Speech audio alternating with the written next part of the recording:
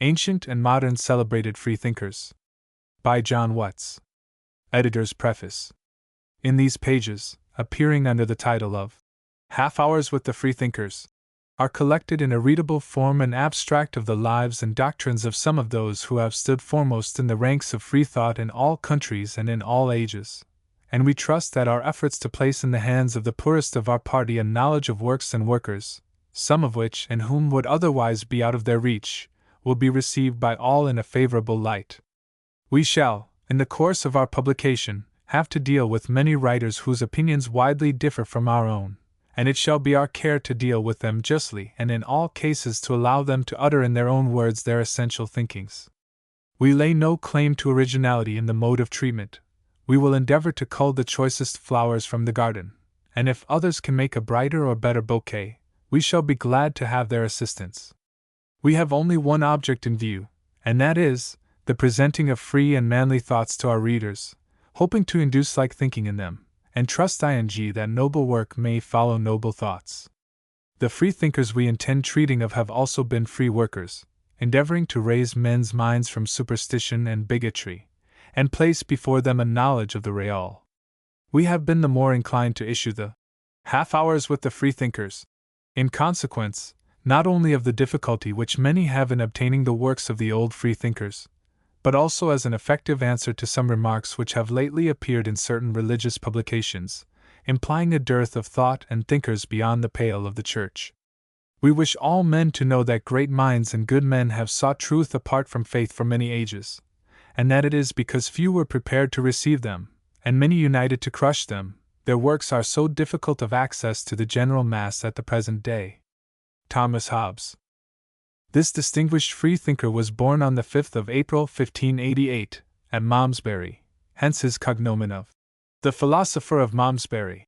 In connection with his birth, we are told that his mother, being a loyal Protestant, was so terrified at the rumored approach of the Spanish Armada, that the birth of her son was hastened in consequence.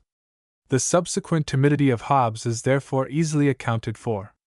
The foundation of his education was laid in the grammar school of his native town, where most probably his father, being a clergyman, would officiate as tutor. At the age of 15 he was sent to Oxford. 5 years of assiduous study made him proficient as a tutor. This, combined with his amiability and profound views of society, gained him the respect of the Earl of Devonshire, and he was appointed tutor to the Earl's son, Lord Cavendish. From 1610 to 1628, he was constantly in the society of this nobleman, in the capacity of secretary. In the interval of this time he travelled in France, Germany, and Italy, cultivating in each capital the society of the leading statesmen and philosophers. Lord Herbert of Cherbury, the first great English deist, and Ben Jonson, the dramatist, were each his boon companions. In the year 1628, Hobbes again made the tour of the continent for 3 years with another pupil, and became acquainted at Pisa with Galileo. In 1631 he was entrusted with the education of another youth of the Devonshire family, and for near 5 years remained at Paris with his pupil. Hobbes returned to England in 1636. The troublous politics of this age, with its strong party prejudices, made England the reverse of a pleasant retirement for either Hobbes or his patrons, so, perceiving the outbreak of the Revolution, he emigrated to Paris. There, in the enjoyment of the company of Gassendi and Descartes, with the elite of Parisian genius, he was for a while contented and happy. Here he engaged in a series of mathematical quarrels, which were prolonged throughout the whole of his life, on the quadrature of the circle. 7 years after, he was appointed mathematical tutor to the Prince of Wales, afterwards Charles II. In 1642, Hobbes published the first of his principal works, De Civ, or Philosophical Rudiments Concerning Government and Society. It was written to curb the spirit of anarchy, then so rampant in England, by exposing the inevitable results which must of necessity spring from the want of a coherent government amongst a people disunited and uneducated. The principles inculcated in this work were reproduced in the year 1651, in the Leviathan, or the Matter, Form, and Power of a Commonwealth, Ecclesiastical and Civil. This, along with a treatise on human nature, and a small work on the body politic, formed the groundwork of the selfish schools of moral philosophy. As soon as they were published, they were attacked by the clergy of every country in Europe. They were interdicted by the pontiffs of the Roman and Greek Church, along with the Protestants scattered over Europe, and the episcopal authorities of England. Indeed, to such an extent did this persecution rise, that even the royalist exiles received warning that there was no chance for their ostracism being removed, unless the unclean thing, Hobbes, was put away from their midst. The young prince, intimidated by those ebullitions of vengeance against his tutor, was obliged to withdraw his protection from him, and the old man, then near 70 years of age, was compelled to escape from Paris by night, pursued by his enemies, who, according to Lord Clarendon, tracked his footsteps from France. Fortunately for Hobbes, he took refuge with his old protectors, the Devonshire family, who were too powerful to be wantonly insulted. While residing at Chatsworth, he would no doubt acutely feel the loss of Descartes, the Cardinal de Richelieu, and Gassendi. In the place of those men he entered into a warm friendship with Cowley, the poet, Selden, Harvey, the discoverer of the circulation of the blood, Charles Blount, and the witty Sir Thomas Browne. In 1654 he published a Letter upon Liberty and Necessity. This brief tractate is unsurpassed in freethought literature for its clear, concise, subtle, and demonstrative proofs of the self-determining power of the will, and the truth of philosophical necessity. All subsequent writers on this question have largely availed themselves of Hobbes's arguments, particularly the pamphleteers of socialism. It is a fact no less true than strange, that communism is derived from the system of Hobbes, which has always been classed along with that of Machiavelli, as an apology for despotism. The grand peculiarity of Hobbes is his method. Instead of taking speculation and reasoning upon theories, he carried out the inductive system of Bacon in its entirety, reasoning from separate generic facts, instead of analogically. By this means he narrowed the compass of knowledge, and made everything demonstrative that was capable of proof. Belief was consequently placed upon its proper basis, and a rigid analysis separated the boundaries of knowing and being. Hobbes looked at the great end of existence, and embodied it in a double axiom. First, the desire for self-preservation. Second, to render ourselves happy. From those duplex principles which are inherent in all animals, a modern politician has perpetrated a platitude which represents in a sentence the end and aim of all legislation. The greatest happiness for the greatest number. This is the ultimatum of Hobbes's philosophy. Its method of accomplishment was by treating society as one large family, with the educated and skilled as governors, having under their care the training of the nation. All acting from one impulse, self-preservation, and by the conjoined experience of all, deriving the greatest amount of happiness from this activity. Hobbes opposed the Revolution because it degenerated into a faction, and supported Charles Stuart because there were more elements of cohesion within his own party than amongst his enemies.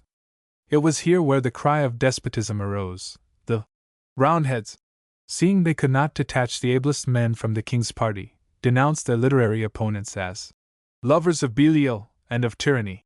This was their most effective answer to the Leviathan. In after years, when the episcopal party no longer stood in need of the services of Hobbes, they heaped upon him the stigma of heresy, until his ci devant friends and enemies were united in the condemnation of the man they most feared. Mr. Owen, in his schema of socialism, took his leading idea on non-responsibility from Hobbes's explanation of necessity and the freedom of the will. The old divines had inculcated a doctrine to the effect that the will was a separate entity of the human mind, which swayed the whole disposition, and was of itself essentially corrupt. Ample testimony from the Bible substantiated this position. But in the method of Hobbes, he lays down the facts that we can have no knowledge without experience, and no experience without sensation. The mind, therefore, is composed of classified sensations, united together by the law of an association of ideas. This law was first discovered by Hobbes, who makes the human will to consist in the strongest motive which sways the balance on any side. This is the simplest explanation which can be given on a subject more mystified than any other in theology. A long controversy betwixt Bishop Bramhall, of Londonderry, followed the publication of Hobbes's views on liberty and necessity. Charles II.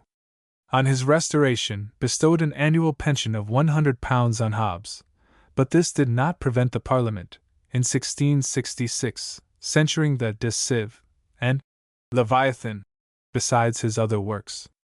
Hobbes also translated the Greek historian, Thucydides, Homer's Odyssey, and the Iliad. The last years of his life were spent in composing Behemoth, or A History of the Civil Wars from 1640 to 1660, which was finished in the year he died, but not published until after his death. At the close of the year 1679, he was taken seriously ill. At the urgent request of some Christians, they were permitted to intrude their opinions upon his dying bed, telling him gravely that his illness would end in death, and unless he repented, he would go straight to hell. Hobbes calmly replied, "I shall be glad then to find a hole to creep out of the world." For 70 years he had been a persecuted man, but during that time his enemies had paid him that tribute of respect which genius always extorts from society.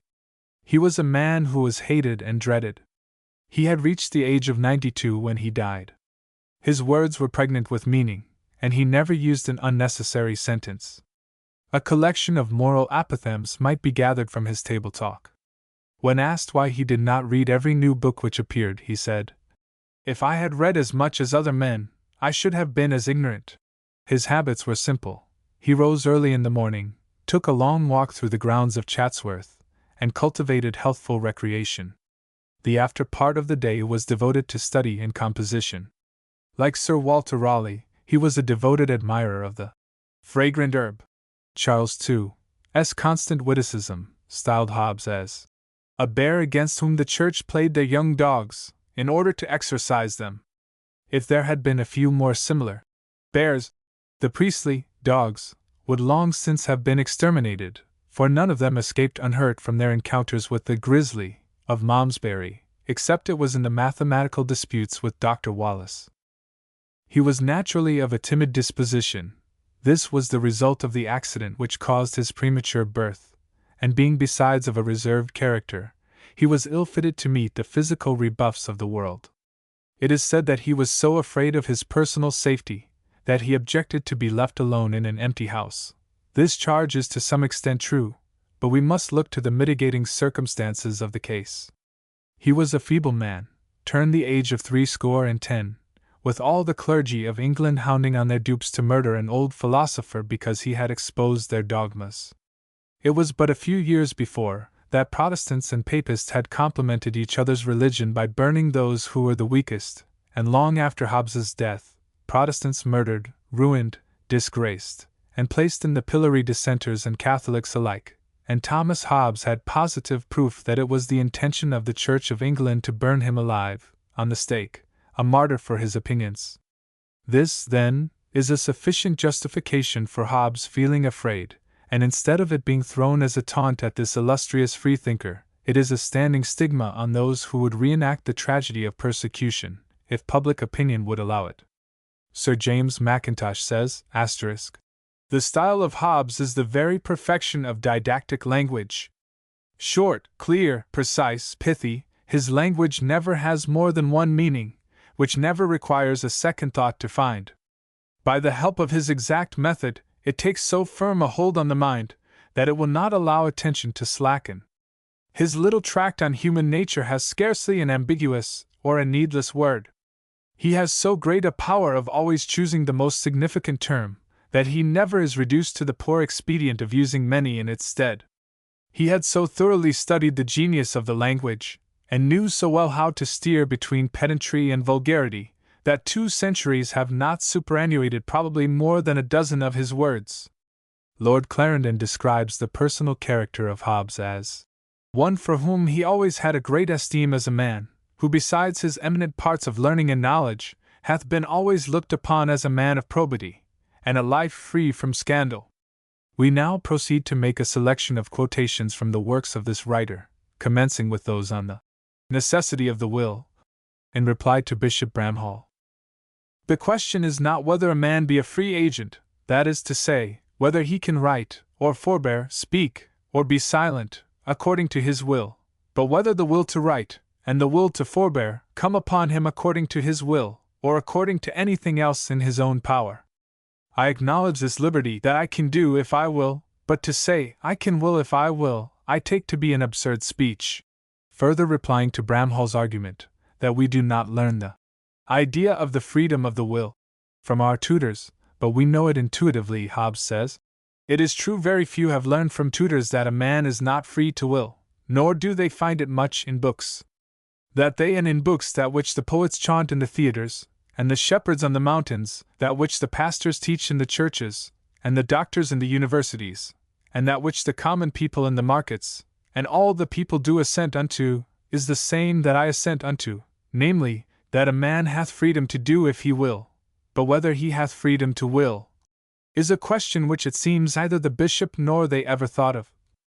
A wooden top that is lashed by the boys, and runs about, sometimes to one wall, sometimes to another, sometimes spinning, sometimes hitting men on the shins, if it were sensible of its own motion, would think it proceeded from its own will, unless it felt what lashed it. And is a man any wiser when he runs to one place for a benefice, to another for a bargain, and troubles the world with writing errors, and requiring answers, because he thinks he does it without other cause than his own will, and seeth not what are the lashings which cause that will? Hobbes casually mentions the subject of praise or dispraise in reference to the will. Those who are old enough will remember this was one of the most frequent subjects of discussion amongst the earlier socialists. These depend not at all on the necessity of the action praised or dispraised. For what is it else to praise, but to say a thing is good? Good, I say, for me, or for somebody else, or for the state and commonwealth. And what is it to say an action is good, but to say it is as I would wish, or as another would have it, or according to the will of the state, that is to say, according to the law? Does my lord think that no action could please me, or the commonwealth, that should proceed from necessity? Things may be therefore necessary, and yet praiseworthy, as also necessary, and yet dispraised, and neither of them both in vain, because praise and dispraise, and likewise reward and punishment, do, by example, make and conform the will to good or evil. It was a very great praise, in my opinion, that Valerius Paterculus gives Cato, where he says that he was good by nature, et quia alliter esse non potuit, and because he could not do otherwise. This able treatise was reprinted, and extensively read about 20 years ago, but like many other of our standard works, it is at present out of print. The Leviathan is still readable, a bold masculine book. It treats everything in a cool, analytic style. The knife of the socialist is sheathed in vain. No rhapsody can overturn its impassioned teachings. Rhetoric is not needed to embellish the truths he has to portray, for the wild flowers of genius but too frequently hide the yawning chasms in the garden of logic. It is not to be expected that this book will be read now with the interest with which it was perused 2 centuries ago. Then every statement was impugned, every argument denied, and the very tone of the book called forth an interference from Parliament to stop the progress of its heresies. Now the case is widely different, and the general tenor of the treatise is the rule in which are illustrated alike the works of the philosophers and the dreams of the sophists, priests. We give part of the introduction. Nature, the art whereby God hath made and governs the world, is, by the art of man, as in many other things, so in this also, imitated, that it can make an artificial animal. For seeing life is but a motion of limbs, the beginning whereof is in some principal part within, why may we not say that all automata, engines that move themselves by springs and wheels, as doth a watch, have an artificial life? For what is the heart but a spring, and the nerves but so many strings, and the joints but so many wheels, giving motion to the whole body, such as was intended by the artificer? Art goes yet further, imitating that rational and most excellent work of nature, man. For by art is created that great Leviathan, called a commonwealth, or state, which is but an artificial man though of greater stature and strength than the natural, for whose protection and defense it was intended, and the sovereignty of which is an artificial soul, as giving life and motion to the whole body. To describe the nature of this artificial man, I will consider, first, the matter thereof, and the artificer, both which is man. Second, how, and by what covenants it is made, what are the rights and just power or authority of a sovereign, and what it is that preserveth and dissolveth it. Third, What is a Christian commonwealth? Lastly, what is the kingdom of darkness? The first chapter treats of senses. Concerning the thoughts of man, I will consider them first singly, and afterwards in train, or dependence upon one another. Singly, they are every one a representation, or appearance, of some quality or accident of a body without us, which is commonly called an object. Which object worketh on the eyes, ears, and other parts of a man's body, and by diversity of working, produceth diversity of appearances. The original of them all is that which we call sense, for there is no conception in a man's mind, which hath not at first totally or by parts been begotten upon the organs of sense. The rest are derived from that original. Speaking of imagination, Hobbes says that when a thing lies still, unless somewhat else stir it, it will lie still forever, is a truth no one doubts of. But that when a thing is in motion, it will eternally be in motion, unless somewhat else stay it, though the reason be the same, namely, that nothing can change itself, is not so easily assented to. For men measure not only other men, but all other things, by themselves, and because they find themselves subject after motion to pain and lassitude, think everything else grows weary of motion, and seeks repose of its own accord, little considering whether it be not some other motion, wherein that desire of rest they find in themselves consisteth. When a body is once in motion, it moveth, unless something else hinder it, eternally, and whatsoever hindereth it, cannot in an instant, but in time, and by degrees quite extinguish it. And as we see in the water, though the wind cease, the waves give not over rolling for a long time after, so also it happeneth in that motion which is made in the internal parts of man, then, when he sees, dreams, etc. For after the object is removed, or the eye shut, we still retain an image of the thing seen, though more obscure than when we see it. The decay of sense in men waking is not the decay of the motion made in sense, but an obscuring of it, in such manner as the light of the sun obscureth the light of the stars, which stars do no less exercise their virtue, by which they are visible in the day, than in the night. But because amongst many strokes which our eyes, ears, and other organs receive from external bodies, the predominant only is sensible, therefore the light of the sun being only predominant, we are not affected with the actions of the stars. This decaying sense, when we would express the thing itself, I mean fancy itself, we call imagination, as I said before, but when we would express the decay, and signify the senses fading, old and past, it is called memory, so that imagination and memory are but one thing, which, for divers considerations, hath diverse names. Asterisk. Such is the commencement of this celebrated book. It is based upon materialism. Every argument must stand this test upon Hobbes's principles, and characteristically are they elaborated. Hobbes, De Civ., says of the immortality of the soul, it is a belief grounded upon other men's sayings, that they knew it supernaturally, or that they knew those who knew them, that knew others, that knew it supernaturally. A sparkling sneer, and perhaps the truest answer to so universal an error. Dougald Stewart, in his analysis of the works of Hobbes, says the fundamental doctrines inculcated in the political works of Hobbes are contained in the following propositions. All men are by nature equal, and prior to government, they had all an equal right to enjoy the good things of this world. Man, too, is by nature a solitary and purely selfish animal, the social union being entirely an interested league, suggested by prudential views of personal advantage. The necessary consequence is that a state of nature must be a state of perpetual warfare, in which no individual has any other means of safety than his own strength or ingenuity, and in which there is no room for regular industry, because no secure enjoyment of its fruits. In confirmation of this view of the origin of society, Hobbes appeals to facts falling daily within the cycle of our experience. Does not a man, he asks, when taking a journey arm himself, and seek to go well accompanied?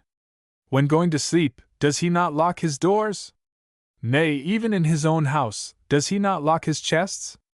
Does he not there accuse mankind by his action, as I do by my words? For the sake of peace and security, it is necessary that each individual should surrender a part of his natural right, and be contented with such a share of liberty as he is willing to allow to others. Or, to use Hobbes's own language, every man must divest himself of the right he has to all things by nature, the right of all men to all things, being in effect no better than if no man had a right to anything. In consequence of this transference of natural rights to an individual, or to a body of individuals, the multitude become one person, under the name of a state, or republic, by which person the common will and power are exercised for the common defense. The ruling power cannot be withdrawn from those to whom it has been committed, nor can they be punished for misgovernment.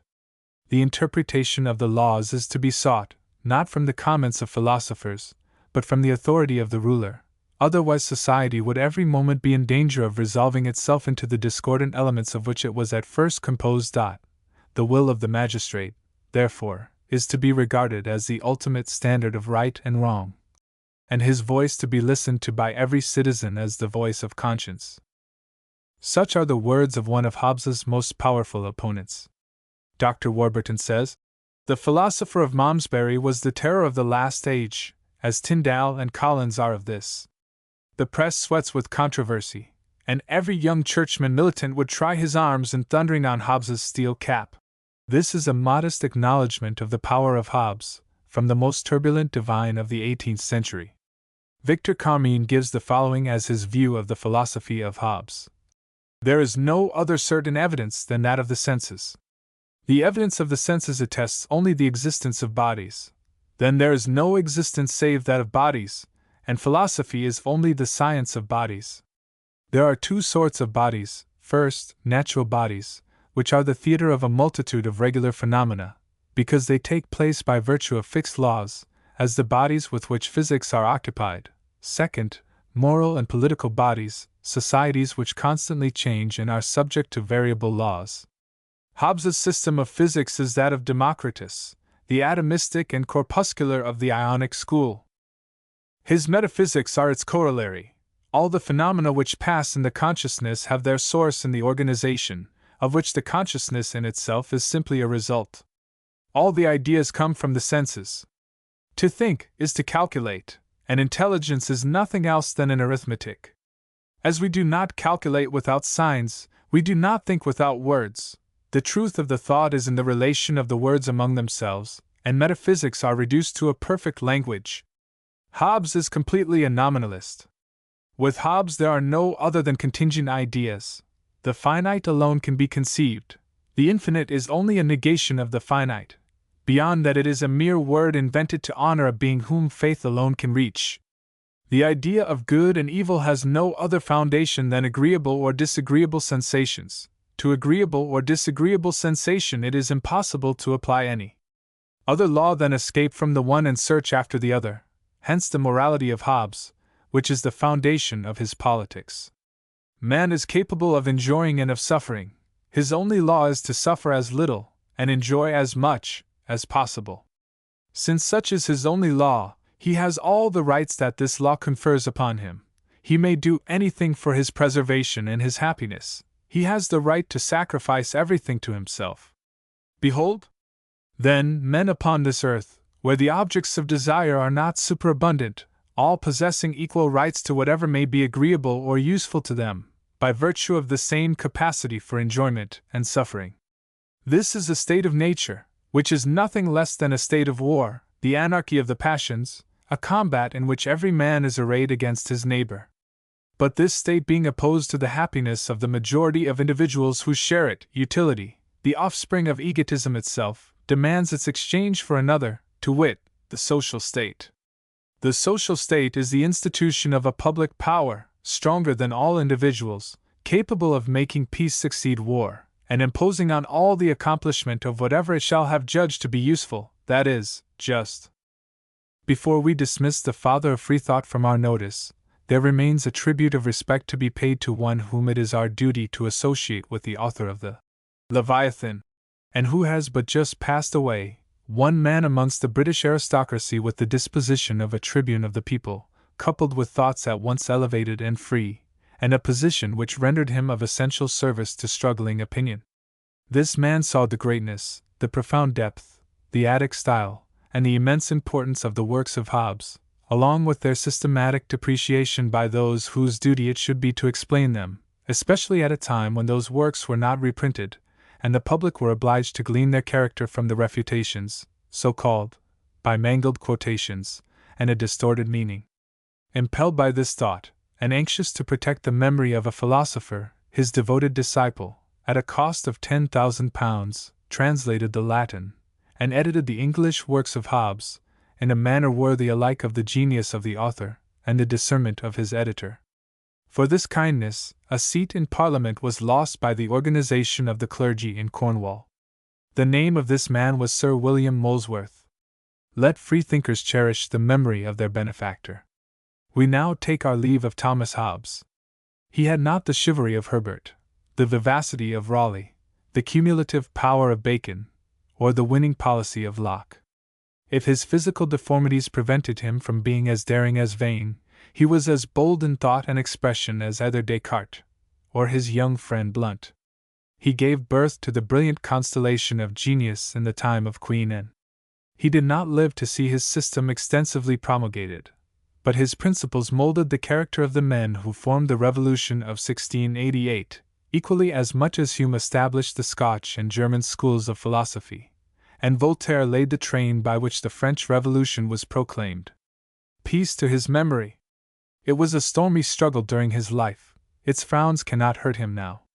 Could we believe in the idea of a future life, we should invoke his blessings on our cause. That cause which for near 200 years has successfully struggled into birth, to youth, and maturity.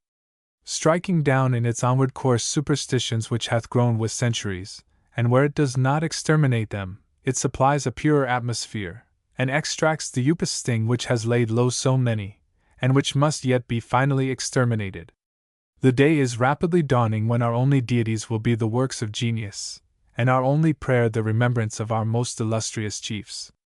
A.C. Lord Bolingbroke. Henry St. John, Lord Bolingbroke, was born in his family seat at Battersea, on the 1st of October, 1672, and died there on November 15, 1751, in his 79th year. He was educated by a clergyman in an unnatural manner, and speedily developed himself accordingly. When he left Oxford, he was one of the handsomest men of the day. His majestic figure, refined address, dazzling wit, and classic eloquence made him irresistibly the first gentleman in Europe. Until his 24th year, he was renowned more for the graces of his person and the fascination of his wild exploits, rather than possessing a due regard to his rank and abilities. His conduct, however, was completely changed when he became a member of Parliament. The hopes of his friends were resuscitated when they discovered the aptitude for business, the ready eloquence, and the sound reasoning of the once wild St. John. He soon became the hardest worker and the leader of the House of Commons. The expectations of the nation rose high when night after night he spoke with the vivacity of a poet and the profundity of a veteran statesman on public affairs. In 1704, he received the seals as Secretary of War, and was mainly instrumental in gaining Marlborough's victories, by the activity with which he supplied the English general with munitions of war. On the ascendancy of the Whigs, St. John resigned his office, and retired into privacy for 2 years, when the Whig administration was destroyed, and St. John reappeared as Secretary for Foreign Affairs. His greatest work now was the negotiation of the Treaty of Utrecht. This treaty was signed by St. John, then Lord Bolingbroke, he being sent to Paris as the British plenipotentiary, and was hailed by the Parisians as a guardian angel. To such an extent was this feeling manifested, that when he visited the theatres every one rose to welcome him. So long as Queen Anne lived, Bolingbroke's influence was paramount, but associated with him was the Earl of Oxford, in opposition to the Whig party, and serious differences had arisen between the rivals. Oxford was dismissed 4 days before the Queen's death, and Bolingbroke officiated in his place, until Oxford's vacancy was filled, which all expected would be given to himself. A stormy debate in the Privy Council so agitated the Queen, that it shortened her life, and the Council recommended the Earl of Shrewsbury as Premier, and with him the Whigs. With the accession of George came the impeachment of Bolingbroke by the victorious Whigs. Knowing that it was their intention to sacrifice him to party revenge, and that his accusers would likewise act as his judges, he wisely withdrew himself to France. The pretender held a mimic court at Avignon, and a debating society at Lorraine, entitled a Parliament.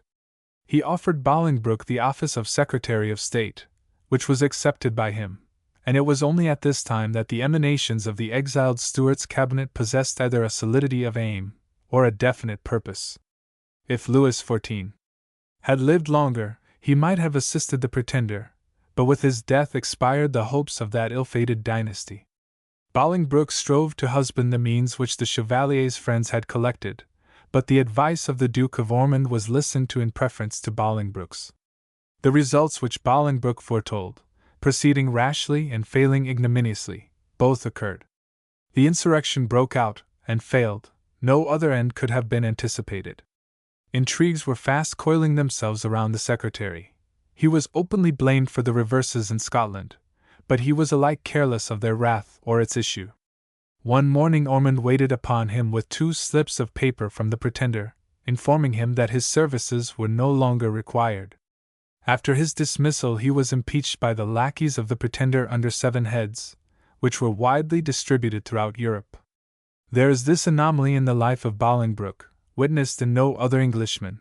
In 1 year he was the most powerful man in England, Secretary of State, and exile, and then in the same year he occupied a similar office to one who aimed at the English throne, and was impeached by both parties.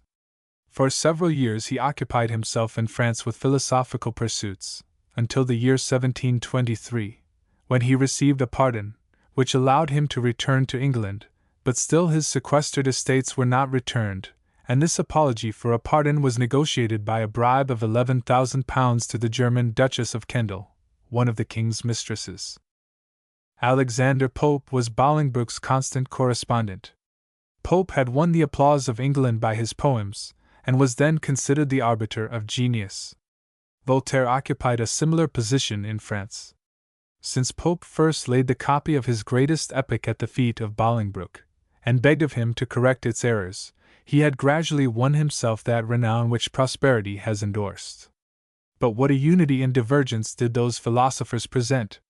The calm moralism of Pope, his sweet and polished rhyme, contrasted with the fiery wit and hissing sarcasm of the Frenchman, more trenchant than Pope's, yet wanting his sparkling epigrams. The keen discernment of both these men saw in Bolingbroke a master, and they ranked by his side as twin apostles of a new and living faith. It was the penetration of true greatness which discerned in the English peer that sublimity of intellect they possessed themselves, without the egotism of an imbecile rival. Bolingbroke had cherished the ethics of one, and restrained the rancor of the other, and both men yielded to him whose system they worshipped, and this trinity of deists affords the noblest example which can be evoked to prove the harmony of reason amidst the most varied accomplishments. Although Pope's name occurs but seldom in the history of free thought, while that of Bolingbroke is emblazoned in all its glory, and Voltaire is enshrined as its only deity, yet we must not forget that what is now known as the only collection of St. John's works, the edition in 5 volumes by Mallet, were written for the instruction of Pope, sent to him in letters, discussed and agreed to by him, so that the great essayist is as much implicated in them as the author of the dictionary. It is said, in his society these 2 illustrious men felt and acknowledged a superior genius, and if he had no claim to excellence in poetry, the art in which they were so preeminent, he surpassed them both in the philosophy they so much admired.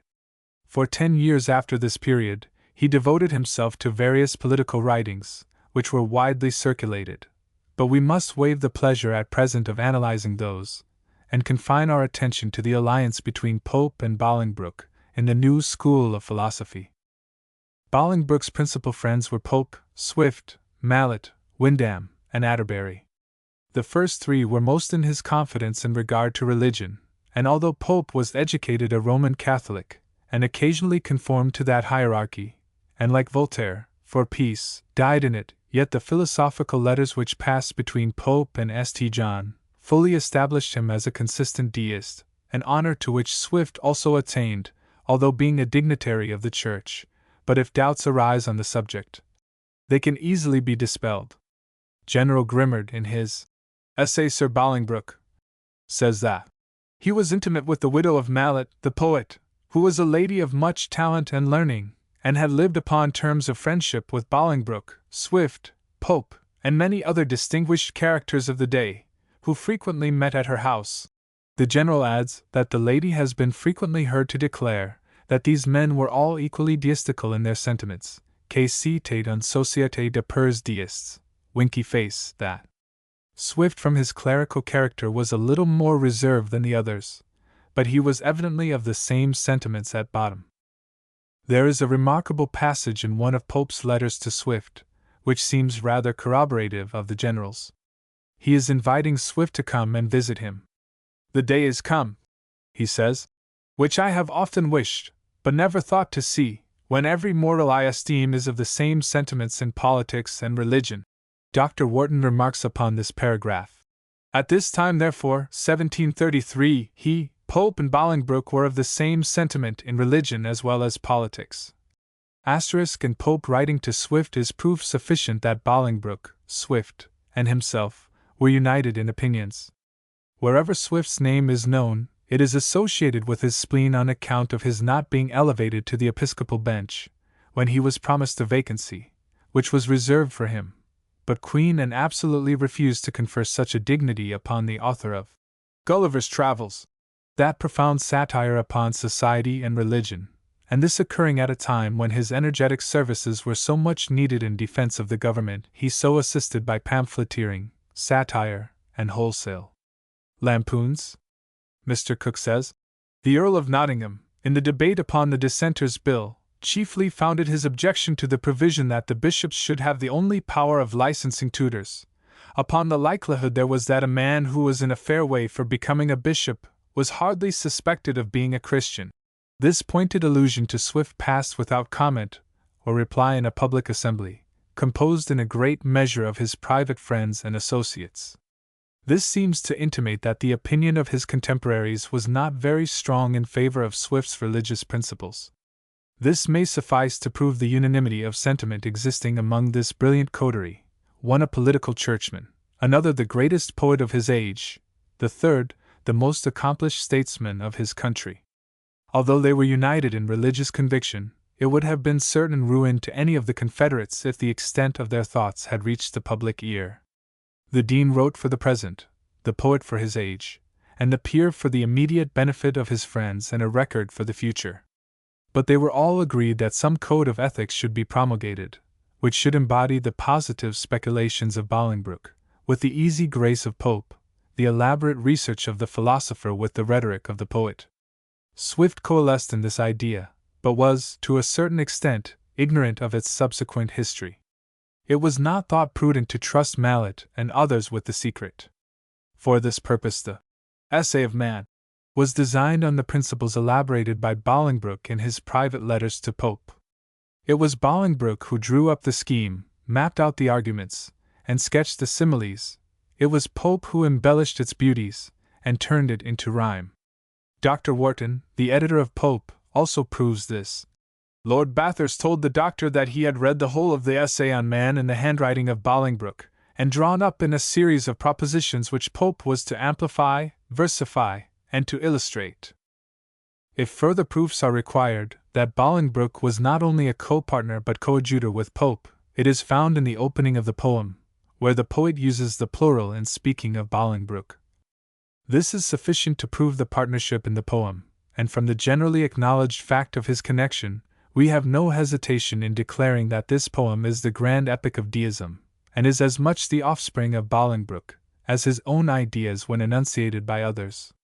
There is not a single argument in the essay but what is much more elaborated in the works of Bolingbroke, while every positive argument is reduced to a few poetic maxims in the essay. We may as well look here for Bolingbroke's creed, rather than amongst his prose works. There is, however, this difference, that in the essay there is laid down an ethical scheme of positivism, i.e., of everything in morals which can be duly tested and nothing more, while in the prose writings of Bolingbroke, the negative side of theology is discussed with an amount of erudition which has never been surpassed by any of the great leaders of free thought. The first proposition of the essay is based on a postulate, upon which the whole reasoning is built. Overthrow this substratum, and the philosophy of the essay is overturned, admit it, and its truth is evident. It is, "What can we reason but from what we know?" This is equivalent to saying that we can only reason concerning man as a finite part of an infinite existence, and we can only predicate respecting what comes under the category of positive knowledge. We are therefore disabled from speculating in any theories which have for a basis opposition to the collected experience of mankind. This was a position laid down by Bolingbroke to escape all the historical arguments which some men deduce from alleged miraculous agency in the past, or problematical prophecy in the future. It likewise shows the untenable nature of all analogy, which presumes to trace an hypothetical first cause or personal intelligence, to account for a supposed origin of primeval existence, by which nature was caused, or forms of being first evolved. Although it may be deemed inconsistent with the philosophy of Bolingbroke to admit a God in the same argument as the above, we must not forget that in all speculative reasoning there must be an assumption of some kind, which ought to be demonstrated by proof, or a suitable equivalent in the form of universal consent.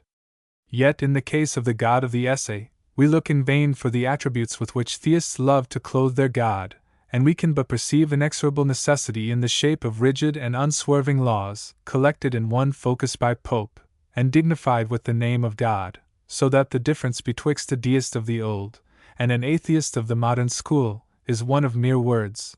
They both commence with an assumption, the atheist only defining his terms more strictly, the subject matter in both instances being the same. The only difference being, the one deceives himself with a meaningless word, the other is speechless on what he cannot comprehend. The essay shows a scheme of universal gradation, composed of a series of links, which are one entwined within the other, every rock being placed in its necessitated position, every plant amidst its growth bearing an exoteric similitude to itself, every animal, from the lowest quadruped to the highest race of man, occupying a range of climate adapted to its requirements. The essay here is scientifically correct, and agrees with the ablest writers on necessity. A German philosopher renowned alike for rigid analysis and transcendent abilities as a successful theorist, observes, "When I contemplate all things as a whole, I perceive one nature, one force. When I regard them as individuals, many forces which develop themselves according to their inward laws, and pass through all the forms of which they are capable, and all the objects in nature are but those forces under certain limitations. Every manifestation of every individual power of nature is determined partly by itself, partly by its own preceding manifestations, and partly by the manifestations of all other powers of nature with which it is connected. But it is connected with all, for nature is one connected whole. Its manifestations are, therefore, strictly necessary, and it is absolutely impossible to be other than as it is. In every moment of her duration nature is one connected whole. In every moment must every individual be what it is because all others are what they are, and a single grain of sand could not be moved from its place, without, however imperceptibly to us, changing something throughout all parts of the immeasurable whole. Every moment of duration is determined by all past moments, and will determine all future movements, and even the position of a grain of sand cannot be conceived other than it is, without supposing other changes to an indefinite extent. Let us imagine that grain of sand to be lying some few feet further inland than it actually does. Then must the storm wind that drove it in from the seashore have been stronger than it actually was. Then must the preceding state of the atmosphere, by which this wind was occasioned, and its degree of strength being determined, have been different from what it actually was, and the preceding changes which gave rise to this particular weather, and so on. We must suppose a different temperature from that which really existed, a different constitution of bodies which influenced that temperature.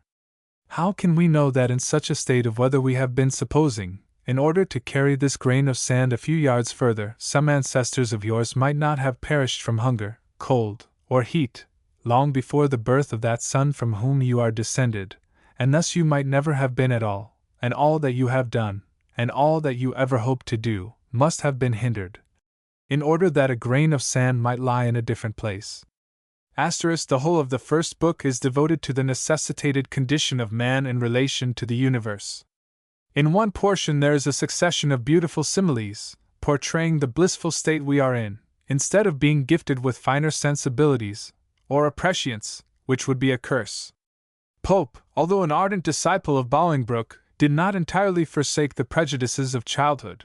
he still indulged in a bare hope of a future life, which his master, with more consistency, suppressed.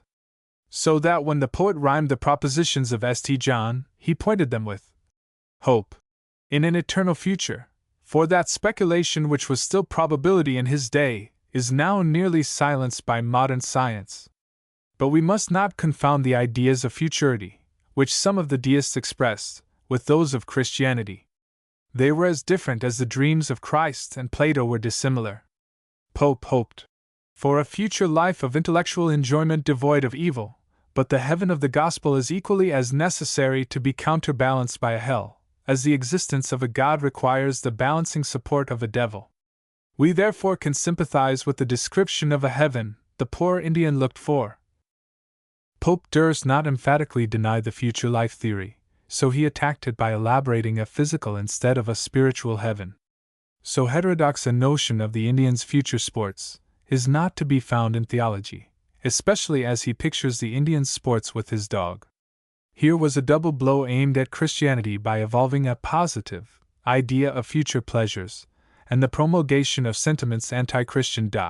Again he attacks them for unwarrantable speculation in theology, when he says, "This is a corollary to the first proposition. What can we reason but from what we know? The only predicate we can draw from this is the undoubted fact we have no right to profess to hold opinions of that, upon which we cannot have any positive proof." The last line of the first book has been generally thought open to attack. It relates to necessity. Whatever is right, and is not to be viewed in relation to society as at present constituted, but to the physical universe. The second book deals with man in relation to himself as an individual, the third as a member of society, and the last in respect to happiness. Throughout the whole essay the distinctions arising from nature and instinct are defined and defended with vigor and acuteness. Both are proved to be equally great in degree, in spite of the hints constantly thrown out in reference to godlike reason versus blind instinct. We confess our inability to discern the vaunted superiority of the powers of reason over those of its blinder sister. We see in the one matchless wisdom, profound decision, unfailing resource, a happy contentment as unfeigned as it is natural. On the other hand, we see temerity allied with cowardice, a man seeking wisdom on a watery plank, when every footmark may serve him for a funeral effigy, political duplicity arising from his confined generalization of facts, a desire to do right, but checked by accident and cunning, everywhere uneasy, always fatal. If the Christian's fables were true, we might say that Adam and Eve were originally in possession of instinct and reason, and fell by listening to the promptings of volition, instead of the unswerving powers of the brutes, and for a hereditary punishment was cursed with a superabundance of reason. For with all our intellectual prerogatives, we have yet failed to arrive at a definite course of action which should influence our conduct. The essay, speaking of government by Christianity, says, and again. The essay concludes with an invocation to Bolingbroke, whom Pope styles my guide, philosopher, and friend. Such is the conclusion of the most remarkable ethical poem in any language. It is the Iliad of English deism. Not a single allusion to Christ, a future state of existence given only as a faint probability, the whole artificial state of society satirized, prayer ridiculed, and government of every kind denounced which does not bring happiness to the people. The first principle laid down is the cornerstone of materialism. What can we reason but from what we know? Which is stated, explained, and defended with an axiomatic brevity rarely equaled, never surpassed, with a number of illustrations comprising the chef d'oeuvre of poetic grace, and synthical melody combined with arguments as cogent as the examples are perfect. It stands alone in its impregnability, a pile of literary architecture like the Novum Organon of Bacon, the Principia of Newton, or the Essay of Locke. The facades of its noble colonnades are seen extending their wings through the whole sweep of history, constituting a pantheon of morals, where every nation sends its devotees to admire and worship. Let us now turn to the philosophical works of Bolingbroke. By the will of Bolingbroke he devised this portion of his manuscripts to David Mallet, the poet, for publication. The noble lord's choice is open to censure here. He knew the character of Mallet, and could expect little justice from him who should have been his biographer. The missives were all prepared for the press long before Bolingbroke died. In this original state, they were addressed to Pope. When published, they appeared as letters or essays addressed to Alexander Pope, Esq.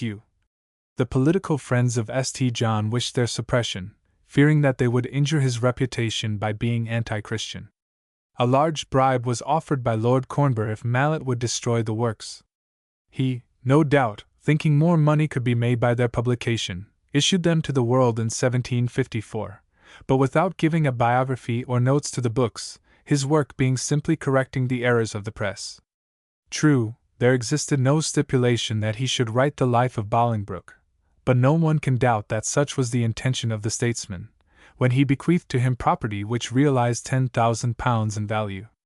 Every one knows the huge witticism of Dr. Johnson, who accused Bolingbroke of cowardice, under the simile of loading a blunderbuss, and then leaving a Scotchman half a crown to fire it when he was out of the way. When those posthumous works appeared, the grand jury of Westminster presented them to the judicial authorities as subversive of religion, morality, and government. They were burnt by the common hangman.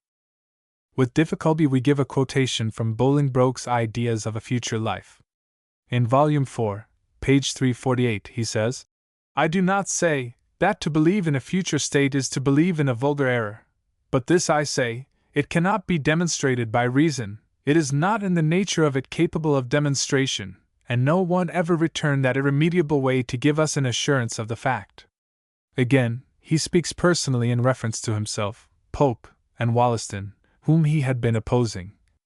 That you, or I, or even Wollaston himself, should return to the earth from whence we came, to the dirt under our feet, or be mingled with the ashes of those herbs and plants from which we drew nutrition whilst we lived, does not seem any indignity offered to our nature, since it is common to all the animal kind, and he who complains of it as such, does not seem to have been set, by his reasoning faculties, so far above them in life, as to deserve not to be levelled with them at death.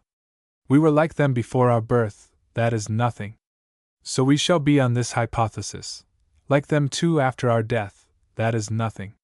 What hardship is done us?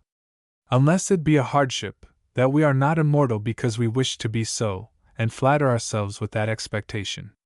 If this hypothesis were true, which I am far from assuming, I should have no reason to complain, though having tasted existence, I might abhor nonentity. Since, then, the first cannot be demonstrated by reason, nor the second be reconciled to my inward sentiment, let me take refuge in resignation at the last, as in every other act of my life.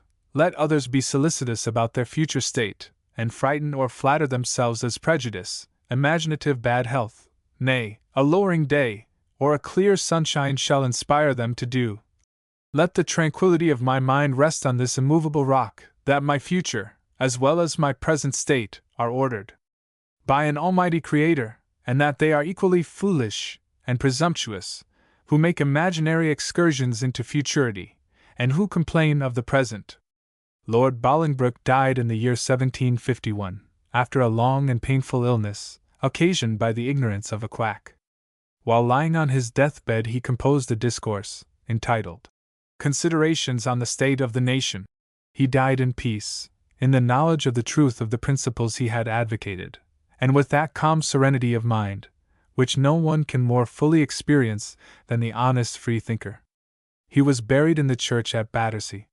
He was a man of the highest rank of genius, far from being immaculate in his youth, brave, sincere, a true friend, possessed of rich learning, a clear and sparkling style, a great wit, and the most powerful freethinker of his age. A.C. Condorcet? In the history of the French Revolution, we read of a multitude of sections, each ruled by a man, and each man representing a philosophy. Not that each man was the contriver of a system, but the effervescence of one. As true as Robespierre was the advocate of Rousseau, as Marat was the Wilkes of Paris, as Danton was the Paine, and Mirabeau the expediency politician of reflex England, so true is it that Condorcet was the type of the philosophic Girondists, the offspring of Voltaire. The two great schools of metaphysics fought out the battle on the theatre of the Constituent Assembly, in a spirit as bitterly uncompromising as when under different phraseological terms, they met in the arguments of the schoolmen, or further in the womb of history, on the Forum of Athens.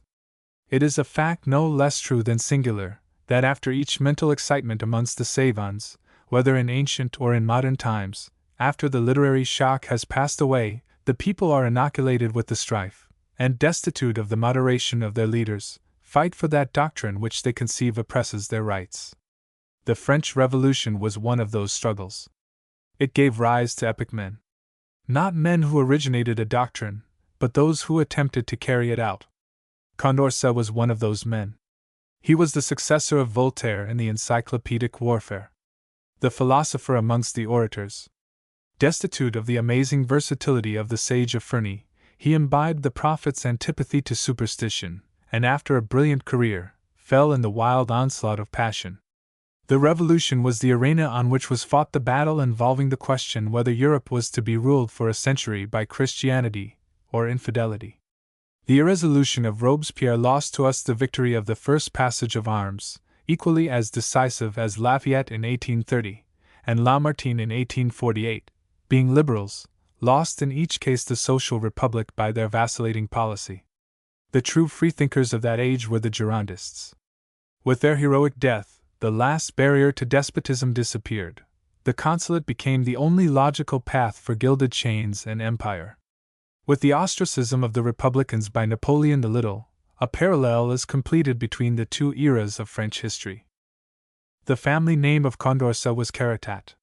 His father was a scion of an aristocratic family, and an officer in the army. The son who gave honor to the family was born in the year 1743, at Riedmont, in Picardy. His father, dying early, left his son to be educated with his wife, under the guardianship of his brother, the Bishop of Lisieux, a celebrated Jesuit.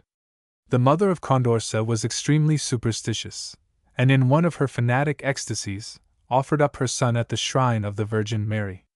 How this act was performed we cannot relate, but it is a notorious fact that until his 12th year, the embryo philosopher was clothed in female attire, and had young ladies for companions, which, M. Arago says, accounts for many peculiarities in the physique and the morale of his manhood. The abstinence from all rude, boyish sports checked the proper muscular development of his limbs. The head and trunk were on a large scale, but the legs were so meager that they seemed unfit to carry what was above them, and in fact, he never could partake in any strong exercises, or undergo the bodily fatigues to which healthy men willingly expose themselves. On the other hand, he had imbibed the tenderness of a delicate damsel, retaining to the last a deep horror for affliction pain on the inferior animals. In 1775, he entered the Jesuit Academy at Reims. 3 years afterwards, he was transferred to the College of Navarre, in Paris, and soon made himself the most distinguished scholar there. His friends wished him to enter the priesthood, not knowing that even in his 17th year he had embraced the deism of the age. At the age of 19 he left college, and immediately published a series of mathematical works, which established his fame. Shortly after this, the Academy of Sciences chose Condorcet for their assistant secretary. In the year 1770 he accompanied D'Alembert in a tour through Italy, making a call for some weeks at Ferney, where he was delighted with the company of Voltaire, and was duly recognized as one of the encyclopedists, and on his return to Paris, became the literary agent of his great leader. A quarterly reviewer, writing on Voltaire and Condorcet, says of the former, "When he himself, in these latter days, was resolved to issue anything that he knew and felt to be pregnant with combustion, he never dreamt of Paris. He had agents enough in other quarters, and the anonymous or pseudonymous mischief was printed at London, Amsterdam, or Hamburg, from a 5th or 6th copy in the handwriting of some Dutch or English clerk, thence, by cautious steps, smuggled into France, and then disavowed and denounced by himself, and for him, by his numberless agents, with an intrepid assurance which, down to the last, confounded and baffled all official inquisitors, until, in each separate case, the scent had got cold. Therefore, he sympathized not at all with any of these, his subalterns, when they, in their own proper matters, allowed themselves a less guarded style of movement. On one occasion, Condorcet's imprudence extorts a whole series of passionate remonstrance from him and his probable complaints, but the burden is always the same. Tolerate the whispers of age. How often shall I have to tell you all that no one but a fool will publish such things unless he has 200,000 bayonets at his back? Each encyclopedist was apt to forget that, though he corresponded familiarly with Frederick, he was not a king of Prussia, and by, not one of them more frequently made this mistake than Condorcet, for that gentleman's saint-like tranquillity of demeanor, though it might indicate a naturally languid pulse, covered copious elements of vital passion. The slow will could not resist the long attrition of controversy, and when it once blazed, the flame was all the fiercer for its unseen nursing. You mistake Condorcet, said D'Alembert, he is a volcano covered with snow. When Turgot became Minister of Marine, he gave Condorcet a post as Inspector of Canals. From this he was subsequently promoted to the Inspector of the Mint. When Turgot was replaced by Necker, Condorcet resigned his office. In 1782 he was elected one of the 40 of the Academy of Sciences, beating the astronomer Bailly by 1 vote. In the next year, D'Alembert, his faithful friend, died, leaving him the whole of his wealth. His uncle, the bishop, likewise died in the same year, from whom he would receive a fresh accession of property. Shortly after this time, Condorcet married Madame de Grouchy, also celebrated as a lady of great beauty, good fortune, and an educated atheist. The marriage was a happy one. The only offspring was a girl, who married General Arthur O'Connor, uncle to the late Feargus O'Connor, an Irish refugee who was connected with Emmet's rebellion. During the excitement of the American War of Independence, Condorcet took an active part in urging the French government to bestow assistance in arms and money upon the United States. After the war was concluded, he corresponded with Thomas Paine, who gradually converted him to the extreme Republican views the illustrious Needleman himself possessed, which, in this case, rapidly led to the denouement of 1791, when he was elected a member of the Legislative Assembly by the Department of Paris. In the next year he was raised to the rank of president by a majority of near 100 votes. While in the Assembly, he brought forward and supported the economical doctrines of Adam Smith, proposed the abolition of indirect taxation, and levying a national revenue upon derivable wealth in amount according to the individual, passing over all who gained a livelihood by manual labor. He made a motion for the public burning of all documents relating to nobility, himself being a marquis. He took a conspicuous place in the trial of the king. He voted him guilty, but refused to vote for his death, as the punishment of death was against his principles. The speech he made on this occasion is fully equal to that of Paine's on the same occasion. When the divergence took place between the Jacobins and Girondists, Condorcet strove to unite them, but every day brought fresh troubles, and the position of the Seneca of the Revolution was too prominent to escape the opposition of the more violent Tactyon. Robespierre triumphed, and in his success could be traced the doom of his enemies. An intercepted letter was the means of Condorcet's impeachment. Deprived of the support of Isnard, Brisset, and Vergniaud, the Jacobins proscribed without difficulty the hero whose writings had mainly assisted in producing the revolution. His friends provided means for his escape. They applied to a lodging-house keeper, a Madame Vernet, if she would conceal him for a time. She asked was he a virtuous man. Yes, replied his friend, he is the stay. You say he is a good man. I do not wish to pry into his secrets, or his name. Once safe in this asylum, he was unvisited by either wife or friends. Moreover, such was the hurry of his flight, that he was without money, and nearly without books. While in this forced confinement, he wrote the Esquisse d'un tableau historique de progrès de l'esprit humain, and several other fragmentary essays. In this work he lays down a scheme of society similar to the New Moral World of Robert Owen. Opposing the idea of a God, he shows the dominion of science in education, political economy, chemistry, and applies mathematical principles to a series of moral problems. Along with the progress of man he combined the progress of arts. Estimating the sanitary arrangements of our time, he prophesied on the gradual extension of longevity amongst the human race, and with it, enjoyments increased by better discipline in gustatorial duties.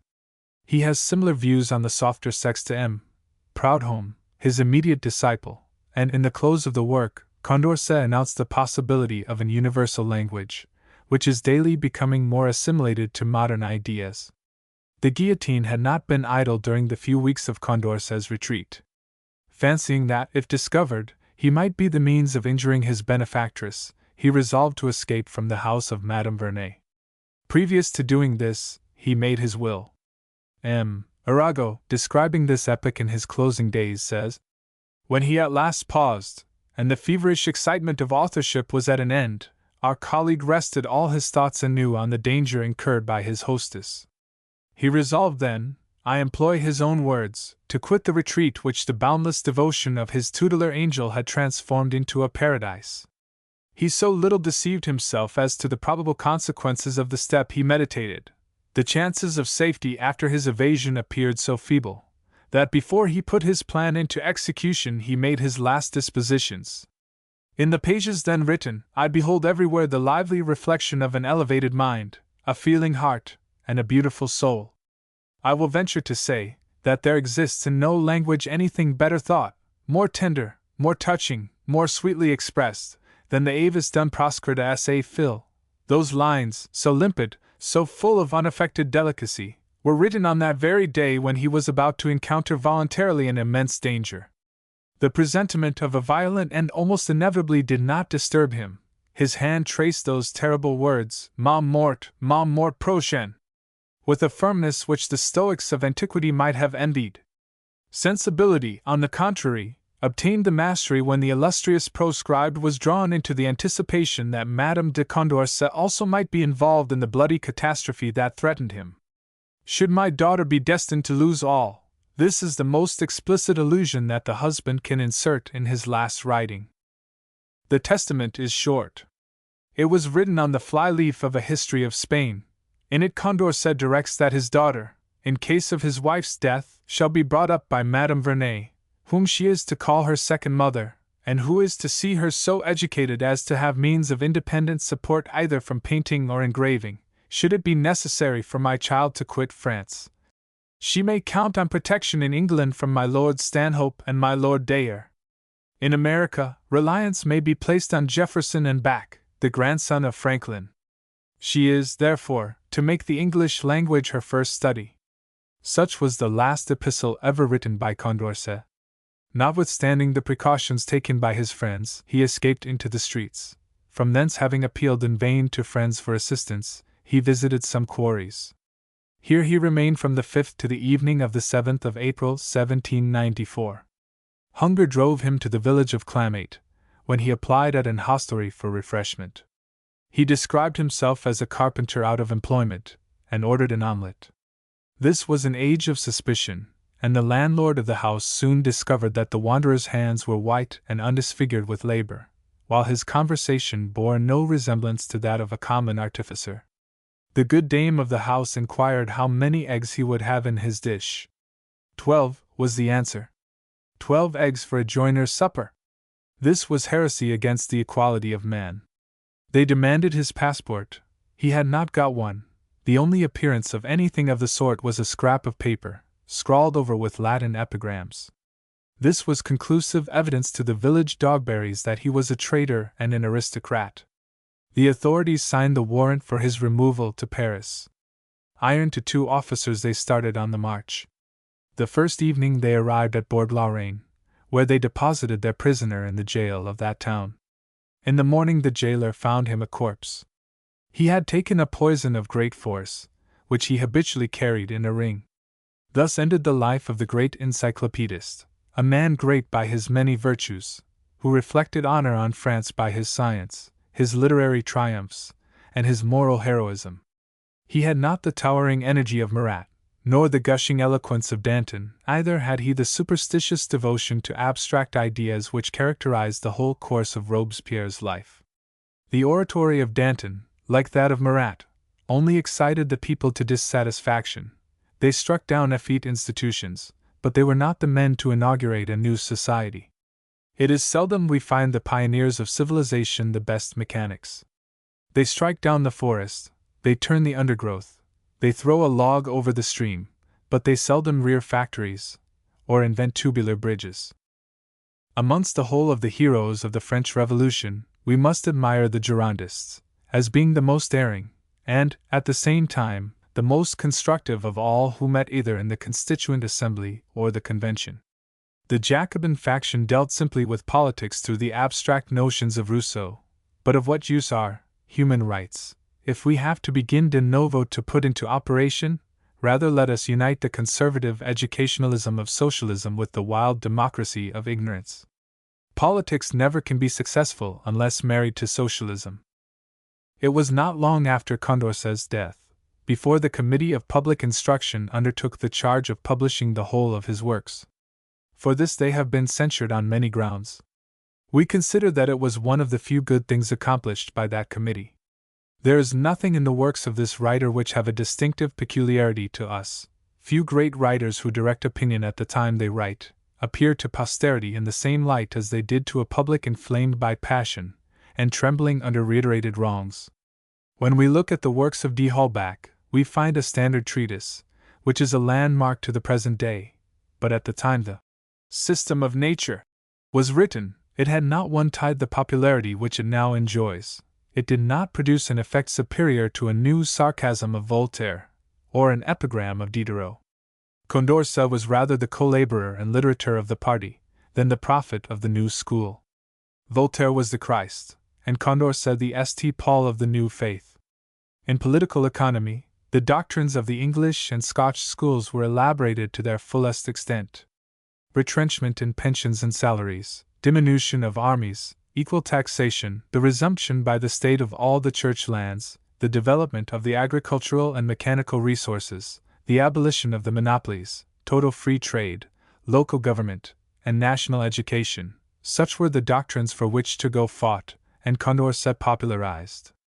If they had been taken in time, France would have escaped a revolution, and Europe would have been ruled by peace and freedom.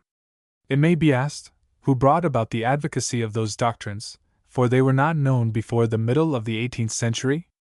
They were introduced as a novelty, and defended as a paradox. France had been exhausted by wars, annoyed by ennui, brilliant above all by her genius. She was struck with lassitude for her licentious crimes. There was an occasion for a new school. Without it, France, like Carthage, would have bled to death on the hecatomb of her own lust.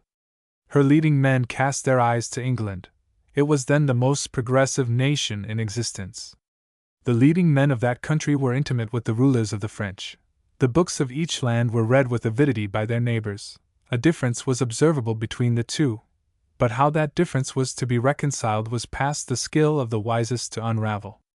England had liberal institutions, and a people with part of the substance, and many of the forms of liberalism, along with the degree of education which kept them in comparative ignorance, yet did not offer any obstacles to raising themselves in the social sphere. Before France could compete with England, she had to rid herself of the feudal system, and obtain a Magna Carta. She was above 4 centuries behindhand here. She had to win her spurs through revolutions, like those of Cromwell's and that of 1688, and the still greater ones of Parliament. The Freethinkers of England prepared the Whig Revolution of William, by advocating the only scheme which was at the time practicable, for of the two, the Protestant and the Catholic religion, the former is far more conducive to the liberties of a people than the latter, and at the time, and we may also say, nearer the present, the people were not prepared for any organic change. This being the case, it is not to be wondered at that the French Revolution was a failure as a constructive effort. It was a success as a grand outbreak of power, showing politicians where, in the future, to rely for success. The men who undertook to bring about this revolution are not to be censured for its non-success. They wished to copy English institutions, and adapt them to those of the French. For this purpose, the Continental League was formed, each member of which pledged himself to uproot, as far as lay in his power, the Catholic Church in France. A secret name was given to it, L'Infame, and an organized attack was speedily commenced. The men at the head of the movement, besides Voltaire and Frederick, were D'Alembert, Diderot, Grimm, St. Lambert, Condillac, Helvetius, Jordan, Lalande, Montesquieu, and a host of others of less note. Condorcet, being secretary of the Academy, corresponded with, and directed the movements of all, in the absence of his chief. Every new book was criticized, refutations were published to the leading theological works of the age, but by far the most effective progress was made by the means of poems, essays, romances, epigrams, and scientific papers. The songs of France at this era were written by the philosophers, and this spirit was diffused among the people. In a country so volatile and excitable as the French, it is difficult to estimate too highly the power of a ballad warfare. The morality of abbots and nuns were sung in strains as rhapsodical, and couplets as voluptuous as the vagaries of the songs of Solomon. Much discretion was required, that no separate species of warfare should be overdone, lest a nausea of sentiment should revert upon the authors, and thus lead to a reaction more sanguinary than the force of the philosophers could control. In all those cases Condorcet was the prime mover and the agent concerned. He communicated with Voltaire on every new theory, and advised him when and how to strike, and when to rest. In all those matters Condorcet was obeyed. There was a smaller section of the more serious philosophers who sympathized with, yet did not labor simultaneously for the common cause. Those men, the extreme atheists, clever but cautious, men who risked nothing, Mirabeau and d'Holbach were the types of this class. It is well known that both Frederick, Voltaire, and Condorcet opposed those sections, as likely to be aiming at too much for the time. When it was considered prudent to take a more decided step, the encyclopedia was formed. Condorcet had a principal part in this work, which shook priestcraft on its throne. It spread consternation wherever it appeared, and was one of the main causes of the great outbreak. No one can sufficiently praise a work of such magnitude, nor can any one predicate when its effects will cease. In the Life of Condorcet, by Arago, there is a curious extract copied from a collection of anecdotes, said to be compiled from his notebooks, and dignified with the title of Memoirs de Condorcet. It relates to a conversation between the Abbé Galliana and Diderot, in which it is said Condorcet acquiesced. The subject is the fair sex. Diderot. How do you define woman? Galliana. An animal naturally feeble and sick. Diderot. Feeble? Has she not as much courage as man? Galliana. Do you know what courage is? It is the effect of terror. You let your leg be cut off, because you are afraid of dying. Wise people are never courageous. They are prudent, that is to say, poltroons. Diderot. Why call you woman naturally sick? Galliana. Like all animals, she is sick until she attains her perfect growth. Then she has a peculiar symptom which takes up the fifth part of her time. Then come breeding and nursing, two long and troublesome complaints. In short, they have only intervals of health, until they turn a certain corner, and then elles n'y sont plus de malades peut-être, elles n'y sont que de rails. Diderot. Observe her at a ball, no vigor then l'abbe? Galliana. Stop the fiddles. Put out the lights. She will scarcely crawl to her coach. Diderot. See her in love. Galliana. It is painful to see anybody in a fever. Diderot. L'abbe, have you no faith in education? Galliana. Not so much as an instinct. A woman is habitually ill. She is affectionate, engaging, irritable, capricious, easily offended, easily appeased, a trifle amuses her. The imagination is always in play. Fear, hope, joy, despair, and disgust follow each other more rapidly, are manifested more strongly, effaced more quickly, than with us. They like a plentiful repose, at intervals company, anything for excitement. Ask the doctor if it is not the same with his patients. But ask yourself, do we not all treat them as we do sick people, lavish attention, soothe, flatter, caress, and get tired of them? Condorcet, in a letter, remarking on the above conversation, says, I do not insist upon it as probable that woman will ever be Euler or Voltaire, but I am satisfied that she may one day be Pascal or Rousseau.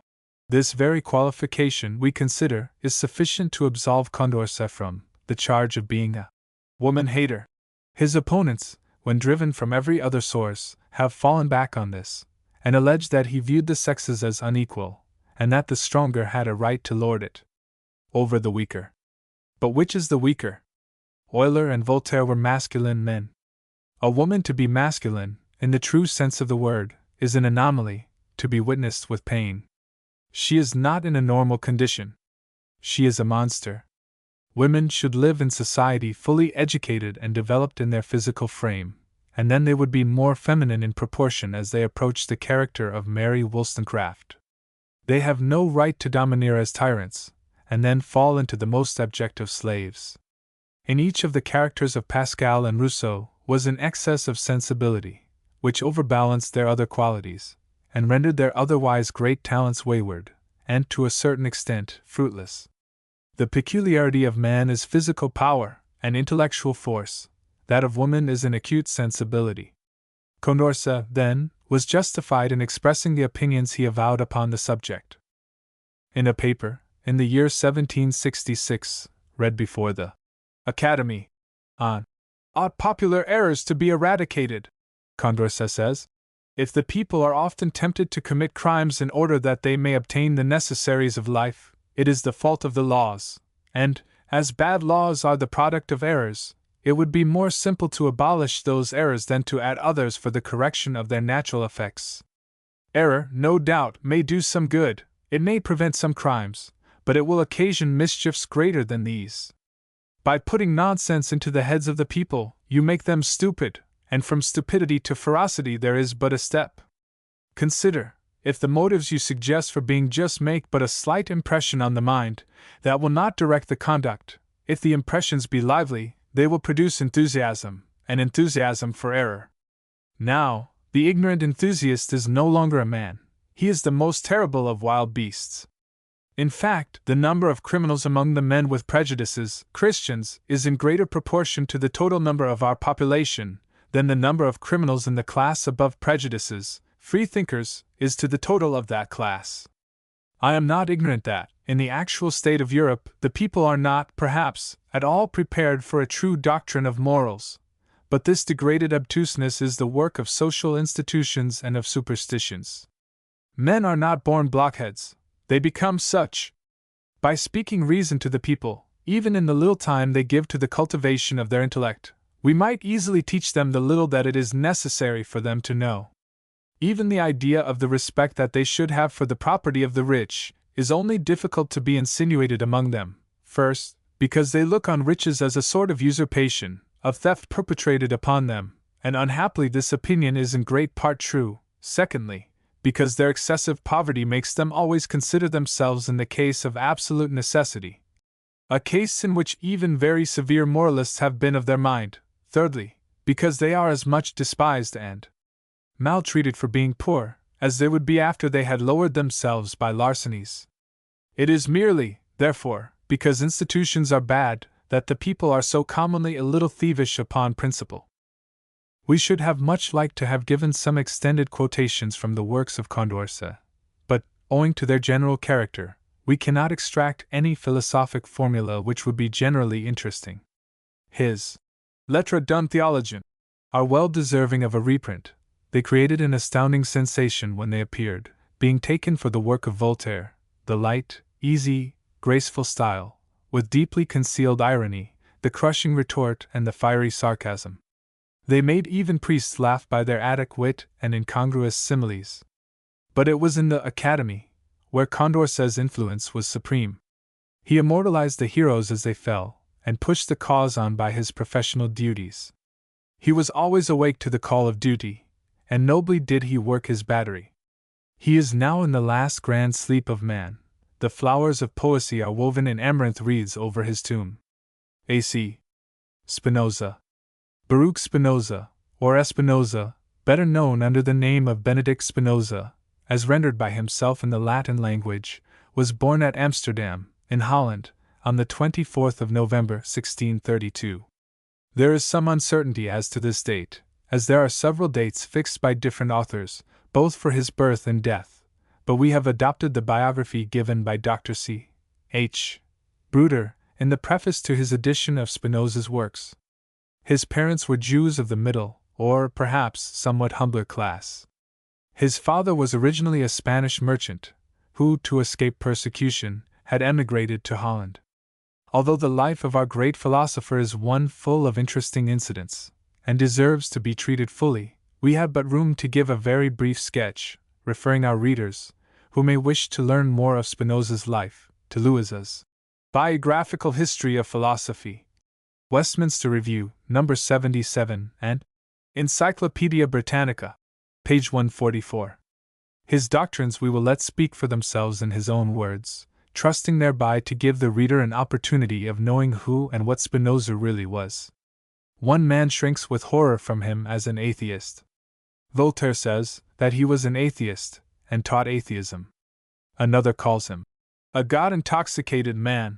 We present him a mighty thinker, a master mind, a noble, fearless utterer of free and noble thoughts, a hard-working, honest, independent man, as one who, 2 centuries ago, gave forth to the world a series of thinkings which have crushed, with resistless force, the theological shell in the center of which the priests hide the kernel. Truth. Spinoza appears in his boyhood to have been an apt scholar, and to have rapidly mastered the tasks set him by his teachers. Full of rabbinical lore, he won the admiration of the Rabbi Moses Mortira, but the pupil rose higher than his master, and attempted to solve problems which the learned rabbis were content to reverence as mysteries not capable of solution. First they remonstrated, then threatened. Still Spinoza persevered in his studies, and in making known the result to those around him. He was threatened with excommunication, and withdrew himself from the synagogue. One more effort was made by the rabbis, who offered Spinoza a pension of about £100 a year if he would attend the synagogue more frequently, and consent to be silent with regard to his philosophical thinkings. This offer he indignantly refused. Reason failing, threats proving futile, and gold being treated with scorn, one was found sufficiently fanatic to try a further experiment, which resulted in an attempt on Spinoza's life. The knife, however, luckily missed its aim, and our hero escaped. At last, in the year 1660, Spinoza, being then 28 years of age, was solemnly excommunicated from the synagogue. His friends and relations shut their doors against him. An outcast from the home of his youth, he gained a humble livelihood by polishing glasses for microscopes, telescopes, etc., at which he was very expert. While thus acquiring, by his own handiwork, the means of subsistence, he was studying hard, devoting every possible hour to philosophical research. Spinoza became master of the Dutch, Hebrew, German, Spanish, Portuguese, and Latin languages, the latter of which he acquired in the house of one Francis van den Ende, from whom it is more than probable he received as much instruction in atheism as in Latin. Spinoza only appears to have once fallen in love, and this was with van den Ende's daughter, who was herself a good linguist, and who gave Spinoza instruction in Latin. She, however, although willing to be his instructress and companion in a philological path, declined to accept his love, and thus Spinoza was left to philosophy alone. After his excommunication he retired to Rijnsburg, near the city of Leiden, in Holland, and there studied the works of Descartes. 3 years afterwards he published an abridgment of the Meditations of the great father of philosophy, which created a profound sensation. In an appendix to this abridgment were contained the germs of those thinkings in which the pupil outdid the master, and the student progressed beyond the philosopher. In the month of June, 1664, Spinoza removed to Würburg, a small village near The Hague, where he was visited by persons from different parts, attracted by his fame as a philosopher, and at last, after many solicitations, he came to The Hague, and resided there altogether. In 1670 he published his Tractatus Theologico-Politicus. This raised him a host of opponents. Many writers rushed eager for the fray, to tilt with the poor Dutch Jew. His book was officially condemned and forbidden, and a host of refutations were circulated against it. In spite of the condemnation, it has outlived the refutations. Spinoza died on the 21st or 22nd of February, 1677, in his 45th year, and was buried on the 25th of February at The Hague. He was frugal in his habits, subsisting independently on the earnings of his own hands. Honorable in all things, he refused to accept the chair of professor of philosophy, offered to him by the elector, and this because he did not wish to be circumscribed in his thinking, or in the freedom of utterance of his thoughts. He also refused a pension offered to him by Louis XIV, saying that he had no intention of dedicating anything to that monarch. The following is a list of Spinoza's works: Principiorum Philosophiae Renati Descartes, Tractatus Theologico-Politicus, Ethica, Tractatus Politicus, De Emendation Intellectus, Epistolae, Grammaticus Hebraicae, etc. There are also several spurious works ascribed to Spinoza. The Tractatus Politicus has been translated into English by William Mackall, who seems fully to appreciate the greatness of the philosopher, although he will not admit the usefulness of Spinoza's logic. Mackall does not see the utility of that very logic which compelled him to admit Spinoza's truth. We are not aware of any other translation of Spinoza's works except that of a small portion of his Ethica, by Lewis. This work, which was originally published in 1677, commenced with 8 definitions, which, together with the following axioms and propositions, were reprinted from the Westminster Review in the Library of Reason. Definitions. I. By cause of itself I understand that, the essence of which involves existence, or that, the nature of which can only be considered as existent. 2. A thing finite is that which can be limited, terminari potus, by another thing of the same nature. Ergo, body is said to be finite because it can always be conceived as larger. So thought is limited by other thoughts. But body does not limit thought, nor thought limit body. 3. By substance I understand that which is in itself, and is conceived per se, that is, the conception of which does not require the conception of anything else as antecedent to it. 4. By attribute I understand that which the mind perceives as constituting the very essence of substance. V. By modes I understand the accidents, affections of substance, or that which is in something else, through which also it is conceived. 6. By God I understand the being absolutely infinite, that is, the substance consisting of infinite attributes, each of which expresses an infinite and eternal essence. Explication. I say absolutely infinite, but not in so genere, for to whatever is infinite, but not in so genere, we can deny infinite attributes, but that which is absolutely infinite, to its essence pertains everything which implies essence, and involves no negation. 7. That thing is said to be free which exists by the sole necessity of its nature, and by itself alone is determined to action. But that is necessary, or rather constrained, which owes its existence to another, and acts according to certain and determinate causes. 8. By eternity I understand existence itself, in as far as it is conceived necessarily to follow from the sole definition of an eternal thing. Axioms. I. Everything which is in itself, or in some other thing. 2. That which cannot be conceived through another, per aliud must be conceived, per se. 3. From a given determinate cause the effect necessarily follows, and vice versa. If no determinate cause be given, no effect can follow. 4. The knowledge of an effect depends on the knowledge of the cause, and includes it.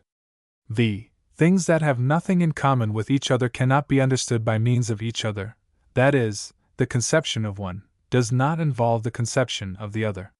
6. A true idea must agree with its original in nature. 7. Whatever can be clearly conceived as non-existent does not, in its essence, involve existence. Propositions. I. Substance is prior in nature to its accidents. Demonstration. Per definitions 3 and 5. 2. Two substances, having different attributes, have nothing in common with each other. Dem. This follows from def. 3. For each substance must be conceived in itself and through itself. In other words, the conception of one does not involve the conception of the other. 3. Of things which have nothing in common, one cannot be the cause of the other. Dem. If they have nothing in common, then, per axiom 5, they cannot be conceived by means of each other. Ergo, per axiom 4, one cannot be the cause of the other. Q. E. D. 4. Two or more distinct things are distinguished among themselves, either through the diversity of their attributes, or through that of their modes. Dem. Everything which is, in itself, or in some other thing, per ax. 1, that is, per def. 3 and 5, there is nothing out of ourselves, extra intellectum, outside the intellect, but substance and its modes. There is nothing out of ourselves whereby things can be distinguished amongst one another, except substances, or, which is the same thing, per def. Lauer, their attributes and modes. V. it is impossible that there should be two or more substances of the same nature, or of the same attributes. Dem. If there are many different substances, they must be distinguished by the diversity of their attributes, or of their modes, per prop. 4. If only by the diversity of their attributes, it is thereby conceded that there is, nevertheless, only one substance of the same attribute. But if their diversity of modes, then, substance being prior in order of time to its modes, it must be considered independent of them, that is, per def. 3 and 6 cannot be conceived as distinguished from another, that is, per prop, for there cannot be many substances, but only one substance. Q. E. D. 6. One substance cannot be created by another substance. Dem. There cannot be two substances with the same attributes, per prop. 5, that is, per prop. 2, that have anything in common with each other, and therefore, per prop. 3, one cannot be the cause of the other. Corollary 1. Hence it follows that substance cannot be created by anything else. For there is nothing in nature except substance, and its modes, per axiom 1, and def. 3 and 5. Now, this substance, not being produced by another, is self-caused. Corollary 2. This proposition is more easily to be demonstrated by the absurdity of its contradiction, for if substance can be produced by anything else, the conception of it would depend on the conception of the cause, per axiom 4, and hence, per def. 3. It would not be substance. 7. It pertains to the nature of substance to exist. Dem. Substance cannot be produced by anything else, per corollary. Prop. 6, and is therefore the cause of itself, that is, per def. 1. Its essence necessarily involves existence, or it pertains to the nature of substance to exist. Q.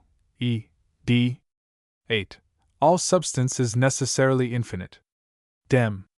There exists but one substance of the same attribute, and it must either exist as infinite or finite. But not finite, for per def.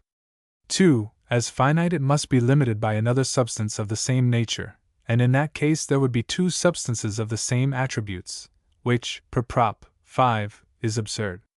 Substance therefore is infinite. Q. E. D. Scholium I. I do not doubt but that to all who judge confusedly of things, and are not wont to inquire into first causes, it will be difficult to admit the demonstration of prop. 7. Because they do not sufficiently distinguish between the modifications of substances, and substances themselves, and are ignorant of the manner in which things are produced. Hence it follows, that the commencement which they see natural things have, they attribute to substances, for he who knows not the true cause of things, confounds all things, and feigns that trees talk like men, that men are formed from stones as well as from seeds, and that all forms can be changed into all other forms.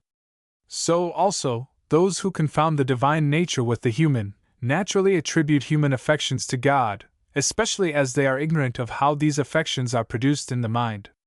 If men attended to the nature of substance, they would not, in the least, doubt proposition 7, nay, this proposition would be an axiom to all, and would be numbered among common notions.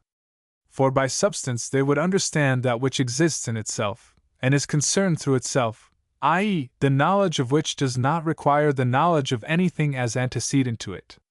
But by modification they would understand that which is in another thing, the conception of which is formed by the conception of the thing in which it is, or to which it belongs. We can have, therefore, correct ideas of non-existent modifications, because, although out of the understanding they have no reality, yet their essence is so comprehended in that of another, that they can be conceived through this other. The truth of substance, out of the understanding, lies nowhere but in itself, because it is conceived per se. If therefore any one says he has a clear idea of substance, and yet doubt whether such substance exists, this would be as much as to say that he has a true idea, and nevertheless doubts whether it be not false, as a little attention sufficiently manifests winky face. Or if any man affirms substance to be created, he at the same time affirms that a true idea has become false, than which nothing can be more absurd. Hence it is necessarily confessed that the existence of substance, as well as its essence, is an eternal truth. And hence we must conclude that there is only one substance possessing the same attribute, which requires here a fuller development. I note therefore 1. That the correct definition of a thing includes and expresses nothing but the nature of the thing defined. From which follows 2. That no definition includes or expresses a distinct number of individuals, because it expresses nothing but the nature of the thing defined. Ergo, the definition of a triangle expresses no more than the nature of a triangle, and not any fixed number of triangles. 3. There must necessarily be a distinct cause for the existence of every existing thing. 4. This cause, by reason of which anything exists, must either be contained in the nature and definition of the existing thing, viz., that it pertains to its nature to exist, or else must be beyond it, must be something different from it. As therefore it pertains to the nature of substance to exist, so must its definition include a necessary existence, and consequently from its sole definition we must conclude its existence. But as from its definition, as already shown in notes 2 and 3, it is not possible to conclude the existence of many substances, ergo, it necessarily follows that only one substance of the same nature can exist. It will be necessary for the reader to remember that Spinoza commenced his philosophical studies at the same point with Descartes. Both recognized existence as the primal fact, self-evident and indisputable. But while Descartes had, in some manner, fashioned a quality, God and God-created substance, Spinoza only found one, substance, the definition of which included existence. By his fourth proposition, of things which have nothing in common, one cannot be the cause of the other, he destroyed the creation theory, because by that theory God is assumed to be a spirit having nothing in common with matter yet acting on matter, and Lewis speaks of the fourth proposition in the following terms. This fallacy has been one of the most influential corruptors of philosophical speculation. For many years it was undisputed, and most metaphysicians still adhere to it. The assertion is that only like can act upon like.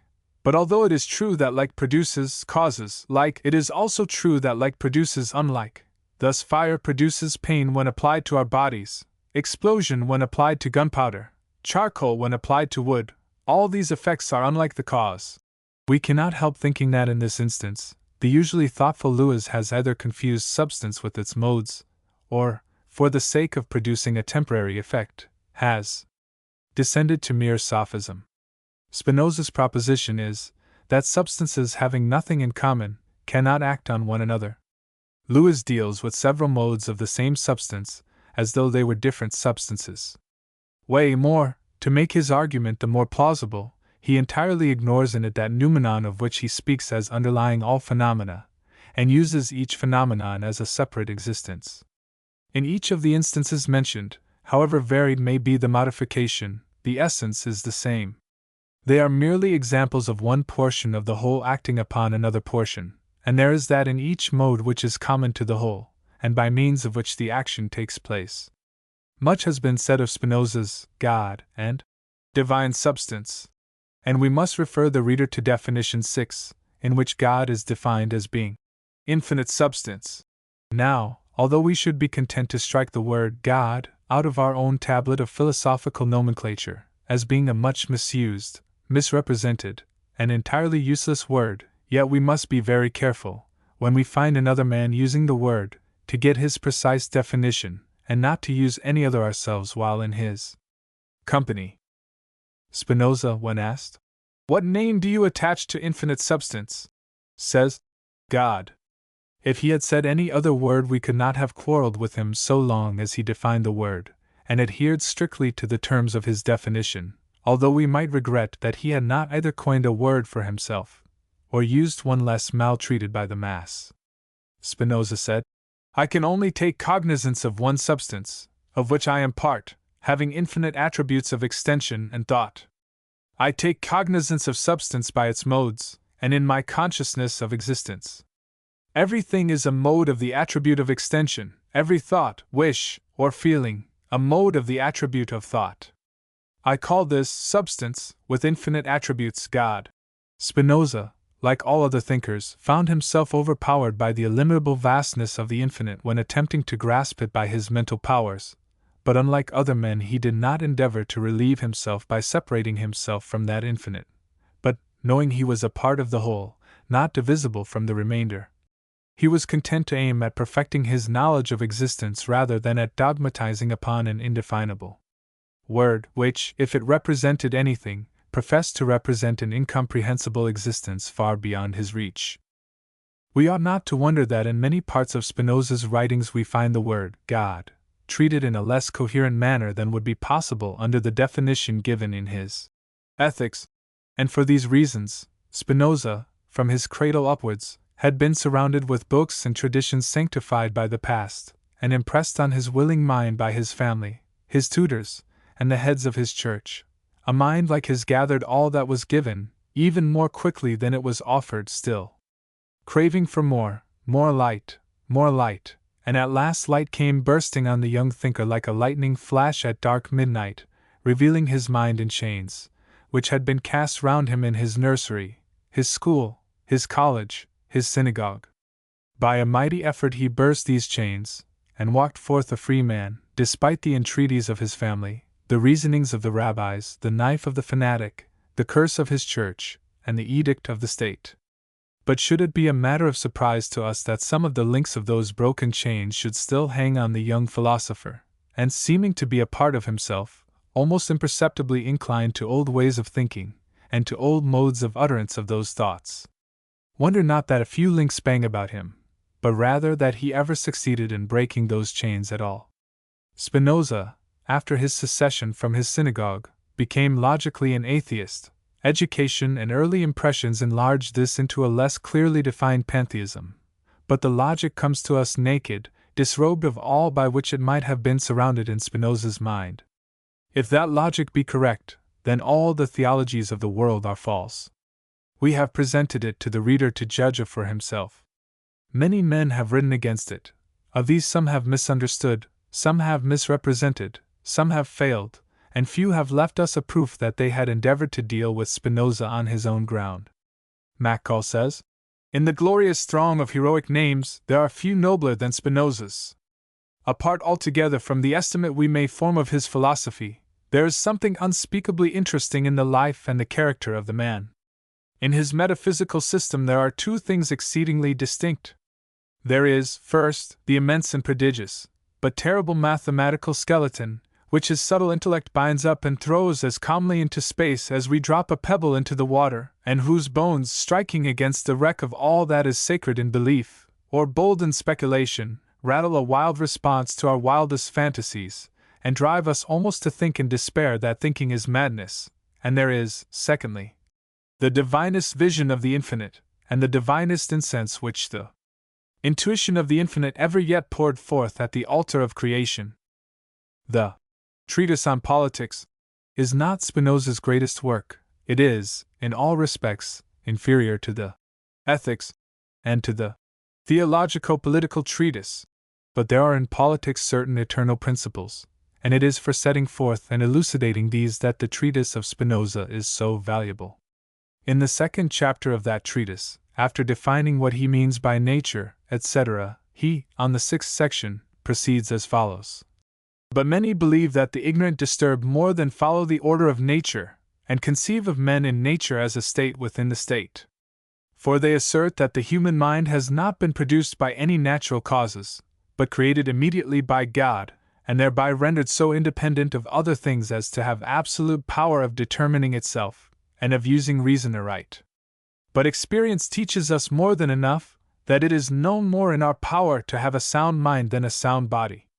Since, moreover, everything, as far as it is able, strives to conserve its being, we cannot doubt that if it were equally in our power to live according to the prescripts of reason, as to be led by blind desire, all would seek the guidance of reason and live wisely, which is not the case. For every one is the slave of the particular pleasure to which he is most attached. Nor do theologians remove the difficulty when they assert that this inability is a vice, or a sin of human nature, which derives its origin from the fall of the first parent.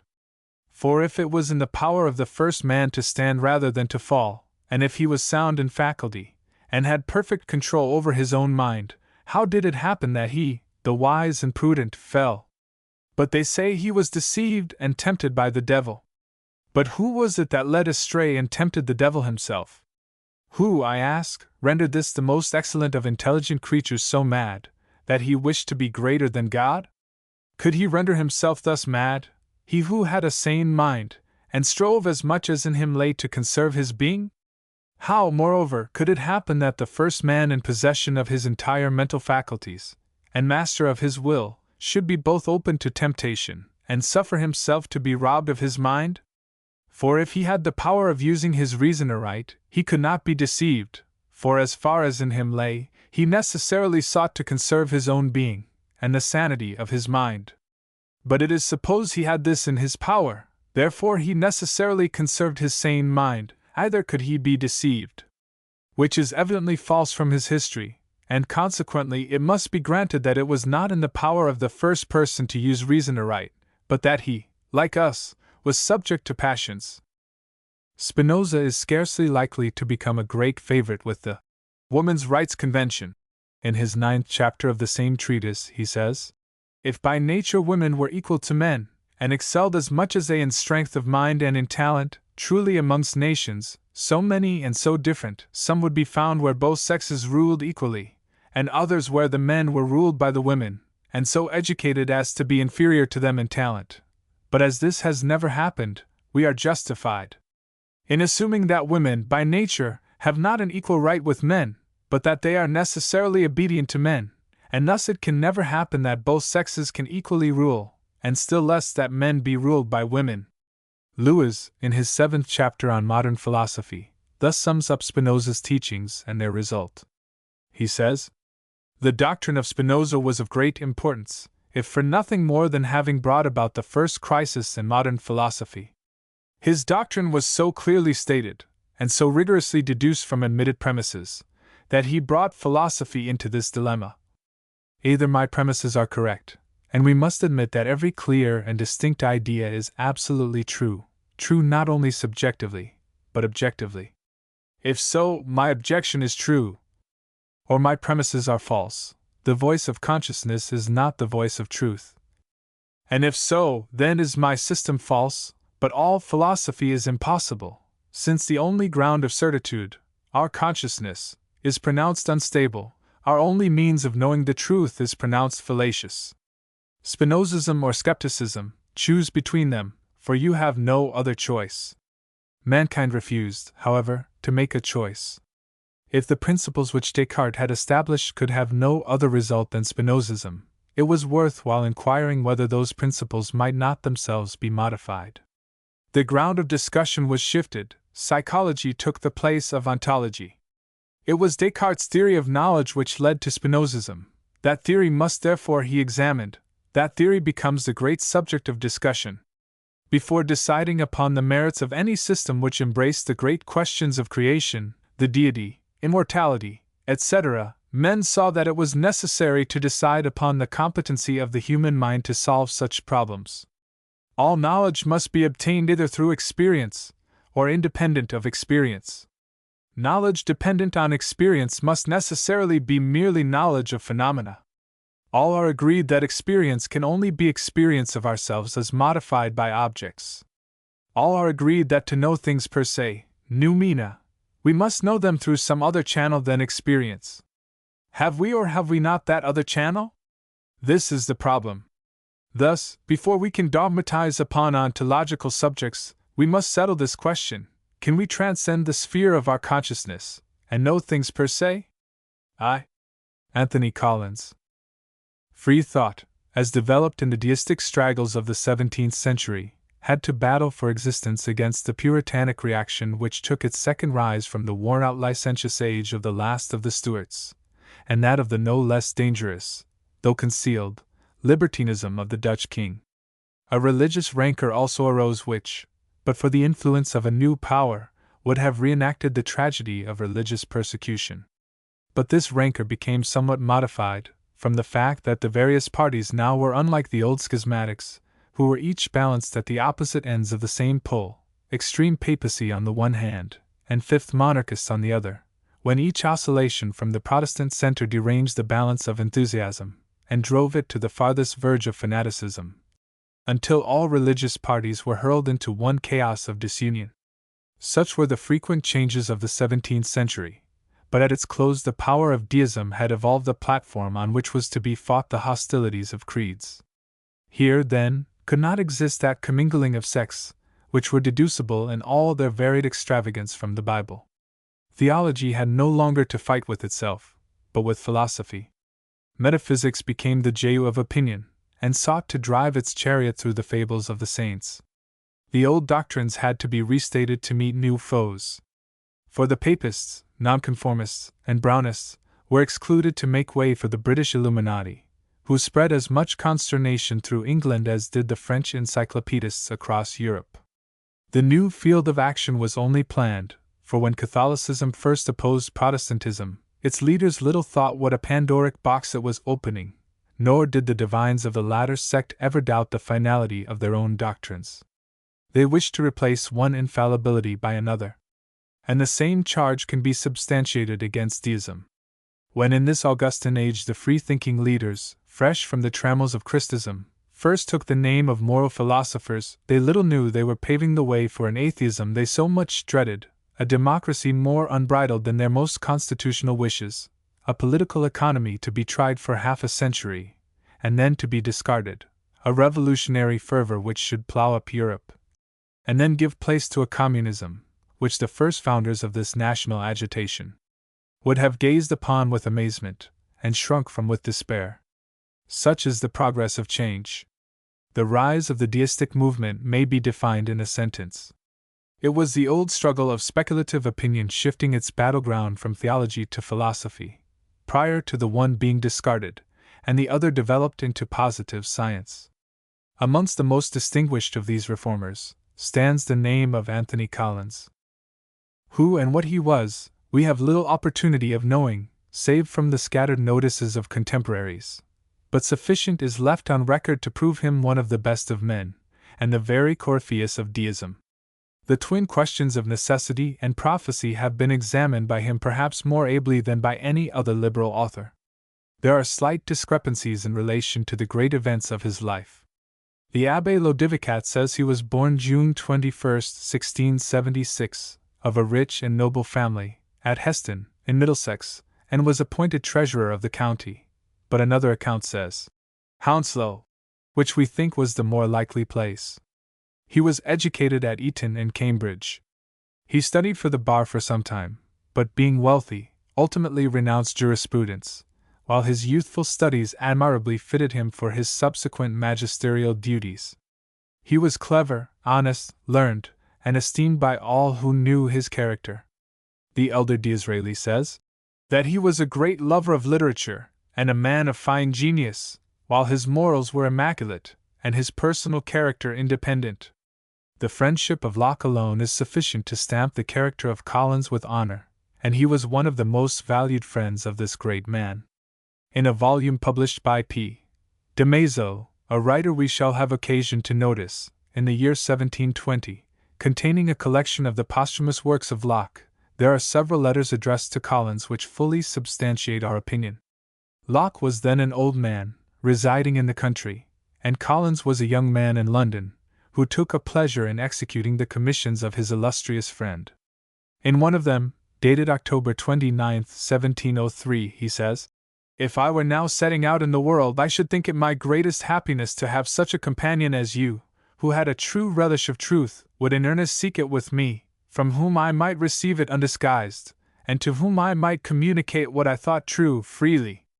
Believe it, my good friend, to love truth for truth's sake is the principal part of human perfection in this world, and the seed plot of all other virtue, and if I mistake not, you have as much of it as ever I met with in anybody. What, then, is there wanting to make you equal to the best, a friend for any one to be proud of?" During the following year the correspondence of Locke appears in a most interesting light. The affectionate inquiries, the kind advice, and the most grateful acknowledgments are made to Collins. On September 11th, Locke writes, "He that has anything to do with you must own that friendship is the natural product of your constitution, and your soul, a noble soil, is enriched with the two most valuable qualities of human nature, truth and friendship. What a treasure have I then in such a friend with whom I can converse, and be enlightened about the highest speculations. On the 1st of October he wrote Collins on his rapid decay.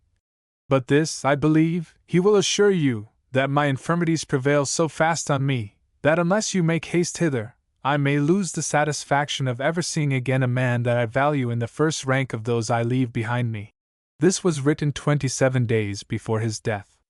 4 days before his decease, he wrote a letter to be given to Collins after his death. This document is one of the most important in relation to the life of the great freethinker. It irrefutably proves the falsity of everything that may be alleged against the character of Collins. Oates, August 23, 1704. For Anthony Collins, Esq. Dear Sir, by my will, you will see that I had some kindness for *****, and I knew no better way to take care of him, than to put him, and what I designed for him, into your hands and management. The knowledge I have of your virtues of all kinds secures the trust, which, by your permission, I have placed in you, and the peculiar esteem and love I have observed in the young man for you, will dispose him to be ruled and influenced by you, so of that I need say nothing. May you live long and happy, in the enjoyment of health, freedom, content, and all those blessings which Providence has bestowed on you, and your virtues entitle you to. I know you loved me living, and will preserve my memory now I am dead. *****, I leave my best wishes with you. John Locke. Such is the honorable connection which existed between Locke and Collins. Collins's first publication was a tract. Several of the London cases considered. In the year 1700. In 1707, he published an essay concerning the use of reason on propositions, the evidence whereof depends upon human testimony, in which, says Dr. Leland, there are some good observations, mixed with others of a suspicious nature and tendency. It principally turned on the Trinitarian controversy then raging, and is of little interest now. In this year Collins united with Dodwell in the controversy carried on by Dr. Samuel Clarke. One of Clarke's biographers alludes to it thus. Dr. Clarke's arguments in favor of the immateriality and consequent immortality of the soul called out, however, a far more formidable antagonist than Dodwell, in the person of Anthony Collins, an English gentleman of singular intellectual acuteness, but unhappily of infidel principles. The controversy was continued through several short treatises. On the whole, though Clarke, in some instances, laid himself open to the keen and searching dialectics of his gifted antagonist, the victory certainly remained with the divine.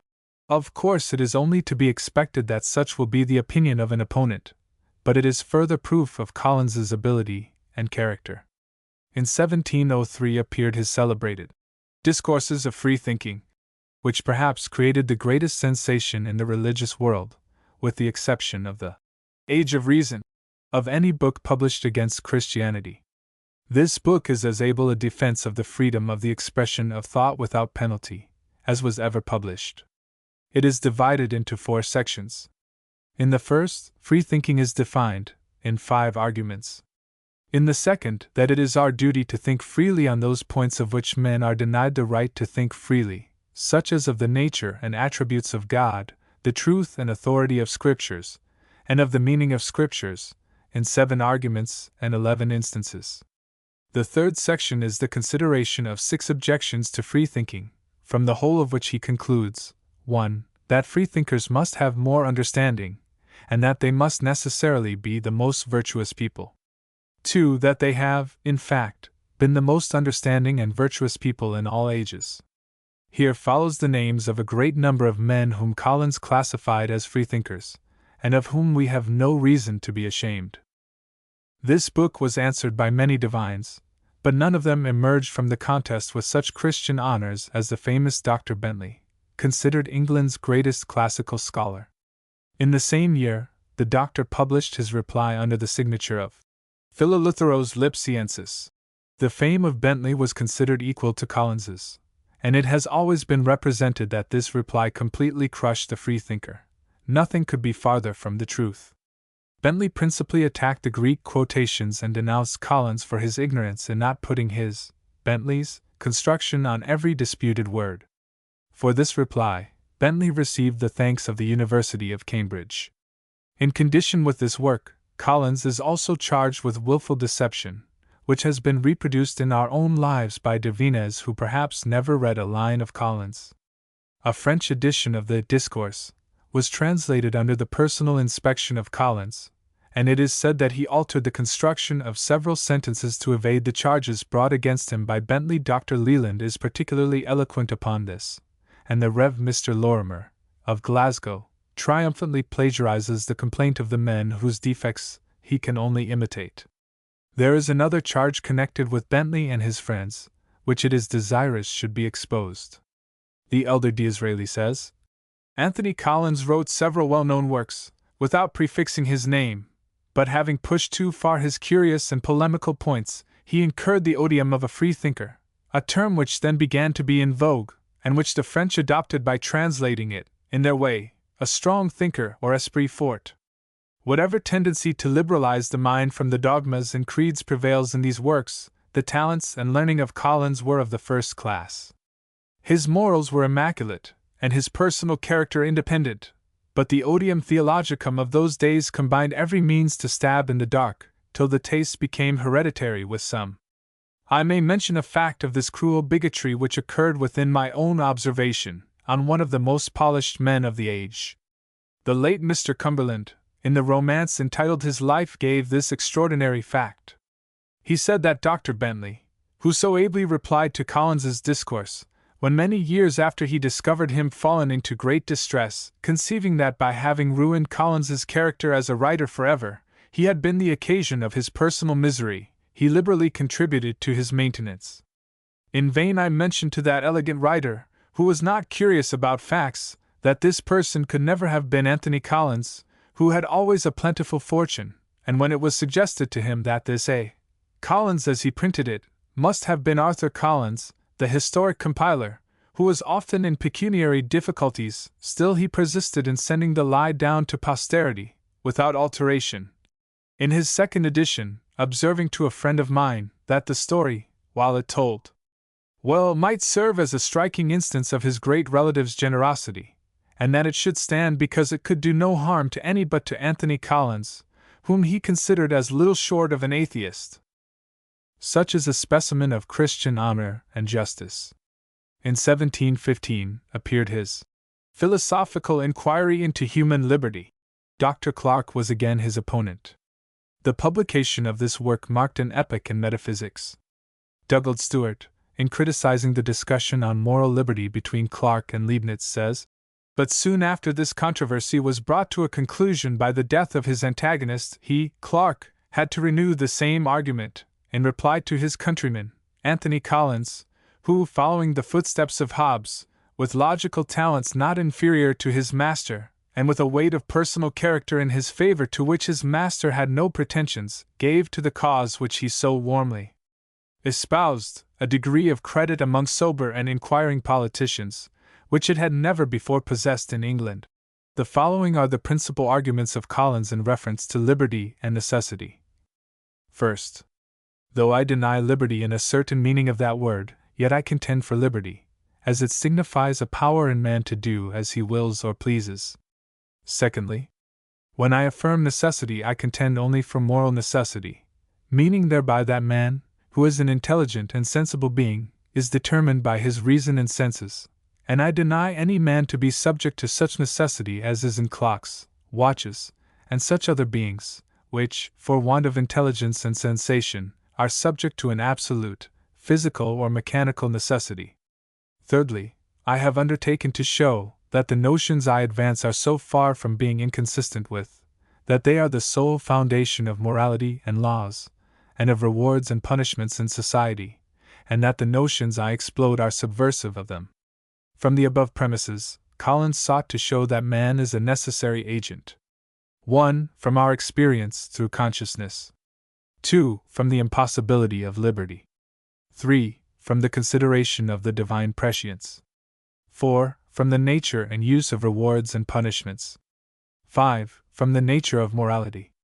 Such were the principles on which the great question of necessity has ever been advocated, from Hobbes to Collins, Jonathan Edwards to Mackintosh and Spencer.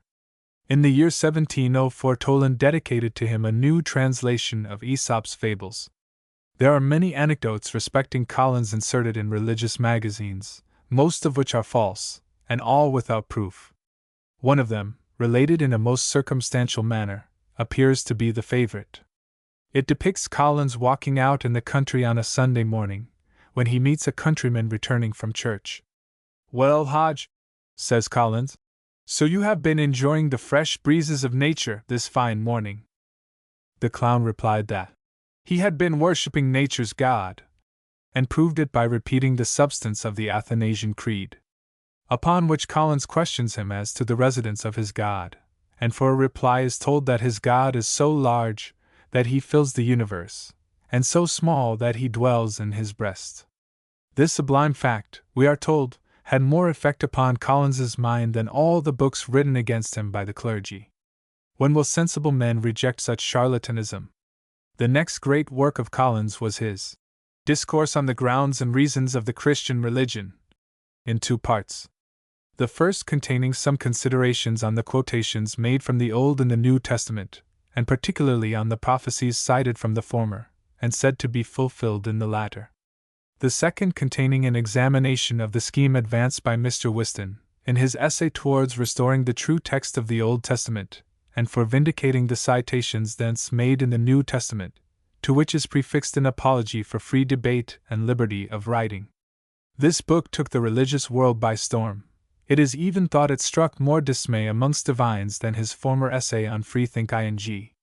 The book proceeds to show that Christianity is not proved by prophecy, that the apostles relied on the predictions in the Old Testament, and their fulfillment in Jesus as the only sure proof of the truth of their religion.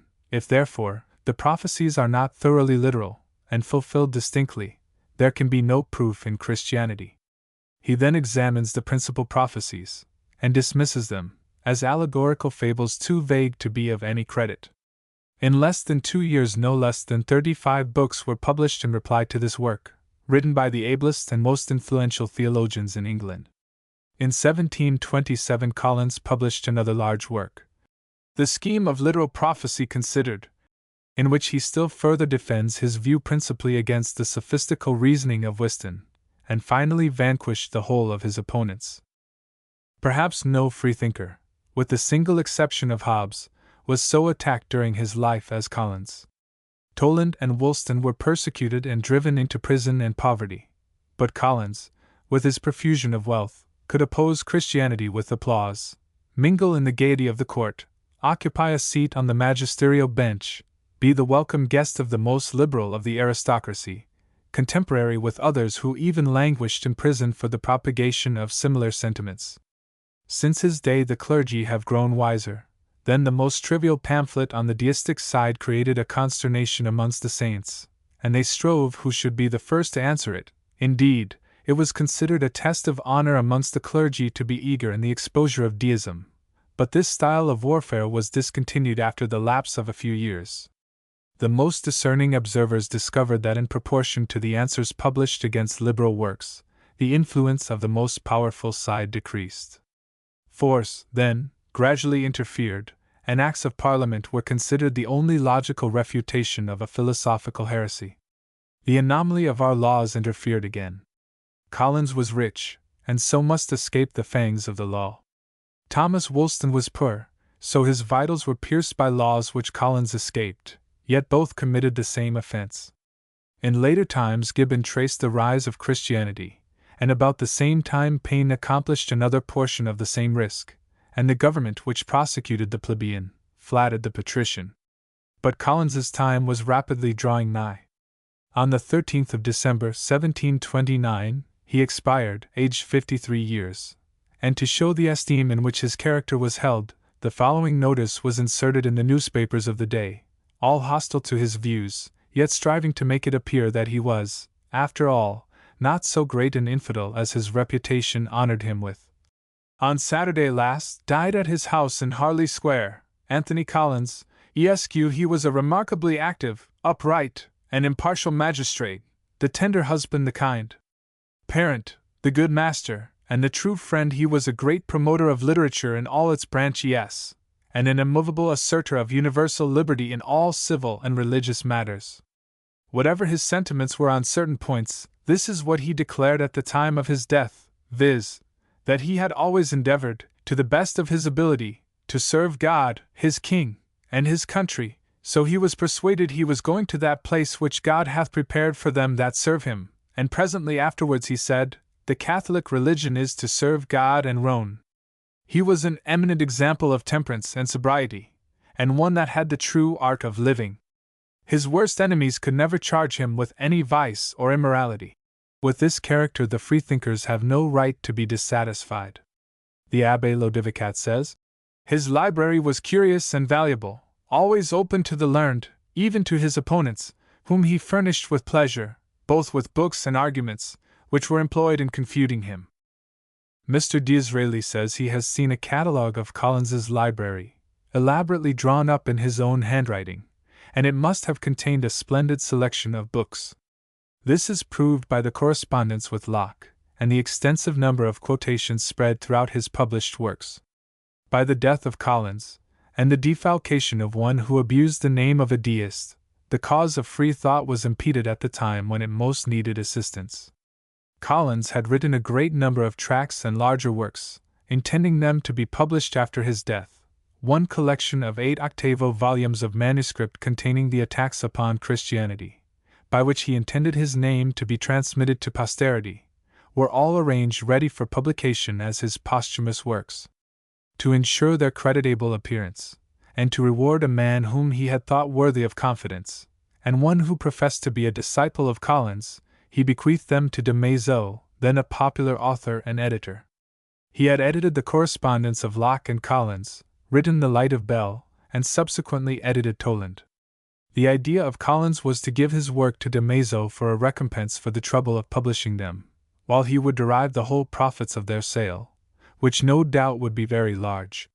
It appears that the widow of Collins was much younger than himself, in league with the Church of England, and was in rather a suspicious friendship with more than one clerical antagonist of her late husband. De Maiseux being worked upon conjointly by Mrs.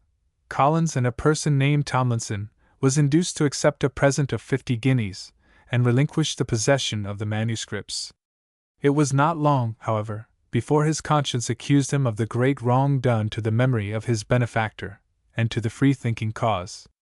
His regret was turned into the most profound compunction for his crime, and in this state of mind he wrote a long letter to one who had been a mutual friend to Collins and himself, acknowledging that he had done a most wicked thing, saying, I am convinced that I have acted contrary to the will and intention of my dear deceased friend, showed a disregard to the particular mark of esteem he gave me on that occasion, in short, that I have forfeited what is dearer to me than my own life, honor, and reputation.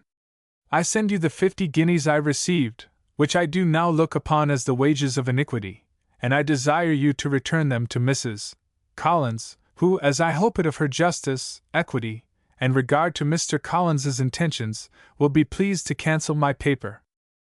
This appeal, which proved that de Maiseux, if he was weak-minded, was not absolutely dishonest, had no effect on Mrs. Collins. The manuscripts were never returned. What their contents were, no one now can inform us. We are justified, however, in supposing that as those 8 volumes were the crowning efforts of a mind which in its youth was brilliant in no common degree, must have been even superior to those books which roused England from its dreamy lethargy, and brought about a revolution in controversy. Whether they touched upon miracles, or the external evidences, or the morals of Christism, is unknown. The curtain was drawn over the scene of demolition.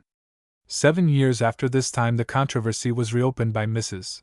Collins, in the year 1737, on account of a report being current that Mrs. C.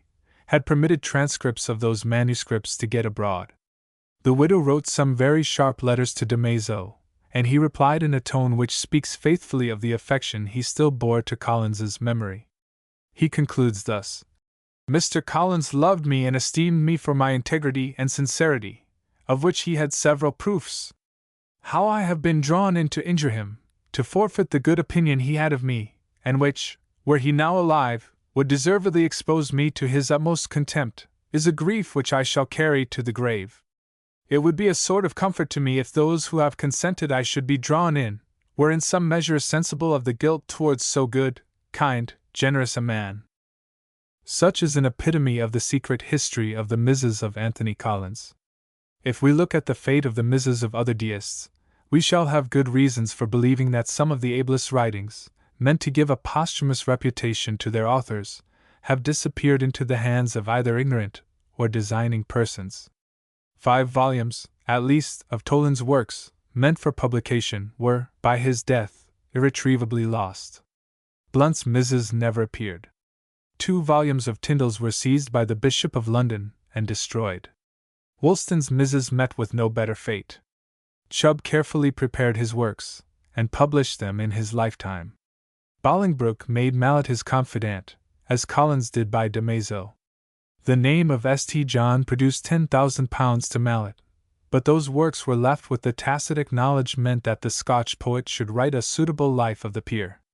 The letter of Mallet to Lord Cornbury can only be compared to an invitation for a bid for the suppression of the philosophical works of St. John, and if this was not sufficient, we need only instance the apparent solicitation with which he stopped a well-known influential dignitary of the Church on the day when the works were to appear, by pulling out his watch, and saying, "My lord, Christianity will tremble at 11:45. We may be thankful to the pecuniary poverty of our opponents even for the possession of the first philosophy. Some of Hume's and Gibbon's works have not yet appeared. The misses of most of the minor freethinkers disappeared with their authors. There is no doubt but what Robert Taylor left some valuable writings which cannot be recovered. Such is the feeble chance of great men's writings being published when they are no longer alive.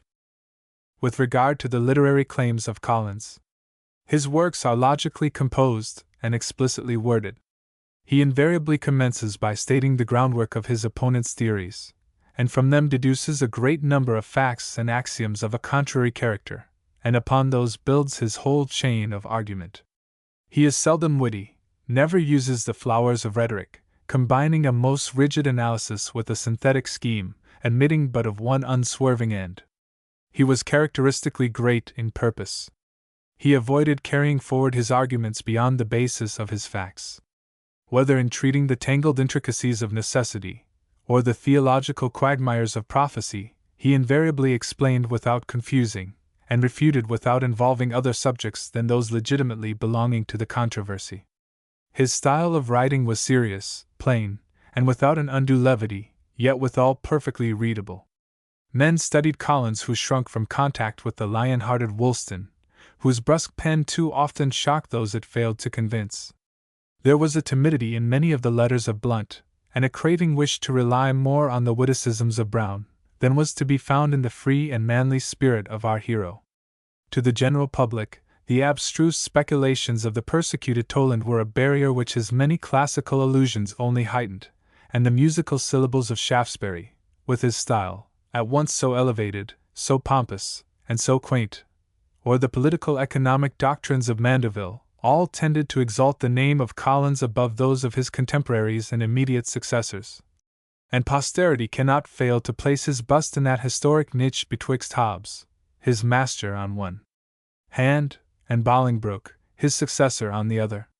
From the great St. John has descended in the true apostolical descent the mantle of free thought upon Hume, Gibbon, Paine, Godwin, Carlyle, Taylor, and Owen.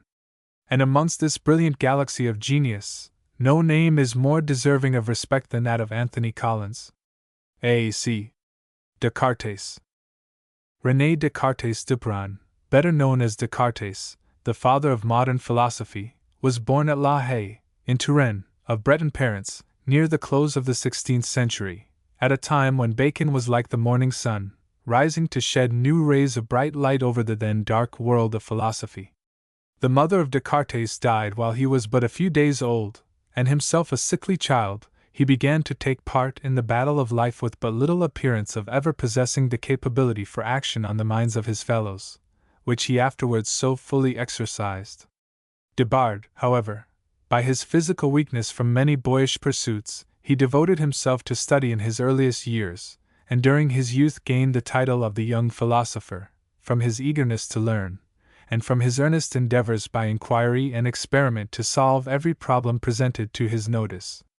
He was educated in the Jesuits' College of La Flèche, and the monument erected to him at Stockholm informs us that having mastered all the learning of the schools, which proved short of his expectations, he betook himself to the army in Germany and Hungary, and there spent his vacant winter hours in comparing the mysteries and phenomena of nature with the laws of mathematics, daring to hope that the one might serve as a key to the other.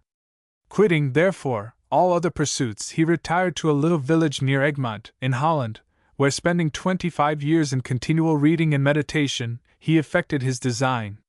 In his celebrated Discourse on Method, he says, "As soon as my age permitted me to leave my preceptors, I entirely gave up the study of letters, and resolving to seek no other science than that which I could find in myself, or else in the great book of the world, I employed the remainder of my youth in travel, in seeing courts and camps, in frequenting people of diverse humors and conditions, in collecting various experiences, and above all, in endeavoring to draw some profitable reflection from what I saw. For it seemed to me that I should meet with more truth in the reasonings which each man makes in his own affairs, and which, if wrong, would be speedily punished by failure, than in those reasonings which the philosopher makes in his study upon speculations which produce no effect, and which are of no consequence to him, except perhaps that he will be the more vain of them, the more remote they are from common sense, because he would then have been forced to employ more ingenuity and subtlety to render them plausible." At the age of 33, Descartes retired from the world for a period of 8 years, and his seclusion was so effectual during that time that his place of residence was unknown to his friends. He there prepared the Meditations and Discourse on Method, which have since caused so much pen and ink warfare amongst those who have aspired to be ranked as philosophical thinkers. He became European in fame, and invited by Christina of Sweden, he visited her kingdom, but the rudeness of the climate proved too much for his delicate frame, and he died at Stockholm in the year 1650, from inflammation of the lungs, being 54 years of age at the time of his death. Descartes was perhaps the most original thinker that France had up to that date produced, and contemporary with Bacon, he exercised a powerful influence, or the progress of thought in Europe. But although a great thinker, he was not a brave man, and the fear of giving offense to the Church and government has certainly prevented him from making public some of his writings, and perhaps has toned down some of these thoughts which, when first uttered, took a higher flight, and struck full home to the truth itself.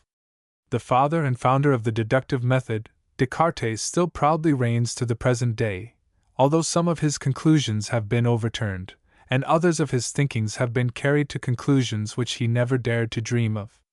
He gave a strong aid to the tendency of advancing civilization, to separate philosophy from theology, thereby striking a blow, slow in its effect, and effectual in its destructive operation, on all priestcraft. In his dedication to the Meditations, he says, "I have always thought that the two questions of the existence of God and the nature of the soul were the chief of those which ought to be demonstrated rather by philosophy than by theology, for although it is sufficient for us, the faithful, to believe in God, and that the soul does not perish with the body, it does not seem possible ever to persuade the infidels to any religion, unless we first prove to them these two things by natural reason." Having relinquished faith, he found that he must choose an entirely new faith in which to march with reason. The old ways were so cumbered with priests and Bibles that progression would have been impossible. This gave us his method. He wanted a starting point from which to reason, some indisputable fact upon which to found future thinkings. He has given us the detailed history of his doubts. He has told us how he found that he could, plausibly enough, doubt of everything except his own existence. He pushed his skepticism to the verge of self-annihilation. There he stopped, there in self, there in his consciousness, he found at last an irresistible fact, an irreversible certainty. Firm ground was discovered. He could doubt the existence of the external world, and treat it as a phantasm. He could doubt the existence of God, and treat the belief as a superstition. But of the existence of his own thinking, doubting mind, no sort of doubt was possible. He, the doubter, existed if nothing else existed. The existence that was revealed to him in his own consciousness was the primary fact, the first indubitable certainty. Hence his famous cogito ergo sum, I think, therefore I am. Lewis's bio. Hist. Phil. Proceeding from the certainty of his existence, Descartes endeavors to rind other equally certain facts, and for that purpose presents the following doctrine and rules for our guidance. The basis of all certitude is consciousness. Consciousness is the sole foundation of absolute certainty. Whatever it distinctly proclaims must be true. The process is, therefore, rendered clear and simple. Examine your consciousness. Each distinct reply will be a fact. He tells us further that all clear ideas are true, that whatever is clearly and distinctly conceived is true, and in these lie the vitality of his system, the cause of the truth or error of his thinkings. The following are the rules he gave us for the detection and separation of true ideas from false, i.e., imperfect or complex. 1. Never to accept anything as true but what is evidently so, to admit nothing but what so clearly and distinctly presents itself as true that there can be no reason to doubt it. 2. To divide every question into as many separate parts as possible, that each part being more easily conceived, the whole may be more intelligible. 3. To conduct the examination with order, beginning by that of objects the most simple, and therefore the easiest to be known, and ascending little by little up to knowledge of the most complex. 4. To make such exact calculations, and such circumspections as to be confident that nothing essential has been omitted. Consciousness being the basis of all certitude, everything of which you are clearly and distinctly conscious must be true, everything which you clearly and distinctly conceive, exists, if the idea of it involve existence. In these 4 rules we have the essential part of one half of Descartes' system. The other, which is equally important, is the attempt to solve metaphysical problems by mathematical aid. To mathematics he had devoted much of his time. He it was who, at the age of 23, made the grand discovery of the applicability of algebra to geometry. While deeply engaged in mathematical studies and investigations, he came to the conclusion that mathematics were capable of a still further simplification, and of much more extended application. Impressed with the certainty of the conclusions arrived at by the aid of mathematical reasoning, he began to apply mathematics to metaphysics. His ambition was to found a system which should be solid and convincing. Having searched for certitude, he had found its basis in consciousness. He next wanted a method, and hoped he had found it in mathematics.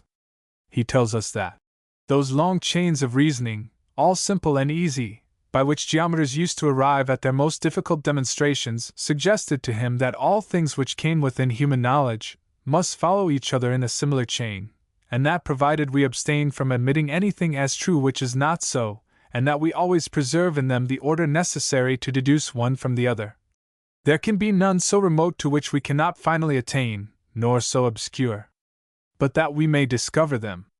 Acting out this, he dealt with metaphysics as we should with a problem from Euclid, and expected by rigorous reasoning to discover the truth. He, like Archimedes, had wished for a standing place from which to use the lever that should overturn the world, but, having a sure standing place in the indubitable fact of his own existence, he did not possess sufficient courage to put forth the mighty power. It was left for one who came after him to fairly attempt the overthrow of the world of error so long existent. Cartesianism was sufficiently obnoxious to the divines to provoke their wrath, and yet, from some of its peculiarities, it has found many opponents amongst the philosophical party. The Cartesian philosophy is founded on 2 great principles, the one metaphysical, the other physical. The metaphysical is Descartes' foundation stone, the I think therefore I am. This has been warmly attacked as not being logical. Descartes said his existence was a fact above and beyond all logic. Logic could neither prove nor disprove it. The cogito ergo sum was not new itself, but it was the first stone of a new building, the first step in a new road. From this fact Descartes tried to reach another, and from that others. The physical principle is that nothing exists but substance, which he makes of 2 kinds, the one a substance that thinks, the other a substance extended.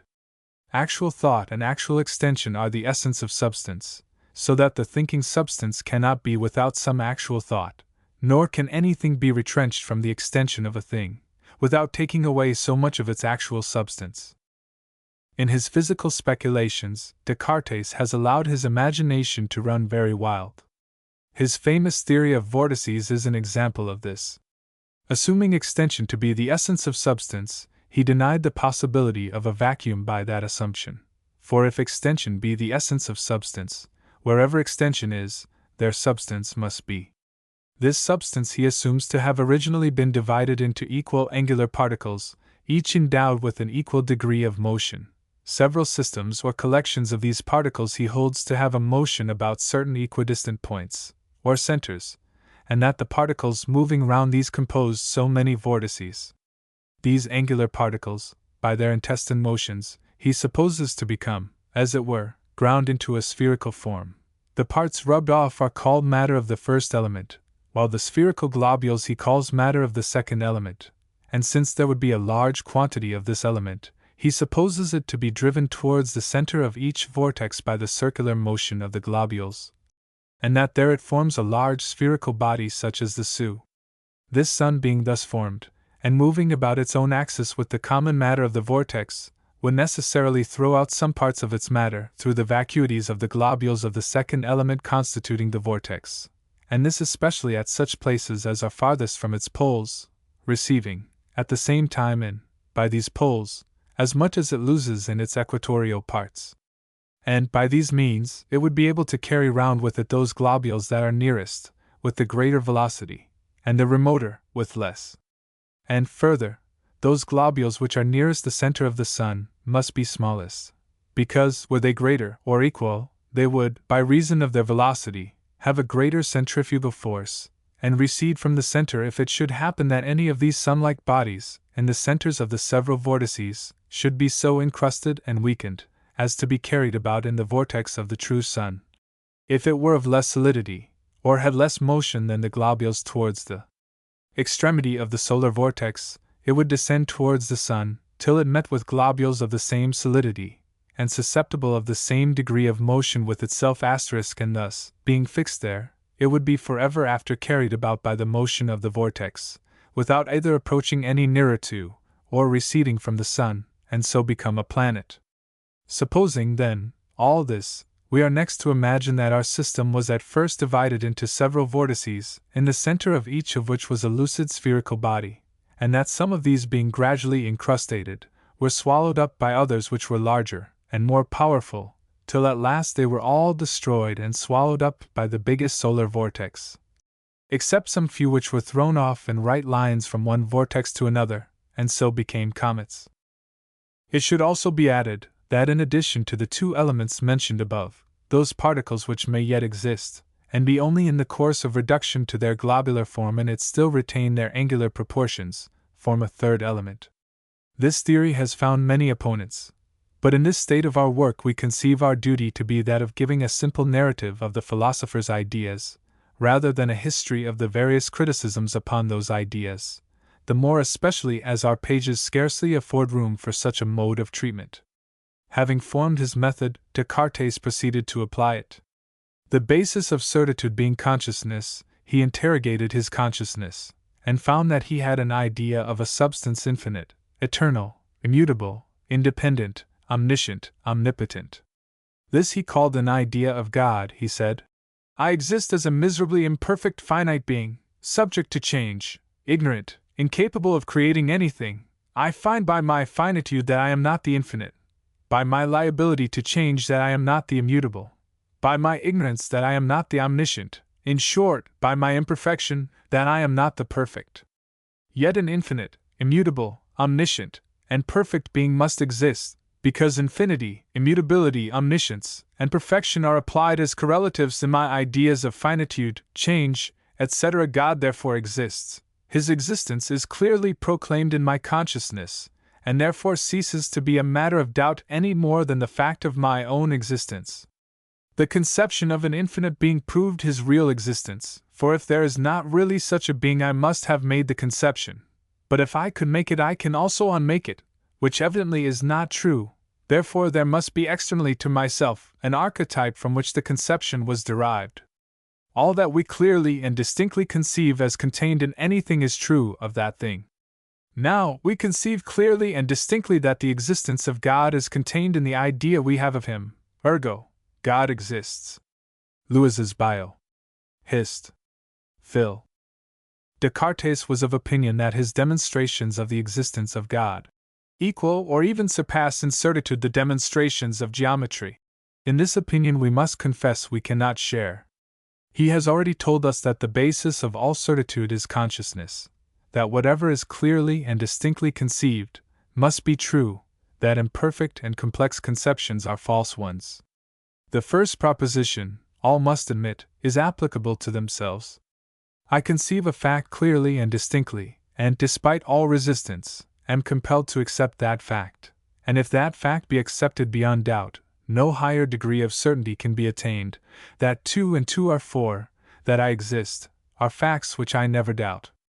The cogito ergo sum is irresistible, because indubitable, but cogito ergo Deus est is a sentence requiring much consideration, and upon the face of it is no syllogism, but, on the contrary, is illogical. If Descartes meant, I am conscious that I am not the whole of existence, he would be indisputable. But if he meant that, I can be conscious of an existence entirely distinct, apart from, and external to, that very consciousness, then his whole reasoning from that point appears fallacious. We use the word I, as given by Descartes. Mill, in his System of Logic, says, the ambiguity in this case is in the pronoun I, by which in one place is to be understood my will, in another the laws of my nature. If the conception, existing as it does in my mind, had no original without, the conclusion would unquestionably follow that one had made it, that is, that the laws of my nature had spontaneously evolved it, but that my will made it would not follow. Now, when Descartes afterwards adds that I cannot unmake the conception, he means that I cannot get rid of it by an act of my will, which is true, but is not the proposition required. That what some of the laws of my nature have produced, other laws, or those same laws in other circumstances, might not subsequently efface, he would have found it difficult to establish. Treating the existence of God as demonstrated from the a priori idea of perfection and infinity, and by the clearness of his idea of God's existence, Descartes then proceeds to deal with the distinction between body and soul. To prove this distinction was to him an easy matter. The fundamental and essential attribute of substance must be extension, because we can denude substance of every quality but that of extension. This we cannot touch without at the same time affecting the substance. The fundamental attribute of mind is thought. It is in the act of thinking that the consciousness of existence is revealed. To be without thought would be to be without consciousness. Descartes has given us, among others, the axiom that two substances are really distinct when their ideas are complete, and no way imply each other. The idea of extension is complete and distinct from the idea of thought, which latter is also clear and distinct by itself. It follows, therefore, that substance and mind are distinct in essence. Descartes has, from the vagueness of some of his statements, subjected himself to the charge of asserting the existence of innate ideas, and the following quotations will speak for themselves on the subject. When I said that the idea of God is innate in us, I never meant more than this, that nature has endowed us with a faculty by which we may know God, but I have never either said or thought that such ideas had an actual existence, or even that they were a species distinct from the faculty of thinking. Although the idea of God is so imprinted on our minds that every person has within him the faculty of knowing him, it does not follow that there may not have been various individuals who have passed through life without ever making this idea a distinct object of apprehension, and in truth, they who think they have an idea of a plurality of gods, have no idea of God whatever. This seems explicit as negativing the charge of holding the doctrine of innate ideas. But in the Edinburgh Review, several passages are given, amongst which is the following.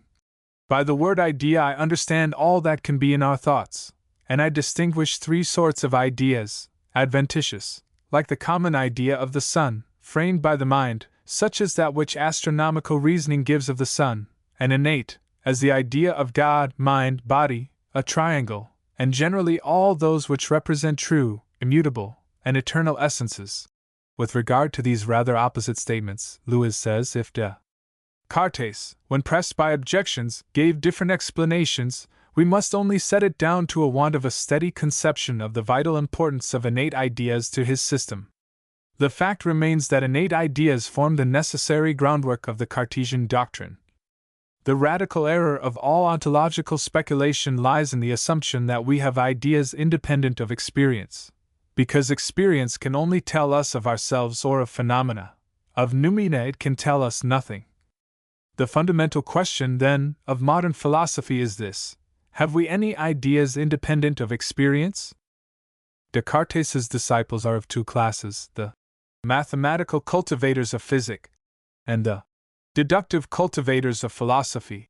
The first class of disciples are far in advance of their chief, and can only be considered as having received an impulse in a true direction.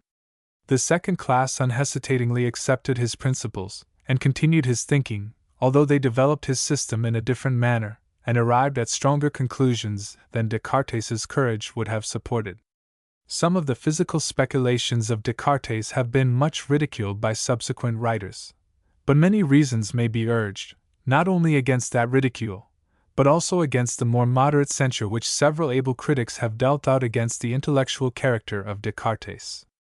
It should be remembered that the theories of all his predecessors were mere conjectural speculations respecting the places and paths of celestial bodies, etc. Innumerable hypotheses had been formed and found useless, and we ought rather to look to what Descartes did accomplish under the many difficulties of his position, in respect to the then state of scientific knowledge, than to judge harshly of those speculations, which, though attended with no beneficial result to humanity at large, were doubtless well intended by their author. He was the first man who brought optical science under the command of mathematics, by the discovery of the law of refraction of the ordinary ray through diaphanous bodies, and probably there is scarcely a name on record, the bearer of which has given a greater impulse to mathematical and philosophical inquiry than Descartes. Although, as a mathematician, he published but little, yet in every subject which he has treated he has opened, not only a new field or investigation, but also a new road for the investigators to proceed by. His discovery of the simple application of the notation of indices to algebraical powers has totally remodeled the whole science of algebra. His conception of expressing the fundamental property of curved lines and curved surfaces by equations between the coordinates has led to an almost total supersedence of the geometry of the ancients. Contemporary with Galileo, and with a knowledge of the persecution to which that father of physics was being subjected by the Church, we are tempted to express our surprise that Descartes did not extend the right hand of fellowship, help, and sympathy to his brother philosopher. But it is, nevertheless, the fact that either jealous of the fame of Galileo, as some have alleged, or from a fear of being involved in the same persecutions, Descartes abstained from visiting the astronomer, although traveling for some time near his place of abode in Italy. Lewis, in his Life of Descartes, says, Descartes was a great thinker, but having said this we have almost exhausted the praise we can bestow on him as a man. In disposition he was timid to servility.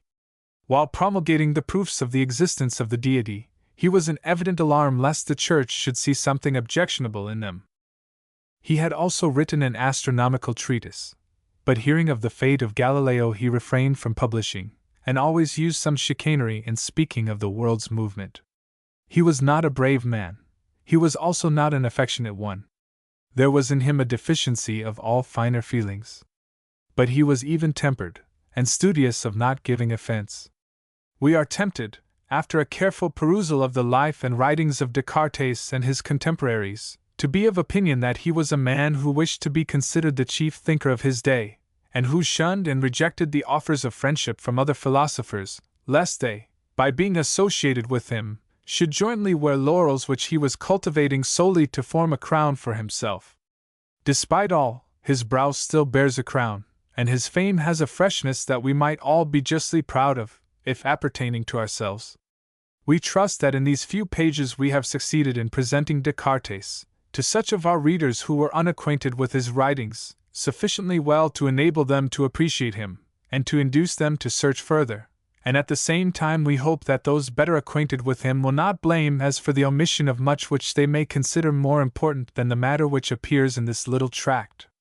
We have endeavored to picture Descartes as the founder of the deductive method, as having the foundation stone of all his reasoning in his consciousness.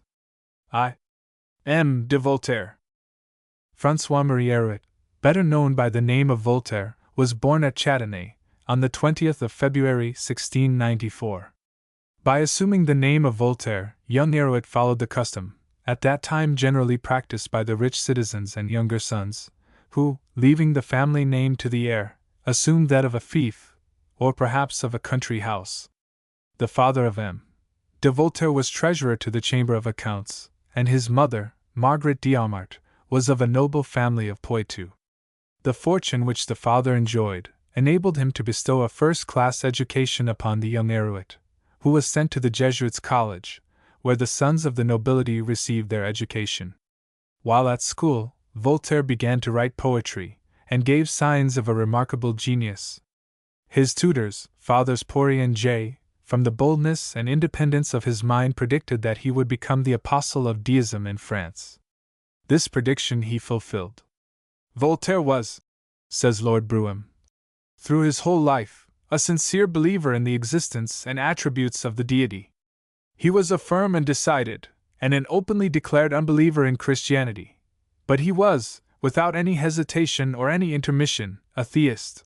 His open declaration of disbelief in the inspiration of the Bible, and his total rejection of the dogmas of Christianity, laid him open to the malignant attacks and misrepresentations of the priesthood and the bigots of Europe, and so strong were they, that his life was continually in danger.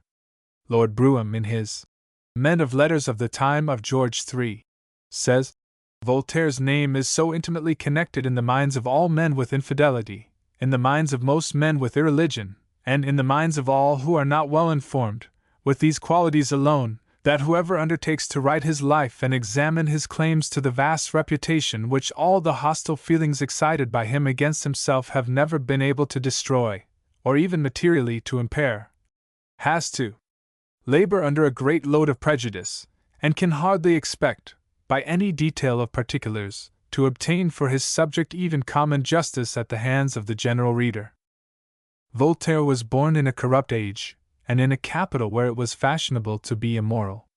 When he left college, he was introduced by his own godfather, the Abbé de Châteauneuf, to the notorious Ninon de l'Enclos, who, at her death, left him by will 2,000 livres to purchase books. In estimating the character of Voltaire, a due consideration must be had for the period in which he lived, and of the nature of the society amidst which he was reared. He lived 20 years under the reign of Louis XIV, and during the whole of the reign of the infamous Louis XV, when kings, courtiers, and priests set the example of the grossest immorality. It was then, as Voltaire said, that to make the smallest fortune, it was better to say 4 words to the mistress of a king than to write 100 volumes. Voltaire's life, from his youth upwards, was a stormy one. After he left college, his father, finding him persist in writing poetry, and living at large, forbade him his house. He insisted upon his son binding himself to an attorney.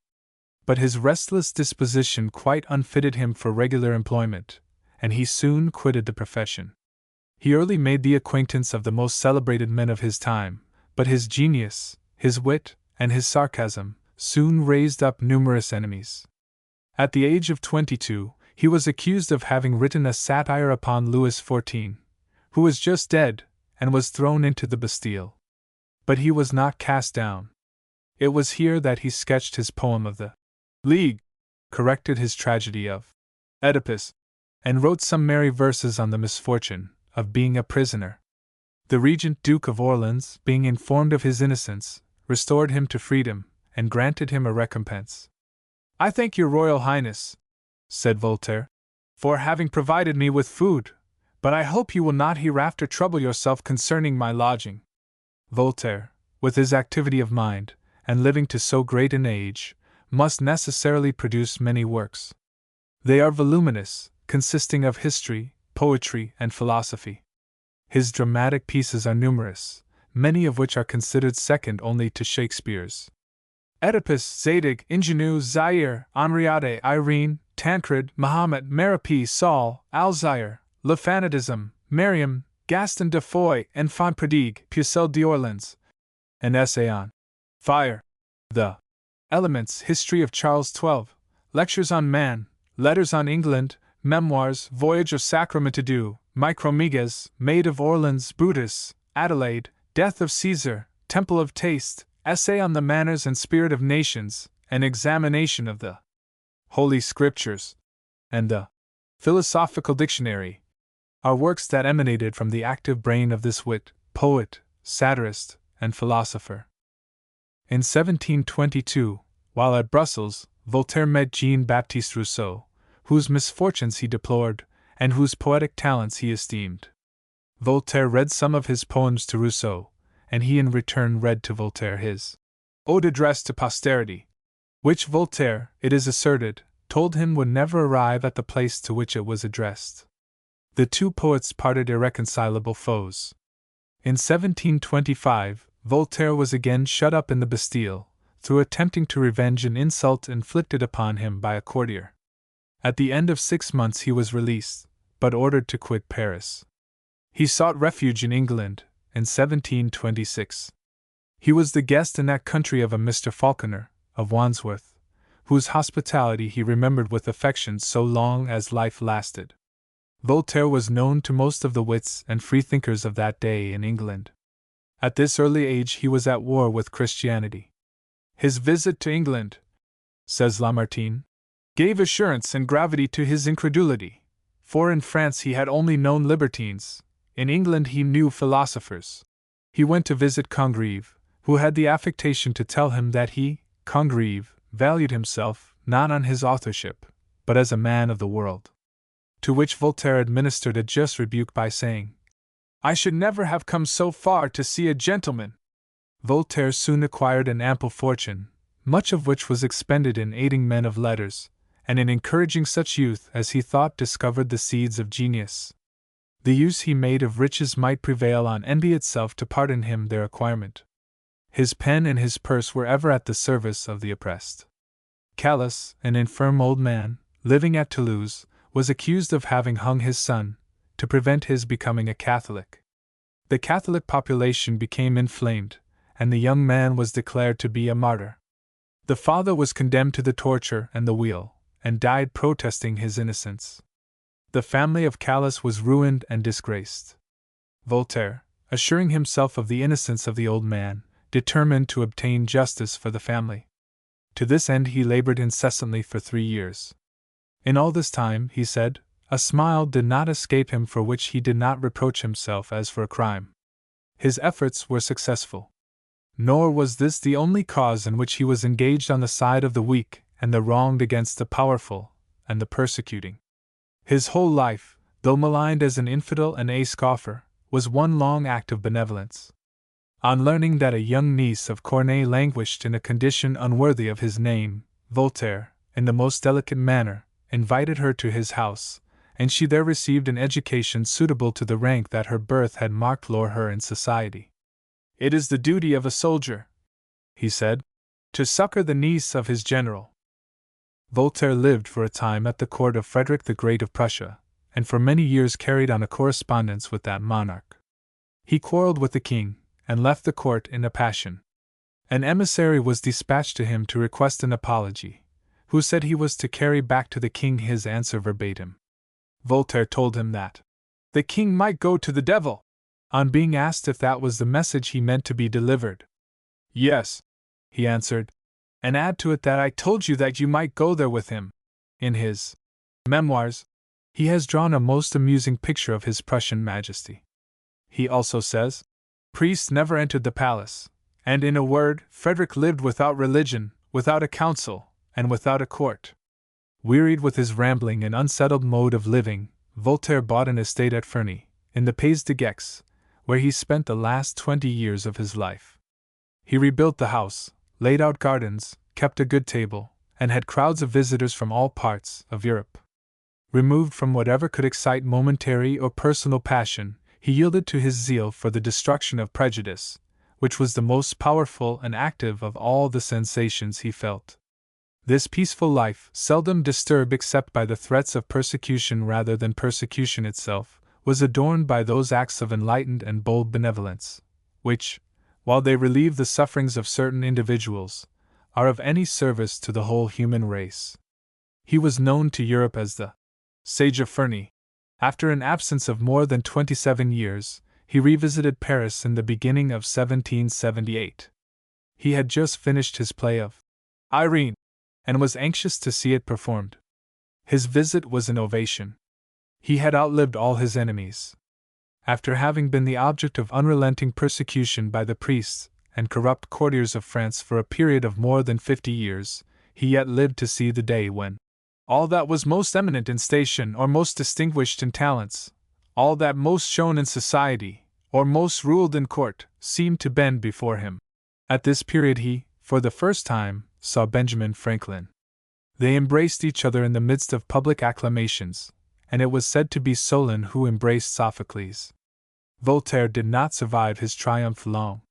His unwearied activity induced him, at his great age, to commence a dictionary, upon a novel plan, which he prevailed upon the French Academy to take up. These labors brought on spitting of blood, followed by sleeplessness, to obviate which he took opium in considerable quantities. Condorcet says that the servant mistook one of the doses, which threw him into a state of lethargy, from which he never rallied. He lingered for some time, but at length expired on the 30th of May 1778, in his 85th year. It was the custom in those days, and prevails to a considerable extent even in our own time, for the religious world to fabricate horrible deathbeds of all freethinkers.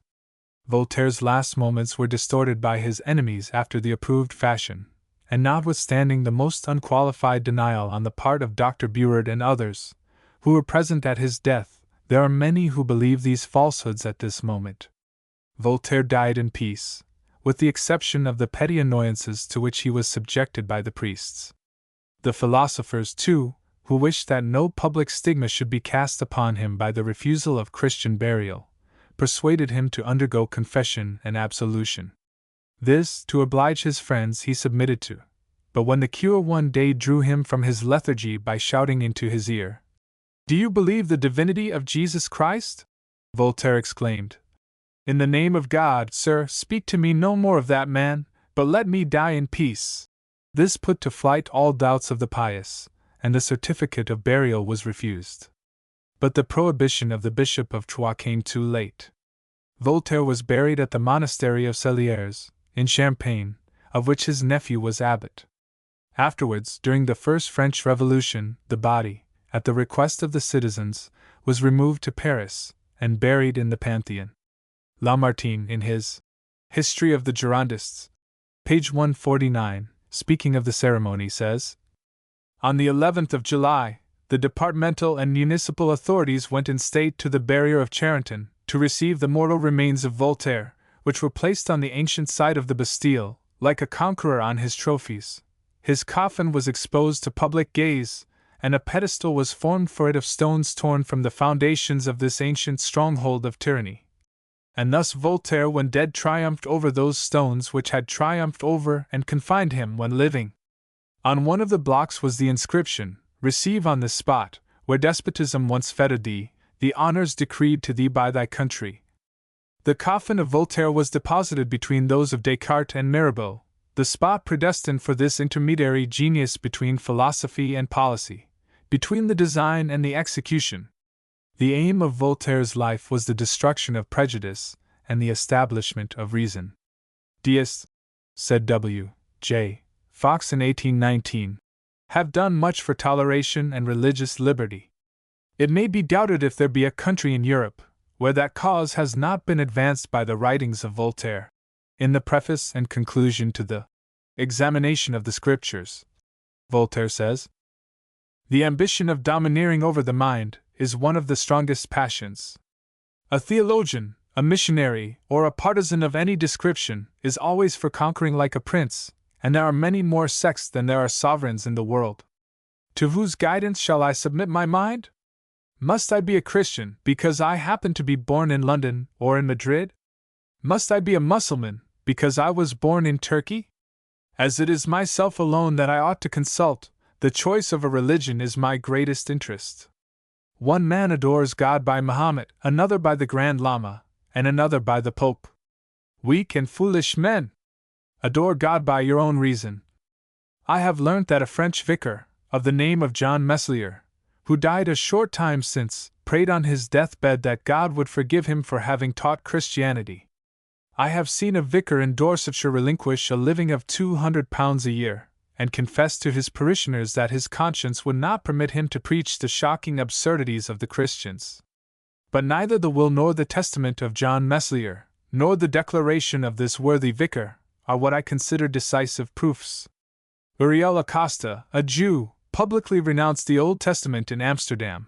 However, I pay no more attention to the Jew Acosta than to Parson Meslier.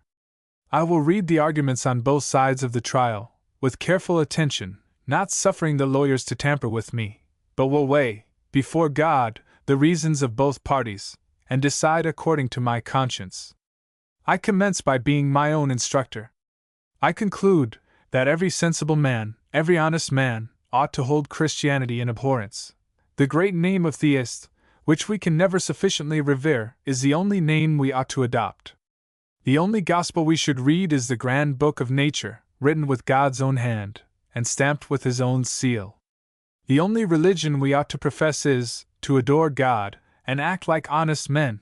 It would be as impossible for this simple and eternal religion to produce evil, as it would be impossible for Christian fanaticism not to produce it.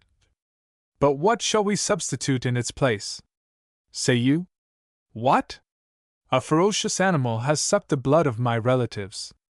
I tell you to rid yourselves of this beast, and you ask me what you shall put in its place. Is it you that put this question to me?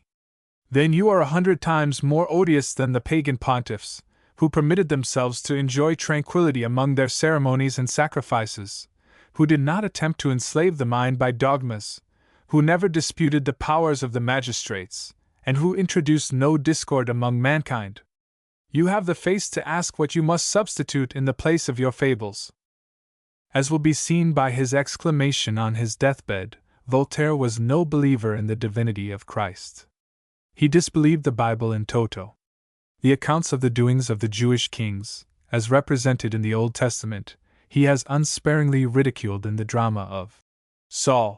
The quiet irony of the following will be easily appreciated.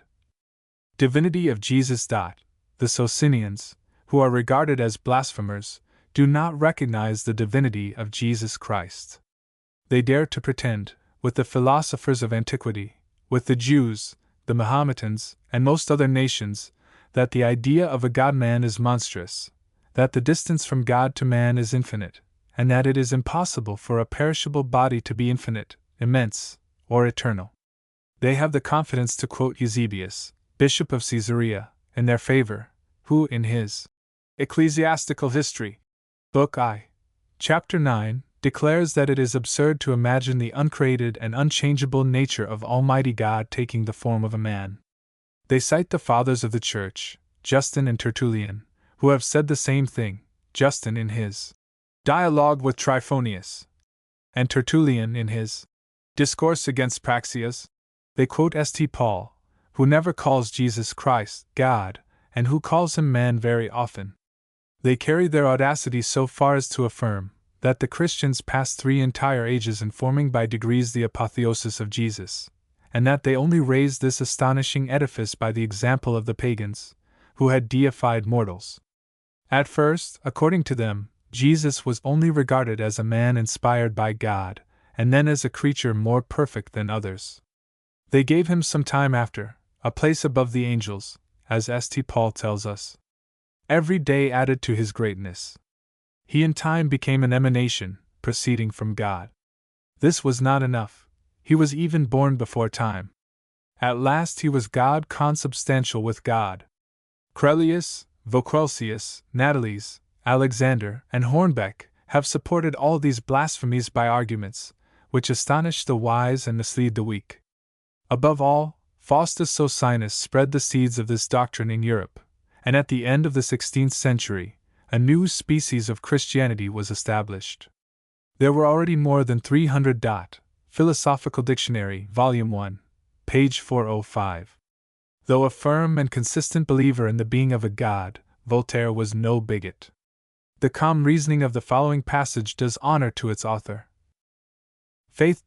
Divine faith, about which so much has been written, is evidently nothing more than incredulity brought under subjection, for we certainly have no other faculty than the understanding by which we can believe, and the objects of faith are not those of the understanding.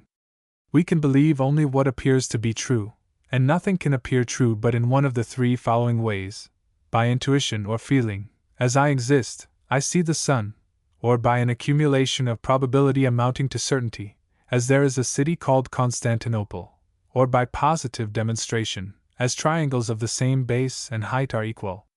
Faith, therefore, being nothing at all of this description, can no more be a belief, a persuasion, than it can be yellow or red. It can be nothing but the annihilation of reason, a silence of adoration at the contemplation of things absolutely incomprehensible. Thus, speaking philosophically, no person believes the Trinity. No person believes that the same body can be in 1,000 places at once, and he who says, I believe these mysteries, will see, beyond the possibility of a doubt, if he reflects for a moment on what passes in his mind, that these words mean no more than, I respect the mysteries, I submit myself to those who announce them. For they agree with me, that my real reason, their own reason, believe them not. But it is clear if my reason is not persuaded, I am not persuaded, and my reason cannot possibly be two different beings. It is an absolute contradiction that I should receive that as true which my understanding rejects as false. Faith, therefore, is nothing but submissive or deferential incredulity. But why should this submission be exercised when my understanding invincibly recoils? The reason, we well know, is that my understanding has been persuaded that the mysteries of my faith are laid down by God Himself. All, then, that I can do, as a reasonable being, is to be silent and adore. That is what divines call external faith, and this faith neither is, nor can be, anything more than respect for things incomprehensible, in consequence of the reliance I place on those who teach them. If God Himself were to say to me, "Thought is of an olive color, the square of a certain number is bitter," I should certainly understand nothing at all from these words. I could not adopt them either as true or false. But I will repeat them, if He commands me to do it, and I will make others repeat them at the risk of my life. This is faith. It is nothing more than obedience. In order to obtain a foundation then for this obedience, it is merely necessary to examine the books which require it. Our understanding, therefore, should investigate the books of the Old and New Testament, just as it would Plutarch or Livy, and if it finds in them incontestable and decisive evidences obvious to all minds, and such as would be admitted by men of all nations, that God Himself is their author, then it is our incumbent duty to subject our understanding to the yoke of faith. Ibid. p. 474. Prayer. We know of no religion without prayers. Even the Jews had them, although there was no public form of prayer among them before the time when they sang their canticles in their synagogues, which did not take place until a late period. The people of all nations, whether actuated by desires or fears, have summoned the assistance of the divinity. Philosophers, however, more respectful to the Supreme Being, and rising more above human weakness, have been habituated to substitute, for prayer, resignation. This, in fact, is all that appears proper and suitable between creature and Creator. But philosophy is not adapted to the great mass of mankind. It soars too highly above the vulgar. It speaks a language they are unable to comprehend. To propose philosophy to them would be just as weak as to propose the study of conic sections to peasants or fish women. Among philosophers themselves, I know of no one besides Maximus Tyrius who has treated of this subject. The following is the substance of his ideas upon it. The designs of God exist from all eternity. If the object prayed for be conformable to His immutable will, it must be perfectly useless to request of Him the very thing which He has determined to do. If He is prayed to for the reverse of what He has determined to do, He is prayed to be weak, fickle, and inconstant. Such a prayer implies that this is thought to be His character, and is nothing better than ridicule or mockery of Him.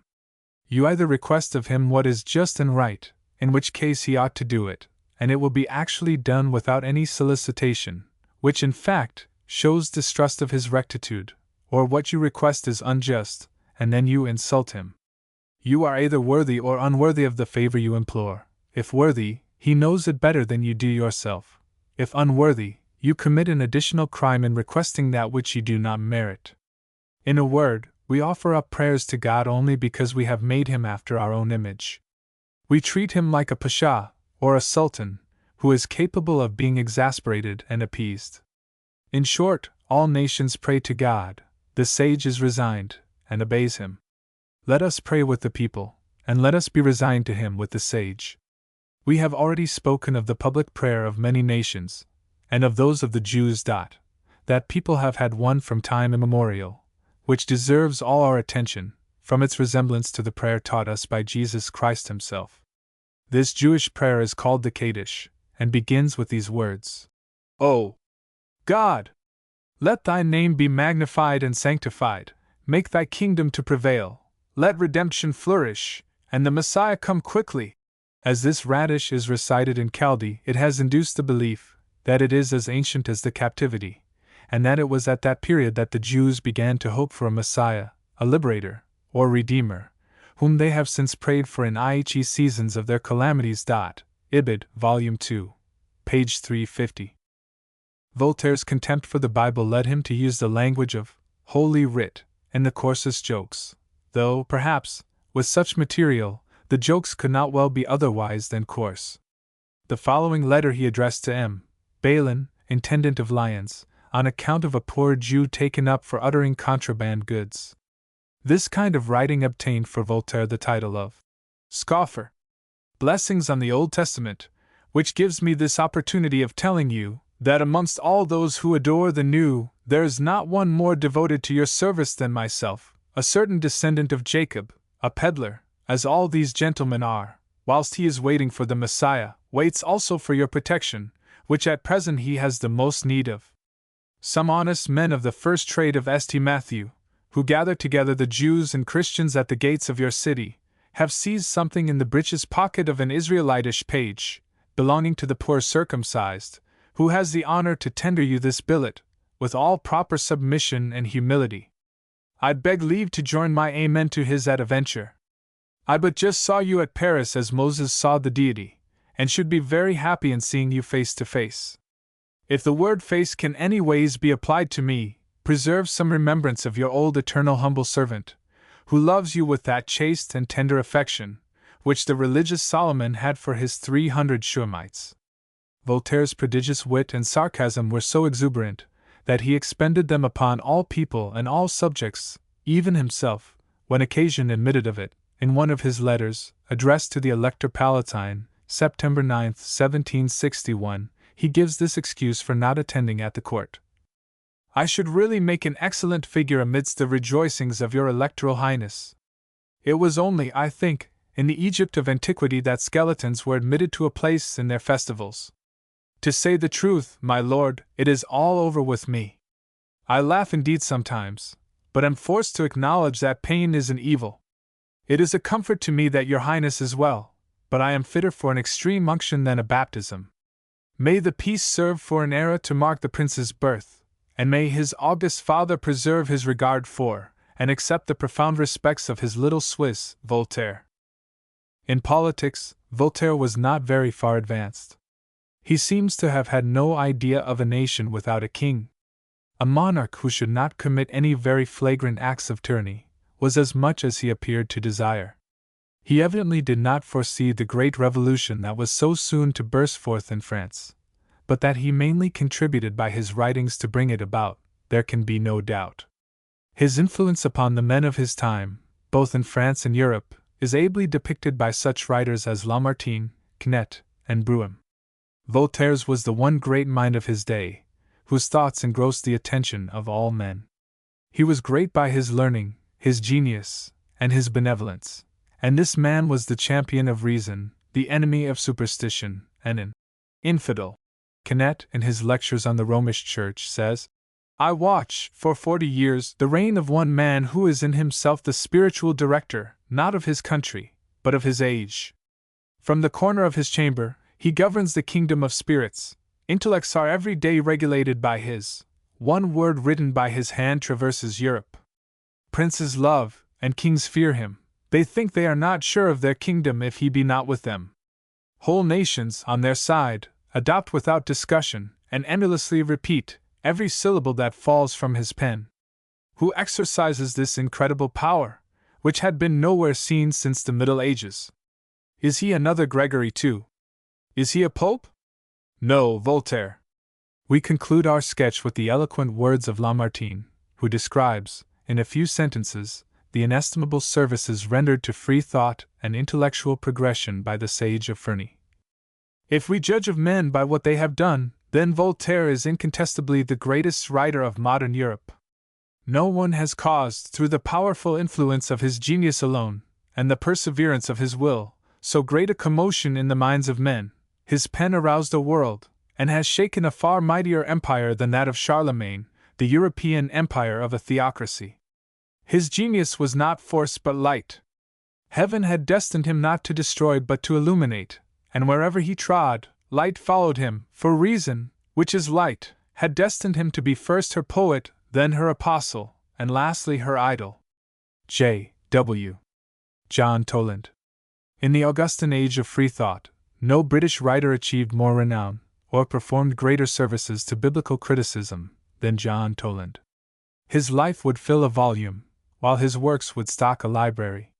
True to his convictions, he spoke like a man, and died as a hero.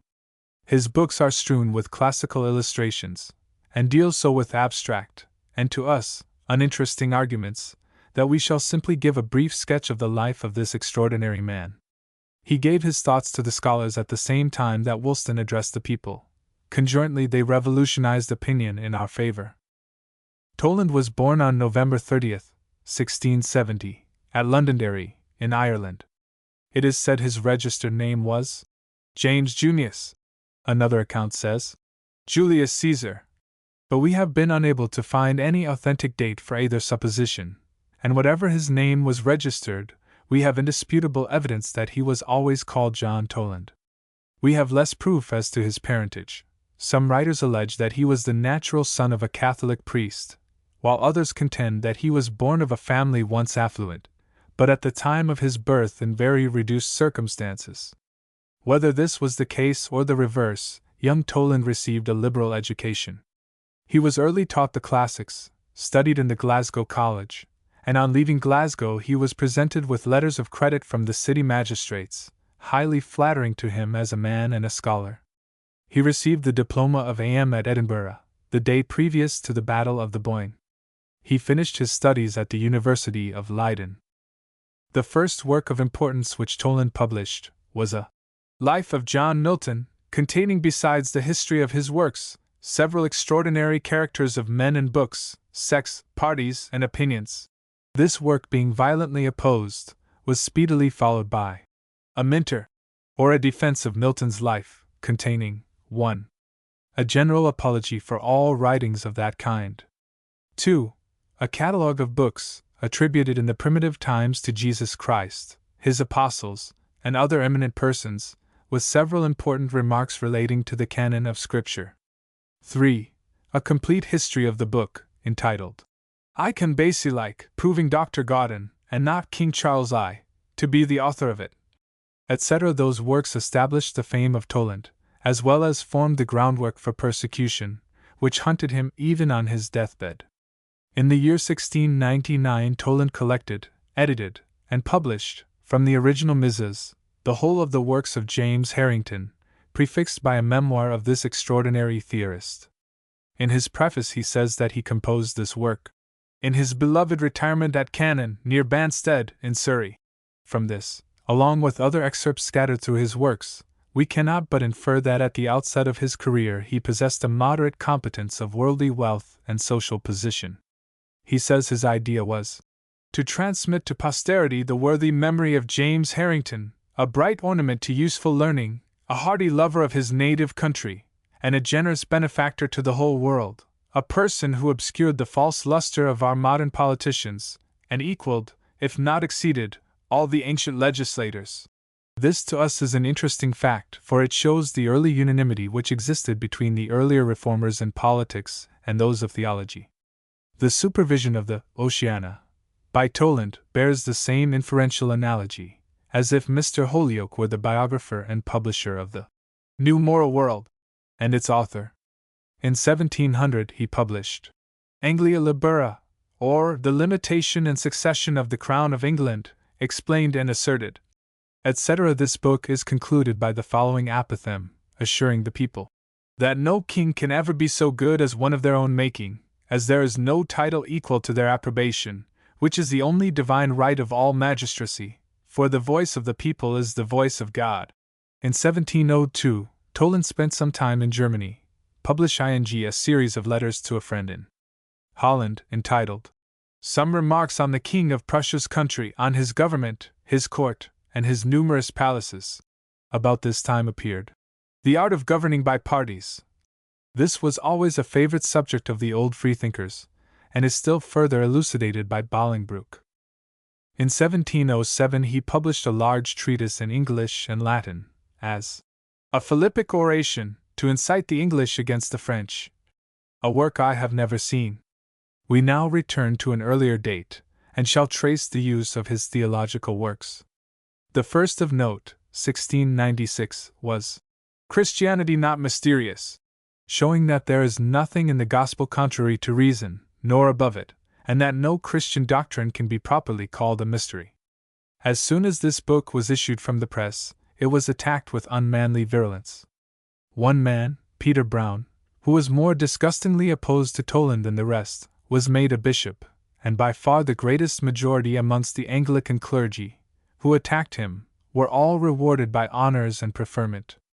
The author was accused of making himself a new heresiarch, that there was a tradition amongst the Irish that he was to be a second Cromwell, and that Toland himself boasted that before he was 40 years old, he would be governor over a greater country than Cromwell, and that he would be the head over a new religion before he was 30. One of his opponents publicly stigmatizes him as saying that he, Toland, himself designed to be as great an impostor as Mahomet, and more powerful than the Pope, while the Puritans denounced him as a disguised Jesuit, and the Papists as a rancorous nonconformist. To complete the comedy, the Irish Parliament condemned his book to be publicly burnt, some ecclesiastics loudly murmuring that the author should be burned with it. Others, more moderate, were anxious that Toland should burn it himself, while at last they came to an unanimous resolution to burn it in front of the threshold of his door, so that when the author appeared, he would be obliged to step o'er the ashes of his own book, which was accordingly done amid the brutal cheers of an ignorant and infuriated populace. As a proof of the high esteem in which Toland was held by the few able and liberal men of the day, we extract the following account from the correspondence of John Locke and Mr. Molyneux. The latter gentleman, writing to the former, says, I am told the author of Christianity Not Mysterious is of this country, and that his name is Toland, but he is a stranger in these parts, I believe. If he belongs to this kingdom, he has been a good while out of it, or I have not heard of any such remarkable man amongst us. In another letter the same writer says, In my last to you, there was a passage relating to the author of Christianity Not Mysterious. I did not then think he was so near me as within the bounds of this city, but I find since that he has come over hither, and have had the favor of a visit from him. I now understand that he was born in this country, but that he has been a great while abroad, and his education was for some time under the great Leclerc. But that for which I can never honor him too much, is his acquaintance and friendship to you, and the respect which upon all occasions he expresses for you. I propose a great deal of satisfaction in his conversation. I take him to be a candid freethinker, and a good scholar. But there is a violent sort of spirit which reigns here, which begins already to show itself against him, and I believe will increase daily, for I find the clergy alarmed to a mighty degree against him. And last Sunday he had his welcome to this city, by hearing himself harangued against out of the pulpit, by a prelate of this country. Mr. Locke in return says, For the man I wish very well, and could give you, if it needed, proofs that I do so. And therefore I desire you to be kind to him, but I must leave it to your prudence in what way and how far. For it will be his fault alone, if he proves not a very valuable man, and have not you for his friend. To this, Mr. Molyneux writes to Mr. Locke, I look upon Mr. Toland as a very ingenious man, and I should be very glad of any opportunity of doing him service, to which I think myself indispensably bound by your recommendation.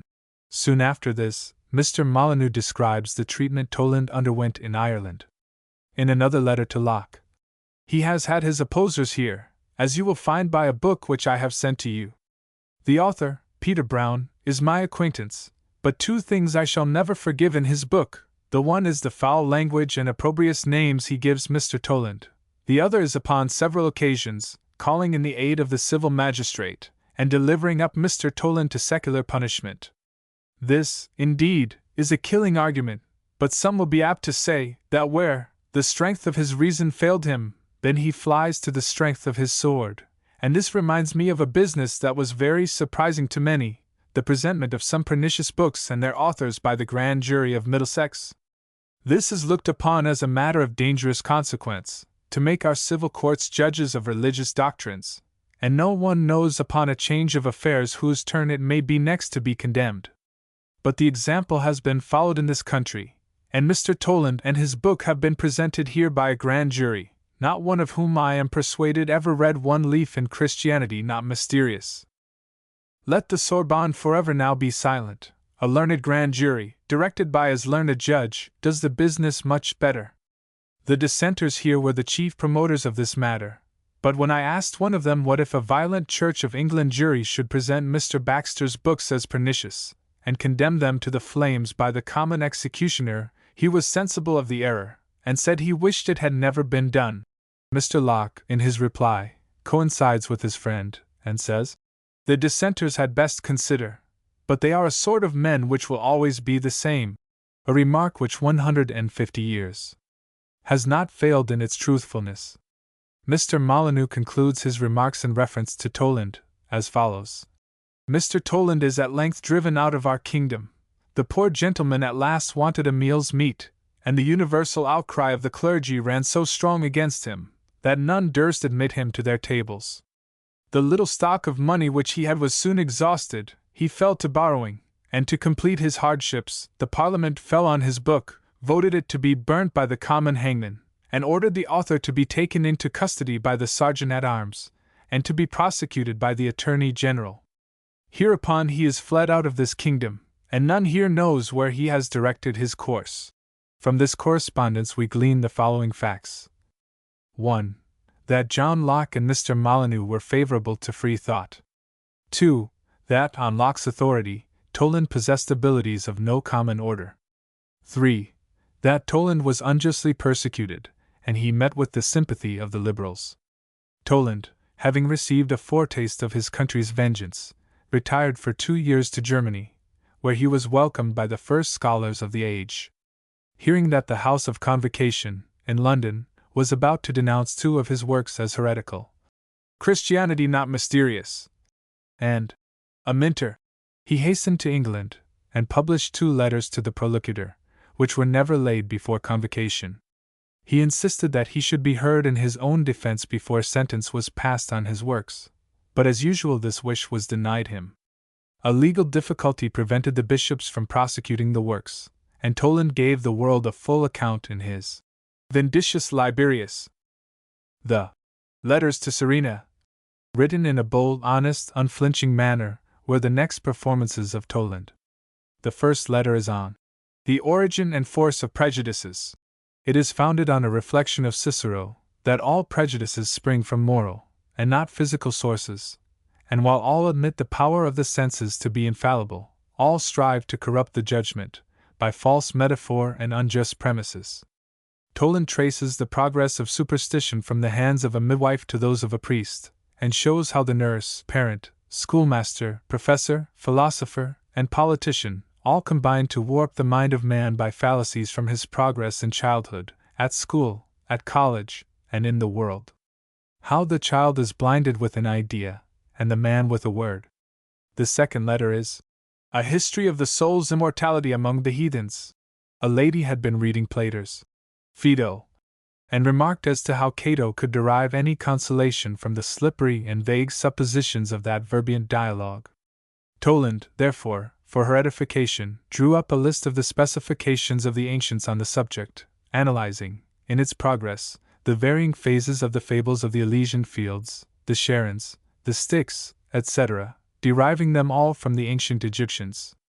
Toland thought the idea had arisen among the people, like our witches, ghosts, and fairy stories, and subsequently defended by the philosophers, who sought to rule their passions by finding arguments for their superstitions, and thus the rise of their exoteric and esoteric doctrines were the first foundations of the belief in the immortality of the soul. The third letter is on the origin of idolatry, or, as it might rather be called, a history of the follies of mankind. He traces the causes, the origin, and the science of superstition, its phenomena and its devotees, proving that all the sacrifices, prayers, and customs of idolatry are the same in all ages, they only differ in language and adaptability of climate, and that with the fall of judicial astrology, idolatry received its greatest blow, for while men thought that priests could control destiny, they feared them. But this idea destroyed, it removed the terror which so long had existed as an immediate object betwixt the man and this sacerdotal tyrant. In letter fourth, addressed to a gentleman in Holland, showing Spinoza's system of philosophy to be without any principle or foundation. And in the concluding article, Toland argues that motion is essential to matter, in answer to some remarks by a noble friend on the above. In the 15th section of this argument, Toland thus rebuts the allegation that were motion indissolubly connected with matter, there must be extension without surface for motion or matter to exert their respective powers upon. It is often used as an argument that if a vase was filled with any commodity to the utmost extent, where would be the space for motion? We know that in a kettle of water, if there is no outlet for the steam, which is the motion of the water, the kettle will burst. Toland says, "You own most bodies are in actual motion, which can be no argument that they have been always so, or that there are not others in actual repose. I grant that such a consequence does not necessarily follow, though the thing may itself be true.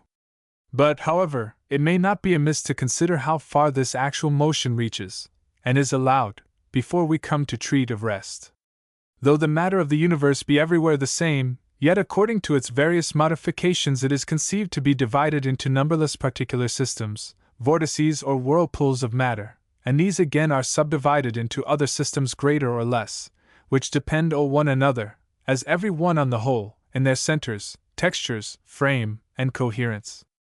Our Sun is the center of one of the larger systems, which contains a great many small ones within the sphere of its activity, as all the planets which move about it, and these are subdivided into lesser systems that depend on them, as his satellites wait upon Jupiter, and the Moon on the Earth. The Earth again is divided into the atmosphere, ground, water, and other principal parts, these again into the vegetable, animal, and mineral kingdoms. Now, as all these depend in a link on one another, so their matter is mutually resolved into each other, for earth, air, fire, and water are not only closely blended and united, but likewise interchangeable, transformed in a perpetual revolution, earth becoming water, water air, air ether, and so back again in mixtures without end or number. The animals we destroy contribute to preserve us, till we are destroyed to preserve other things, and become parts of grass, or plants, or water or air, or something else that helps to make other animals, and they one another, or other men, and these again into stone, or wood, or metals, or minerals, or animals again, or become parts of all these and of a great many other things, animals, or vegetables, daily consuming and devouring each other, so true it is that everything lives by the destruction of another. All the parts of the universe are in this constant motion of destroying and begetting, of begetting and destroying, and the greater systems are acknowledged to have their ceaseless movements as well as the smallest particles, the very central globes of the vortices revolving on their own axis, and every particle in the vortex gravitating towards the center. Our bodies, however we may flatter ourselves, do not differ from those of other creatures, but like them receive increase or diminution by nutrition or evacuation, by accretion, transpiration, and other ways, giving some parts of ours to other bodies, and receiving again of theirs, not altogether the same yesterday as today, nor to continue the same tomorrow, being alive in a perpetual flux like a river. and in the total dissolution of our system at death to become parts of 1,000 other things at once, our bodies partly mixing with the dust and the water of the earth, partly exhaled and evaporated into the air, flying to so many different places, mixing and incorporating with numerous things. No parts of matter are bound to any one figure or form, losing and changing their figures and forms continually, that is, being in perpetual motion, dipped, or worn, or ground to pieces, or dissolved by other parts, acquiring their figures, and these theirs, and so on incessantly, earth, air, fire, and water, iron, wood, and marble, plants and animals, being rarefied, condensed, liquefied, congealed, dissolved, coagulated, or any other way resolved into one another. The whole face of the earth exhibits those mutations every moment to our eyes, nothing continuing 1 hour numerically the same, and these changes being but several kinds of motion, are therefore the incontestable effects of universal action. But the changes in the parts make no change in the universe, for it is manifest that the continual alterations, successions, revolutions, and transmutations of matter cause no accession or diminution therein, no more than any letter is added or lost in the alphabet by the endless combinations and transpositions thereof into so many different words and languages. For a thing no sooner quits one form than it puts on another, leaving as it were the theatre in a certain dress, and appearing again in a new one, which produces a perpetual youthfulness and vigor, without any decay or decrepitness of the world, as some have falsely imagined, contrary to reason and experience, the world, with all the parts and kinds thereof, continuing at all times in the same condition. But the species still continue by propagation, notwithstanding the decay of the individuals, and the death of our bodies is but matter going to be dressed in some new form. The impressions may vary, but the wax continues still the same, and indeed death is in effect the very same thins with our birth, for as to die is only to cease to be what we formerly were, so to be born is to begin to be something which we were not before. Considering the numberless successive generations that have inhabited this globe, returning at death into the common mass of the same, mixing with all the other parts thereof, and to this, the incessant river-like flowing and transpiration of matter every moment from the bodies of men while they live, as well as their daily nourishment, inspiration of air, and other additions of matter to their bulk, it seems probable that there is no particle of matter on the whole earth which has not been a part of man. Nor is this reasoning confined to our own species, but remains as true of every order of animals or plants, or any other beings, since they have been all resolved into one another by ceaseless revolutions, so that nothing is more certain than that every material thing is all things, and that all things are but manifestations of one. In his reply to Wotton, who attacks those letters to Serena, Toland says they were addressed to a lady, the most accomplished then in the world. The name of the lady will probably remain forever a mystery. In 1718, he published the celebrated work, Nazarenus, or Jewish, Gentile, and Mahometan Christianity, which caused an immense sensation at the time it appeared, and led to his Manganets, 1720, a work singularly profound and effective. In the same year he gave the world Tetradamus, containing Hodigus, or the pillar of cloud and fire, that guided the Israelites in the wilderness, not miraculous, but a thing equally practiced by other nations, and Cleidophorus, or of the exoteric and esoteric philosophy, and Hypatia. There is a long preface to those books. From under an elm in Bensbury, or Chebham's camp, on the Warren at the south end of Wimbledon Common, 1720. About this time, Pantheisticon appeared, written as a caricature on church liturgies, which Archdeacon Hare denounced as downright atheism. Along with the above, Toland wrote a multitude of small pamphlets. He translated the fables of Aesop, and published a poem, entitled Cleito, which caused much excitement at the time, and as it represented Toland's ideal character, we reprinted it in the London Investigator. His earlier political works were esteemed so valuable in the defense of the Protestant succession, and advancing the interests of the Elector, subsequently King of England, that in one of his visits paid to that court, he was presented by the Electress with miniature portraits of herself and family. The following is a catalogue of the works of Toland, which have never yet been published, and the works in which they are mentioned. 1. The History of Socrates, in the Life of Harrington. 2. Systems of Divinity Exploded. An Epistolary Dissertation. Christianity Not Mysterious. 3. The History of the Canon of the New Testament. Nazarenus. 4. Republica Mosaica. Nazarenus. 5. A Treatise Concerning Tradition. Tetradamus. There were several other works, part of them written, which passed into the hands of Lord Molesworth, we believe, part of which were published, the History of the Druid, and also Giordano Bruno. But whether they exist at the present time or not, we are unable to say. There is also great difficulty in deciding as to the manner of Toland's life. Of this, however, we are certain, that he caused great opposition in his own day, and he was patronized by able men. He edited an edition of Lord Shaftesbury's letters, and published a work of that noble lord surreptitiously. He mingled amongst the German courts, and appeared on terms of equality with the elite of the philosophers and the aristocracy. The brief memoir preface to one of his works is an epistolary document addressed to a noble lord.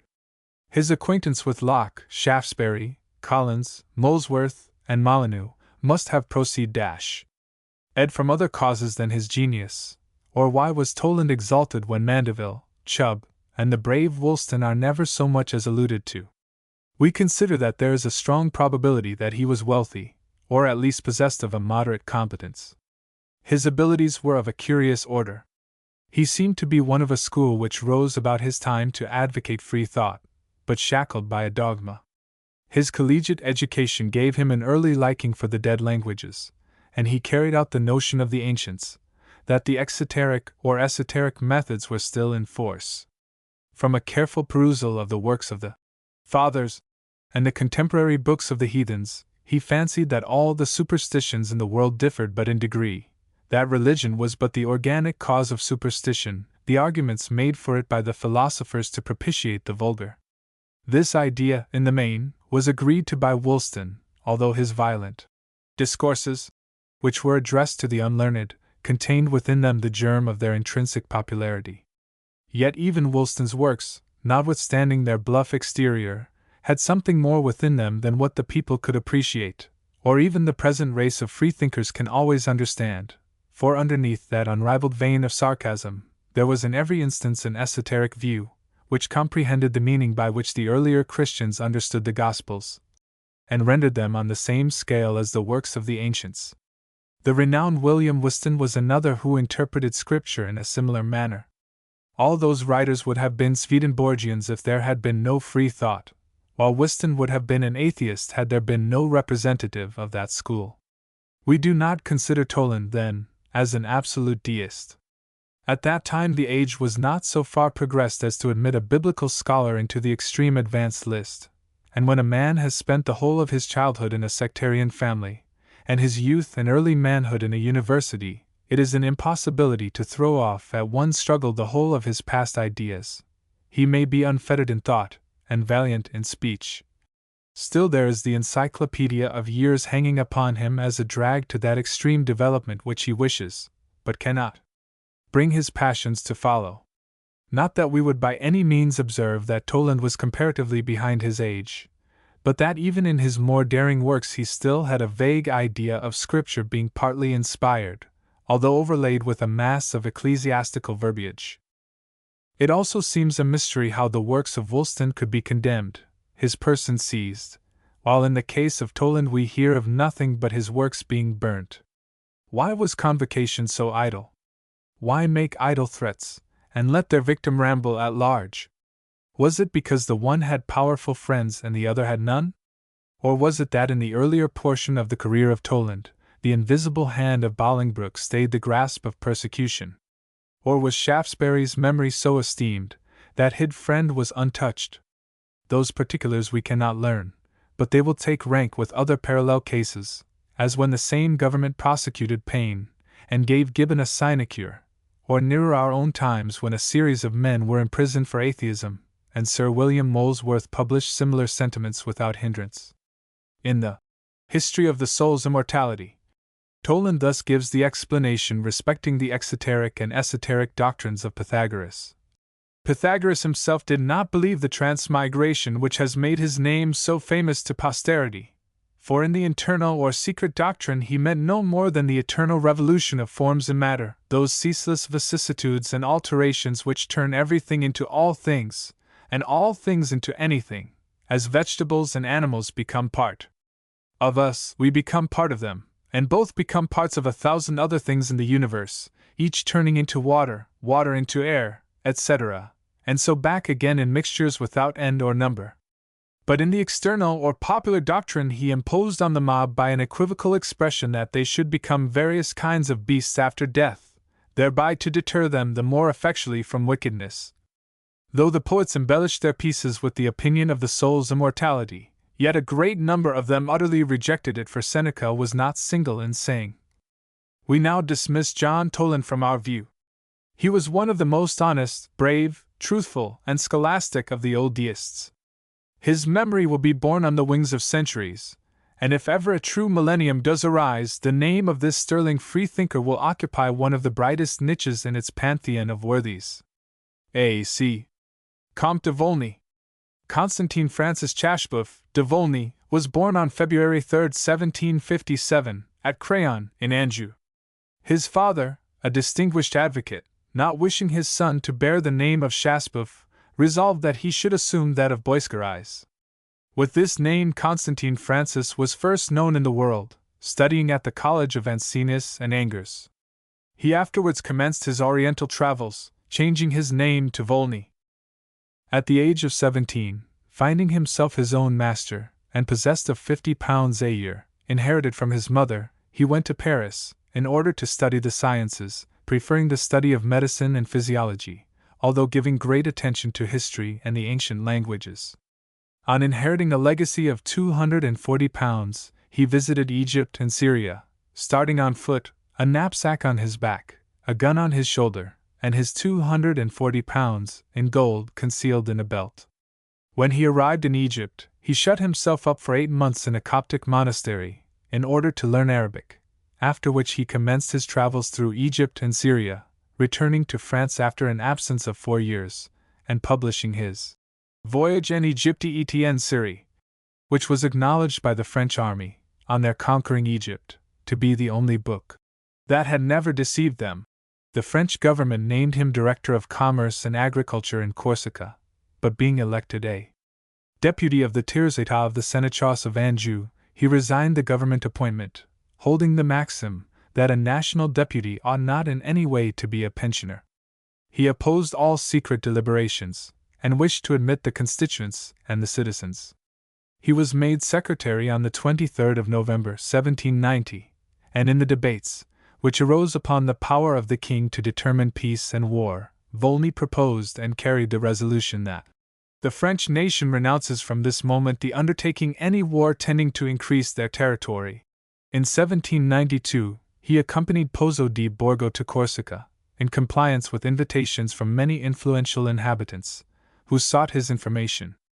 In Corsica he became acquainted with Napoleon Bonaparte, who was then an artillery officer, and some years after, hearing that Bonaparte had obtained the command of the army of Italy, Volney exclaimed, "If circumstances favor him, we shall see the head of a Caesar upon the shoulders of an Alexander." When Volney returned to Paris, he published an account of the state of Corsica. He was afterwards appointed professor of history, attracting large audiences, but the normal school being suppressed, he embarked for the United States of America, in 1795. He was received by Washington, who bestowed publicly on him marks of honor and friendship. In 1798, Volney returned to France, and gave up to his mother-in-law the property which he was entitled to from the death of his father, which had just occurred. During his absence, he had been chosen a member of the Institute. Bonaparte also, on Volney's return, tried to win his esteem and assistance, soliciting him as colleague in the consulship. But he refused the cooperation, as also the office of Minister of the Interior. Seldom do men find so many inducements to accept office, as was offered to Volney, and seldom do men appear who are disinterested enough to reject the inducements then held out to him. Although he refused to work with the ruling powers of that day, he ever ceased to work for the people. He occupied himself till the last year of his life in giving to the world that literature which will never be forgotten. It would be impossible to notice all the works written by such an indefatigable thinker as the heretic of our sketch. We ought to mention, however, that subsequently to his being made peer of France by Louis XVIII, and when there existed an intention of crowning Louis, Volney published The History of Samuel, the inventor of royal coronations. This book represents Samuel as an impostor, Saul as the blind instrument of sacerdotal cunning, and David as an ambitious youth. In September 1791, Volney presented to the Assembly The Ruins or Meditations on the Revolutions of Empires, a book which will immortalize him in the memory of freethinkers. The originality of style and the eloquence of expression cannot fail to interest all who read it. We give the following extracts from the above work, but as it contains so much that ought to be read, we must return to the subject in another number. Legislators, friends of evidence and of truth! That the subject of which we treat should be involved in so many clouds is by no means astonishing, since, beside the difficulties that are peculiar to it, thought itself has, till this moment, ever had shackles imposed upon it, and free inquiry, by the intolerance of every religious system, been interdicted. But now that thought is unrestrained, and may develop all its powers, we will expose in the face of day, and submit to the common judgment of assembled nations, such rational truths as unprejudiced minds have by long and laborious study discovered, and this, not with the design of imposing them as a creed, but from a desire of provoking new lights, and obtaining better information. Chiefs and instructors of the people!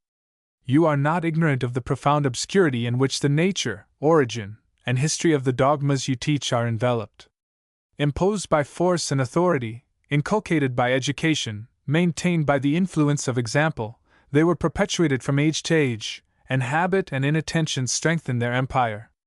But if man, enlightened by experience and reflection, summoned to the bar of mature examination the prejudices of his infancy, he presently discovers a multitude of incongruities and contradictions, which awaken his sagacity, and call forth the exertion of his reasoning powers.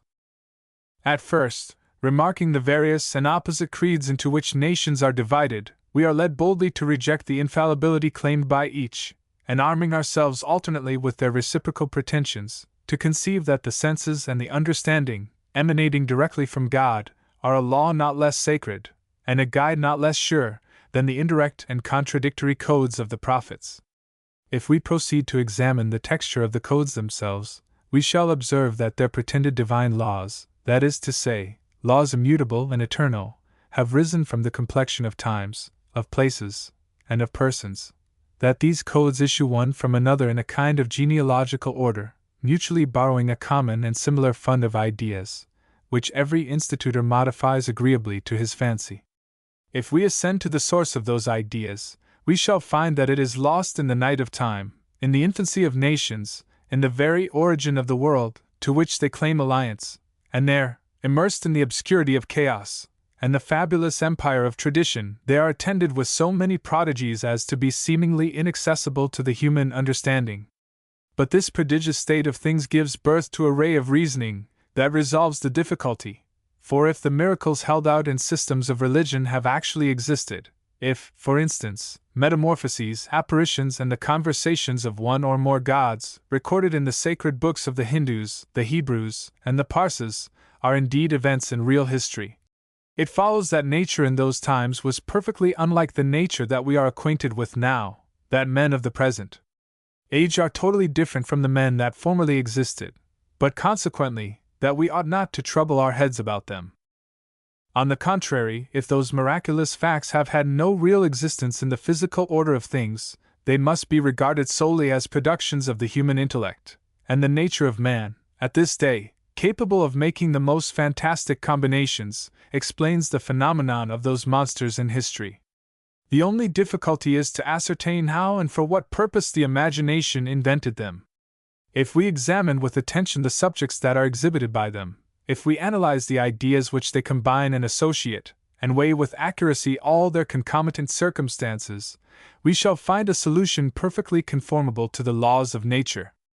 Those fabulous stories have a figurative sense different from their apparent one, They are founded on simple and physical facts, but these facts, being ill-conceived and erroneously represented, have been disfigured and changed from their original nature by accidental causes dependent on the human mind, by the confusion of signs made use of in the representation of objects, by the equivocation of words, the defect of language, and the imperfection of writing. These gods, for example, who act such singular parts in every system, are no other than the physical powers of nature, the elements, the winds, the meteors, the stars, all which have been personified by the necessary mechanism of language, and the manner in which objects are conceived by the understanding. Their life, their manners, their actions, are only the operation of the same powers, and the whole of their pretended history no more than a description of their various phenomena, traced by the first naturalists that observed them, but taken in a contrary sense by the vulgar, who did not understand it, or by succeeding generations, who forgot it. In a word, all the theological dogmas respecting the origin of the world, the nature of God, the revelation of His laws, the manifestation of His person, are but recitals of astronomical facts, figurative and emblematical narratives of the motion and influence of the heavenly bodies. The very idea itself of the divinity, which is at present so obscure, abstracted, and metaphysical, was in its origin merely a composite of the powers of the material universe, considered sometimes analytically, as they appear in their agents and their phenomena, and sometimes synthetically, as forming one whole, and exhibiting an harmonious revelation in all its parts. Thus the name of God has been bestowed sometimes upon the wind, upon fire, water, and the elements, sometimes upon the sun, the stars, the planets, and their influences, sometimes upon the universe at large, and the matter of which the world is composed, sometimes upon abstract and metaphysical properties, such as space, duration, motion, and intelligence, but in every instance, the idea of a deity has not flowed from the miraculous revelation of an invisible world, but has been the natural result of human reflection, has followed the progress and undergone the changes of the successive improvement of intellect, and has had for its subject the visible universe and its different agents. It is then in vain that nations refer the origin of their religion to heavenly inspiration. It is in vain that they pretend to describe a supernatural state of things as first in order of events. The original barbarous state of mankind, attested by their own monuments, belies all their assertions. These assertions are still more victoriously refuted by considering this great principle, that man receives no ideas but through the medium of his senses, for from hence it appears that every system which ascribes human wisdom to any other source than experience and sensation, includes in it a hysteron vroteron, and represents the last results of understanding as earliest in the order of time. If we examine the different religious systems which have been formed respecting the actions of the gods, and the origin of the world, we shall discover at every turn an anticipation in the order of narrating things, which could only be suggested by subsequent reflection. Reason, then, emboldened by these contradictions, hesitates not to reject whatever does not accord with the nature of things, and accepts nothing for historical truth that is not capable of being established by argument and ratiocination. Its ideas and suggestions are as follows. Before any nation received from a neighbor nation dogmas already invented, before one generation inherited the ideas of another, none of these complicated systems had existence. The first men, the children of nature, whose consciousness was anterior to experience, and who brought no preconceived knowledge into the world with them, were born without any idea of those articles of faith which are the result of learned contention, of those religious rites which had relation to arts and practices not yet in existence, of those precepts which suppose the passions already developed, of those laws which have reference to a language and a social order hereafter to be produced, of that God, whose attributes are abstractions of the knowledge of nature, and the idea of whose conduct is suggested by the experience of a despotic government, in fine, of that soul and those spiritual existences which are said not to be the object of the senses, but which, however, we must forever have remained unacquainted with, if our senses had not introduced them to us. Previously to arriving at these notions, an immense catalogue of existing facts must have been observed. Man, originally savage, must have learned from repeated trials the use of his organs. Successive generations must have invented and refined upon the means of subsistence, and the understanding, at liberty to disengage itself from the wants of nature, must have risen to the complicated art of comparing ideas, digesting reasonings, and seizing upon abstract similitudes. It was not till after having surmounted those obstacles, and run a long career in the night of history, that man, reflecting on his state, began to perceive his subjection to forces superior to his own and independent of his will. The sun gave him light and warmth, fire burned, thunder terrified, the winds buffeted, water overwhelmed him. All the various natural existences acted upon him in a manner not to be resisted. For a long time an automaton, he remained passive, without inquiring into the cause of this action. But the very moment he was desirous of accounting to himself for it, astonishment seized his mind, and passing from the surprise of a first thought to the reverie of curiosity, he formed a chain of reasoning. At first, considering only the action of the elements upon him, he inferred relatively to himself an idea of weakness, of subjection, and relatively to them, an idea of power, of domination, and this idea was the primitive and fundamental type of all his conceptions of the divinity. The action of the natural existences, in the second place, excited in him sensations of pleasure or pain, of good or evil. By virtue of his organization, he conceived love or aversion for them, he desired or dreaded their presence, and fear or hope was the principle of every idea of religion. Afterwards, judging everything by comparison, and remarking in those beings emotions spontaneous like his own, he supposed there to be a will, an intelligence inherent in that motion, of a nature similar to what existed in himself, and hence, by way of inference, he started a fresh argument. Having experienced that certain modes of behavior towards his fellow creatures wrought a change in their affections and governed their conduct, he applied those practices to the powerful beings of the universe. When my fellow creature of superior strength, said he to himself, is disposed to injure me, I humble myself before him, and my prayer has the art of appeasing him. I will pray to the powerful beings that strike me. I will supplicate the faculties of the planets, the waters, and they will hear me. I will conjure them to avert the calamities, and to grant me the blessings which are at their disposal. My tears will move, my offerings propitiate them, and I shall enjoy complete felicity. And simple in the infancy of his reason, man spoke to the sun and the moon. He animated with his understanding and his passions the great agents of nature. He thought by vain sounds and useless practices to change their inflexible laws. Fatal error! He desired that the water should ascend, the mountains be removed, the stone mount in the air, and substituting a fantastic to a real world, he constituted for himself beings of opinion, to the terror of his mind and the torment of his race. Thus the ideas of God and religion sprung, like all others, from physical objects, and were in the understanding of man, the products of his sensations, his wants, the circumstances of his life, and the progressive state of his knowledge. As these ideas had natural beings for their first models, it resulted from hence that the divinity was originally as various and manifold as the forms under which he seemed to act. Each being was a power, a genius, and the first men found the universe crowded with innumerable gods. In like manner, the ideas of the divinity having had for motors the affections of the human heart, they underwent an order of division calculated from the sensations of pain and pleasure, of love and hatred. The powers of nature, the gods, the genii, were classed into benign and maleficent, into good and evil ones, and this constitutes the universality of these two ideas in every system of religion. These ideas, analogous to the condition of their inventors, were for a long time confused and cross. Wandering in woods, beset with wants, destitute of resources, men in their savage state had no leisure to make comparisons and draw conclusions. Suffering more ills than they tasted enjoyments, their most habitual sentiment was fear, their theology terror, their worship was confined to certain modes of salutation, of offerings which they presented to beings whom they supposed to be ferocious and greedy like themselves. In their state of equality and independence, no one took upon him the office of mediator with gods as insubordinate and poor as himself. No one having any superfluity to dispose of, there existed no parasite under the name of priest, nor tribute under the name of victim, nor empire under the name of altar.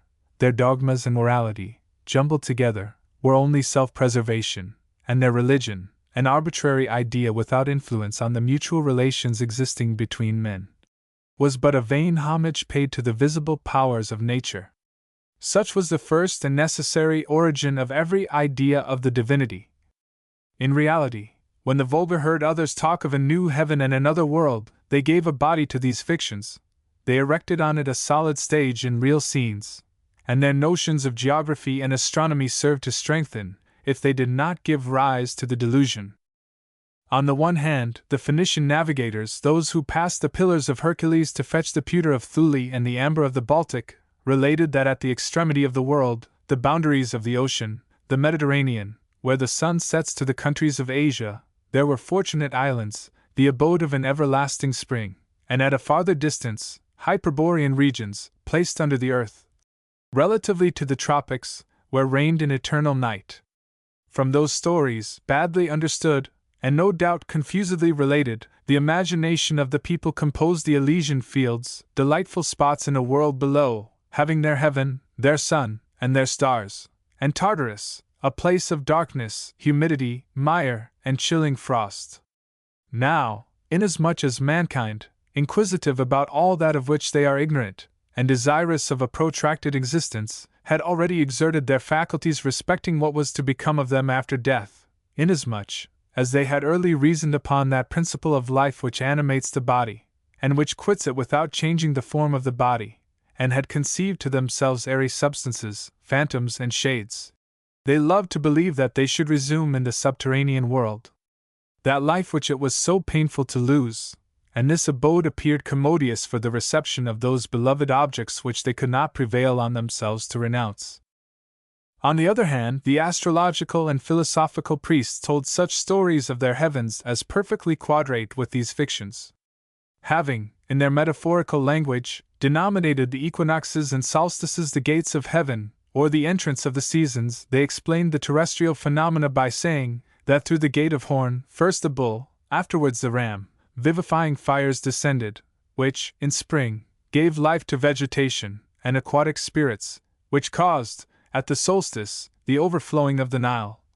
That through the gate of Ivory, originally the bowman, or Sagittarius, then the balance, and through that of Capricorn, or the urn, the emanations or influences of the heavens returned to their source and reascended to their origin, and the Milky Way which passed through the doors of the solstices seemed to them to have been placed there on purpose to be their road and vehicle.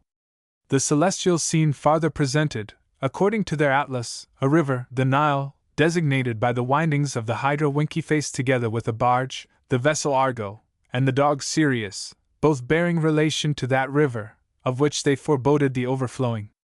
These circumstances, added to the preceding ones, increased the probability of the fiction, and thus to arrive at Tartarus or Elysium, souls were obliged to cross the rivers Styx and Acheron, in the boat of Charon the ferryman, and to pass through the doors of Horn and Ivory, which were guarded by the mastiff Cerberus. At length a civil usage was joined to all these inventions, and gave them consistency. The inhabitants of Egypt having remarked that the putrefaction of dead bodies became in their burning climate the source of pestilence and diseases, the custom was introduced in a great number of states, of burying the dead at a distance from the inhabited districts, in the desert which lies at the west. To arrive there it was necessary to cross the canals of the river in a boat, and to pay a toll to the ferryman, otherwise the body remaining unburied would have been left a prey to wild beasts. This custom suggested to her civil and religious legislators a powerful means of affecting the manners of her inhabitants, and addressing savage and uncultivated men with the motives of filial piety and reverence for the dead. They introduced, as a necessary condition, the undergoing that previous trial which should decide whether the deceased deserved to be admitted upon the footing of his family honors into the Black City. Such an idea too well accorded with the rest of the business not to be incorporated with it. It accordingly entered for an article into religious creeds, and hell had its Minos and its Rhadamanthus, with the wand, the chair, the guards, and the urn, after the exact model of this civil transaction. The divinity then, for the first time, became a subject of moral and political consideration, a legislator, by so much the more formidable as, while his judgment was final and his decrees without appeal, he was unapproachable to his subjects. This mythological and fabulous creation, composed as it was of scattered and discordant parts, then became a source of future punishments and rewards, in which divine justice was supposed to correct the vices and errors of this transitory state. A spiritual and mystical system, such as I have mentioned, acquired so much the more credit as it applied itself to the mind by every argument suited to it. The oppressed looked thither for an indemnification, and entertained the consoling hope of vengeance. The oppressor expected by the costliness of his offerings to secure to himself impunity, and at the same time employed this principle to inspire the vulgar with timidity. Kings and priests, the heads of the people, saw in it a new source of power. As they reserved to themselves the privilege of awarding the favors or the censure of the great judge of all, accord ing to the opinion they should inculcate of the odiousness of crimes and the meritoriousness of virtue. Thus, then, an invisible and imaginary world entered into competition with that which was real. Such, O Persians, was the origin of your renovated earth, your city of resurrection, placed under the equator, and distinguished from all other cities by this singular attribute, that the bodies of its inhabitants cast no shade. Such, O Jews and Christians, disciples of the Persians, was the source of your New Jerusalem, your paradise and your heaven, modeled upon the astrological heaven of Hermes. Meanwhile your hell, O ye Mussulmans, a subterraneous pit surmounted by a bridge, your balance of souls and good works, your judgment pronounced by the angels Munkar and Nakir, derives its attributes from the mysterious ceremonies of the cave of Mitra, and your heaven is exactly coincident with that of Osiris, Ormuzd, and Brahma. It is evident that it is not truth for which you contend, that it is not her cause you are jealous of maintaining, but the cause of your own passions and prejudices, that it is not the object as it really exists that you wish to verify, but the object as it appears to you, that it is not the evidence of the thing that you are anxious should prevail, but your personal opinion, your mode of seeing and judging. There is a power that you want to exercise, an interest that you want to maintain, a prerogative that you want to assume. In short, the whole is a struggle of vanity. And as every individual, when he compares himself with every other, finds himself to be his equal and fellow, he resists by a similar feeling of right, and from this right, which you all deny to each other, and from the inherent consciousness of your equality, spring your disputes, your combats, and your intolerance. Now the only way of restoring unanimity is by returning to nature, and taking the order of things which she has established for your director and guide, and this far the truth will then appear from your uniformity of sentiment. If we would arrive at uniformity of opinion, we must previously establish certainty, and verify the resemblance which our ideas have to their models. Now, this cannot be obtained, except so far as the objects of our inquiry can be referred to the testimony, and subjected to the examination of our senses. Whatever cannot be brought to this trial is beyond the limits of our understanding. We have neither rule to try it by, nor measure by which to institute a comparison, nor source of demonstration and knowledge concerning it. Whence it is obvious that, in order to live in peace and harmony, we must consent not to pronounce upon such objects, nor annex to them importance. We must draw a line of demarcation between such as can be verified and such as cannot, and separate, by an inviolable barrier, the world of fantastic beings from the world of realities. That is to say, all civil effect must be taken away from theological and religious opinions. This, O nations, is the end that a great people, freed from their fetters and prejudices, have proposed to themselves. This is the work in which, by their command, and under their immediate auspices, we were engaged, when your kings and your priests came to interrupt our labors. Kings and priests, you may yet for a while suspend the solemn publication of the laws of nature, but it is no longer in your power to annihilate or to subvert them. We conclude with the following. Investigate the laws which nature, for our direction, has implanted in our breasts, and form from thence an authentic and immutable code. Nor let this code be calculated for one family, or one nation only, but for the whole without exception. Be the legislators of the human race, as ye are the interpreters of their common nature. Show us the line that separates the world of chimeras from that of realities, and teach us, after so many religions of error and delusion, the religion of evidence and truth. Our space prohibits further quotation in this number, but when we return to the subject, we shall notice Chapter 21, Problem of Religious Contradictions, and also, the Law of Nature, or principles of morality. Few men wrote more on various topics than Volney, and few have been more respected while living, and esteemed when dead, by those whose respect and esteem it is always an honor to possess. At the age of 53, after much travel and great study, Volney consoled his latter days by marrying his cousin, the hope of his youth, Mdli de Chaspouf. A disorder of the bladder, contracted when traversing the Arabian deserts, caused his death at the age of 63. He was buried in the cemetery of Père Lachaise, when Leah, director of the French Academy, pronounced a noble panegyric over his grave, and months after his death he was spoken highly of by some of the most illustrious men of France. Thus ended the days of one of the freethinkers of the past whose works, despite all suppression, will never die. J. W. Charles Blount. Look with me through the dark vista of 150 years of clouded history. Throw your mind across the bridge of time, for we are about to visit a tragic scene, a scene which might be depicted by a poet, so much of beauty, of truth, and of goodness, all blasted by the perjuries of the priest. Yonder, in the dim library of an ancestral mansion, embowered amid the woods of the south, close by the gurgling waters which beat an echo to the stormy breezes, those breezes which will never more fan his cheek, that water where he has often bathed his limbs will be his rippling monument. The shady moonlight of an August evening is gilding the rich pastures of Hertfordshire. The gorse bushes have not yet lost their beauty, the pheasants are playing in the woods, woods that so lately resounded with laughter, laughter ringing like a bell, the music of a merry heart.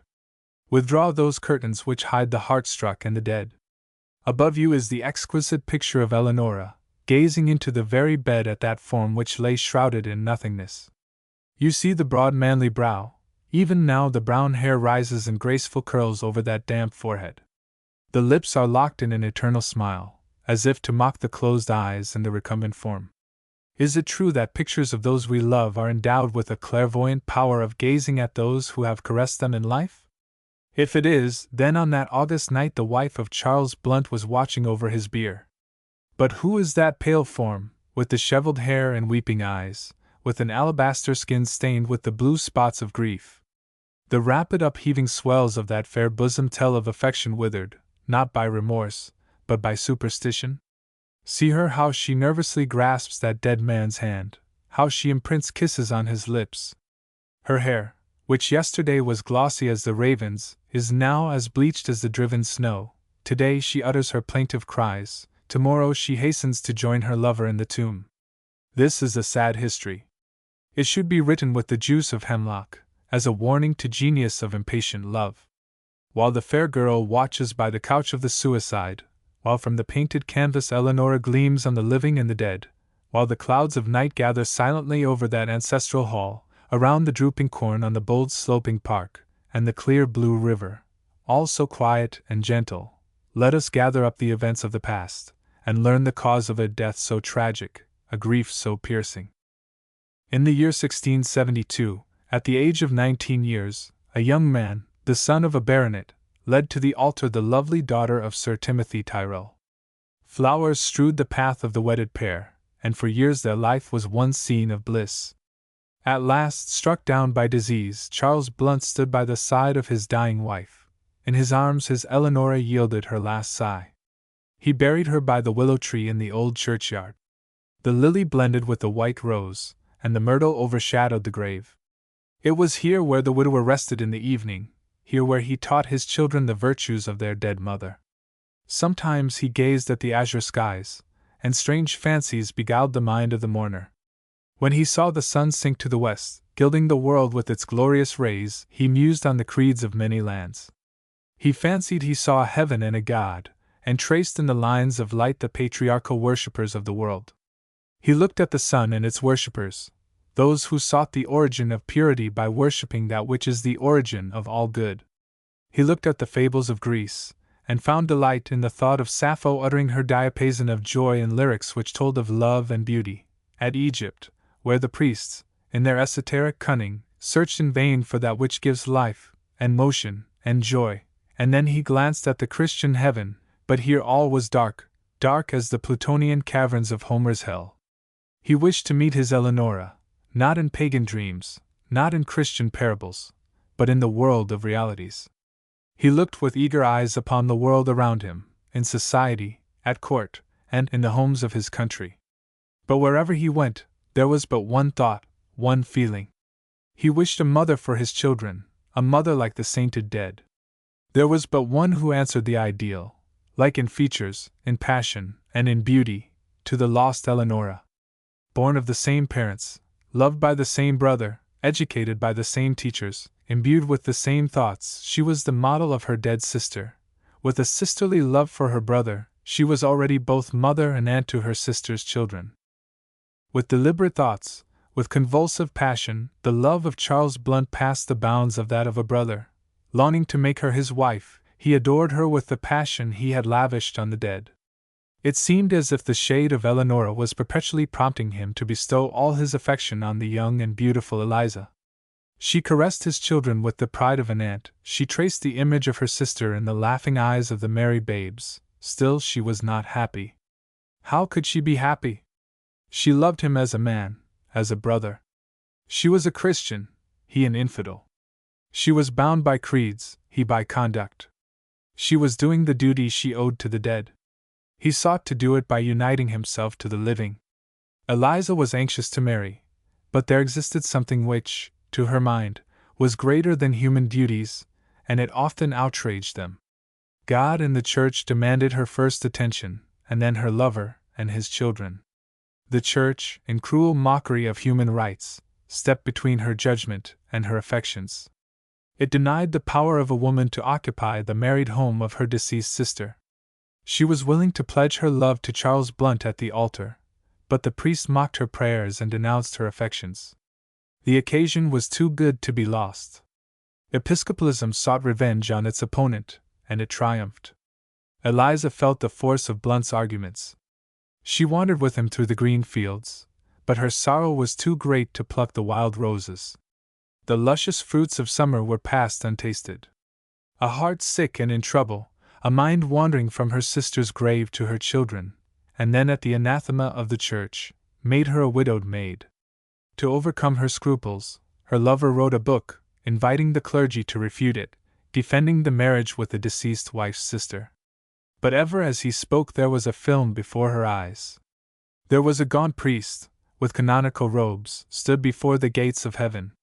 Before him and through him was the way to an eternal happiness, below him was a fiery hell, and he shouted with hoarse voice, "Incest, incest, incest." And ever as he shouted, he pointed with his finger of scorn at this Christian hell, and she conjured up in her mind the old stories of this priest, until she saw the livid flames rising up higher till they encircled her form, and then the priest screamed with fury, "Anathema Maranatha, incest, incest." And in terror she stood, with the big drops of sweat dripping from her brow, with her heart beating, with her mind distracted, but her affections unclouded. This priest was the Church of England, and those fancies were driven into her imagination by her creed, her litanies, and her sermons. Eliza Tyrrell was miserable. She was placed between her love, her duty, and her religion. If she had been a woman of a strong mind, she would have torn her creed into shreds, she would have dared the anathema of the priest, the ostracism of its dupes, and would have clung to the man she loved so truly, in defiance of that which was, at the best, but a faint possibility. The arguments in that pamphlet of Blount's were conclusive, but she distrusted reason. The plainest dictates of common logic were referred to the promptings of the devil. How could it be otherwise? Can the teachings of a lifetime be overthrown by the courtship of a few months? Eliza Tyrrell, true to Blount, loved him. True to her religion, she durst not marry him without the sanction of the Church. So Blount, as a last resolve, laid the matter before the Lords Vicegerent at Canterbury, and many of the most learned divines of England, and from those ecclesiastical leeches there was a Shylock cry of incest, incest, incest. And those terrible words came greeting the ears of Charles Blount, making his home like a charnel house, and they nearly sent his beautiful Eliza to a maniac's grave. Still she lingered on. Denied the power of a wife, she would not relinquish her duties as a mother to her sister's babes. There was a calm heroism here which few can imitate. The passions of Blount could not brook further insults. The last kick of bigotry against the broken-hearted freethinker was given. He could no longer rise with the lark, and roam over the hills of his ancestral home.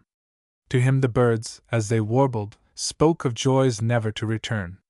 The broad river told him of the days when the little skiff floated on its waters with Eleonora, and even his friends only too bitterly reminded him of the tournaments of wit where Hobbes, Brown, and Gildon jousted each other in the presence of his wife. His life was one scene of misery. He saw no chance of amendment. In a fit of despair, he loaded his pistol with due deliberation, placed it to his head, and shot himself. He lingered for some time, and then died on the breast of Eliza. This was a strange suicide. Blunt's memory bears its weight of obloquy. It is hard to draw the line when and where a man has a right to take away his life. Common sense tells us that so long as our families are dependent upon us, we have no right to end our lives, and if we have no dependents, no friends, then our country has a claim upon us. But, at the same time, the one sole end of existence is to be happy. If a man cannot find happiness in life, if there is a great coalition against him, he is justified in taking up arms against them. But, at the same time, it proves a greater amount of courage to bear up against the ills of life than to madly leave it, and thus weaken the force of those who wish to stem its injustice. Charles Blount died, and with him expired much of the chivalry of free thought. His friend, Charles Gildon, writing of him to a lady, says, "You know Astrea, Eliza, and have an exact friendship with her. You can attest her beauty, wit, honor, virtue, good humor, and discretion. You have been acquainted with the charms of her conversation and conduct, and condemn her, only adhering to a national custom, to the loss of so generous a friend, and so faithful a lover. But custom and obedience meeting the more easily, betrayed her virtue into a crime. I know my friend loved her to his last breath, and I know, therefore, that all who love his memory must, for her sake, love and value her, as being a lady of that merit, that engaged the reason of Philander C. Blunt to so violent a passion for her." The same writer says, "His father was Sir Henry Blunt, the Socrates of the age, for his aversions to the reigning sophisms and hypocrisies, eminent in all capacities, the best husband, father, and master, extremely agreeably in conversation, and just in all his dealings. From such a father our hero derived himself, to such a master owed his generous education, unmixed with the nauseous methods and profane opinions of the schools. Nature gave him parts capable of the noblest sciences, and his industrious studies bore a proportion to his capacities. He was a generous and constant friend, an indulgent parent, and a kind master. His temper was open and free, his conversation pleasant, his reflections just and modest, his repartees close, not scurrilous. He had a great deal of wit, and no malice. His mind was large and noble, above the little designs of most men, an enemy to dissimulation, and never feared to own his thoughts. He was a true Englishman, and lover of the liberties of his country, and declared it in the worst of times. He was an enemy to nothing but error, and none were his enemies that knew him, but those who sacrificed more to mammon than reason." This was the man who died, because a dominant priesthood insisted on a dogma which interfered with a purely secular rite, which blasted two hearts in a vain attempt to perpetuate a system, which dashes its rude fingers, and tears out the heart of human felicity to sprinkle the altar of superstition with the gore of offended innocence. Charles Blount was a deist. As such, he believed in a God, which he described in his account of a deist's religion. Let us examine his thoughts, and see if they bear the interpretation which Christianity has always placed upon them. Blount gives the deist's opinion of God. He says, "Whatever is adorable, amiable, and imitable by mankind is in one supreme, perfect being. An atheist cannot object to this. He speaks in the manner in which God is to be worshipped. He says, not by sacrifice, or by a mediator, but by a steady adherence to all that is great and good and imitable in nature." This is the brief religious creed of Charles Blount. He never seeks to find out fabled attributes of deity. He knows what is of value to mankind, and sedulously practices whatever is beneficial to society. In his Anima Mundi, or History of the Opinions of the Heathens on the Immortality of the Soul, Page 97, Blunt says. The heathen philosophers were much divided concerning the soul's future state. Some held it mortal, others immortal. Of those who held the mortality of the soul, the Epicureans were the chief sect, who, notwithstanding their doctrines, led virtuous lives. Cardan had so great a value for their moral actions, that he appeared in justification of them. It appears, says he, by the writings of Cicero, Diogenes, and Laertius, that the Epicureans did more religiously observe laws, piety, and fidelity among men than either the Stoics or the Platonists, and I suppose the cause thereof was, that a man is either good or evil by custom, but none confideth in those that do not possess sanctity of life. Wherefore they were compelled to use greater fidelity, thereby the better to justify their profession, from which reason it likewise proceeds, that at this day few do equal the fidelity of usurers, notwithstanding they are most base in the rest of their life. Also among the Jews, whilst the Pharisees, that confessed the resurrection and the immortality of the soul, frequently persecuted Christ, the Sadducees, who denied the resurrection, angels, and spirits, meddled not with him above once or twice, and that very gently. Thus, if you compare the lives of Pliny and Seneca, not their writings, you shall find Pliny, with his mortality of the soul, did as far exceed Seneca in honesty of manners, as Seneca excels him in religious discourse. The Epicureans observed honesty above others, and in their conversation were usually found inoffensive and virtuous, and for that reason were often employed by the Romans when they could persuade them to accept of great employs, for their fault was not any want of ability or honesty, but their general desire of leading a private life of ease, and free from trouble, although inglorious. For when immortality is not owned, there can be no ambition of posthumous glory.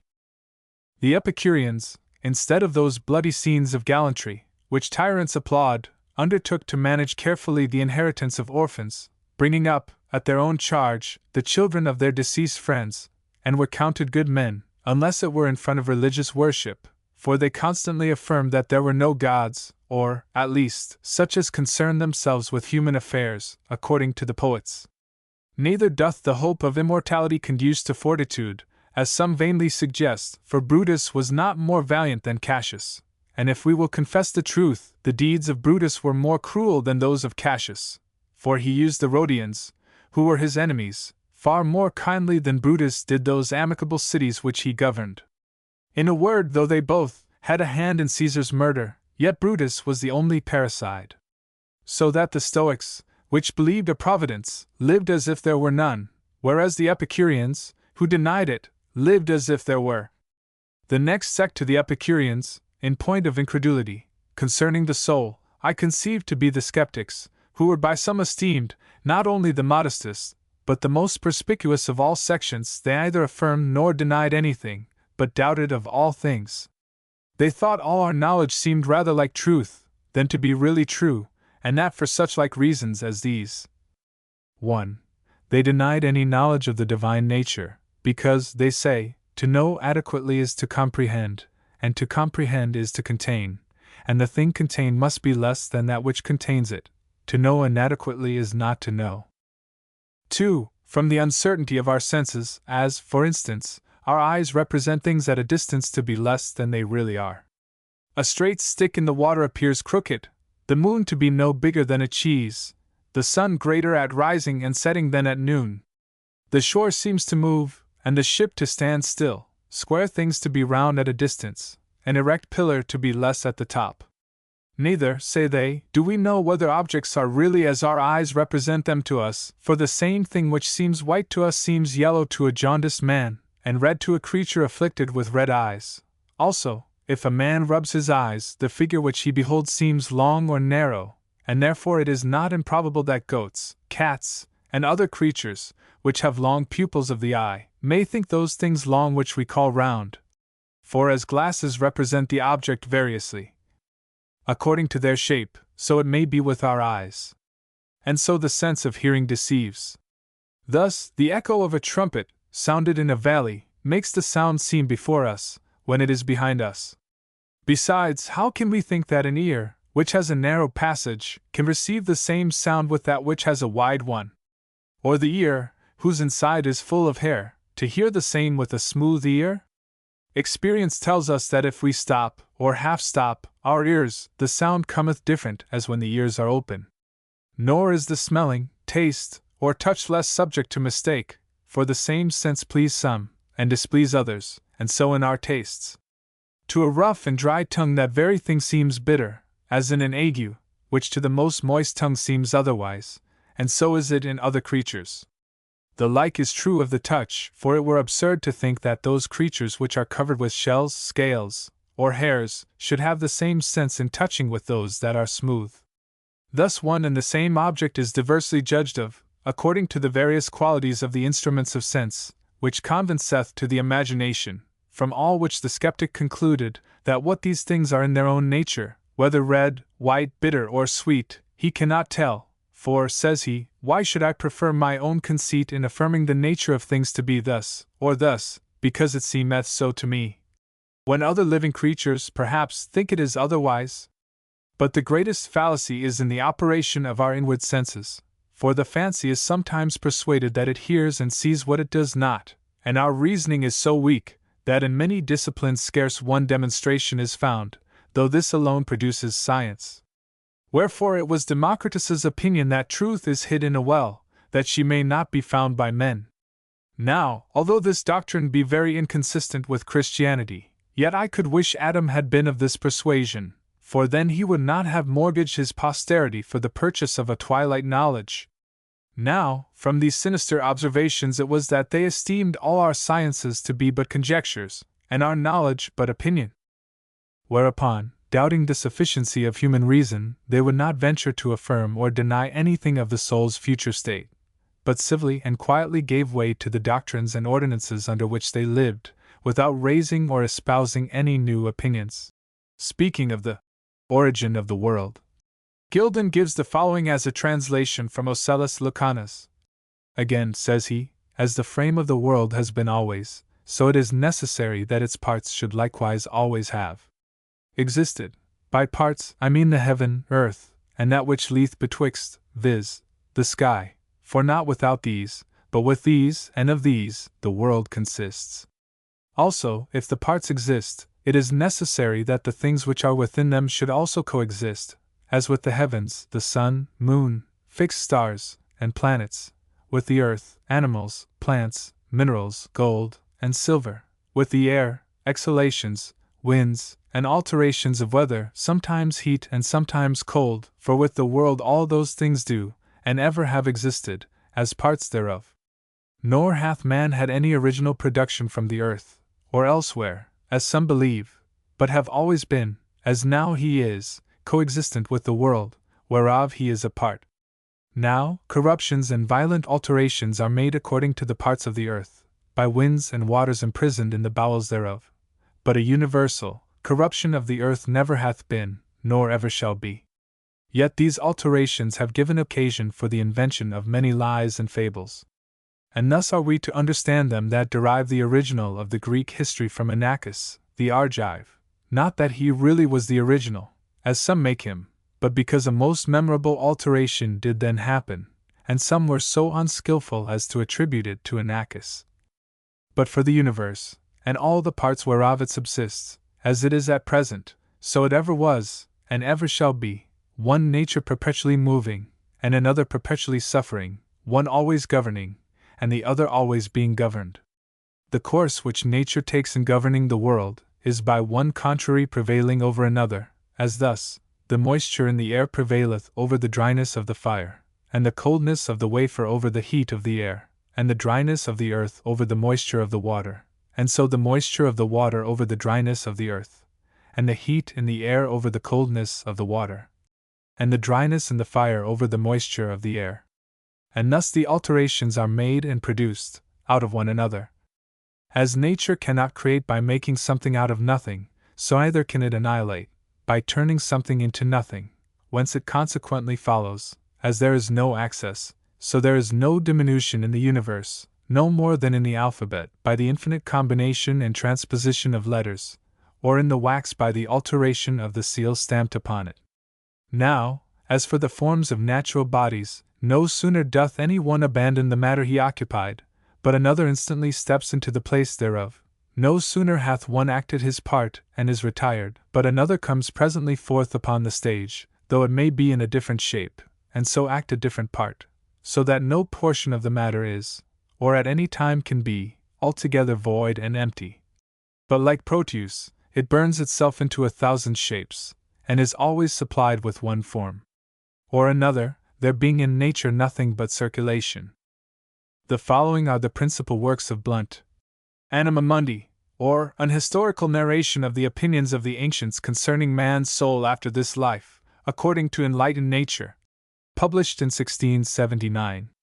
Upwards of 20 answers were published to this work. In 1680 he published a translation, with notes, of the life of Apollonides of Tyana. This work was suppressed. During the same year, he gave the world Great is Diana of the Ephesians, or The Original of Idolatry. By able critics this is considered one of his ablest works. In 1683, Religio Laici appeared, which is published from a Latin work of Lord Herbert's. In 1688 he wrote A Vindication of Learning, and of the Liberty of the Press. This tractate sparkles with wit and argument. But by far the most important work he was connected with was published in the year he died, and mainly written by himself. The Oracles of Reason, a favorite title with both American and English freethinkers. It consists of 16 sections, the most interesting being the first 4, containing a vindication of Dr. Burnett's archaeology, the 7th and 8th chapters, translated, of the same, of Moses's description of the original state of man, and Dr. Burnett's appendix of the Brahmin's religion. We would quote from these sections of the Oracles, but intend to form separate half-hours, with sketches of Drs. Brown and Burnett. It will be more appropriate to use Blunt's translation in describing those quaint, but highly instructive authors. In the general style of Blunt's works, he is not seen to advantage. There is too much heaviness, enhanced by the perpetual Greek and Latin quotations. But as his works were intended for scholars, and the time in which they were written was essentially the most pedantic era of our literary history, we cannot expect that vivacity and clearness which other writers in a later age possessed. It was in his character as a man that Blunt excelled. He was the leader of the chivalry of the period, as in the next age Woolston was his successor. At the court he was the gayest of the gay, without the taint of immorality. In a period of the grossest licentiousness, he defended the honor of his friends, frequently at the expense of calumny and danger. In witty repartees he was equal to Rochester, while for abstruse learning he was superior to many of the most learned theologians.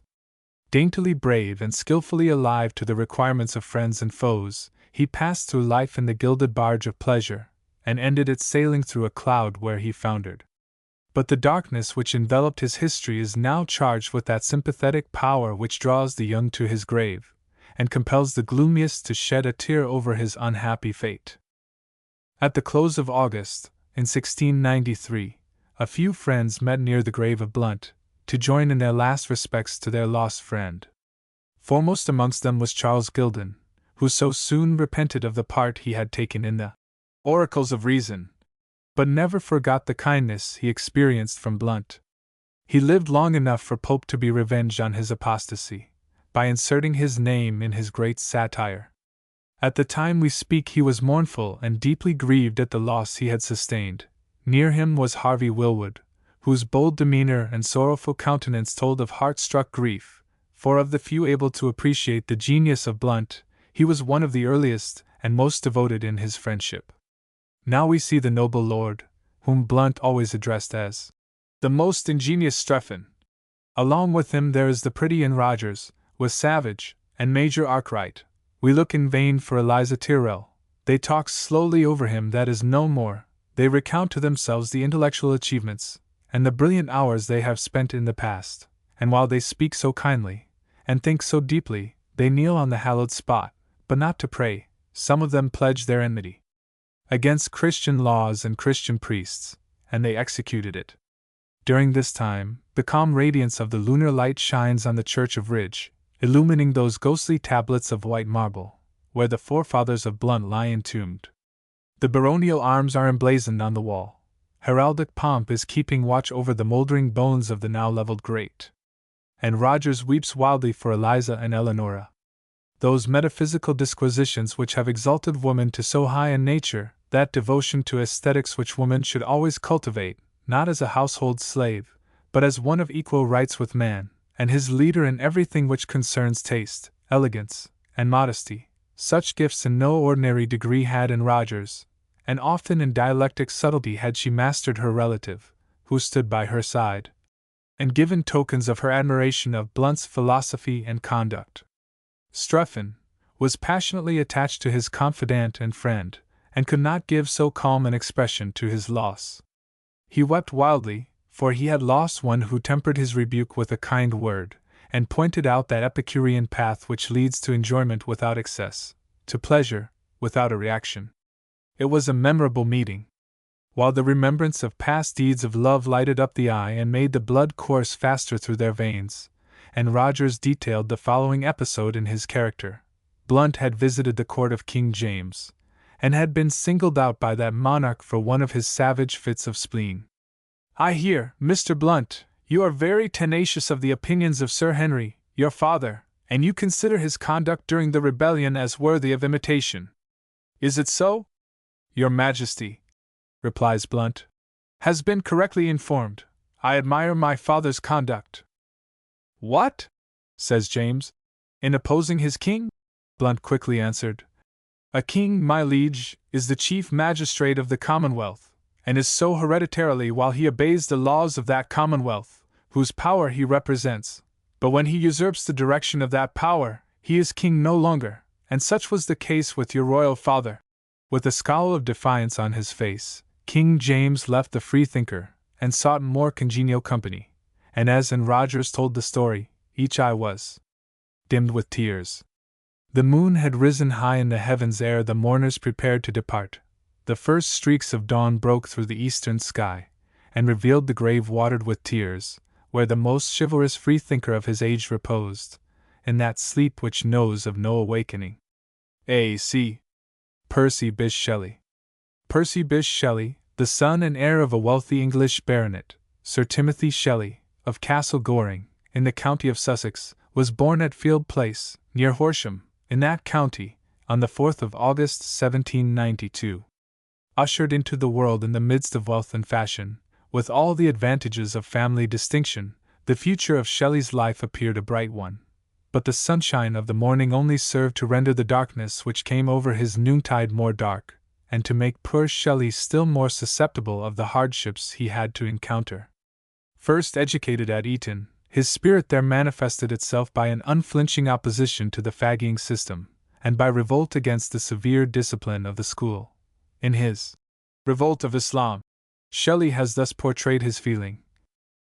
From Eton, Shelley went to Oxford, and while there he, scarce at the age of 18, published a volume of political rhymes, entitled Margaret Nicholson's Remains, the said Margaret being a woman who tried to assassinate George III. He also wrote a pamphlet in defense of atheism. A copy of this pamphlet he caused to be sent to the head of each of the colleges in Oxford, with a challenge to discuss and answer. The answer to this was the edict which expelled Shelley from Oxford, and at the same time placed a wide chasm between him and his family. This breach was still further widened in the following year by his marriage, at the age of 19, with a beautiful girl named Westbrook. Although Miss Westbrook was respectfully connected, Shelley's aristocratic family regarded this as a mésalliance, and withdrew his pecuniary allowance, and had it not been for the bride's father, who allowed the young couple £200 a year, they would have been reduced to actual poverty. This was an unfortunate marriage for both. After having 2 children, disagreements arose, and Shelley was separated from his wife. She, like all beautiful women, was soon attacked by the busy tongue of slander, and unable to bear the world's taunts, committed suicide by throwing herself into a pond, just 4 years from the date of their marriage. Shelley, on this account, suffered much misery and misrepresentation, and this misery was much increased by his family, who applied to the Court of Chancery, and obtained a decree, by which Shelley was deprived of the custody of his children, on the ground of his atheism. The same spirit even now pervades the Shelley family, and scarce a copy of his poems can be found in the neighborhood of his birthplace. Shelley afterwards contracted a second marriage with the daughter of Godwin, the author of Caleb Williams, and Mary Wollstonecraft, who died in giving birth to Shelley's wife, and for some time the poet resided at Marlow in Buckinghamshire, where he composed the Revolt of Islam. And it is a strong proof of the reality of Shelley's poetical pleadings for the oppressed amongst the human race, that he was indefatigable in his attentions to the poor cottagers of his neighborhood, and that he suffered severely from an attack of ophthalmia, which was originated in one of his benevolent visits. Nearly the first of Shelley's poems was his Queen Mab, in which, having in vain struggled to devote himself to metaphysics apart from poetry, he blended his metaphysical speculation with his poetical aspirations. The following quotations are taken from that poem, in which his wonderful command of language is well shown. Speaking of the atheist's martyrdom in answer to the spirit of Ianthe, Shelley makes his fairy say, Ianthe's spirit, however, asks still further, and the ghost of Ahasuerus having been summoned, the question is repeated, is there a God? In his poem of Rosalind and Helen, the poet indulges in the following prophecy, which he puts in the mouth of Helen.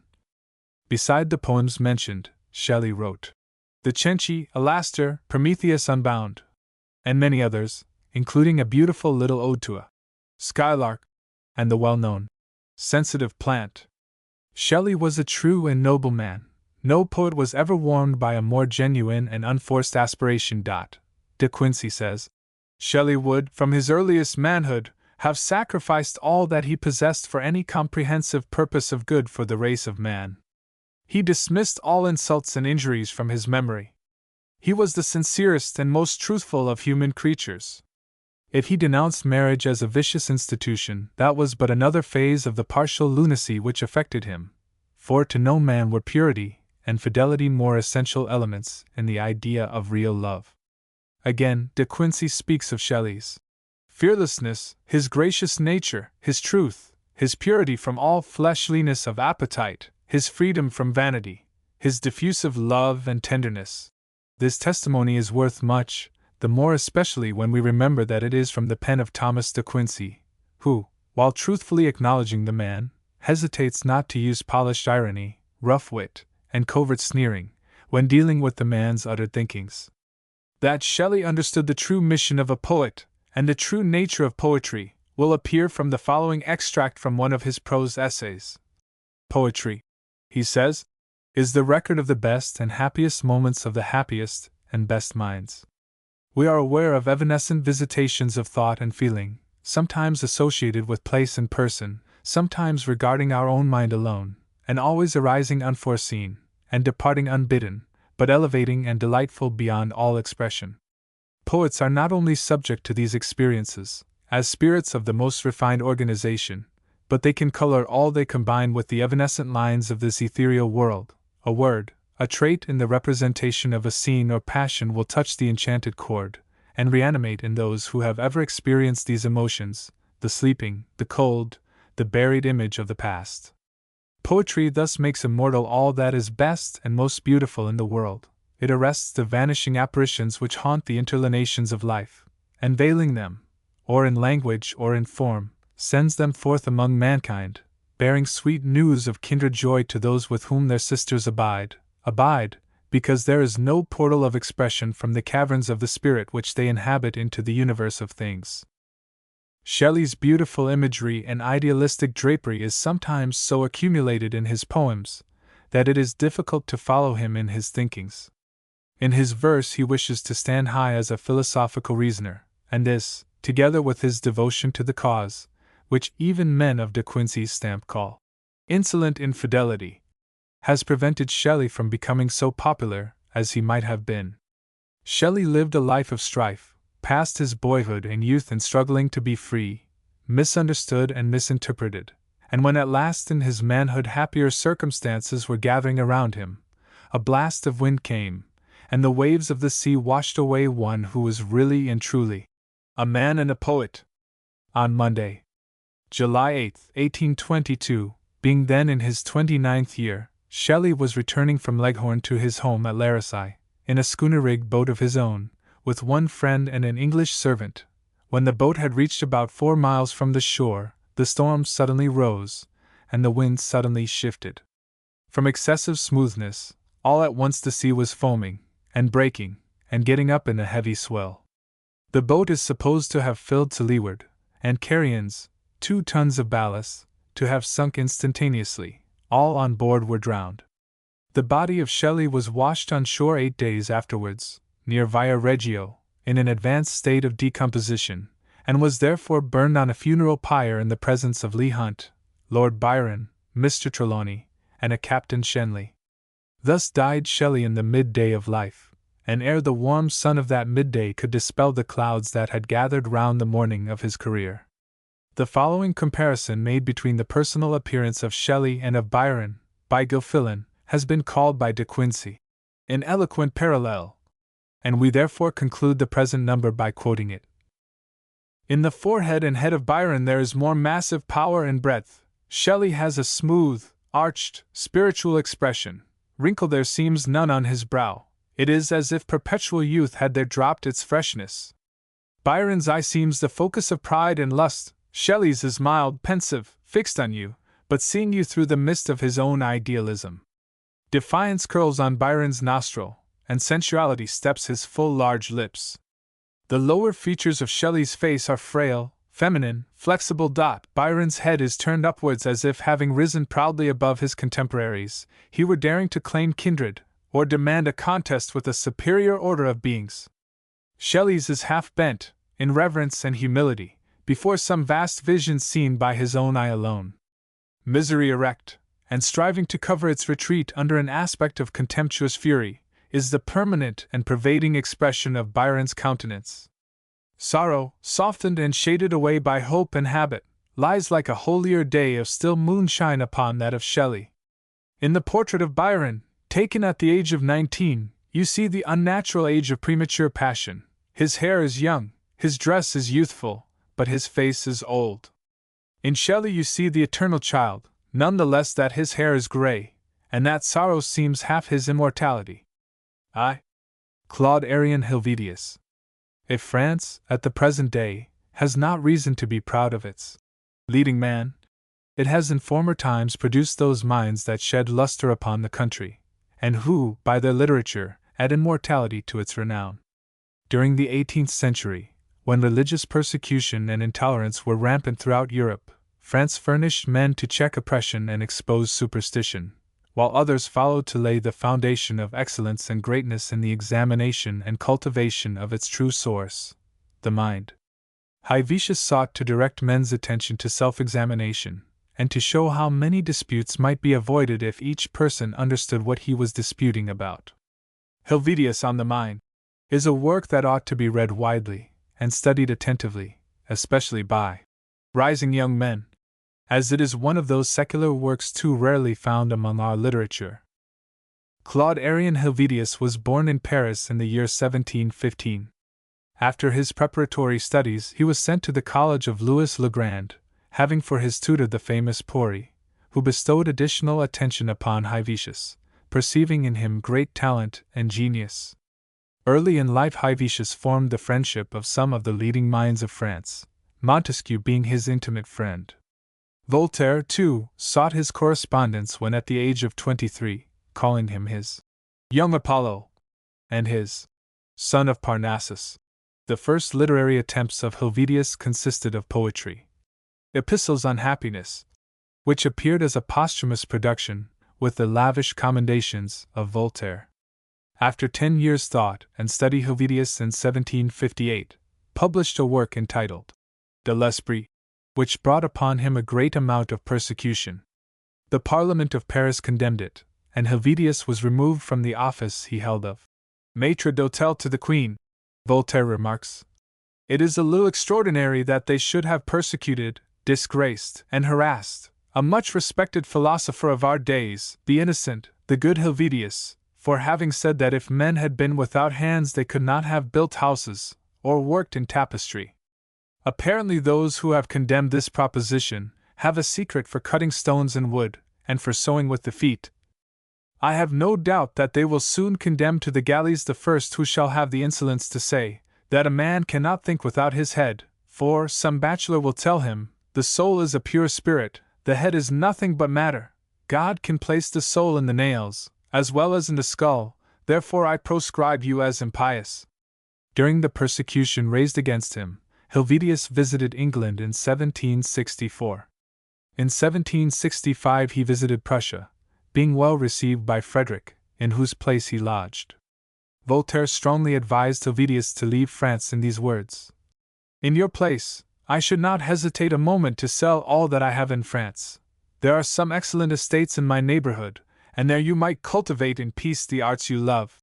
About this period Hume became acquainted with Helvetius, whom he styles, in writing to Dr. Robertson, "a very fine genius and worthy man." In 1765, Helvetius returned from Prussia, and retired to his estate at Vor. The sight of misery much affected him, and when relieving distress, he enjoined strict secrecy. Sometimes, when told he relieved those undeserving his aid, he would say, "If I were a king I would correct them, but as I am only rich and they are poor, I do my duty in relieving them." An attack of gout in the head and stomach terminated his life in December, 1771, in the 56th year of his age. In De l'Esprit, or Essays on the Mind, Chapter 1, Helvetius makes the following remarks on the mind considered in itself. "We hear every day disputes with regard to what ought to be called the mind. Each person delivers his thoughts, but annexes different ideas to the word, and thus the debate is continued, without understanding each other. In order, therefore, to enable us to give a just and precise idea of the word mind, and its different acceptations, it is necessary first to consider the mind in itself. We consider the mind either as the effect of the faculty of thinking, and in this sense the mind is no more than an assemblage of our thoughts, or we consider it as the very faculty of thinking. But in order to understand what is meant by the mind, in the latter acceptation, we ought previously to know the productive causes of our ideas. Man has two faculties, or if I may be allowed the expression, two passive powers whose existence is generally and distinctly acknowledged. The one is the faculty of receiving the different impressions caused by external objects, and is called physical sensibility. The other is the faculty of preserving the impressions caused by those objects, called memory, and memory is nothing more than a continued, but weakened sensation. Those faculties which I consider as the productive causes of our thoughts, and which we have in common with beasts, would produce but a very small number of ideas, if they were not assisted by certain external organizations. If nature, instead of hands and flexible fingers, had terminated our wrists with the foot of a horse, mankind would doubtless have been totally destitute of art, habitation, and defense against other animals. Wholly employed in the care of procuring food, and avoiding the beasts of prey, they would have still continued wandering in the forests, like fugitive flocks. It is therefore evident that, according to this supposition, the police would never have been carried in any society to that degree of perfection to which it is now arrived. There is not a nation now existing, but with regard to the action of the mind, must not have continued very inferior to certain savage nations, who have not 200 different ideas, nor 200 words to express those ideas, and whose language must consequently be reduced, like that of animals, to 5 or 6 different sounds or cries, if we take from it the words bow, arrow, nets, etc., which suppose the use of hands. From whence I conclude that, without a certain exterior organization, sensibility and memory in us would prove two sterile faculties. We ought to examine if these two faculties, by the assistance of this organization, have in reality produced all our thoughts. But before we examine this subject, I may possibly be asked whether these two faculties are modifications of a spiritual or a material substance. This question, which has formerly been so often debated by philosophers, and by some persons revived in our time, does not necessarily fall within the limits of my work. What I have to offer, with regard to the mind, is equally conformable to either of these hypotheses. I shall therefore only observe that, if the Church had not fixed our belief in respect to this particular, and we had been obliged by the light of reason alone to acquire a knowledge of the thinking principle, we must have granted that neither opinion is capable of demonstration, and consequently that, by weighing the reasons on both sides, balancing the difficulties, and determining in favor of the greater number of probabilities, we should form only conditional judgments. It would be the fate of this problem, as it hath been of many others, to be resolvable only by the assistance of the calculation of probabilities. Helvetius, on the question whether genius ought to be considered as a natural gift or as an effect of education, says, I am going to examine in this discourse what the mind receives from nature and education, for which purpose it is necessary first to determine what is here meant by the word nature.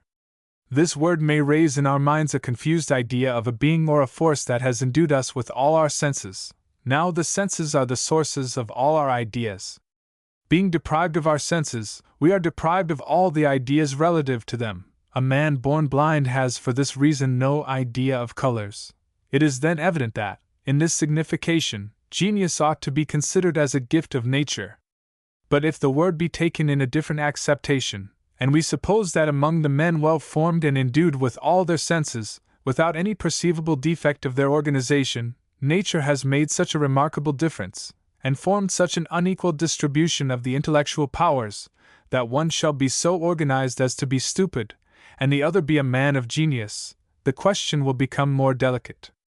I confess that, at first, we cannot consider the great inequality in the minds of men, without admitting that there is the same difference between them as between bodies, some of which are weak and delicate, while others are strong and robust. What can here occasion such variations from the uniform manner wherein nature operates? This reasoning, it is true, is founded only on analogy. It is like that of the astronomers who conclude that the moon is inhabited, because it is composed of nearly the same matter as our earth. How weak soever this reasoning may be, it must yet appear demonstrative, for, say they, to what cause can be attributed the great disproportion of intellects observable between people who appear to have had the same education? In order to reply to this objection, it is proper first to inquire whether several men can, strictly speaking, have the same education, and for this purpose to fix the idea included in the word education. If by education we merely understand that received in the same places, and under the same masters, in this sense the education is the same with an infinite number of men.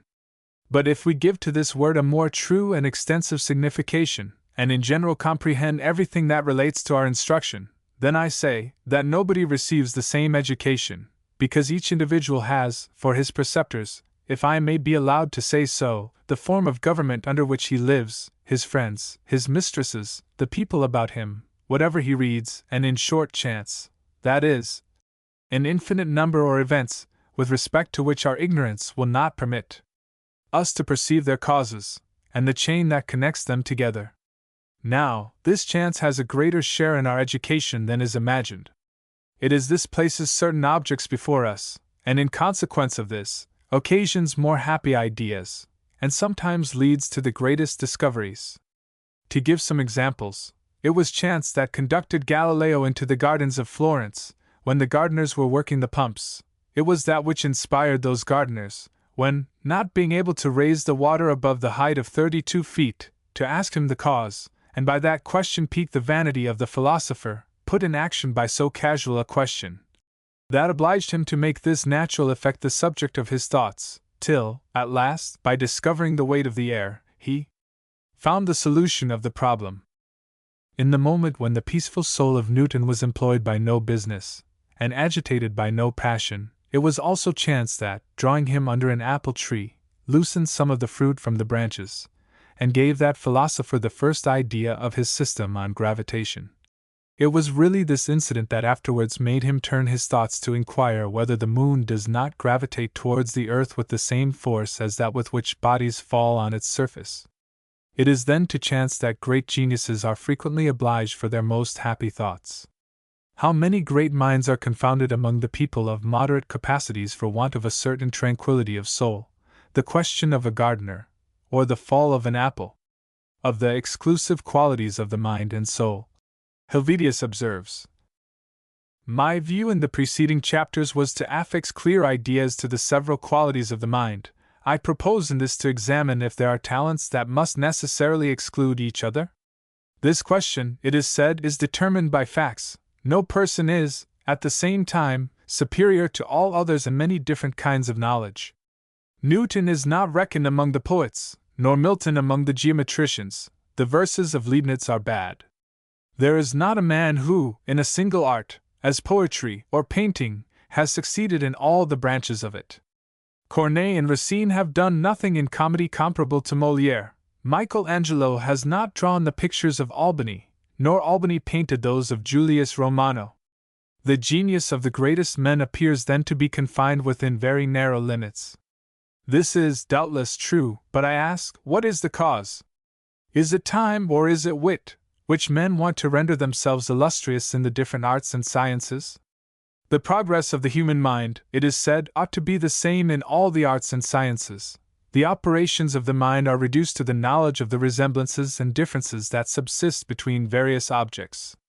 It is then by observation that we obtain, in all the different kinds of study, the new and general ideas on which our superiority depends.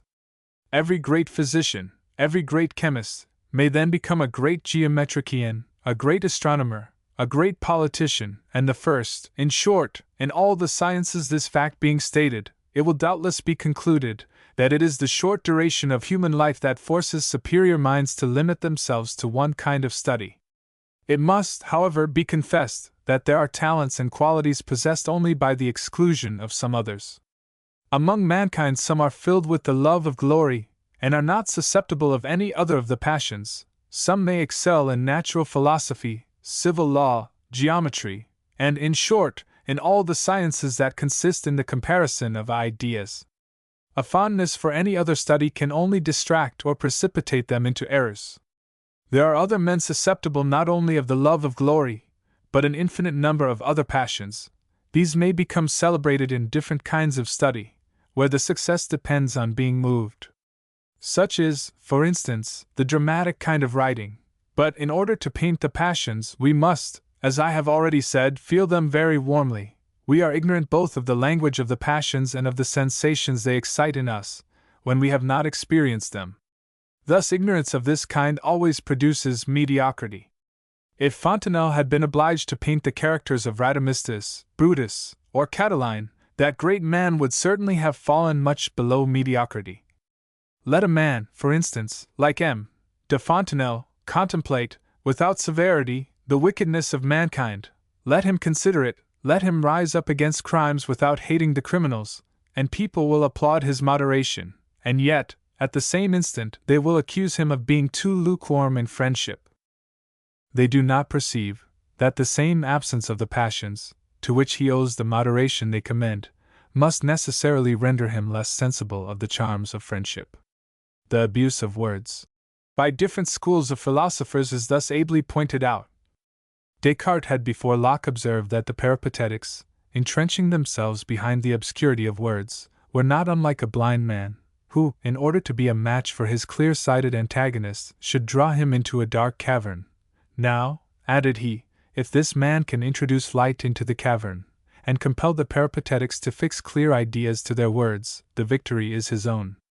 In imitation of Descartes and Locke, I shall show that, both in metaphysics and morality, the abuse of words, and the ignorance of their true import, is a labyrinth in which the greatest geniuses have lost themselves. And in order to set this particular in a clear light, instance, in some of those words which have given rise to the longest and sharpest disputes among philosophers, such, in metaphysics, are matter, space, and infinite. It has at all times been alternately asserted that matter felt, or did not feel, and given rise to disputes equally loud and vague. It was very late before it came into the disputants' heads to ask one another what they were disputing about, and to annex a precise idea to the word matter. Had they at first fixed the meaning of it, they would have perceived, if I may use the expression, that men were the creators of matter, that matter was not a being, that in nature there were only individuals to which the name of body had been given, and that this word matter could import no more than the collection of properties common to all bodies. The meaning of this word being determined, all that remained was to know whether extent, solidity, and impenetrability were the only properties common to all bodies, and whether the discovery of a power, such for instance as attraction, might not give rise to a conjecture that bodies had some properties hitherto unknown, such as that of sensation, which, though evident only in the organized members of animals, might yet be common to all individuals. The question being reduced to this, it would have appeared that if, strictly speaking, it is impossible to demonstrate that all bodies are absolutely insensible, no man, unless instructed by a particular revelation, can decide the question otherwise than by calculating and comparing the verisimilitude of this opinion with that of the contrary. Instructed by the errors of great men who have gone before us, we should be sensible that our observations, however multiplied and concentrated, are scarcely sufficient to form one of those partial systems comprehended in the general system.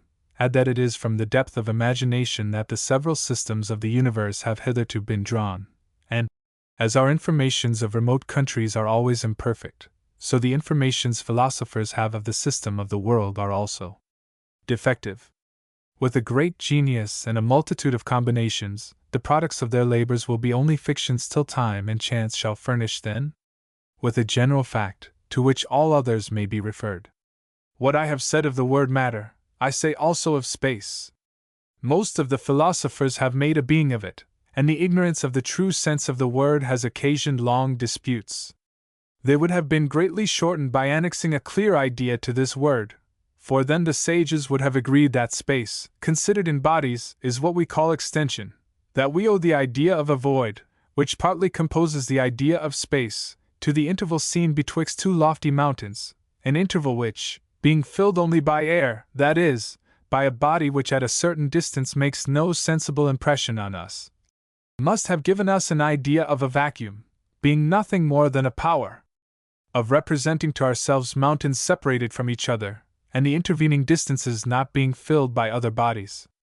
With regard to the idea of infinite, comprehended also within the idea of space, I say that we owe this idea of infinite only to the power which a man standing on a plane has of continually extending its limits, the boundary of his imagination not being determinable. The absence of limits is therefore the only idea we can form of infinite. Had philosophers, previously to their giving any opinion on this subject, determined the signification of the word infinite, I am inclined to believe they would have adopted the above definition, and not spent their time in frivolous disputes. To the false philosophy of former ages, our gross ignorance of the true signification of words is principally owing, as the art of abusing them made up the greatest part of that philosophy. This art, in which the whole science of the schools consisted, confounded all ideas, and the obscurity it threw on the expressions, generally diffused itself over all the sciences, especially morality. The following remarks show Helvetius's notions of the love of glory. By the word strong passion, I mean a passion the object of which is so necessary to our happiness, that without the possession of it life would be insupportable. This was Omar's idea of the passion, when he said, "Whoever thou art, that lovest liberty, desirest to be wealthy without riches, powerful without subjects, a subject without a master, dare to condemn death, kings will then tremble before thee, whilst thou alone shalt fear no person." It was the passion of honor and philosophic fanaticism alone that could induce Timica, the Pythagorean, in the midst of torture, to bite off her tongue, that she might not expose herself to reveal the secrets of her sect. Cato, when a child, going with his tutor to Sylla's palace, at seeing the bloody heads of the proscribed, asked with impatience the name of the monster who had caused so many Roman citizens to be murdered. He was answered, "It was Sylla." "How," says he, "does Sylla murder thus, and is Sylla still alive?" "Yes," it was replied, "the very name of Sylla disarms our citizens." "Oh, Rome," cried Cato, "deplorable is thy fate, since within the vast compass of thy walls not a man of virtue can be found, and the arm of a feeble child is the only one that will oppose itself against tyranny." Then, turning towards his governor, "Give me," said he, "your sword. I will conceal it under my robe, approach Sylla, and kill him. Cato lives, and Rome is again free. If the generous pride, the passion of patriotism and glory, determines citizens to such heroic actions, with what resolution and intrepidity do not the passions inspire those who aim at distinction in the arts and sciences, and whom Cicero calls the peaceable heroes? It is from a desire of glory that the astronomer is seen, on the icy summits of the Cordilleras, placing his instruments in the midst of snows and frost, which conducts the botanist to the brinks of precipices in quest of plants, which anciently carried the juvenile lovers of Aichi's sciences into Egypt, Ethiopia, and even into the Indies, for visiting the most celebrated philosophers, and acquiring from their conversation the principles of their doctrine. How strongly did this passion exert itself in Demosthenes, who, for perfecting his pronunciation, used every day to stand on the seashore, and with his mouth full of pebbles harangued the agitated waves! It was from the same desire of glory that the young Pythagoreans submitted to a silence of 3 years, in order to habituate themselves to recollection and meditation. It induced Democritus to shun the distractions of the world, and retire among the tombs, to meditate on those valuable truths, the discovery of which, as it is always very difficult, is also very little esteemed. In fine, it was this that prompted Heraclitus to cede to his younger brother the throne of Ephesus, to which he had the right of primogeniture, that he might give himself up entirely to philosophy, which made the athletic improve his strength, by denying himself the pleasures of love. It was also from a desire of popular applause that certain ancient priests renounced the same pleasures, and often, as Boyden pleasantly observes of them, without any other recompense for their continence than the perpetual temptation it occasions. The cause, says Cardinal Richelieu, why a timorous mind perceives an impossibility in the most simple projects, when to an elevated mind the most arduous seems easy, is because before the latter the mountains sink, and before the former molehills are metamorphosed into mountains. The different motives that influence our conduct are thus stated. A mother idolizes her son. I love him, says she, for his own sake. However, one might reply, you take no care of his education, though you are in no doubt that a good one would contribute infinitely to his happiness. Why, therefore, do not you consult some men of sense about him, and read some of the works written on this subject? Why, because, says she, I think I know as much of this matter as those authors and their works. But how did you get this confidence in your own understanding? Is it not the effect of your indifference? An ardent desire always inspires us with a salutary distrust of ourselves. If we have a suit at law of considerable consequence, we visit counselors and attorneys, we consult a great number, and examine their advice. Are we attacked by any of those lingering diseases, which incessantly place around us the shades and horrors of death? We seek physicians, compare their opinions, read physical books, we ourselves become little physicians. Such is the conduct prompted by a warm interest. With respect to the education of children, if you are not influenced in the same manner, it is because you do not love your son as well as yourself. But, adds the mother, what then should be the motive of my tenderness? Among fathers and mothers, I reply, some are influenced by the desire of perpetuating their name in their children. They properly love only their names. Others are fond of command, and see in their children their slaves. The animal leaves its young when their weakness no longer keeps them in dependence, and paternal love becomes extinguished in almost all hearts, when children have, by their age or station, attained to independence. Then, said the poet Sadi, the father sees nothing in them but greedy heirs, and this is the cause, adds some poet, of the extraordinary love of the grandfather for his grandchildren. He considers them as the enemies of his enemies. There are, in short, fathers and mothers, who make their children their playthings and their pastime. The loss of this plaything would be insupportable to them, but would their affliction prove that they loved the child for itself? Everybody knows this passage in the life of M. de Lauzun. He was in the Bastille. There, without books, without employment, a prey to lassitude and the horrors of a prison, he took it in his head to tame a spider. This was the only consolation he had left in his misfortune. The governor of the Bastille, from an inhumanity common to men accustomed to see the unhappy, crushed the spider. The prisoner felt the most cutting grief, and no mother could be affected by the death of a son with a more violent sorrow. Now whence is derived this conformity of sentiments for such different objects? It is because, in the loss of a child, or in the loss of the spider, people frequently weep for nothing but for the lassitude and want of employment into which they fall. If mothers appear in general more afflicted at the death of a child than fathers employed in business, or given up to the pursuit of ambition, it is not because the mother loves her child more tenderly, but because she suffers a loss more difficult to be supplied. The errors, in my opinion, are, in this respect, very frequent. People rarely cherish a child for its own sake.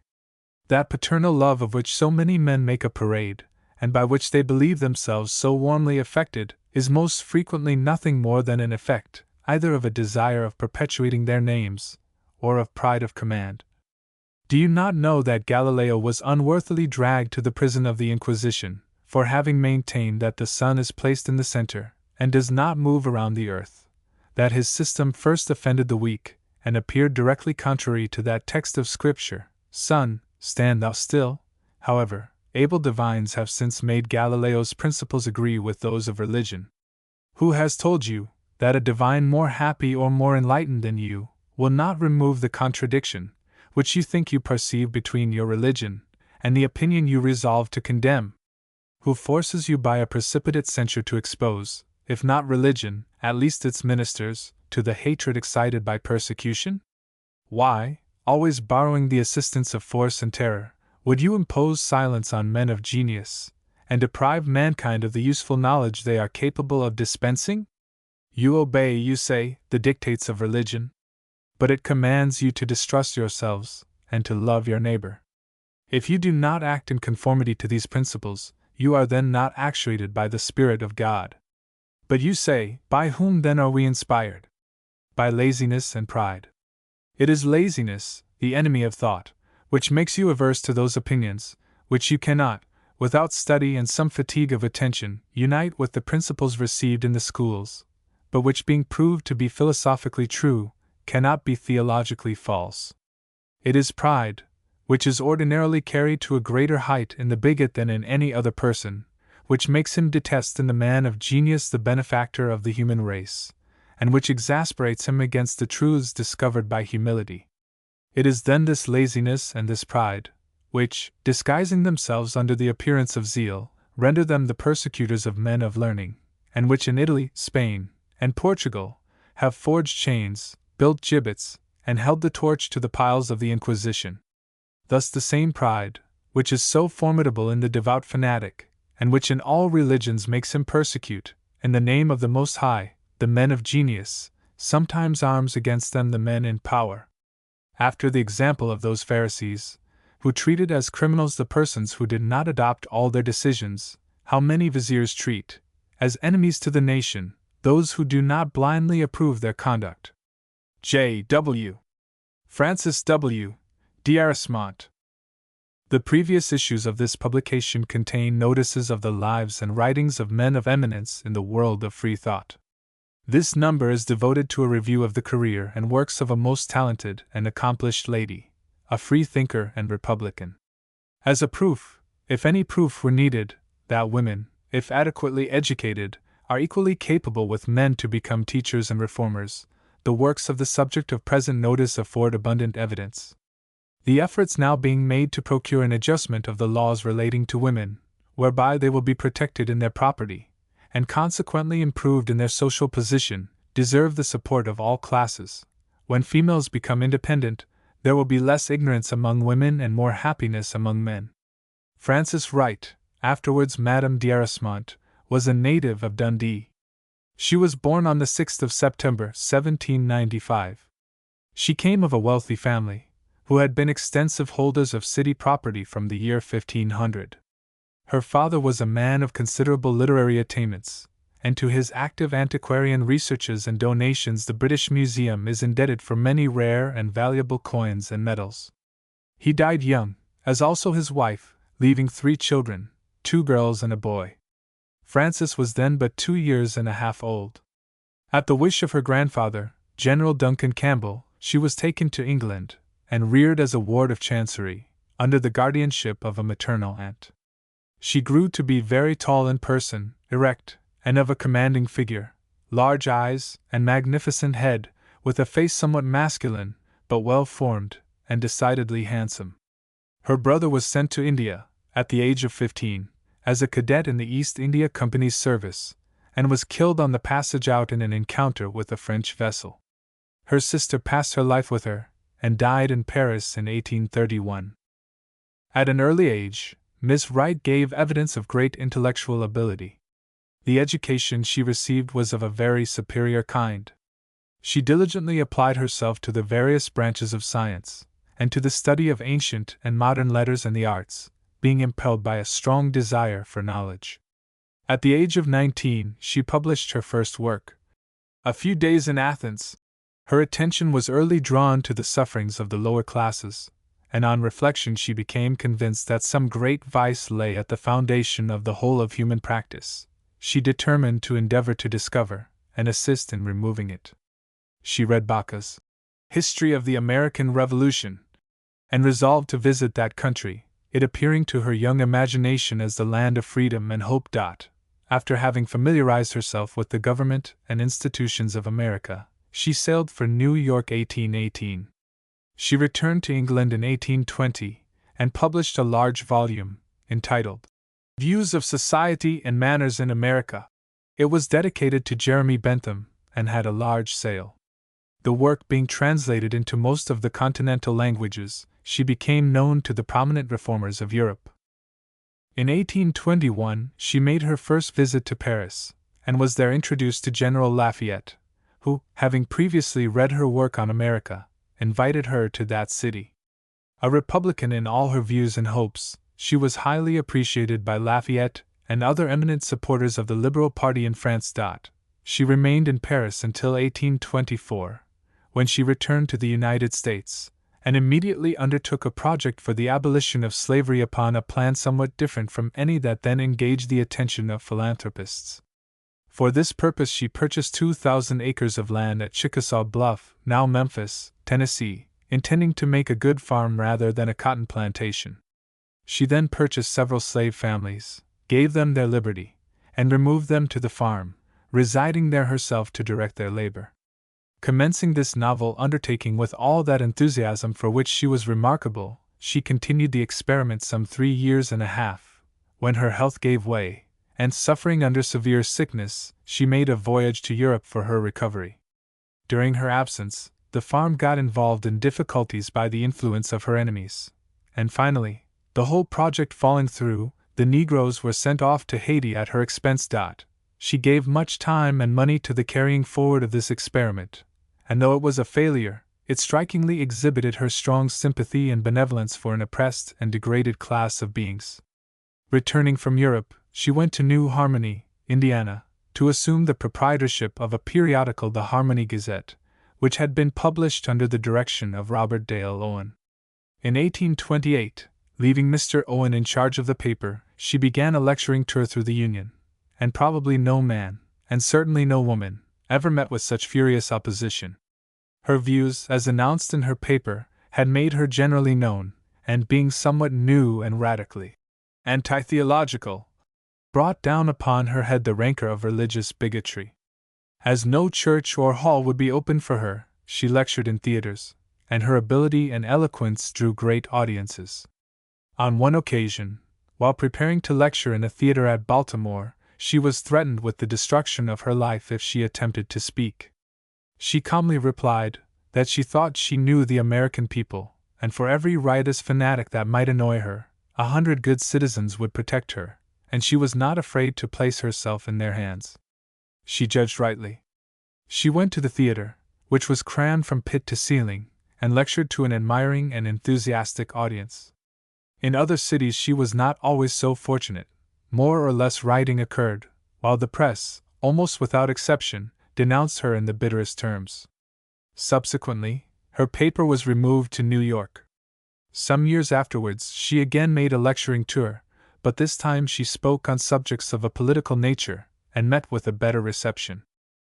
In addition to lecturing, she conducted a political magazine, entitled The Manual of American Principles, and was also engaged with Mr. Nealand in editing the Boston Investigator. She wrote a great deal, and upon many subjects. Among her many works is a tragedy called Altorf, which was performed on the stage, the principal character being sustained by Mr. James Wallack. Her last work, of any considerable size, was entitled England the Civilizer, published in London in 1847. Madame d'Arrasmont died suddenly in Cincinnati, on Tuesday, December 14, 1852, aged 57. She had been for some time unwell, in consequence of a fall upon the ice the previous winter, which broke her thigh, and probably hastened her decease, but the immediate cause of her death was the rupture of a blood vessel. She was aware of her situation, knew when she was dying, and met her last hour with perfect composure. A daughter, her only child, survives her. In a small work entitled Observations on Religion and Civilization, are given the following definitions of theology and religion, in the words and in the things signified. Origin and nature of theology. Theology, from the Greek theos, logos, renders distinct the meaning of the subject it attempts to treat. Theos, God, or gods, unseen beings and unknown causes. Logos, word, talk, or, if we like to employ yet more familiar and expressive terms, prattle or chatter. Talk or prattle about unseen beings or unknown causes, the idleness of the subject, and inutility, nay, absolute insanity of the occupation, sufficiently appears in the strict etymological meaning of the word employed to typify them. The danger, the mischief, the cruelly immoral, and if I may be permitted to coin a word for the occasion, the unhumanizing tendencies both of the subject and the occupation, when and where these are, as they have for the most part ever been throughout the civilized world, absolutely protected by law and upheld by government, sufficiently appear also from the whole page of history. Religion, from the Latin religio, renders with equal distinctness the things signified. Religo, to tie over again, to bind fast; religio, a binding together, a bond of union. The importance of the great reality, here so accurately shadowed out, appears sufficiently in the etymological signification of the word. Its utility will be evident if we read, with intelligence, the nature, the past history, the actual condition, and the future destiny of man. But now, taking these two things in the most strict etymological sense of the words which express them, it will readily be distinguished that the first is a necessary creation of the human intellect in a certain stage of inquiry, the second, a necessary creation of the human soul, by which I understand both our intellectual and moral faculties taken conjointly, in any and every state of human civilization. Theology argues, in its origin, the first awakening of human attention to the phenomena of nature, and the first crude efforts of human ingenuity to expound them. While man sees the sun and stars without observing either their diurnal or their annual revolutions, while he receives upon his frame the rain and the wind, and the varying elements, without observing either their effects upon himself or upon the field of nature around him, he is as the brute which suffers and enjoys without inquiring why it experiences light or darkness, pain or pleasure. When first he puts, in awkward language, to himself or to his fellow, the question why does such an effect follow such a cause, he commences his existence, if not as a reasonable being, a state at which he has not yet arrived, at least as a being capable of reason. The answer to this first inquiry of awakening intelligence is, of course, such as his own circumscribed observation supplies. It is, in fine, in accordance with the explanation of the old nurse to the child, who, asking, when startled by a rolling peal of thunder, what makes that noise, was fully satisfied by the reply, "My darling, it is God Almighty overhead moving His furniture." Man, awakening to thought, but still unfamiliar with the concatenation of natural phenomena, inevitably conceives of some huge being, or beings, bestriding the clouds and whirlwind, or wheeling the sun and the moon like chariots through the blue vault. And so again, fancy most naturally peoples the gloom of the night with demons, the woods and the waters with naiads and dryads, elves and fairies, the churchyard with ghosts, and the dark cave and the solitary cot with wizards, imps and old witches. Such, then, is theology in its origin, and in all its stages, we find it varying in grossness according to the degree of ignorance of the human mind, and refining into verbal subtleties and misty metaphysics in proportion as that mind exchanges, in its progress from darkness to light, the gloom of ignorance for the mass of terror. The nature of belief in the unknowable, and the dire consequences arising from fanaticism, are ably depicted in the following passages, selected from Lecture 4, on Religion. Admitting religion to be the most important of all subjects, its truths must be the most apparent, for we shall readily concede, both that a thing true must be always of more or less importance, and that a thing essentially important must always be indisputably true. Now again I conceive we shall be disposed to admit that exactly in proportion to the indisputability of a truth is the proof it is capable of affording, and that, exactly in proportion to the proof afforded, is our admission of such truth and belief in it. If, then, religion be the most important subject of human inquiry, it must be that also which presents the most forcible, irrefutable, and indisputable truths to the inquirer. It must be that on which the human mind can err the least, and where all minds must be the most agreed. If religion be at once a science, and the most true of all sciences, its truths must be as indisputable as those in any branch of the mathematics, as apparent to all the senses as those revealed by the chemist or observed by the naturalist, and as easily referred to the test of our approving or disapproving sensations, as those involved in the science of morals. Is religion a science? Is it a branch of knowledge? Where are the things known upon which it rests? Where are the accumulated facts of which it is compounded? What are the human sensations to which it appeals? Knowledge is compounded of things known. It is an accumulation of facts gleaned by our senses, within the range of material existence, which is subject to their investigation. Now let us see where, in the table of knowledge, we may class religion. Of what part or division of nature or material existence does it treat? What bodies, or what properties of tangible bodies, does it place in contact with our senses, and bring home to the perception of our faculties? It clearly appertains not to the table of human knowledge, for it treats not of objects discoverable within the field of human observation. No, will you say?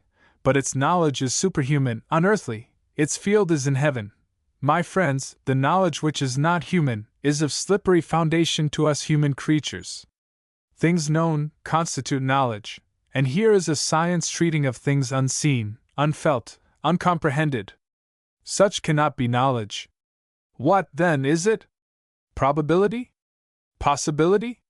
Theory? Hypothesis? Tradition? Written? Spoken? By whom? When? Where? Let its teachers, nay, let all earth reply. But what confusion of tongues and voices now strike on the ear! From either Indies, from torrid Africa, from the frozen regions of either pole, from the vast plains of ancient Asia, from the fields and cities of European industry, from the palaces of European luxury, from the soft chambers of priestly ease, from the domes of hierarchical dominion, from the deep cell of the self-immolated monk, from the stony cave of the self-denying anchorite, from the cloud-captained towers, spires, and minarets of the crescent and the cross, arise shouts, and hosannas, and anathemas, in the commingled names of Brahma, and Vishnu, and Krishna, and Juggernaut, heavenly kings, heavenly queens, triune deities, earth-born gods, heaven-born prophets, apotheosized monarchs, demon-enlightened philosophers, saints, angels, devils, ghosts, apparitions, and sorceries. But worse than these sounds which but stun the ear and confound the intellect, what sights so humankind appall the heart? The rivers of earth run blood. Nation set against nation. Brother against brother. Man against the companion of his bosom. And that soft companion, maddened with the frenzy of insane remorse for imaginary crimes? Fired with the rage of infatuated bigotry, or subdued to diseased helplessness and mental fatuity, renounces kindred, flies from social converse, and pines away a useless or mischievous existence in sighings and tremblings, spectral fears, uncharitable feelings, and bitter denunciations. Such are thy doings, O religion! Or, rather, such are thy doings, O man! While standing in a world so rich in sources of enjoyment, so stored with objects of real inquiry and attainable knowledge, yet shutting thine eyes, and worse, thine heart, to the tangible things and sentient creatures around thee, and winging thy diseased imagination beyond the light of the sun which gladdens thy world, and contemplation of the objects which are here to expand thy mind and quicken the pulses of thy heart. I will pray ye to observe how much of our positive misery originates in our idle speculations in matters of faith, and in our blind, our fearful forgetfulness of facts, our cold, heartless, and I will say, insane indifference to visible causes of tangible evil and visible sources of tangible happiness. Look to the walks of life, I beseech ye, look into the public prints, look into your sectarian churches, look into the bosoms of families, look into your own bosoms, and those of your fellow beings, and see how many of our disputes and dissensions, public and private, how many of our unjust actions, how many of our harsh judgments, how many of our uncharitable feelings spring out of our ignorant ambition to rend the veil which wraps from our human senses the knowledge of things unseen, and from our human faculties the conception of causes unknown? And oh, my fellow beings, do not these very words unseen and unknown warn the enthusiast against the profanity of such inquiries, and proclaim to the philosopher their futility? Do they not teach us that religion is no subject for instruction, and no subject for discussion? Will they not convince us that as beyond the horizon of our observation we can know nothing, so within that horizon's the only safe ground for us to meet in public? Every day we see sects splitting, creeds new modeling, and men forsaking old opinions only to quarrel about their opposites. I see three gods in one, says the Trinitarian, and excommunicates the Socinian, who sees a Godhead in unity. I see a heaven but no hell, says the Universalist, and disowns fellowship with such as may distinguish less. I see a heaven and hell also, beyond the stars, said lately the Orthodox friend, and expelled his shorter-sighted brethren from the sanctuary. I seek them both in the heart of man, said the more spiritual follower of Penn, and straightway builded him up another temple, in which to quarrel with his neighbor, who perhaps only employs other words to express the same ideas. For myself, pretending to no insight into these mysteries, possessing no means of intercourse with the inhabitants of other worlds, confessing my absolute incapacity to see either as far back as a first cause or as far forward as a last one, I am content to state to you, my fellow creatures, that all my studies, reading, reflection, and observation have obtained for me no knowledge beyond the sphere of our planet, our earthly interests and our earthly duties, and that I more than doubt whether, should you expend all your time and all your treasure in the search, you will be able to acquire any better information respecting unseen worlds and future events than myself. The Philosophical Romance? A Few Days in Athens, though the first of Miss Wright's works, and written when she was very young, displays considerable power and eloquence. It is the most pleasing of all her writings. It is intended to portray the doctrines of Epicurus, and gives a picture of the Gargetian, in the gardens of the Academy, surrounded by his pupils, calculated to counteract many of the popular and erroneous notions entertained of that philosopher's teachings. The following dialogue between Epicurus and his favorite, Theon, will afford the readers of the Half-Hours an opportunity of judging how far Miss Wright has conveyed a truthful idea of Epicurus's ethical philosophy. On leaving you last night, said Theon, I encountered Cleanthes. He came from the perusal of your writings, and brought charges against them which I was unprepared to answer. Let us hear them, my son. Perhaps, until you shall have perused them yourself, we may assist your difficulty. First, that they denied the existence of the gods. I see but one other assertion that could equal that in folly, said Epicurus. I knew it, exclaimed Theon, triumphantly. I knew it was impossible. But where will not prejudice lead men, when even the uptight Cleanthes is capable of slander? He is utterly incapable of it, said the master, and the inaccuracy in this case I rather suspect to rest with you than with him. To deny the existence of the gods would indeed be presumption in a philosopher, a presumption equaled only by that of him who should assert their existence. How? Exclaimed the youth, with a countenance in which astonishment seemed to suspend every other expression. As I never saw the gods, my son, calmly continued the sage, I cannot assert their existence, and that I never saw them is no reason for my denying it. But do we believe nothing except that of which we have ocular demonstration? Nothing, at least, for which we have not the evidence of one or more of our senses, that is, when we believe on just grounds, which I grant, taking men collectively, is very seldom. But where would this spirit lead us? To impiety, to atheism, to all, against which I felt confidence in defending the character and philosophy of Epicurus. We will examine presently, my son, into the meaning of the terms you have employed. When you first entered the garden your mind was unfit for the examination of the subject you have now started. It is no longer so, and we will therefore enter upon the inquiry, and pursue it in order. Forgive me if I acknowledge, said the youth, slightly recoiling from his instructor, some reluctance to enter on the discussion of truths, whose very discussion would seem to argue a doubt, and what then? That very doubt were a crime.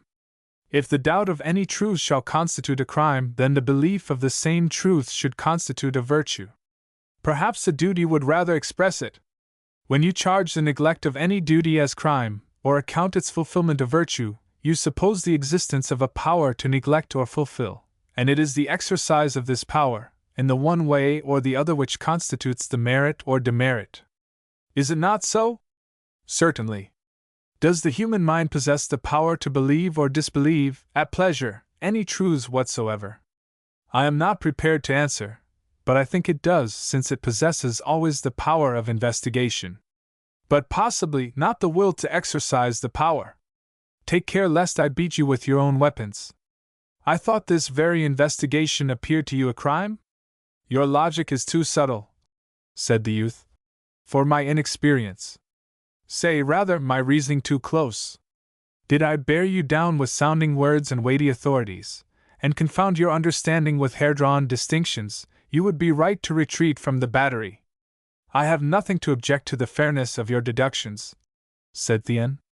But would not the doctrine be dangerous that should establish our inability to help our belief, and might we not stretch the principle, until we asserted our inability to help our actions? We might, and with reason.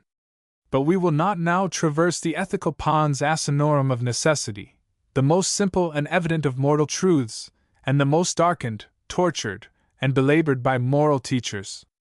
You inquire if the doctrine we have essayed to establish be not dangerous. I reply, not if it be true.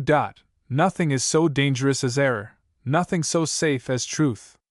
A dangerous truth would be a contradiction in terms, and an anomaly in things. But what is a truth? Said Thien. It is pertinently asked. A truth I consider to be an ascertained fact, which truth would be changed to an error the moment the fact, on which it rested, was disproved. I see, then, no fixed basis for truth. It surely has the most fixed of all, the nature of things. And it is only an imperfect insight into that nature which occasions all our erroneous conclusions, whether in physics or morals. But where, if we discard the gods and their will, as engraven on our hearts, are our guides in the search after truth? Our senses and our faculties, as developed in and by the exercise of our senses, are the only guides with which I am acquainted.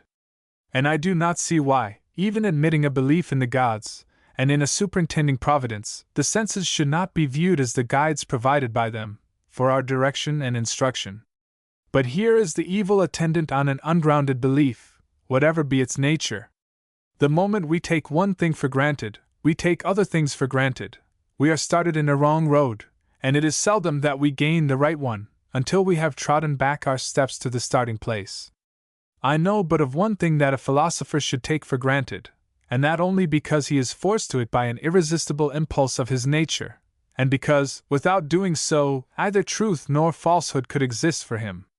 He must take for granted the evidence of his senses. In other words, he must believe in the existence of things, as they exist to his senses.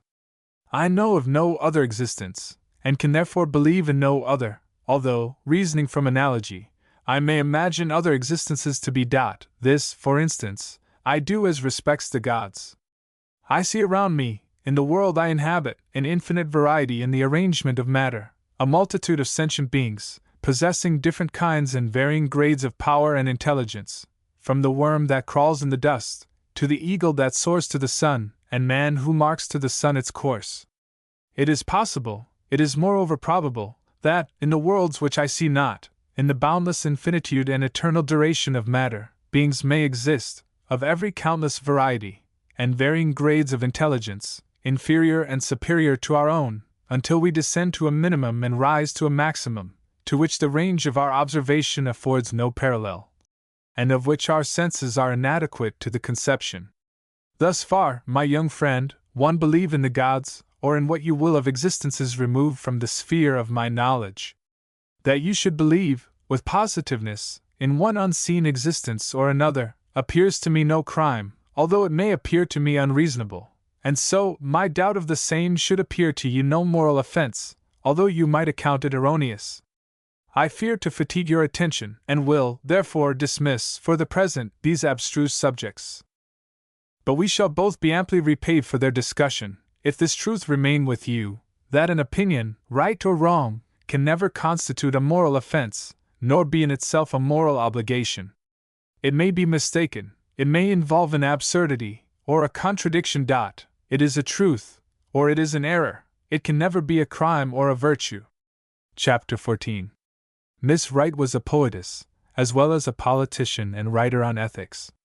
In her 4th of July address, delivered in the New Harmony Hall, in 1828, in commemoration of the American independence, is the following. J.W. Epicurus. The words with which this page is headed may be found in the current and established dictionaries of the present day, and it shall be our task to show that never was slander more foul, calumny more base, or libel more cowardly, than when it associated the words luxury and sensuality with the memory of the Athenian Epicurus. The much-worn anecdote of the brief endorsed. The defendant has no case, abused the plaintiff's solicitor, will well apply here. The religionists had no case, the Epicurean philosophy was impregnable as far as theological attacks were concerned, and the theologians have, therefore, constantly and vehemently abused its founder, so that, at last, children have caught the cry as though it were the enunciation of a tact, and have grown into men believing that Epicurus was a sort of discriminating hog, who wallowed in the filth which some have miscalled pleasure. Epicurus was born in the early part of the year 344 B.C., the 3rd year of the 109th Olympiad, at Gargetus, in the neighborhood of Athens. His father, Neocles, was of the Aegean tribe. Some allege that Epicurus was born in the island of Samos, but, according to others, he was taken there when very young by his parents, who formed a portion of a colony of Athenian citizens, sent to colonize Samos after its subjugation by Pericles. The father and mother of Epicurus were in very humble circumstances. His father was a schoolmaster, and his mother, Cheristrata, acted as a kind of priestess, curing diseases, exorcising ghosts, and exercising other fabulous powers. Epicurus has been charged with sorcery, because he wrote several songs for his mother's solemn rites.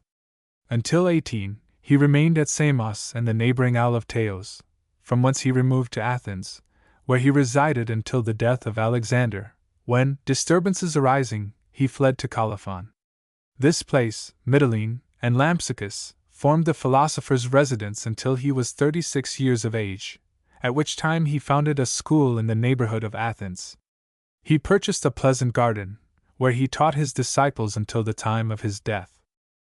We are told by Laertius that those disciples who were regularly admitted into the school of Epicurus lived together, not in the manner of the Pythagoreans, who cast their possessions into a common stock, for this, in his opinion, implied mutual distrust rather than friendship, but upon such a footing of friendly attachment that each individual cheerfully supplied the necessities of his brother. The habits of the philosopher and his followers were temperate and exceedingly frugal, and formed a strong contrast to the luxurious, although refined, manners of the Athenians. At the entrance of the garden, the visitor of Epicurus found the following inscription: "The hospitable keeper of this mansion, where you will find pleasure the highest good, will present you with barley cakes and water from the spring. These gardens will not provoke your appetite by artificial dainties, but satisfy it with natural supplies. Will you not, then, be well entertained?" And yet the owner of the garden, over the gate of which these words were placed, has been called a glutton and a stomach worshipper. From the age of 36 until his decease, he does not seem to have quitted Athens, except temporarily. When Demetrius besieged Athens, the Epicureans were driven into great difficulties for want of food, and it is said that Epicurus and his friends subsisted on a small quantity of beans which he possessed, and which he shared equally with them. The better to prosecute his studies, Epicurus lived a life of celibacy. Temperate and continent himself, he taught his followers to be so likewise, both by example and precept. He died 273 B.C., in the 73rd year of his age, and, at that time, his warmest opponents seem to have paid the highest compliments to his personal character, and on reading his life, and the detailed accounts of his teachings, it seems difficult to imagine what has induced the calumny which has been heaped upon his memory.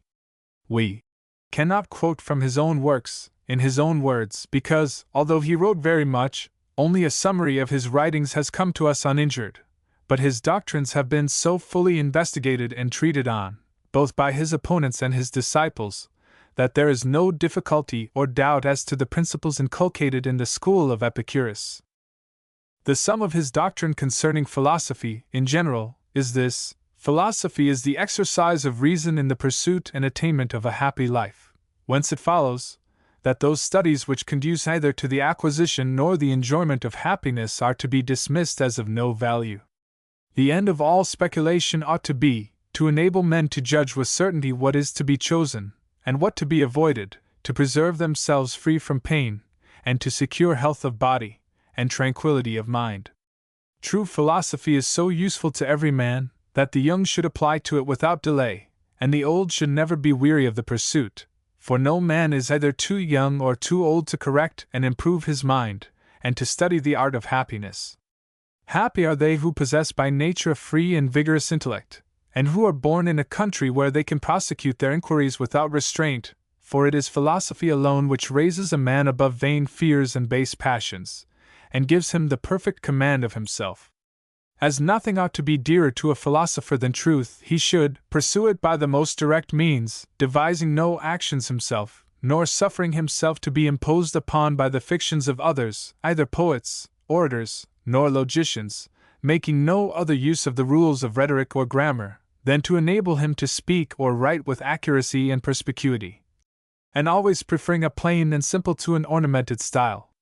Whilst some doubt of everything, and others profess to acknowledge everything, a wise man will embrace such tenets, and only such as are built upon experience, or upon certain and indisputable axioms.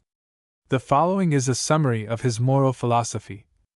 The end of living, or the ultimate good, which is to be sought for its own sake, according to the universal opinion of mankind, is happiness. Yet men, for the most part, fail in the pursuit of this end, either because they do not form a right idea of the nature of happiness, or because they do not make use of proper means to attain it.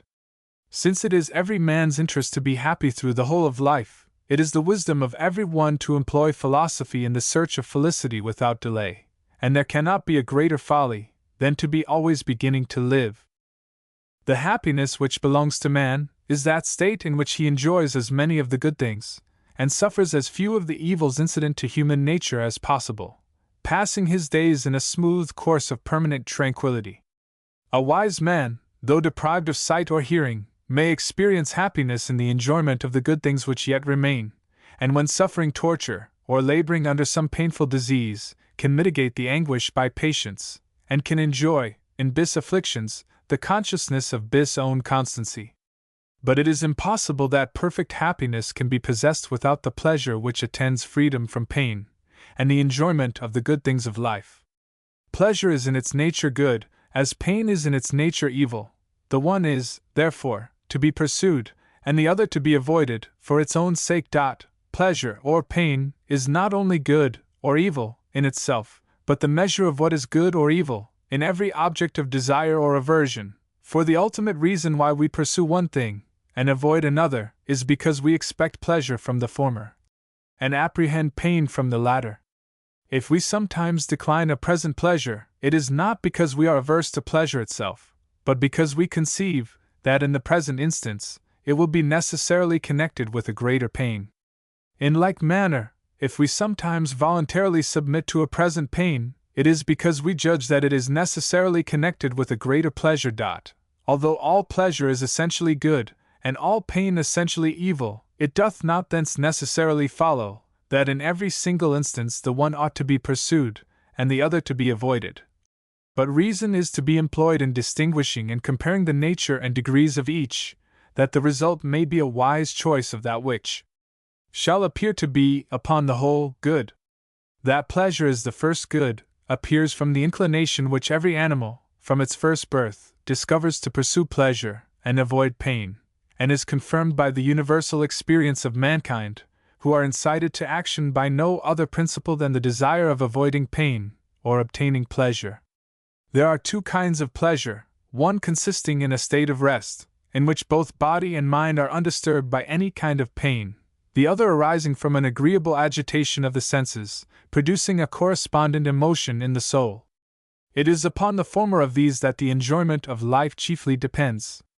Happiness may therefore be said to consist in bodily ease and mental tranquility. When pleasure is asserted to be the end of living, we are not then to understand that violent kind of delight or joy which arises from the gratification of the senses and passions, but merely that placid state of mind, which results from the absence of every cause of pain or uneasiness. Those pleasures, which arise from agitation, are not to be pursued as in themselves the end of living, but as means of arriving at that stable tranquility, in which true happiness consists. It is the office of reason to confine the pursuit of pleasure within the limits of nature, in order to the attainment of that happy state, in which the body is free from every kind of pain, and the mind from all perturbation. This state must not, however, be conceived to be perfect in proportion as it is inactive and torpid, but in proportion as all the functions of life are quietly and pleasantly performed. A happy life neither resembles a rapid torrent, nor a standing pool, but is like a gentle stream that glides smoothly and silently along. This happy state can only be obtained by a prudent care of the body and a steady government of the mind. The diseases of the body are to be prevented by temperance, or cured by medicine, or rendered tolerable by patience. Against the diseases of the mind, philosophy provides sufficient antidotes. The instruments which it employs for this purpose are the virtues, the root of which, whence all the rest proceed, is prudence. This virtue comprehends the whole art of living discreetly, justly, and honorably, and is, in fact, the same thing with wisdom. It instructs men to free their understandings from the clouds of prejudice, to exercise temperance and fortitude in the government of themselves, and to practice justice towards others. Although pleasure or happiness, which is the end of living, be superior to virtue, which is only the means, it is every one's interest to practice all the virtues, for in a happy life, pleasure can never be separated from virtue. A prudent man, in order to secure his tranquility, will consult his natural disposition in the choice of his plan of life. If, for example, he be persuaded that he should be happier in a state of marriage than in celibacy, he ought to marry. But if he be convinced that matrimony would be an impediment to his happiness, he ought to remain single. In like manner, such persons as are naturally active, enterprising, and ambitious, or such as by the condition of their birth are placed in the way of civil offices, should accommodate themselves to their nature and situation, by engaging in public affairs, while such as are, from natural temper, fond of leisure and retirement, or, from experience or observation, are convinced that a life of public business would be inconsistent with their happiness, are unquestionably at liberty except where particular circumstances call them to the service of their country, to pass their lives in obscure repose. Temperance is that discreet regulation of the desires and passions, by which we are enabled to enjoy pleasures without suffering any consequent inconvenience. They who maintain such a constant self-command, as never to be enticed by the prospect of present indulgence, to do that which will be productive of evil, obtain the truest pleasure by declining pleasure. Since, of desires some are natural and necessary, others natural, but not necessary, and others neither natural nor necessary, but the offspring of false judgment, it must be the office of temperance to gratify the first class, as far as nature requires, to restrain the second within the bounds of moderation, and, as to the third, resolutely to oppose, and if possible, entirely repress them. Sobriety, as opposed to inebriety and gluttony, is of admirable use in teaching men that nature is satisfied with a little, and enabling them to content themselves with simple and frugal fare. Such a manner of living is conducive to the preservation of health, renders a man alert and active in all the offices of life, affords him an exquisite relish of the occasional varieties of a plentiful board, and prepares him to meet every reverse of fortune without the fear of want.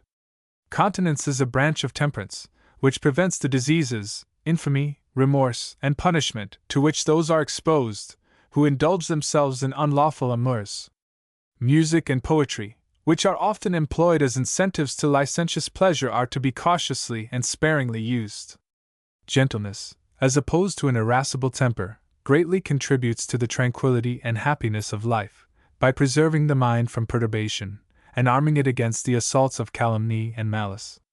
A wise man, who puts himself under the government of reason, will be able to receive an injury with calm ease, and to treat the person who committed it with lenity, for he will rank injuries among the casual events of life, and will prudently reflect that he can no more stop the natural current of human passions than he can curb the stormy winds. Refractory servants in a family should be chastised, and disorderly members of a state punished without wrath. Moderation, in the pursuit of honors or riches, is the only security against disappointment and vexation. A wise man, therefore, will prefer the simplicity of rustic life to the magnificence of courts. Future events a wise man will consider as uncertain, and will, therefore, neither suffer himself to be elated with confident expectation, nor to be depressed by doubt and despair, for both are equally destructive of tranquility. It will contribute to the enjoyment of life, to consider death as the perfect termination of a happy life, which it becomes us to close like satisfied guests, either regretting the past, nor anxious for the future. Fortitude, the virtue which enables us to endure pain, and to banish fear, is of great use in producing tranquility. Philosophy instructs us to pay homage to the gods, not through hope or fear, but from veneration of their superior nature.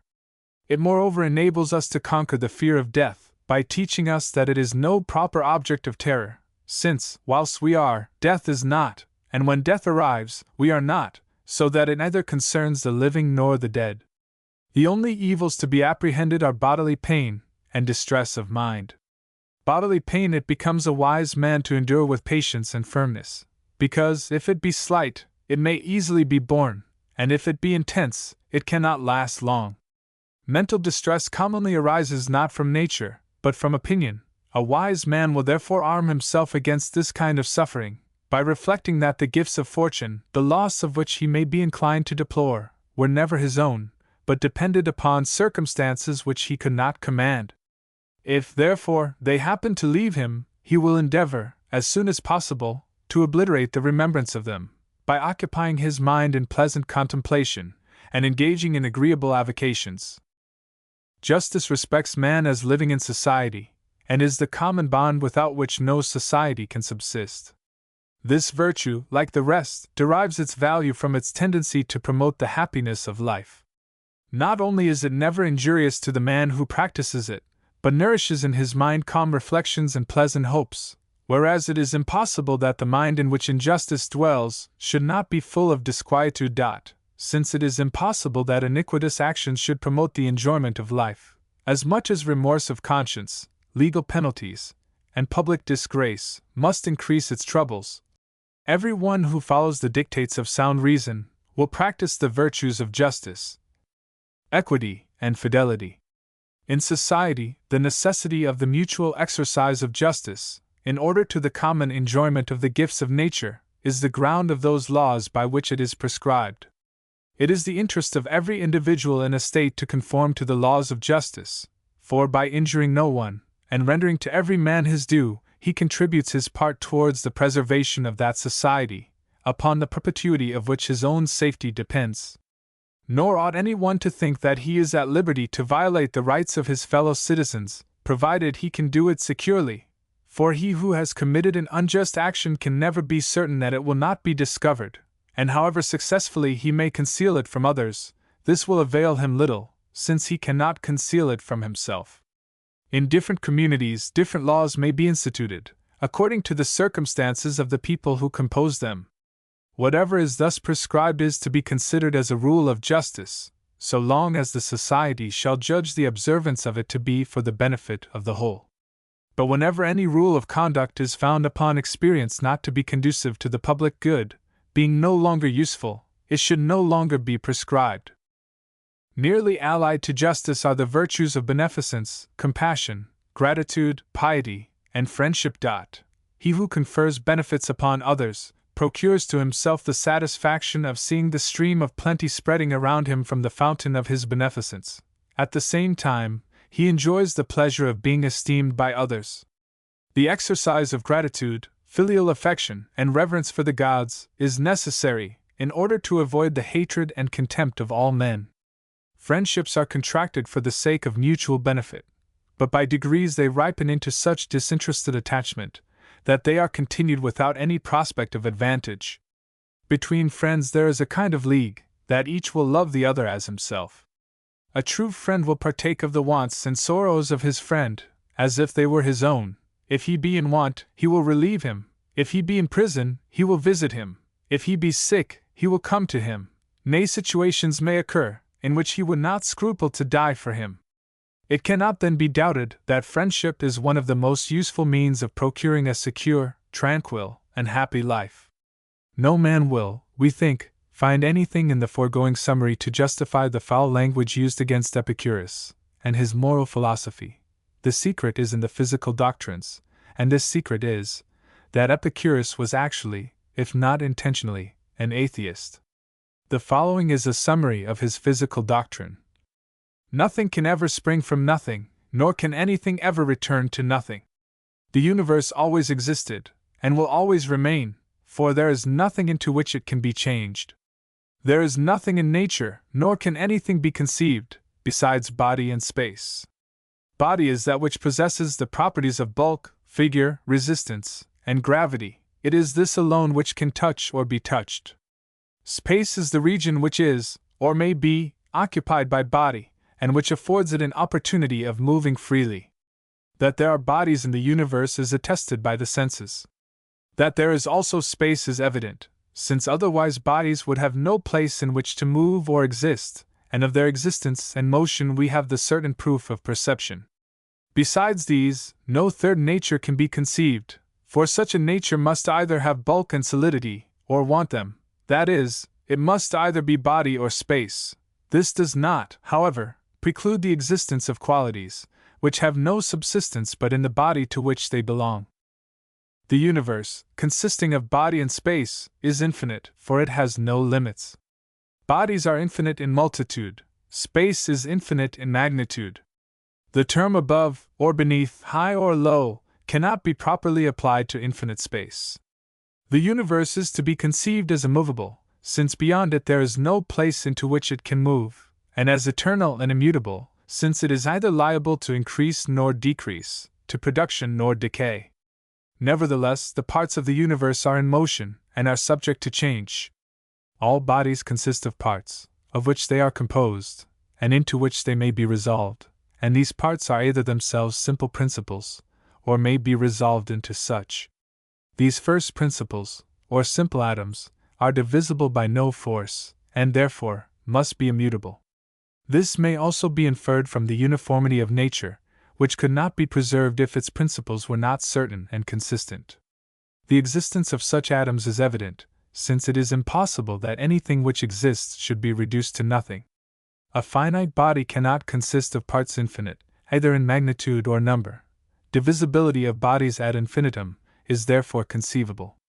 All atoms are of the same nature, or differ in no essential qualities. From their different effects upon the senses, it appears, however, that they differ in magnitude, figure, and weight.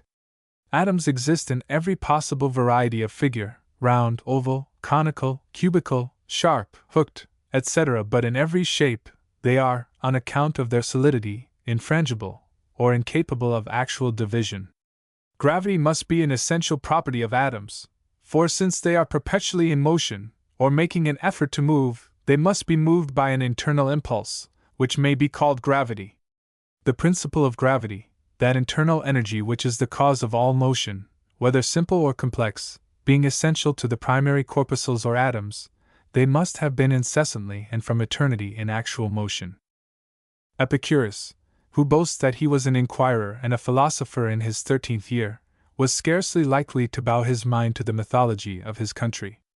The man who, when he was but a schoolboy, insisted upon an answer to the question, "Whence came chaos?" could hardly be expected to receive as admitted facts the fabulous legends as to Jupiter and the other gods. His theology is, however, in some respects, obscure and unintelligible, for while he zealously opposed the popular fables, which men misname god ideas, he at the same time admitted the existence of material gods, whom he placed in the intervals between the infinite worlds, where they passed a life undisturbed by aught, and enjoyed a happiness which does not admit of augmentation. These inactive gods play a strange part in the system of Epicurus, and it is asserted by many that these extraordinary conceptions of deity were put forward by the philosopher to screen him from the consequences attaching to a charge of atheism. Dr. Heinrich Ritter, who does not seem very friendly disposed towards Epicurus, or his philosophy, repudiates this notion, and argues Epicurus was not in truth an atheist, and alleges that it was a mere pretense on his part, and that from his very theory of knowledge the existence of gods could be deduced. This has been much litigated, vide Electric Review for 1806, page 606. It is quite evident that Epicurus either regarded the gods in the capacity of creators, controllers, or rulers, so that his theism, if it be theism, 'twas not of a very superstitious character. The God who neither created man, nor exercised any influence whatever over his actions or thinkings, could have but little to do with man at all. If we attempt to review the whole of the teachings of Epicurus, and they are defective and imperfect in many respects, and necessarily so. We say necessarily so, because the imperfect science of the day limited the array of facts presented to the philosopher, and narrowed the base upon which he was to erect his system. We must expect, therefore, to find the structure weak in many points because it was too large for the foundation, but we are not, therefore, to pass it on one side, and without further notice. It should rather be our task to lay good, wide, and sure foundations, on which to build up a system, and develop a method, really having, for its end, the happiness of mankind. We live 2,000 years later than the Athenian philosopher. In those 2,000 years many facts have been dragged out of the circle of the unknown and unused. Astronomy, geology, physiology, psychology, all except theology are better understood. Men pretend they are searching after happiness, and where do they try to find it? Not here amongst the known, but in the possible hereafter amongst the unknowable. How do they try to find it? Not by the aid of the known, not by the light of facts, gathered in years of toil, and sanctified by the blood of some of the noblest of truth's noble martyrs.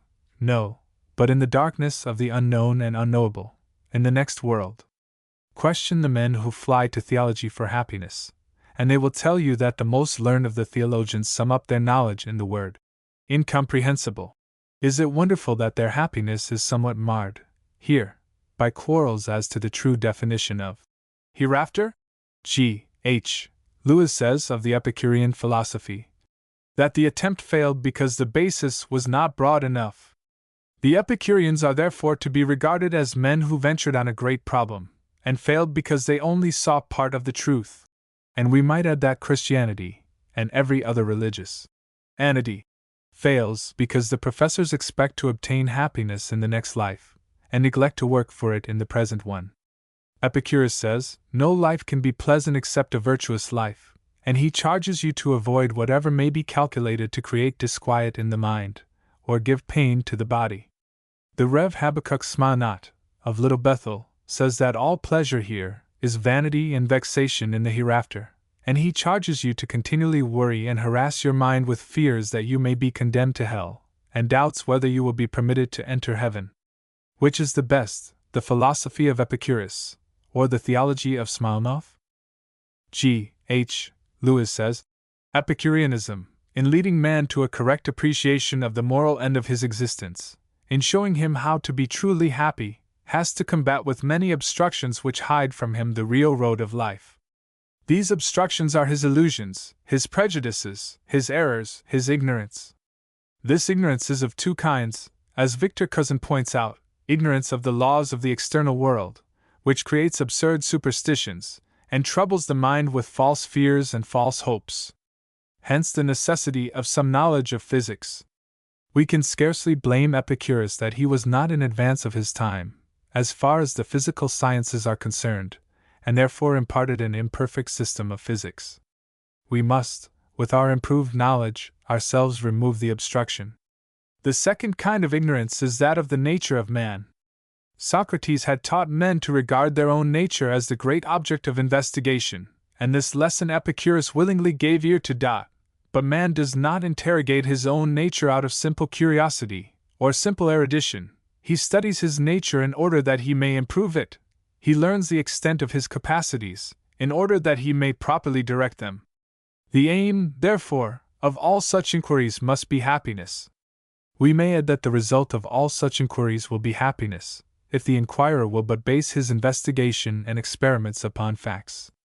Let him understand that, as he improves the circumstances which surround him, so will he advance himself, becoming happier, and making his fellows happy also.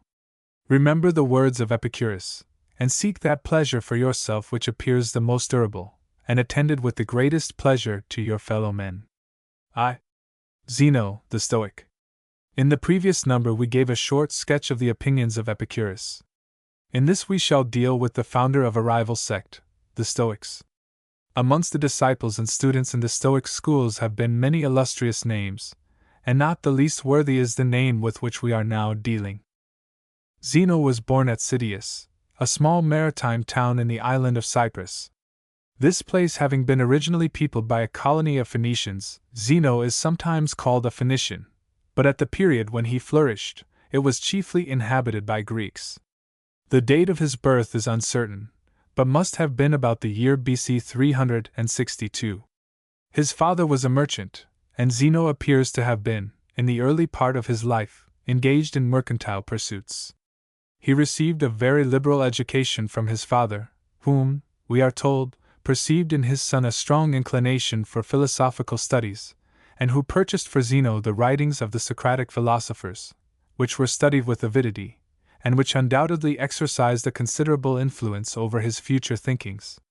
When about 30 years of age, he made a trading voyage from Citius to Athens, with a very valuable cargo of Phoenician purple, but was unfortunately shipwrecked on the coast of Greece, and the whole of his freight destroyed.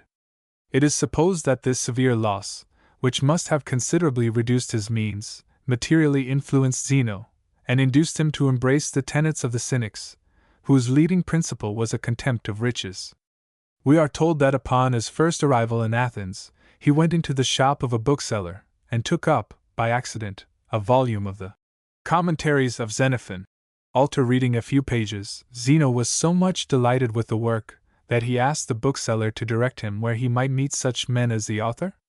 Crates, the Cynic philosopher, passed by at the time, and the bookseller said, "Follow that man!" He did so, and after listening to several of his discourses, was so pleased with the doctrines of the Cynics, that he became a disciple. He did not long remain attached to the Cynic school. Their peculiar manners were too gross for him, and his energetic and inquiring mind was too much cramped by that indifference to all scientific investigation which was one of their leading characteristics. He therefore sought instruction elsewhere, and Stilpo, of Megara, became his teacher, from whom he acquired the art of disputation, in which he afterwards became so proficient. The Cynics were displeased at his following other philosophy, and we are told that Crates attempted to drag him by force out of the school of Stilpo, on which Zeno said, "You may seize my body, but Stilpo has laid hold of my mind." The Megaric doctrine was, however, insufficient. Zeno was willing to learn all that Stilpo could teach, but having learned all, his restless and insatiable appetite for knowledge required more, and after an attendance of several years upon the lectures of Stilpo, he passed over to the expositors of Plato, Xenocrates, and Polemo. The latter philosopher appears to have penetrated Zeno's design in attending the various schools, i.e., to collect materials from various quarters for a new system of his own, and when he came to the school, Polemo said, "I am no stranger, Zeno, to your Phoenician arts. I perceive that your design is to creep slyly into my garden, and steal away my fruit." After 20 years of study, having mastered the tenets of the various schools, Zeno determined to become the founder of a sect himself. In accordance with this determination, he opened a school in a public portico, called the Painted Porch, from the pictures of Polygnotus, and other eminent painters, with which it was adorned. This portico became famous in Athens, and was called Stoa, the Porch. From this Stoa the school derived its name, the students being called the Stoics. Zeno was a subtle reasoner, and exceedingly popular. He taught a strict system of morals and exhibited a pleasing picture of moral discipline in his own life. As a man, his character appears deserving of the highest respect. He became exceedingly respected and revered at Athens for the probity and severity of his life and manners, and consistency thereof with his doctrine. He possessed so large a share of public esteem that the Athenians decreed him a golden crown, and on account of his approved integrity, deposited the keys of their citadel in his hands. Antigoras Gonates, king of Macedon, was a constant attendant at his lectures whilst at Athens, and when that monarch returned, he earnestly invited Zeno to his court. During the philosopher's lifetime, the Athenians erected a statue of brass as a mark of the estimation in which they held him. Zeno lived to the extreme age of 98, when, as he was leaving his school one day, he fell and broke his finger. The consciousness of his infirmity afflicted him so much that he exclaimed, "Why am I thus importuned? Earth, I obey thy summons!" And immediately going home, he put his affairs in order, and strangled himself. In person, Zeno was tall and slender. His brow was furrowed with thought, and this, with his long and close application to study, gave a tinge of severity to his aspect.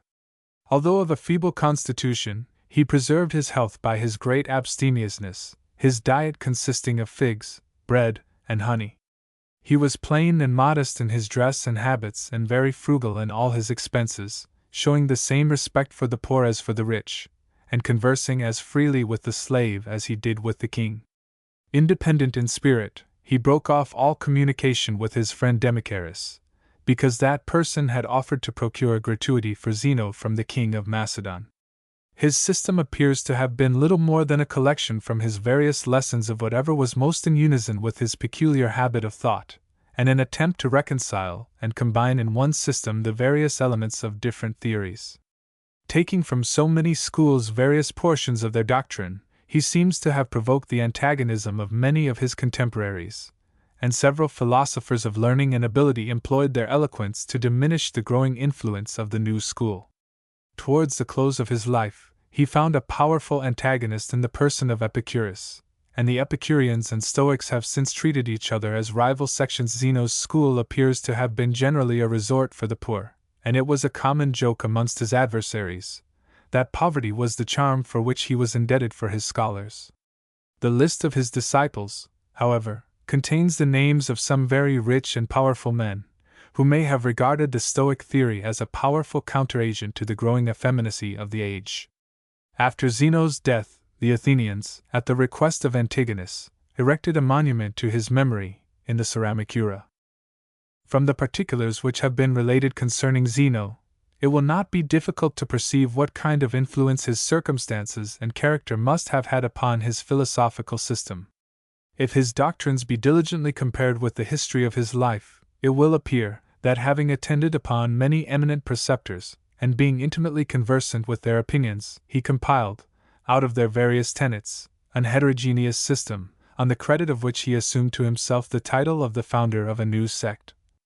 The dialectic arts which Zeno learned in the school of Diodorus Cronus, he did not fail to apply to the support of his own system, and to communicate to his followers.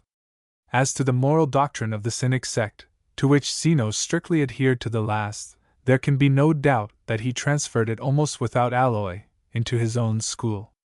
In morals, the principal difference between the Cynics and the Stoics was that the former disdained the cultivation of nature, the latter affected to rise above it. On the subject of physics, Zeno received his doctrine through the channel of the Platonic school, as will fully appear from a careful comparison of their respective systems. The Stoic philosophy, being in this manner of heterogeneous origin, it necessarily partook of the several systems of which it was composed. The idle quibbles, jejune reasonings, and imposing sophisms, which so justly exposed the schools of the dialectic philosophers to ridicule, found their way into the porch, where much time was wasted, and much ingenuity thrown away, upon questions of no importance. Cicero censures the Stoics for encouraging in their schools a barren kind of disputation, and employing themselves in determining trifling questions, in which the disputants can have no interest, and which, at the close, leave them neither wiser nor better. And that this censure is not, as some modern advocates for Stoicism have maintained, a mere calumny, but grounded upon fact, sufficiently appears from what is said by the ancients, particularly by Sextus Empiricus, concerning the logic of the Stoics. Seneca, who was himself a Stoic, candidly acknowledges this. It may, perhaps, be thought surprising that philosophers, who affected so much gravity and wisdom, should condescend to such trifling occupations. But it must be considered that, at this time, a fondness for subtle disputation so generally prevailed in Greece, that excellence in the arts of reasoning and sophistry was a sure path to fame.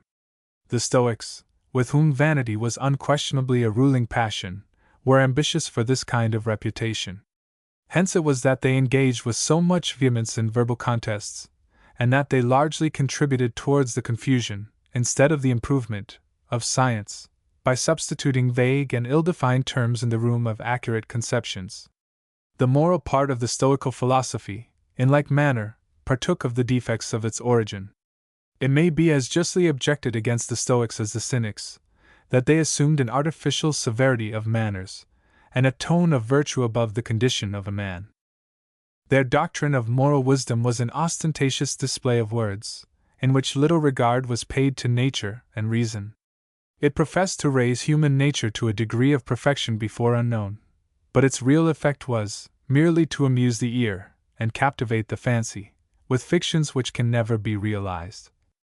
The extravagancies and absurdities of the Stoical philosophy may also be in some measure ascribed to the vehement contests which subsisted between Zeno and the academics on the one hand, and between him and Epicurus on the other.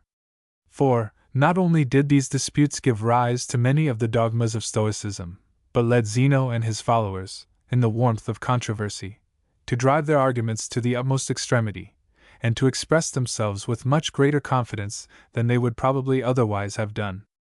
This is, perhaps, the true reason why so many extravagant notions are ascribed to the Stoics, particularly upon the subject of morals. Whilst Epicurus taught his followers to seek happiness in tranquility, Zeno imagined his wise man, not only free from all sense of pleasure, but void of all passions and emotions, and capable of being happy in the midst of torture. That he might avoid the position taken by the Epicureans, he had recourse to a moral institution, which bore indeed the lofty front of wisdom, but which was elevated far above the condition and powers of human nature. The natural disposition of Zeno, and his manner of life, had, moreover, no inconsiderable influence in fixing the peculiar character of his philosophy. By nature severe and morose, and constitutionally inclined to reserve and melancholy, he early cherished this habit by submitting to the austere rigid discipline of the Cynics. Those qualities which he conceived to be meritorious in himself, and which he found to conciliate the admiration of mankind, he naturally transferred to his imaginary character of a wise or perfect man. In order to form an accurate judgment concerning the doctrine of the Stoics, besides a careful attention to the particulars already enumerated, it will be necessary to guard with the utmost caution against two errors, into which several writers have fallen. Great care should be taken, in the first place, not to judge of the doctrine of the Stoics from words and sentiments, detached from the general system, but to consider them as they stand, related to the whole train of premises and conclusions. The second caution is, not to confound the genuine doctrines of Zeno, and other ancient fathers of this sect, with the glosses of the later Stoics. Out of the many proofs of this change, which might be adduced, we shall select one, which is the more worthy of notice, as it has occasioned many disputes among the learned. The doctrine we mean is that concerning fate. This doctrine, according to Zeno and Chrysippus, implies an eternal and immutable series of causes and effects, within which all events are included, and to which the deity himself is subject, whereas the later Stoics, changing the term fate into the providence of God, discoursed with great plausibility on this subject, but still in reality retained the ancient doctrine of universal fate. From this example, a judgment may be formed concerning the necessity of using some caution, in appealing to the writings of Seneca, Antoninus, and Epictetus, as authorities, in determining what were the original doctrines of the Stoic philosophers. Concerning philosophy in general, the doctrine of the Stoics was, that wisdom consists in the knowledge of things divine and human, that philosophy is such an exercise of the mind as produces wisdom, that in this exercise consists the nature of virtue, and consequently, that virtue is a term of extensive meaning, comprehending the right employment of the mind in reasoning, in the study of nature, and in morals. The wisdom of the Stoics is either progressive, through several stages, or perfect, when every weakness is subdued, and every error corrected, without the possibility of a relapse into folly, or vice, or of being again enslaved by any passion, or afflicted by any calamity. With Socrates and the Cynics, Zeno represented virtue as the only true wisdom, but being disposed to extend the pursuits of his wise man into the regions of speculation and science, he gave, after his usual manner, a new signification to an old term, and comprehended the exercise of the understanding in the search of truth, as well as the government of the appetites and passions, under the general term virtue.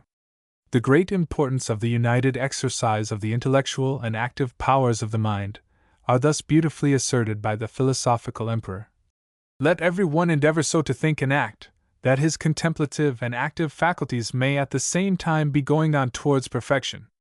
His clear conceptions, and certain knowledge, will then produce within him an entire confidence in himself, unperceived perhaps by others, though not effectively concealed, which will give a simplicity and dignity to his character, for he will at all times be able to judge, concerning the several objects which come before him, what is their real nature, what place they hold in the universe, how long they are by nature fitted to last, of what materials they are composed, by whom they may be possessed, and who is able to bestow them, or take them away.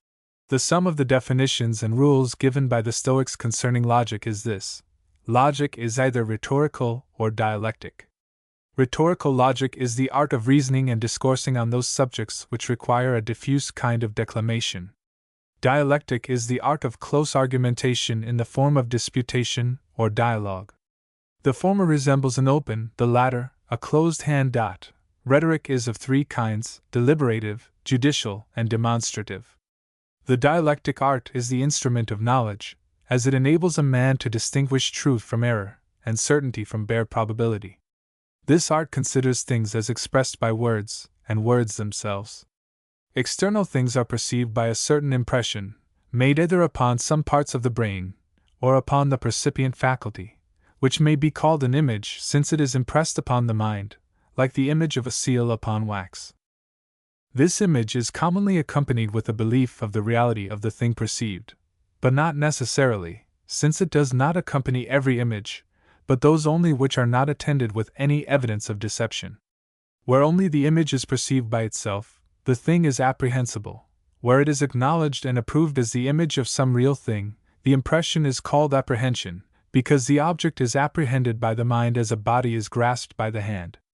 Such apprehension, if it will bear the examination of reason, is knowledge; if it is not examined, it is mere opinion; if it will not bear this examination, it is misapprehension. The senses, corrected by reason, give a faithful report, not by affording a perfect apprehension of the entire nature of things, but by leaving no room to doubt of their reality. Nature has furnished us with these apprehensions, as the elements of knowledge, whence further conceptions are raised in the mind, and a way is opened for the investigations of reason. Some images are sensible, or received immediately through the senses, others rational, which are perceived only in the mind. These latter are called notions, or ideas. Some images are probable, to which the mind assents without hesitation; others improbable, to which it does not readily assent; and others doubtful, where it is not entirely perceived whether they are true or false. True images are those which arise from things really existing, and agree with them. False images, or phantasms, are immediately derived from no real object. Images are apprehended by immediate perception, through the senses, as when we see a man; consequentially, by likeness, as when from a portrait we apprehend the original; by composition, as when, by compounding a horse and man, we acquire the image of a centaur; by augmentation, as in the image of a cyclops; or by diminution, as in that of a pygmy. Judgment is employed either in determining, concerning particular things, or concerning general propositions. In judging of things we make use of some one of our senses, as a common criterion or measure of apprehension, by which we judge whether a thing is, or is not, or whether or not it exists with certain properties; or we apply to the thing, concerning which a judgment is to be formed, some artificial measure, as a balance, a rule, etc. or we call in other peculiar measures to determine things not perceptible by the senses. In judging of general propositions, we make use of our preconceptions, or universal principles, as criteria, or measures of judgment. The first impressions from the senses produce in the mind an involuntary emotion, but a wise man afterwards deliberately examines them, that he may know whether they be true or false, and assents to, or rejects them, as the evidence which offers itself to his understanding appears sufficient or insufficient. This assent, or approbation, will indeed be as necessarily given, or withheld, according to the ultimate state of the proofs which are adduced, as the scales of a balance will sink or rise, according to the weights which are placed upon them. But while the vulgar give immediate credit to the reports of the senses, wise men suspend their assent, till they have deliberately examined the nature of things, and carefully estimated the weight of evidence. The mind of man is originally like a blank leaf, wholly without characters, but capable of receiving any. The impressions which are made upon it, by means of the senses, remain in the memory, after the objects which occasion them are removed. A succession of these continued impressions, made by similar objects, produces experience, and hence arises permanent notions, opinions, and knowledge. Even universal principles are originally formed by experience from sensible images. All men agree in their common notions or preconceptions. Disputes only arise concerning the application of these to particular cases. Let us pass on to the Stoical doctrine concerning nature. According to Zeno and his followers, there existed from eternity a dark and confused chaos, in which was contained the first principles of all future beings. This chaos being at length arranged, and emerging into variable forms, became the world, as it now subsists. The world or nature is that whole which comprehends all things, and of which all things are parts and members. The universe, though one whole, contains two principles, distinct from elements, one passive, the other active. The passive principle is pure matter without qualities. The active principle is reason, or God. This is the fundamental doctrine of the Stoics concerning nature. The Stoical system teaches that both the active and passive principles in nature are corporeal, since whatever acts or suffers must be so. The efficient cause, or God, is pure ether, or fire, inhabiting the exterior surface of the heavens, where everything which is divine is placed. This ethereal substance, of divine fire, comprehends all the vital principles by which individual beings are necessarily produced, and contains the forms of things, which from the highest regions of the universe, are diffused through every other part of nature. Seneca, indeed, calls God incorporeal reason, but by this term he can only mean to distinguish the divine ethereal substance from gross bodies, for, according to the Stoics, whatever has a substantial existence is corporeal. Nothing is incorporeal, except that infinite vacuum which surrounds the universe. Even mind and voice are corporeal, and, in like manner, deity. Matter, or the passive principle, in the Stoical system, is destitute of all qualities, but ready to receive any form, inactive, and without motion, unless moved by some external cause. The contrary principle, or the ethereal operative fire, being active, and capable of producing all things from matter, with consummate skill, according to the forms which it contains, although in its nature corporeal, considered in opposition to gross and sluggish matter, or to the elements, is said to be immaterial and spiritual. For want of carefully attending to the preceding distinction, some writers have been so far imposed upon, by the bold innovations of the Stoics in the use of terms, as to enter from the appellations which they sometimes apply to the deity, that they conceived him to be strictly and properly incorporeal. The truth appears to be, that, as they sometimes spoke of the soul of man, a portion of the divinity, as an exceedingly rare and subtle body, and sometimes as a warm or fiery spirit, so they spoke of the deity as corporeal, considered as distinct from the incorporeal vacuum, or infinite space, but as spiritual, considered in opposition to gross and inactive matter. They taught, indeed, that God is underived, incorruptible, and eternal, possessed of intelligence, good and perfect, the efficient cause of all the peculiar qualities or forms of things, and the constant preserver and governor of the world, and they described the deity under many noble images, and in the most elevated language. The hymn of Cleanthes, in particular, is justly admired for the grandeur of its sentiments, and the sublimity of its diction. But if in reading these descriptions, we hastily associate with them modern conceptions of deity, and neglect to recur to the leading principles of the sect, we shall be led into fundamental misapprehensions of the true doctrine of Stoicism. For according to this sect, God and matter are alike underived and eternal, and God is the former of the universe in no other sense than as he has been the necessary efficient cause, by which motion and form have been impressed upon matter. What notions the Stoics entertained of God sufficiently appears from the single opinion of his finite nature, an opinion which necessarily followed from the notion that he is only a part of a spherical, and therefore a finite universe. On the doctrine of divine providence, which was one of the chief points upon which the Stoics disputed with the Epicureans, much is written, and with great strength and elegance, by Seneca, Epictetus, and other later Stoics. But we are not to judge of the genuine and original doctrine of this sect from the discourses of writers who had probably corrupted their language on this subject, by visiting the Christian school. The only way to form an accurate judgment of their opinions concerning providence is to compare their popular language upon this head with their general system, and explain the former consistently with the fundamental principles of the latter. If this be fairly done, it will appear that the agency of deity is, according to the Stoics, nothing more than the active motion of a celestial ether or fire, possessed of intelligence, which at first gave form to the shapeless mass of gross matter, and being always essentially united to the visible world by the same necessary agency, preserves its order and harmony. The Stoic idea of providence is, not that of a being, wholly independent of matter, freely directing and governing all things, but that of a necessary chain of causes and effects, arising from the action of a power, which is itself a part of the existence which it regulates, and which equally with that existence is subject to the immutable law of necessity. Providence, in the Stoic creed, is only another name for absolute necessity, or fate, to which God and matter, or the universe, which consists of both, is immutably subject. The rational, efficient, and active principle in nature, the Stoics called by various names, nature, fate, Jupiter, God. What is nature? Says Seneca. But God, the divine reason, inherent in the whole universe, and in all its parts? Or you may call him, if you please, the author of all things. And again, whatever appellations imply celestial power and energy, may be justly applied to God. His names may properly be as numerous as his offices.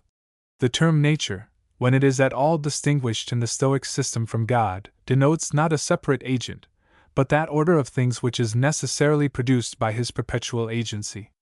Since the active principle of nature is comprehended within the world, and with matter makes one whole, it necessarily follows that God penetrates, pervades, and animates matter, and the things which are formed from it, or, in other words, that he is the soul of the universe.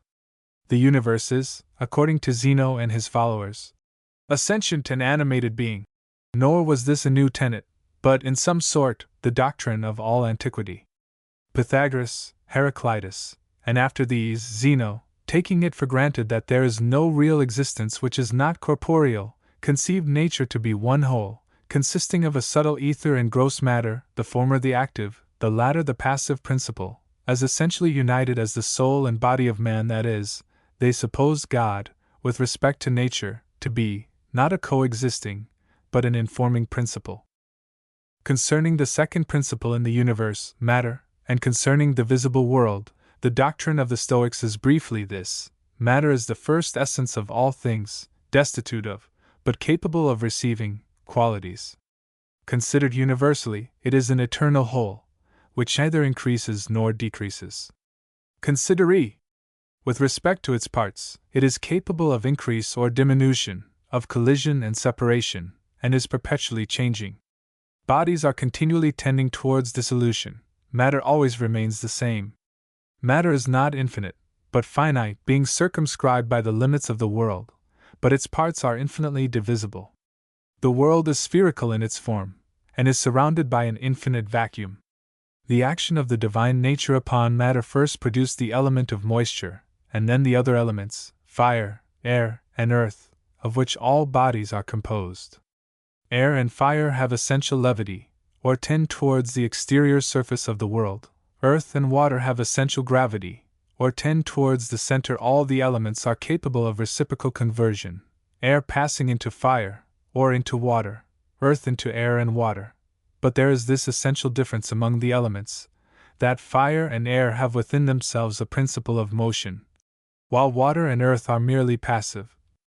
The world, including the whole of nature, God and matter, subsisted from eternity, and will forever subsist, but the present regular frame of nature had a beginning, and will have an end.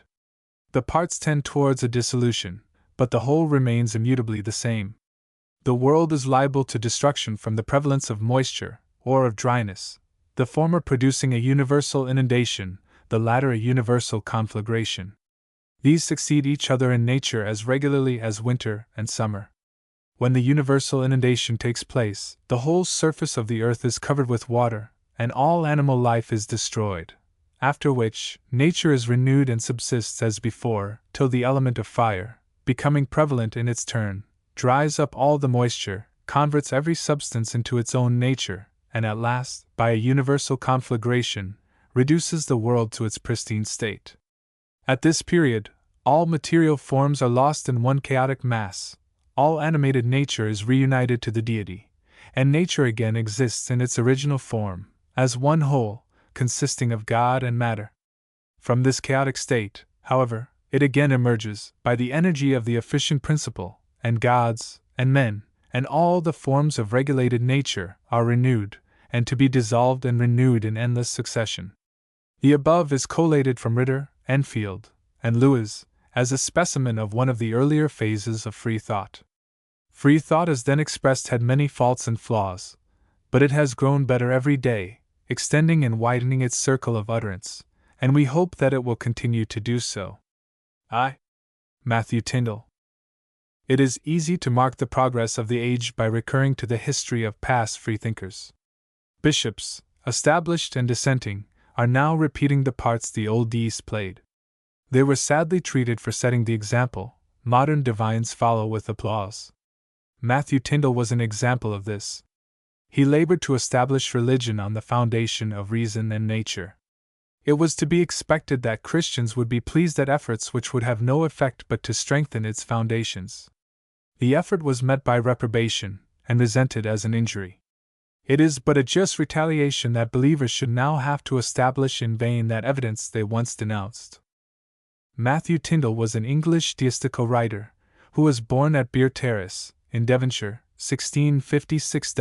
His father, it appears, was a clergyman, who held the living of Beer Terrace, presented to him by the University of Cambridge, in the time of the Civil Wars. Young Matthew was educated at Oxford, where at 28 he took the degree of Doctor of Laws. Matthew Tyndall, LL.D., was early tossed about by the winds of doctrine. First he embraced Romanism, afterwards he became a Protestant. Then politics interested him, and he engaged in controversy on the side of William III. He was appointed commissioner of a court for trying foreigners. In 1693 he published an essay on the law of nations. When 54, in 1710, he entered so vigorously into theological controversy, arising out of Trinitarian criticism, that his mock satire led to his books being condemned by the House of Commons, and burnt by the hangman. He resented this indignity by a spirited attack on the dominant priestly party in his High Church Catechism, and he also wrote in defense of philosophical necessity. But his most notable work was the performance of his old age, his Christianity as Old as the Creation, or The Gospel, a republication of the religion of nature. This was produced in his 73rd year. He was attacked in reply by Bishop Waterland.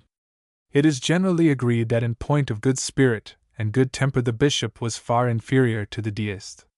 Dr. Conyers Middleton, says Thomas Cooper, in his brief sketch of Tyndall, appeared in defense of Tyndall in a letter to Dr. Waterland, whom he condemned for the shallowness of his answer to Tyndall, and boldly and frankly admitted that the freethinker was right in asserting that the Jews borrowed some of their ceremonies and customs from Egypt.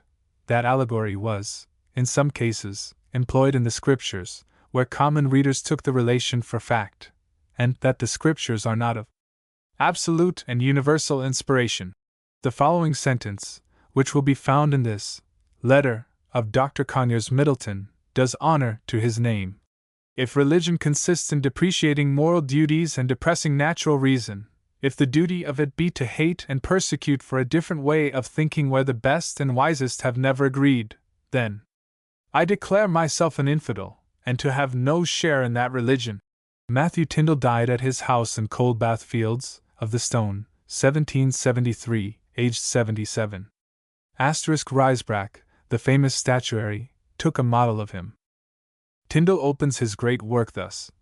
The author makes no apology for writing on a subject of the last importance, and which, as far as I can find, has nowhere been so fully treated. He builds nothing on a thing so uncertain as tradition, which differs in most countries, and of which, in all countries, the bulk of mankind are incapable of judging, but thinks he has laid down such plain and evident rules as may enable men of the meanest capacity to distinguish between religion and superstition, and has represented the former in every part so beautiful, so amiable, and so strongly affecting, that they, who in the least reflect, must be highly in love with it, and easily perceive that their duty and happiness are inseparable.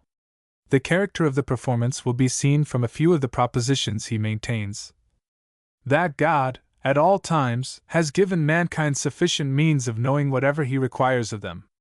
That the religion of nature consists in observing those things, which our reason, by considering the nature of God and man, and the relation we stand in to him, and one another, demonstrates to be our duty, and that those things are plain, and likewise what they are.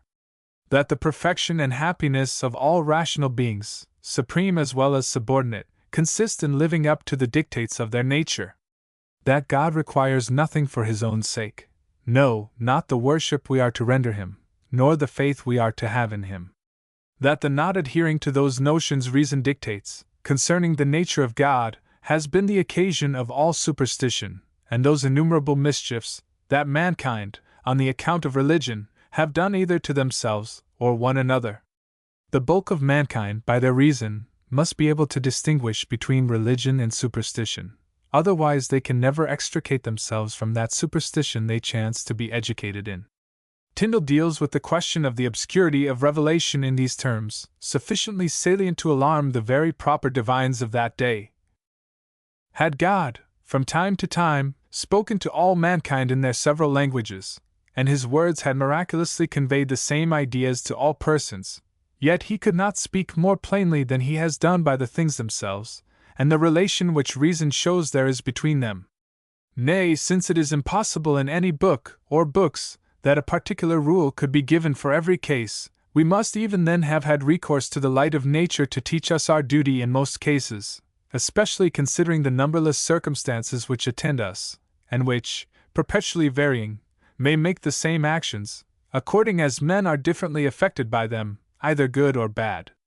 And I may add, that most of the particular rules laid down in the Gospel for our direction, are spoken after such figurative a manner, that except we judge of their meaning, not merely by the letter, but by what the law of nature antecedently declares to be our duty, they are apt to lead us wrong.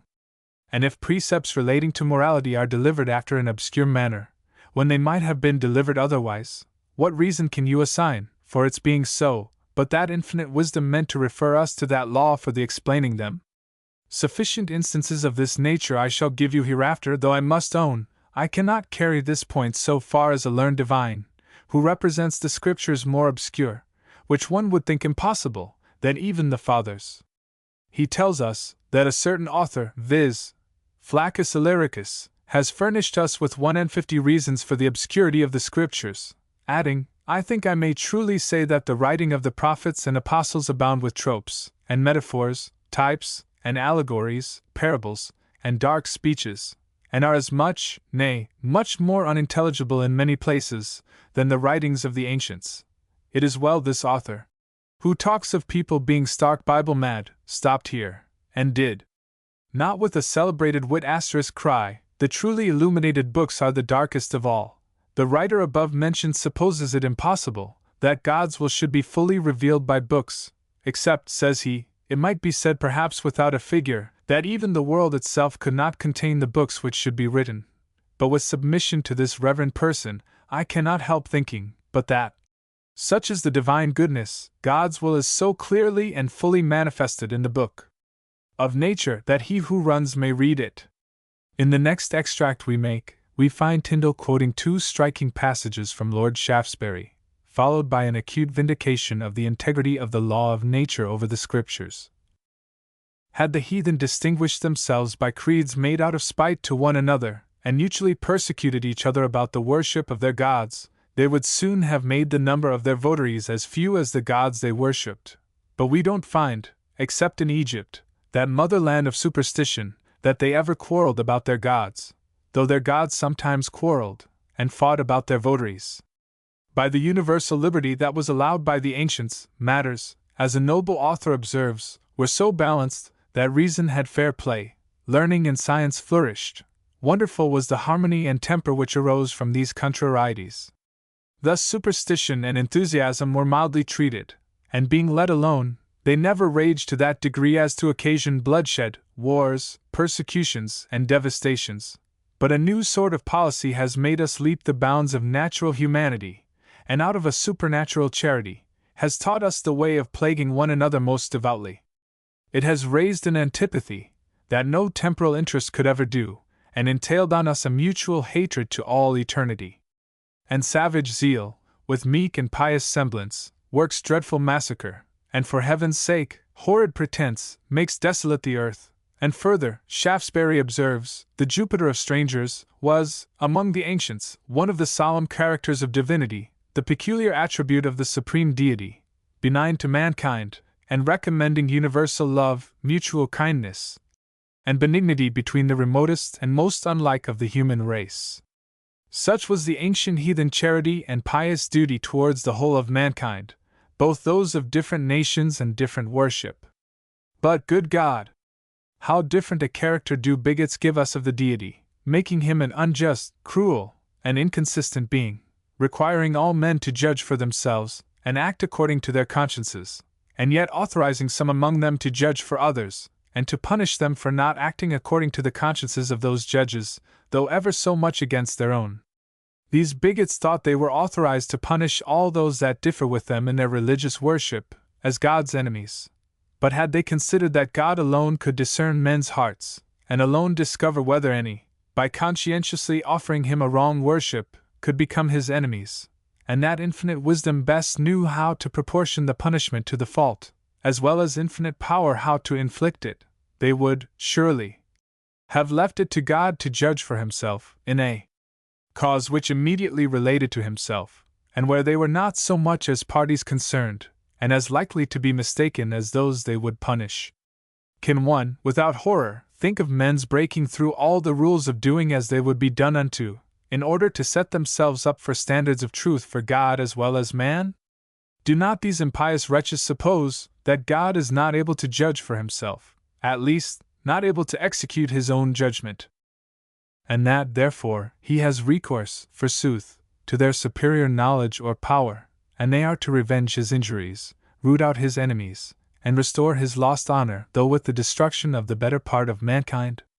But to do the propagators of these blasphemous notions justice, they do not throw this load of scandal on the law of nature, or so much as pretend from thence to authorize their execrable principles, but endeavor to support them by traditional religion, especially by misinterpreted texts from the Old Testament, and thereby make, not only natural and revealed religion, but the Old and New Testament, the latter of which requires doing good both to Jews and Gentiles, contradict each other.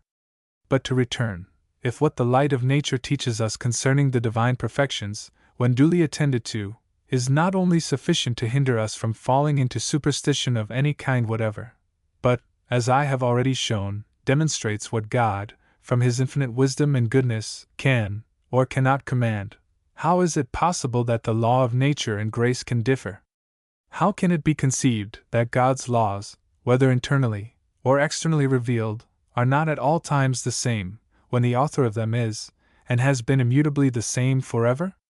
The following passage exhibits the judicious mixture of authority and argument for which our author is remarkable. The quotation is a good illustration of Tyndall's best manner. He is replying to Dr. Samuel Clarke, It cannot be imputed to any defect in the light of nature that the pagan world ran into idolatry, but to their being entirely governed by priests, who pretended communication with their gods, and to have thence their revelations, which they imposed on the credulous as divine oracles, whereas the business of the Christian dispensation was to destroy all those traditional revelations, and restore, free from all idolatry, the true primitive and natural religion implanted in mankind from the creation. The Dr. Clarke, however, seems afraid lest he had allowed too much to the light of nature in relation to the discovery of our duty both to God and man, and not left room for revelation to make any addition. He therefore supposes there are some duties which nature hints at only in general. But if we cannot, without highly reflecting on the wisdom and goodness of God, suppose that He has not, at all times, given the whole rational creation a plain rule for their conduct, in relation to those duties they owe to God, themselves, and one another, must we not suppose reason, and religion, that rule of all other rules, inseparable, so that no rational creature can be ignorant of it? Who attends to the dictates of his own mind, I mean, as far as it is necessary for him to know it. An ignorant peasant may know what is sufficient for him, without knowing as much as the learned rector of St. James's. Though the doctor says the knowledge of the law of nature is, in fact, by no means universal, yet he asserts that man is plainly in his own nature an accountable creature, which supposes that the light of nature plainly, and undeniably, teaches him that law, for breach of which he is naturally accountable. And did not the doctor believe this law to be universal, he could not infer a future judgment from the conscience all men have of their actions, or the judgment they pass on them in their own minds, whereby they that have not any law are a law unto themselves, their consciences bearing witness, and their thoughts accusing, or excusing one another, which is supposing but one law, whether that law be written on paper or in men's hearts only, and that all men by the judgment they pass on their own actions are conscious of this law. And the Apostle Paul, though quoted by the doctor, is so far from favoring his hypothesis of any invincible ignorance, even in the wisest and best of the philosophers, that he, by saying, the Gentiles, that have not the law, do by nature the things contained in the law, makes the law of nature and grace to be the same, and supposes the reason why they were to be punished was their sinning against light and knowledge. That which may be known of God was manifest in them, and when they knew God, they glorified Him not as God. And they were likewise guilty of abominable corruptions, not ignorantly, but knowing the judgment of God, that they who do such things are worthy of death. Had the doctor but considered this self-evident proposition, that there can be no transgression where there is no law, and that an unknown law is the same as no law, and consequently, that all mankind, at all times, must be capable of knowing all, whether more or less, that God requires, it would have prevented his endeavoring to prove that, till the gospel dispensation, mankind were entirely and unavoidably ignorant of their duty in several important points, and thus charging the light of nature with undeniable defects. I think it no compliment to external revelation, though the doctor designed it as the highest, to say it prevailed, when the light of nature was, as he supposes, in a manner extinct, since then an irrational religion might as easily obtain as a rational one. The doctor, to prove that revelation has supplied the insufficiency and undeniable defects of the light of nature, refers us to Phil.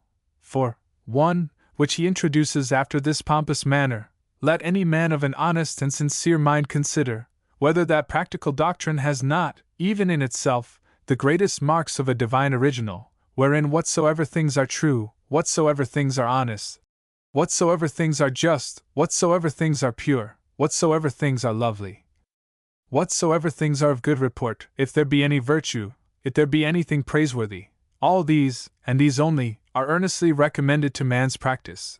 I would ask the doctor how he can know what these are, which are thus alone earnestly recommended to man's practice, or why they have, in themselves, the greatest marks of a divine original, but from the light of nature.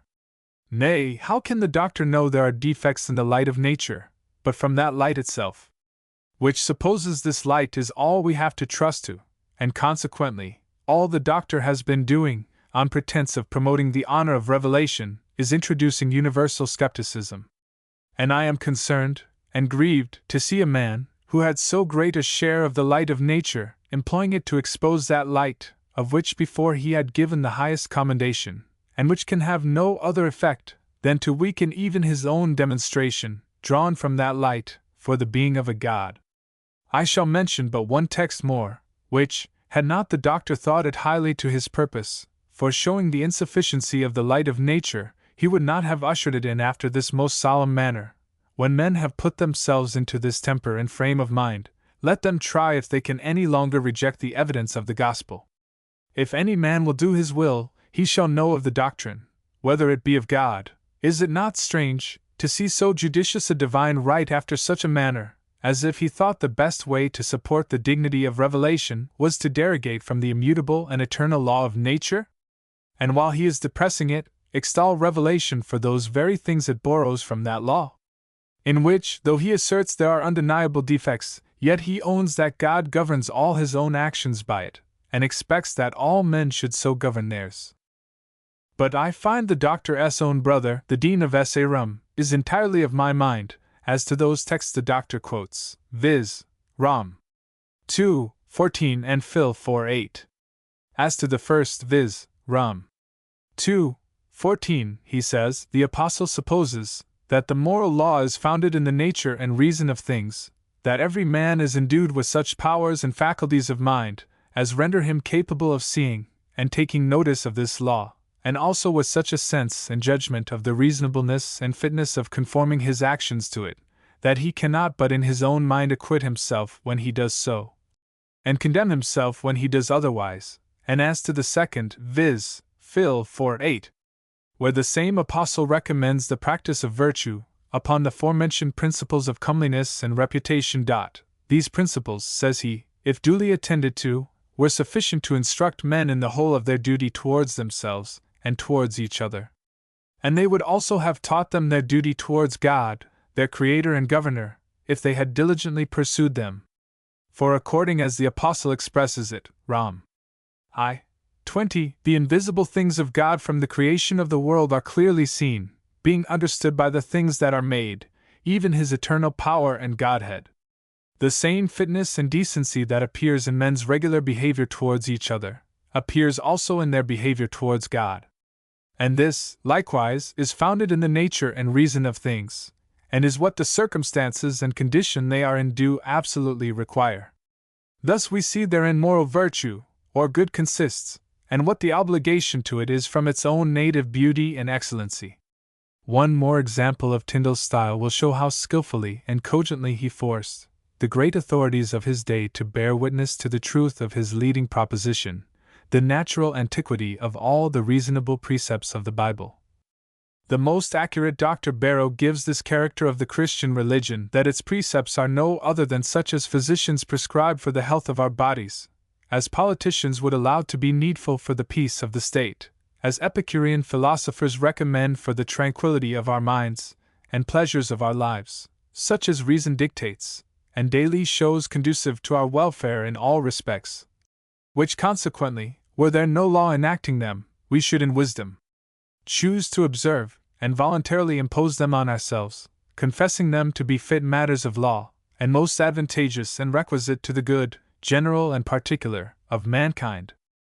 That great and good man Dr. Tillotson says that all the precepts of Christianity are reasonable and wise, requiring such duties as are suitable to the light of nature, and do approve themselves to the best reason of mankind, such as have their foundation in the nature of God, and are an imitation of the divine excellencies, such as tend to the perfection of human nature, and to raise the minds of men to the highest pitch of goodness and virtue.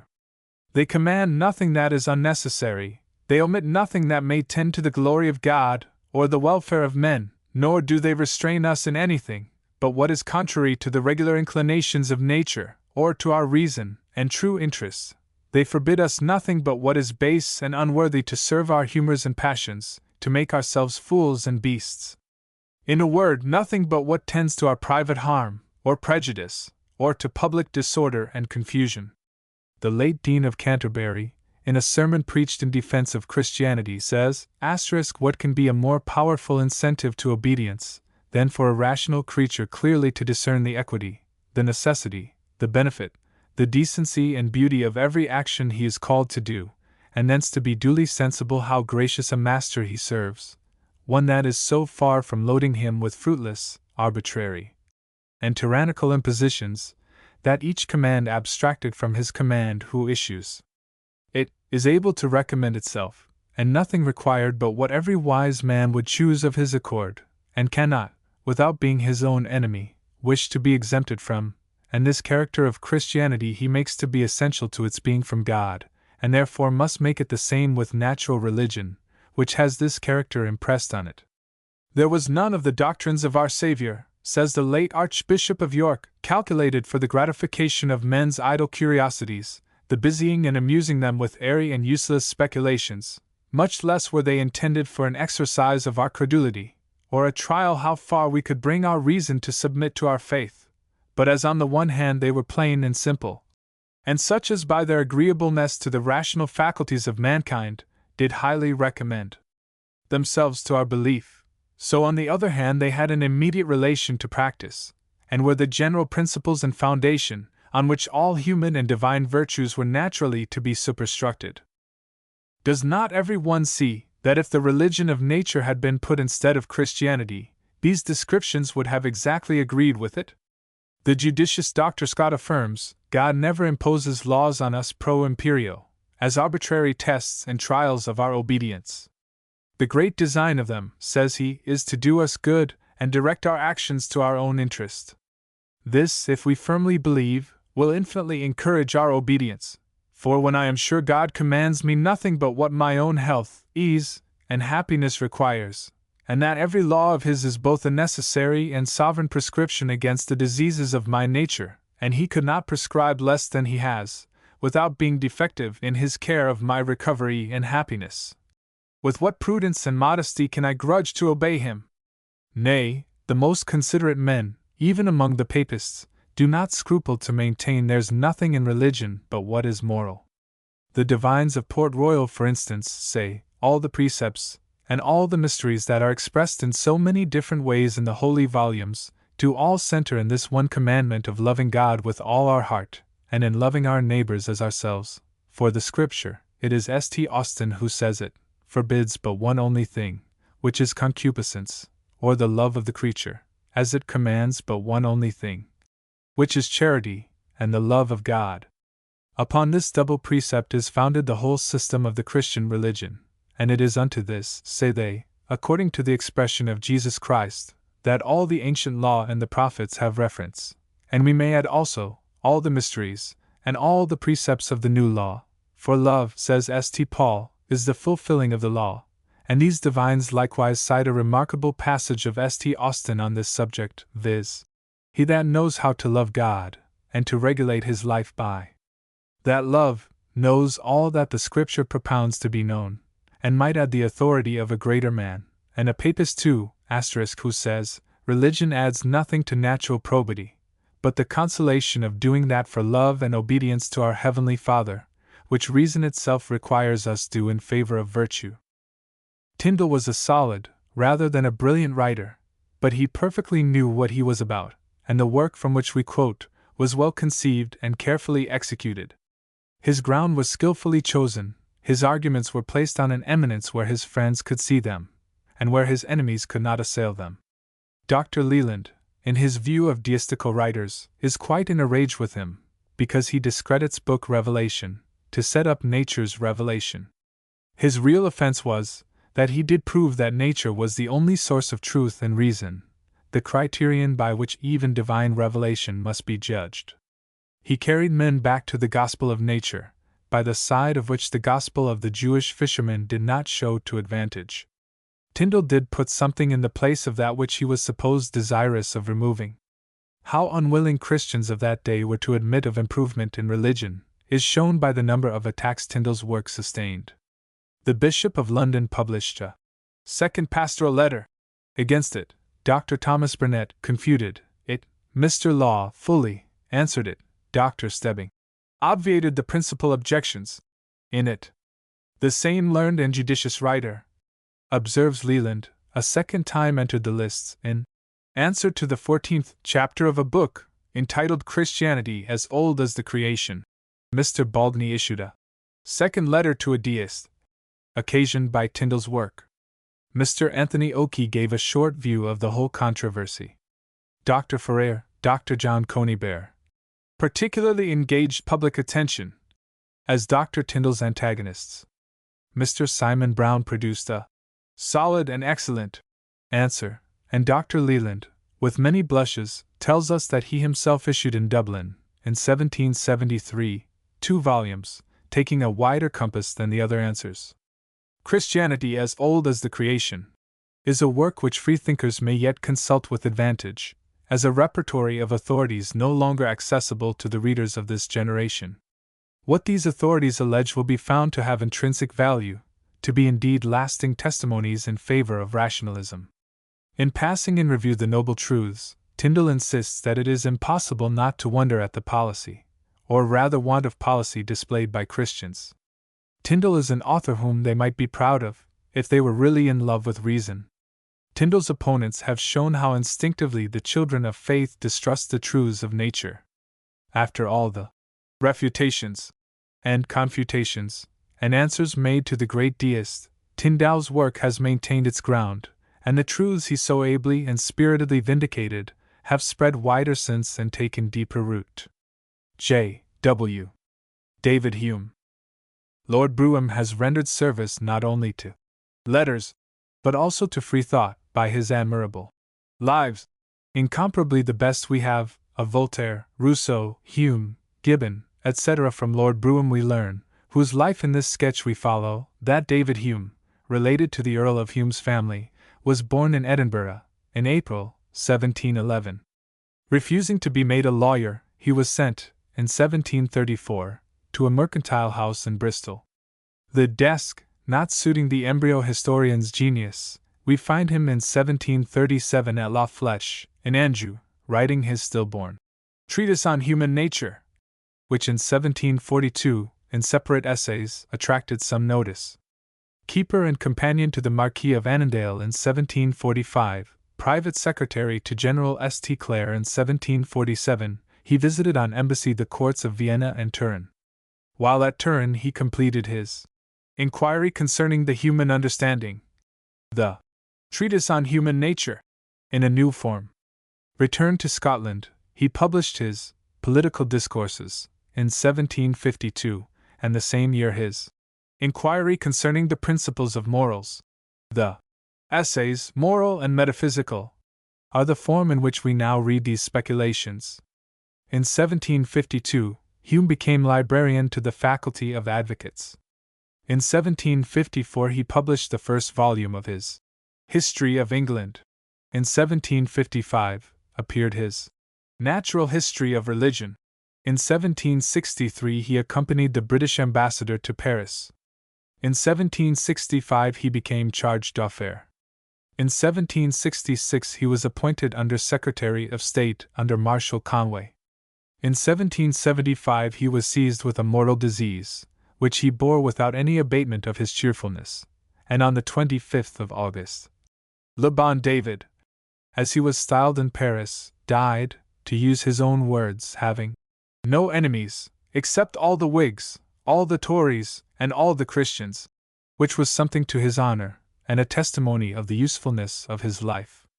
David Hume was the first writer who gave historical distinction to Great Britain. Lord John Russell remarked in a speech at Bristol, in October, 1854, "We have no other history of England than Hume's. When a young man of 18 asks for a history of England, there is no resource but to give him Hume." Hume was the author of the modern doctrines of politics and political economy, which now rule the world of science. He was the sagacious unfolder of truth, the accurate and bold discoverer of popular error. More than a skeptic, he was an atheist. Such is Lord Brougham's judgment of him. Hume carried free thought into high places. In originality of thought, grace of style, and logical ability, he distanced all rival writers on religion in his time, and what is of no small importance, his life was as blameless as his intellect was unapproachable.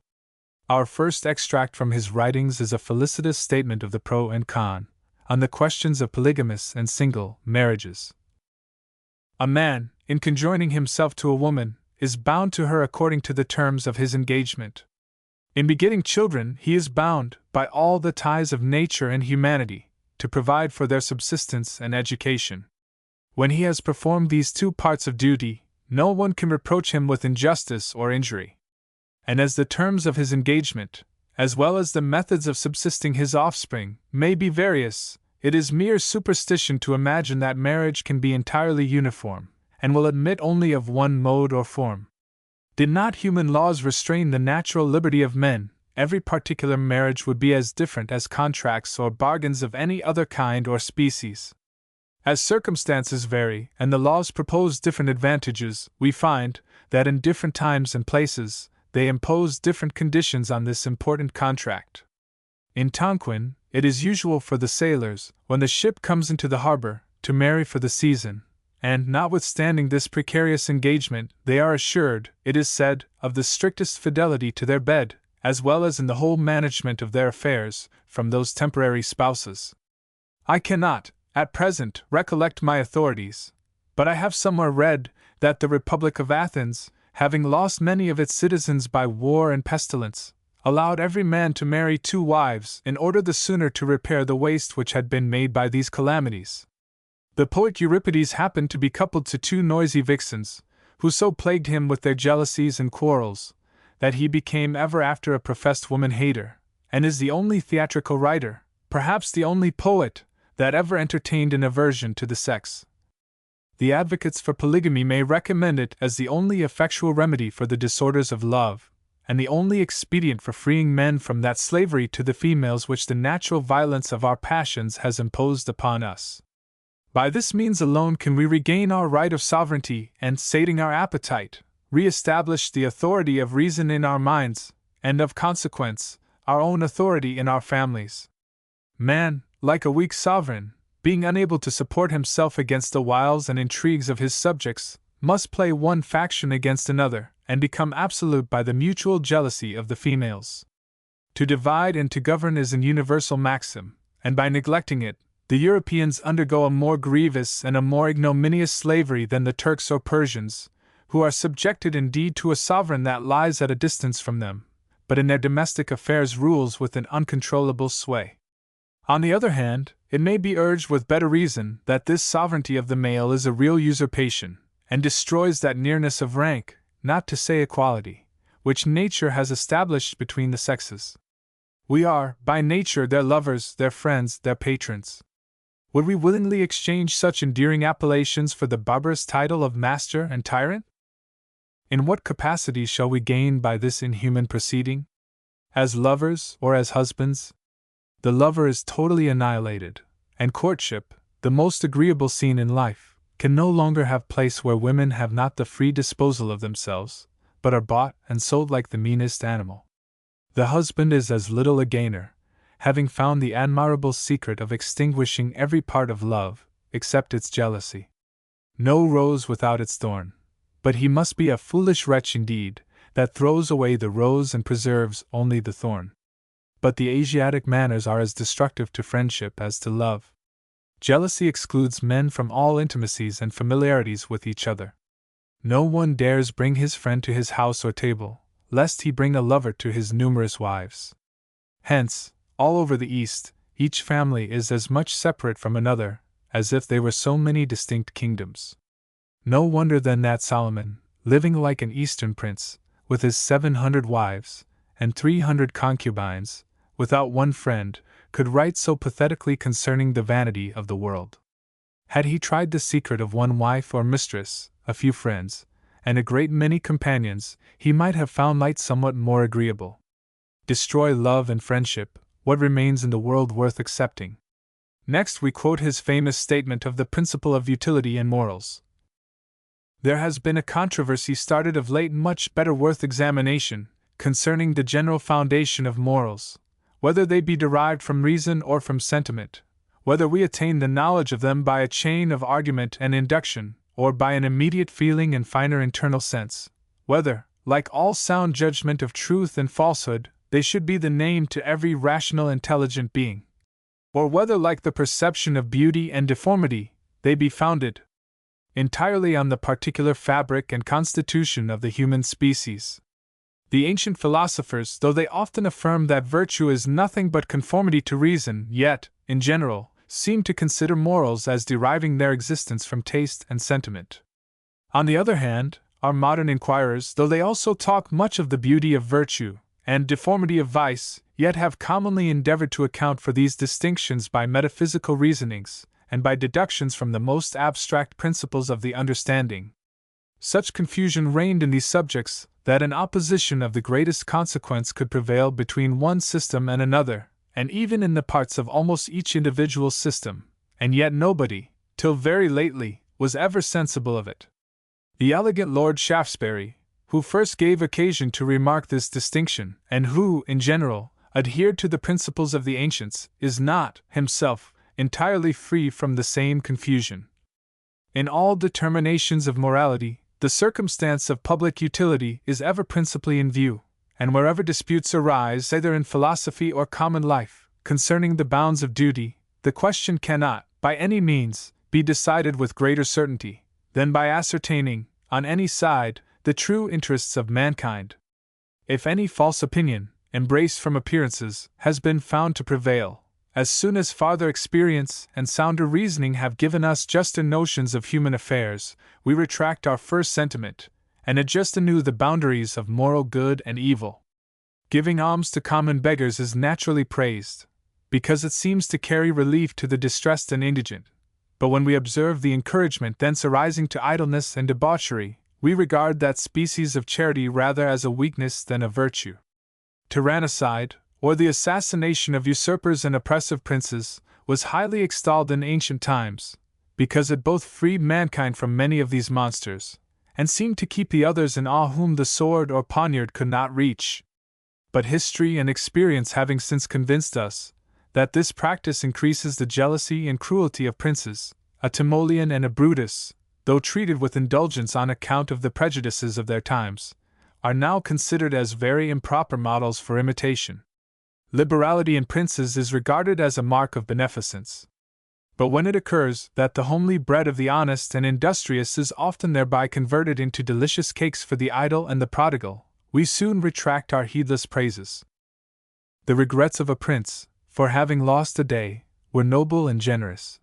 But had he intended to have spent it in acts of generosity to his greedy courtiers, it was better lost than misemployed after that manner. That justice is useful to society, and consequently that part of its merit, at least, must arise from that consideration, it would be a superfluous undertaking to prove.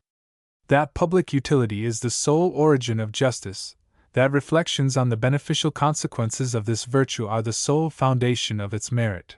This proposition, being more curious and important, will better deserve our examination and inquiry. Let us suppose that nature has bestowed on the human race such profuse abundance of all external conveniences, that, without any uncertainty in the event, without any care or industry on our part, every individual finds himself fully provided with whatever his most voracious appetite can want, or luxurious imagination wish or desire. His natural beauty, we shall suppose, surpasses all acquired ornaments. The perpetual clemency of the seasons renders useless all clothes or covering. The raw herbage affords him the most delicious fare, the clear fountain, the richest beverage. No laborious occupation required, no tillage, no navigation. Music, poetry, and contemplation form his sole business, conversation, mirth, and friendship his sole amusement. It seems evident that, in such a happy state, every other social virtue would flourish, and receive tenfold increase. But the cautious, jealous virtue of justice would never once have been dreamed of. For what purpose make a partition of goods, where every one has already more than enough? Why give rise to property, where there cannot possibly be any injury? Why call this object mine, when, upon seizing of it by another, I need but stretch out my hand to possess myself of what is equally valuable? Justice, in that case, being totally useless, would be an idle ceremonial, and could never possibly have place in the catalogue of virtues. We see, even in the present necessitous condition of mankind, that, wherever any benefit is bestowed by nature in an unlimited abundance, We leave it always in common among the whole human race, and make no subdivisions of right and property. Water and air, though the most necessary of all objects, are not challenged as the property of individuals, nor can any man commit injustice by the most lavish use and enjoyment of these blessings. In fertile extensive countries, with few inhabitants, land is regarded on the same footing. And no topic is so much insisted on by those who defend the liberty of the seas, as the unexhausted use of them in navigation. Were the advantages procured by navigation as inexhaustible, these reasoners had never had any adversaries to refute, nor had any claims ever been advanced of a separate, exclusive dominion over the ocean. Suppose a society to fall into such want of all common necessaries, that the utmost frugality and industry cannot preserve the greater number from perishing, and the whole from extreme misery. It will readily, I believe, be admitted that the strict laws of justice are suspended in such a pressing emergence, and give place to the stronger motives of necessity and self-preservation. Is it any crime, after a shipwreck, to seize whatever means or instrument of safety one can lay hold of, without regard to former limitations of property? Or if a city besieged were perishing with hunger, can we imagine that men will see any means of preservation before them, and lose their lives from a scrupulous regard to what, in other situations, would be the rules of equity and justice? The use and tendency of that virtue is to procure happiness and security, by preserving order in society. But where the society is ready to perish from extreme necessity, no greater evil can be dreaded from violence and injustice, and every man may now provide for himself by all the means which prudence can dictate, or humanity permit. The public, even in less urgent necessities, opens granaries without the consent of proprietors, as justly supposing that the authority of magistracy may, consistent with equity, extend so far. But were any number of men to assemble, without the tie of laws or civil jurisdiction, would an equal partition of bread in a famine, though effected by power and even violence, be regarded as criminal or injurious? Suppose, likewise, that it should be a virtuous man's fate to fall into the society of ruffians, remote from the protection of laws and government, what conduct must he embrace in that melancholy situation? He sees such a desperate rapaciousness prevail, such a disregard to equity, such contempt of order, such stupid blindness to future consequences, as must immediately have the most tragical conclusion, and must terminate in destruction to the greater number, and in a total dissolution of society to the rest. He, meanwhile, can have no other expedient than to arm himself, to whomever the sword he seizes, or the buckler may belong, to make provision of all means of defense and security, and his particular regard to justice being no longer of use to his own safety or that of others, he must consult the dictates of self-preservation alone, without concern for those who no longer merit his care and attention. But perhaps the difficulty of accounting for these effects of usefulness, or its contrary, has kept philosophers from admitting them into their systems of ethics, and has induced them to employ any other principle in explaining the origin of moral good and evil. But it is no just reason for rejecting any principle, confirmed by experience, that we cannot give a satisfactory account of its origin, nor are able to resolve it into other more general principles. And if we would employ a little thought on the present subject, we need be at no loss to account for the influence of utility, and deduce it from principles the most known and avowed in human nature. Usefulness is agreeable, and engages our approbation. This is a matter of fact, confirmed by daily observation. But useful? For what? For somebody's interest, surely. Whose interest then? Not our own only, for our approbation frequently extends farther. It must therefore be the interest of those who are served by the character or action approved of, and these, we may conclude, however remote, are not totally indifferent to us. By opening up this principle, we shall discover one great source of moral distinctions. The origin and mischiefs of theistic influences is the subject of the following passage. It must necessarily, indeed, be allowed, that in order to carry men's attention beyond the present course of things, or lead them into any inference concerning invisible intelligent power, they must be actuated by some passion which prompts their thought and reflection, some motive which urges their first inquiry. But what passion shall we here have recourse to, for explaining an effect of such mighty consequence. Not speculative curiosity, surely, or the pure love of truth. That motive is too refined for such gross apprehensions, and would lead men into inquiries concerning the frame of nature, a subject too large and comprehensive for their narrow capacities. No passions, therefore, can be supposed to work upon such barbarians, but the ordinary affections of human life, the anxious concern for happiness, the dread of future misery, the terror of death, the thirst of revenge, the appetite for food and other necessaries. Agitated by hopes and fears of this nature, especially the latter, men scrutinize, with a trembling curiosity, the course of future causes, and examine the various and contrary events of human life. And in this disordered scene, with eyes still more disordered and astonished, they see the first obscure traces of divinity. We hang in perpetual suspense between life and death, health and sickness, plenty and want, which are distributed amongst the human species by secret and unknown causes, whose operation is oft unexpected, and always unaccountable.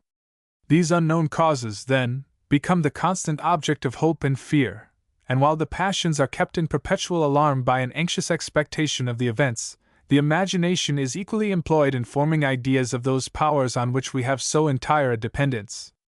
Could men anatomize nature, according to the most probable, at least the most intelligible philosophy, they would find that these causes are nothing but the particular fabric and structure of the minute parts of their own bodies and of external objects, and that by a regular and constant machinery, all the events are produced, about which they are so much concerned.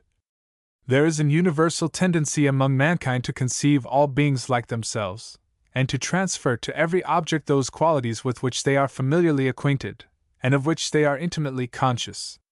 We find human faces in the moon, armies in the clouds, and by a natural propensity, if not corrected by experience and reflection, ascribe malice or goodwill to everything that hurts or pleases us. Hence the frequency and beauty of the prosopopoia in poetry, where trees, mountains, and streams are personified, and the inanimate parts of nature acquire sentiment and passion. And though these poetical figures and expressions gain not on the belief, they may serve, at least, to prove a certain tendency in the imagination, without which they could neither be beautiful nor natural. Nor is a river god or hamadryad always taken for a mere poetical or imaginary personage, but may sometimes enter into the real creed of the ignorant vulgar, while each grove or field is represented as possessed of a particular genius or invisible power which inhabits and protects it. Nay, philosophers cannot entirely exempt themselves from this natural frailty, but have oft ascribed to inanimate matter the horror of a vacuum, sympathies, antipathies, and other affections of human nature. The absurdity is not less, while we cast our eyes upwards, and transferring, as is too usual, human passions and infirmities to the deity, represent him as jealous and revengeful, capricious and partial, and, in short, a wicked and foolish man in every respect but his superior power and authority. No wonder, then, that mankind, being placed in such an absolute ignorance of causes, and being at the same time so anxious concerning their future fortune, should immediately acknowledge a dependence on invisible powers, possessed of sentiment and intelligence. The unknown causes which continually employ their thought, appearing always in the same aspect, are all apprehended to be of the same kind or species. Nor is it long before we ascribe to them thought, and reason, and passion, and sometimes even the limbs and figures of men, in order to bring them nearer to a resemblance with ourselves.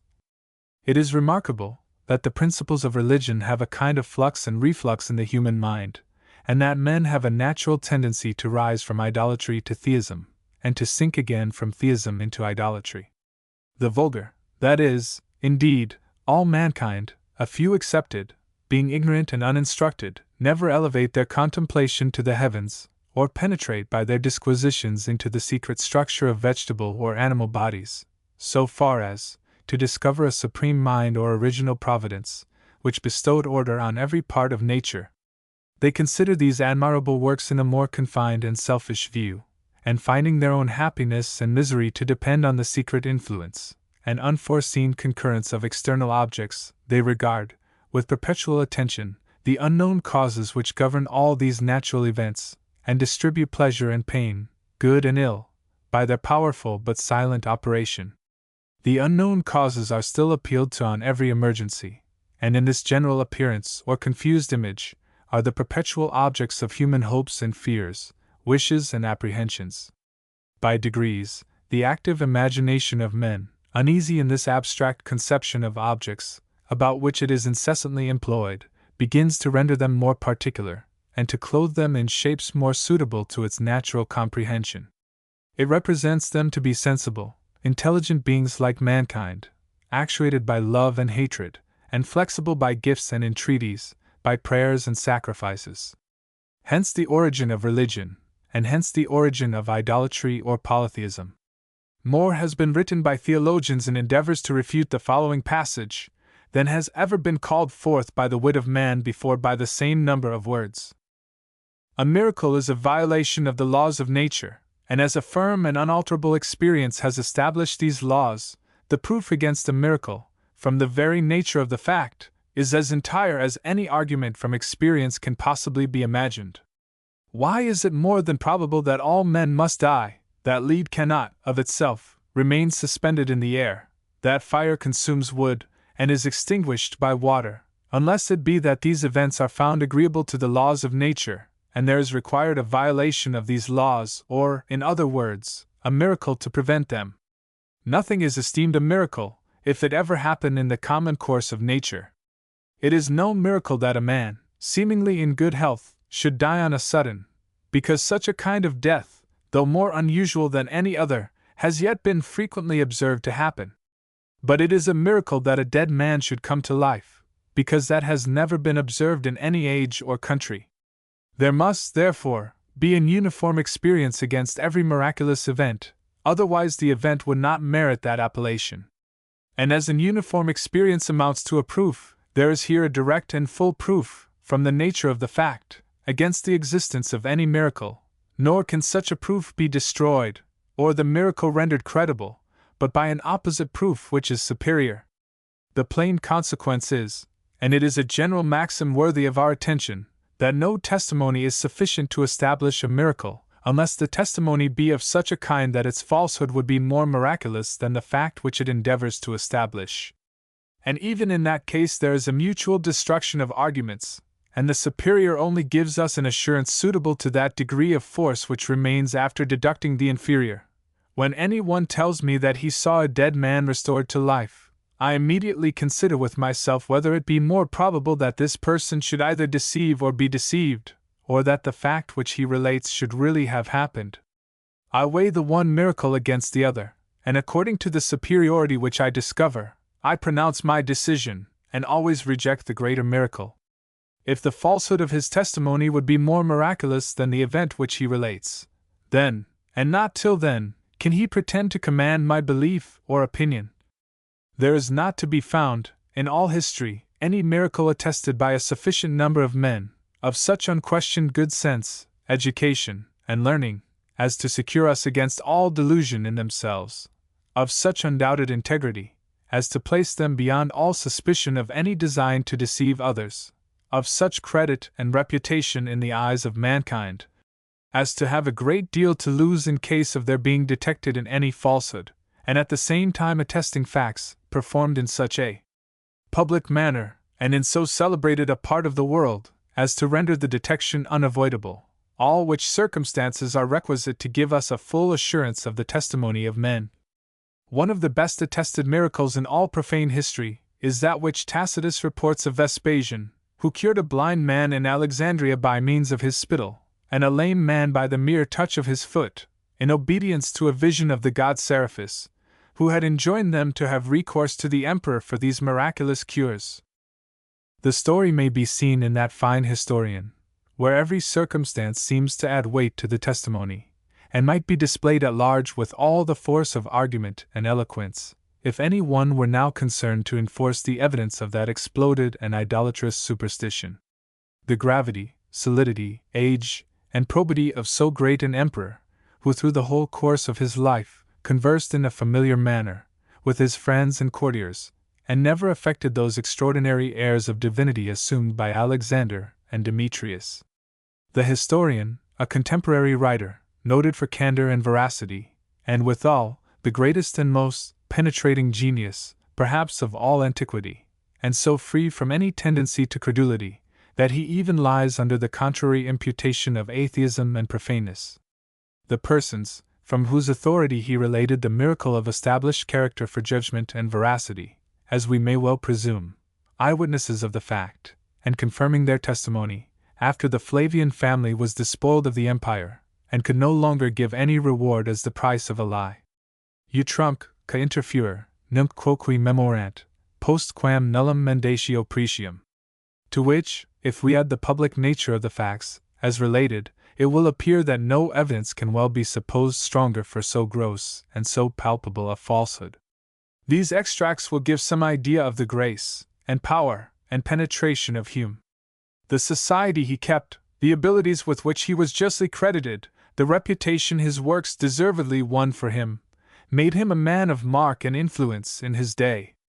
Read by the learned, courted by statesmen, he taught gentlemen liberality, and governments toleration. The influence of Hume, silent and inappreciable to the multitude, has been of the utmost importance to the nation. His works have been studied by philosophers, politicians, and prelates. The writings of no freethinker, except Voltaire, have maintained their ground with continually increasing reputation. Oddly enough, none of Hume's works were popular when they first appeared. In fact, his Treatise on Human Nature he had to reprint in the form of essays 5 years after its first publication. It then, for the first time, began to be bought, but not to any great extent. 5 years later, he again made it reappear, under the form of an Inquiry Concerning the Human Understanding. It was not until this third publication that he began to perceive symptoms of its coming into notice. The world has since made up for its negligence, by perpetual comment and solid appreciation. A king among thinkers, the clergy have in the provinces of politics and philosophical speculation to acknowledge allegiance to him, however they may rebel against his theological heresies. J.W. Dr. Thomas Burnet. It was only a very narrow accident which prevented Dr. Burnet, an ultra-freethinker in the Church of England, from becoming Archbishop of Canterbury at the death of Tillotson. A combination of clergymen were prepared to immolate themselves providing Burnet could be overthrown. They succeeded. Thomas Burnet kept the Charterhouse, in London, and his conscience, happier, perhaps, in this than if he had enjoyed the ecclesiastical preferment which King William seemed so anxious to give him. Amongst the clergy, Dr. Burnet was, with the single exception of Dean Swift, the greatest freethinker of whom we can boast, who held an influential position in the Church. This position is sometimes claimed for Bishop Berkeley, a man of vast talents, a sincere Christian, although an innovator in philosophy. Thomas Burnet was born in the year 1635. At the age of 45, he published a work, in Latin, with which his name is generally associated. The Sacred Theory of the Earth, containing an account of the original of the earth, and of all the general changes which it has already undergone, or is to undergo, till the consummation of all things. This book gives us an idea, formed by its author, of the origin of the world, and is remarkable as one of the first grand prophecies of geology. Although of little value to us, it produced an impression upon the age by depicting the various strata of the mountainous regions, and comparing them in different countries, eliminating ideas of the nature of the vast changes we see in the universe, tracing the rise of most of the phenomena from the two elements, fire and water. Burnet thought that at one time the whole of matter was in a fluid state, revolving round a central sun, until the heavier particles sunk into the middle, and formed the stony strata which supports the earth, over which the lighter liquids coalesced until the heat of the sun effectually separated water from land. This is the foundation of a scheme which is elaborated in a poetic style, abounding in eloquent descriptions. In fact, it is a philosophic prose poem of almost unalloyed beauty. In it there is some resemblance to the measured sentences of Shaftesbury, although unequal to that fine writer in soundness of judgment or practical usefulness. In 1691 an English translation was published. By far the most interesting work to us of Burnet's, also written in Latin, is Archaeologia Philosophical, or An Account of the Opinion of the Ancients on Various Philosophical Problems. This work created great opposition by its free remarks on the Mosaic dispensation, although the writer in this, as in the case of his posthumous works, strongly protested against their being translated into the English language, as he was justly afraid of their influence on the minds of the laity, and from his high official station, with the influence his vast learning and his connection with Tillotson and the court gave him, he was, no doubt, apprehensive that the really religious champions of the Church of England would denounce him when exposed to the temptation of high church preferment. Fragments of those works were translated by the clergy to prove to the unlearned what a dangerous character Thomas Burnet was. Charles Blount, writing to Gildon, says, "I have, according to my promise, sent you here with the 7th and 8th chapters, as also the appendix, of the great and learned Dr. Burnet's book, published this winter in Latin, and by him dedicated to our most gracious sovereign, King William. As for the piece itself, I think it is one of the most ingenious I have ever read, and full of the most acute as well as learned observations. Nor can I find anything worthy an objection against him, as some of the censorious part of the world pretend, who would have you believe it a mere burlesque upon Moses, and destructive to the notion of original sin, wherefore by consequence, say they, there could be no necessity of a redemption, which, however, I think no necessary consequence, but for my part, either the great veneration I have for the doctor's extraordinary endowments, or else my own ignorance, has so far bribed me to his interests that I can, by no means, allow of any of those unjust reflections the wholesale merchants of credulity, as well as their unthinking retailers, make against him.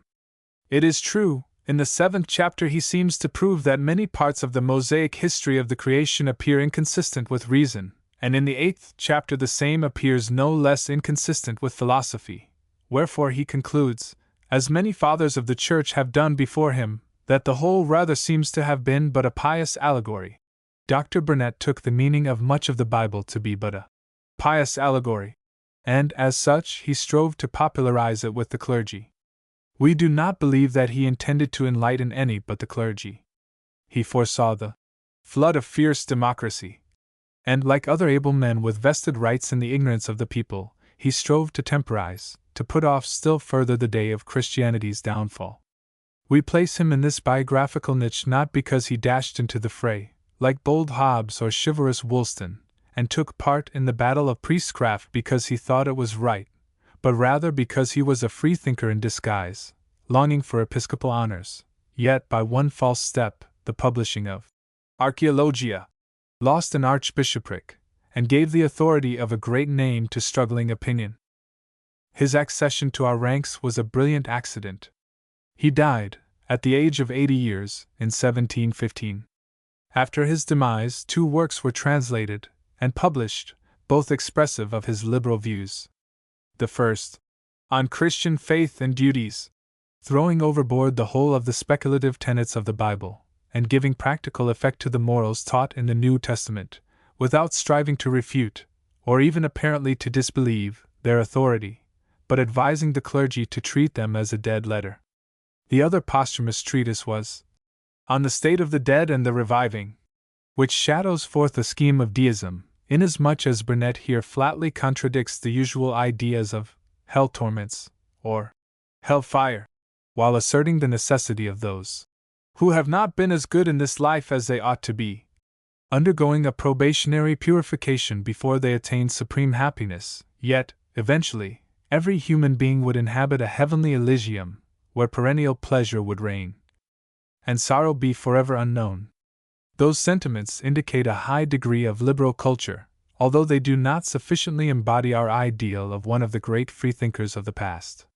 We should have preferred Burnet if he had systematically opposed the Church as Toland or Tyndall, or if he had boldly entered the breach like William Whiston, whose singular talents and faithful honesty separated him alike from the Church, dissent, and deism, and left him shipwrecked on the world an able yet a visionary reformer.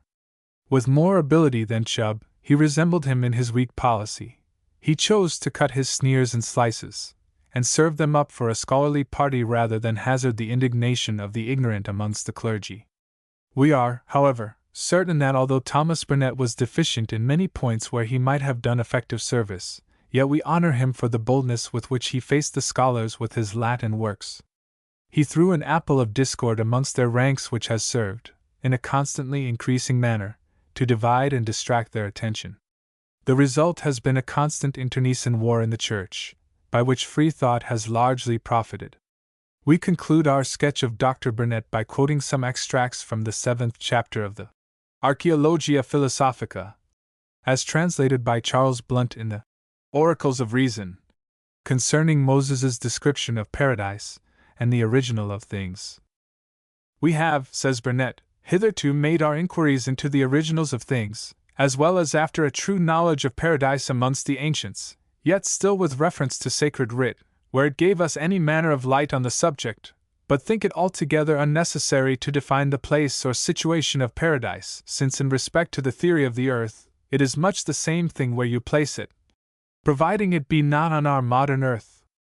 Now, if you inquire among the ancient fathers where the situation of it was, either they will have it to be none at all, or else obscure and remote from our understanding. Some of them, indeed, term it an intelligible paradise, but confined to no one particular place, whilst others, at the same time, make it a sensible one, and here it is they first divided about it, etc. Now, the history of paradise, according to Moses, is this: when God had, in 6 days, finished the creation of the world, the 7th day he rested from all manner of work. And here Moses relates particularly each day's operations, but for the story of mankind, as well male as female, of which he makes a particular treatise by himself. Wherefore, omitting the rest at present, let us consider the Mosaic doctrine upon those 3 subjects, viz., Adam, Eve, and the Garden of Eden, together with those things which are interwoven within them. As to the first man, Adam, Moses says he was formed not out of stones or dragons' teeth, as other cosmists have feigned concerning their men, but out of the dust or clay of the earth, and when his body was formed, God blew into his nostrils the breath of life, and man was made a living soul. But after another manner, and of another matter, was the woman built, viz., with one of Adam's small bones, for as Adam lay asleep, God took away one of his ribs, and out of that made Eve. So much for the forming of the first man and woman by the literal text. Moses has likewise given us a large account of their first habitation. He says that God made them in a certain famous garden in the east, and gave it to them as a farm to cultivate and to inhabit, which garden was a most delightful place, watered with 4 several fountains or rivers, planted with trees of every kind. Amongst the trees, in the midst of the garden, stood 2 more remarkable than the rest. One was called the tree of life, the other the tree of death, or of the knowledge of good and evil. God, upon pain of death, prohibits Adam and Eve from tasting the fruit of this tree. But it happened that Eve, sitting solitary under this tree, without her husband, there came to her a serpent or adder, which, though I know not by what means or power, civilly accosted the woman, if we may judge of the thing by the event, in these words, or to this purpose, *. Serpent. All hail, most fair one, what are you doing so solitary and serious under this shade? Eve. I am contemplating the beauty of this tree. Serp. 'Tis truly an agreeable sight, but much pleasanter are the fruits thereof. Have you tasted them, my lady? Eve. I have not, because God has forbidden us to eat of this tree. Serp. What do I hear? What is that God that envies his creatures the innocent delights of nature? Nothing is sweeter, nothing more wholesome than this fruit. Why, then, should he forbid it, unless in jest? Eve. But he has forbidden us on pain of death. Serp. Undoubtedly you mistake his meaning. This tree has nothing that would prove fatal to you, but rather something divine, and above the common order of nature. Eve. I can give you no answer, but will go to my husband, and then do as he thinks fit. Serp. Why should you trouble your husband over such a trifle? Use your own judgment. Eve. Let me see, had I best use it or not? What can be more beautiful than this apple? How sweetly it smells! But it may be it tastes ill. Serp. Believe me, it is a bit worthy to be eaten by the angels themselves. Do but try, and if it tastes ill, throw it away. Eve. Well, I'll try. It has, indeed, a most agreeable flavor. Give me another that I may carry it to my husband. Serp. Very well thought on. Here's another for you. go to your husband with it. Farewell, happy young woman. In the meantime I'll go my ways, let her take care of the rest."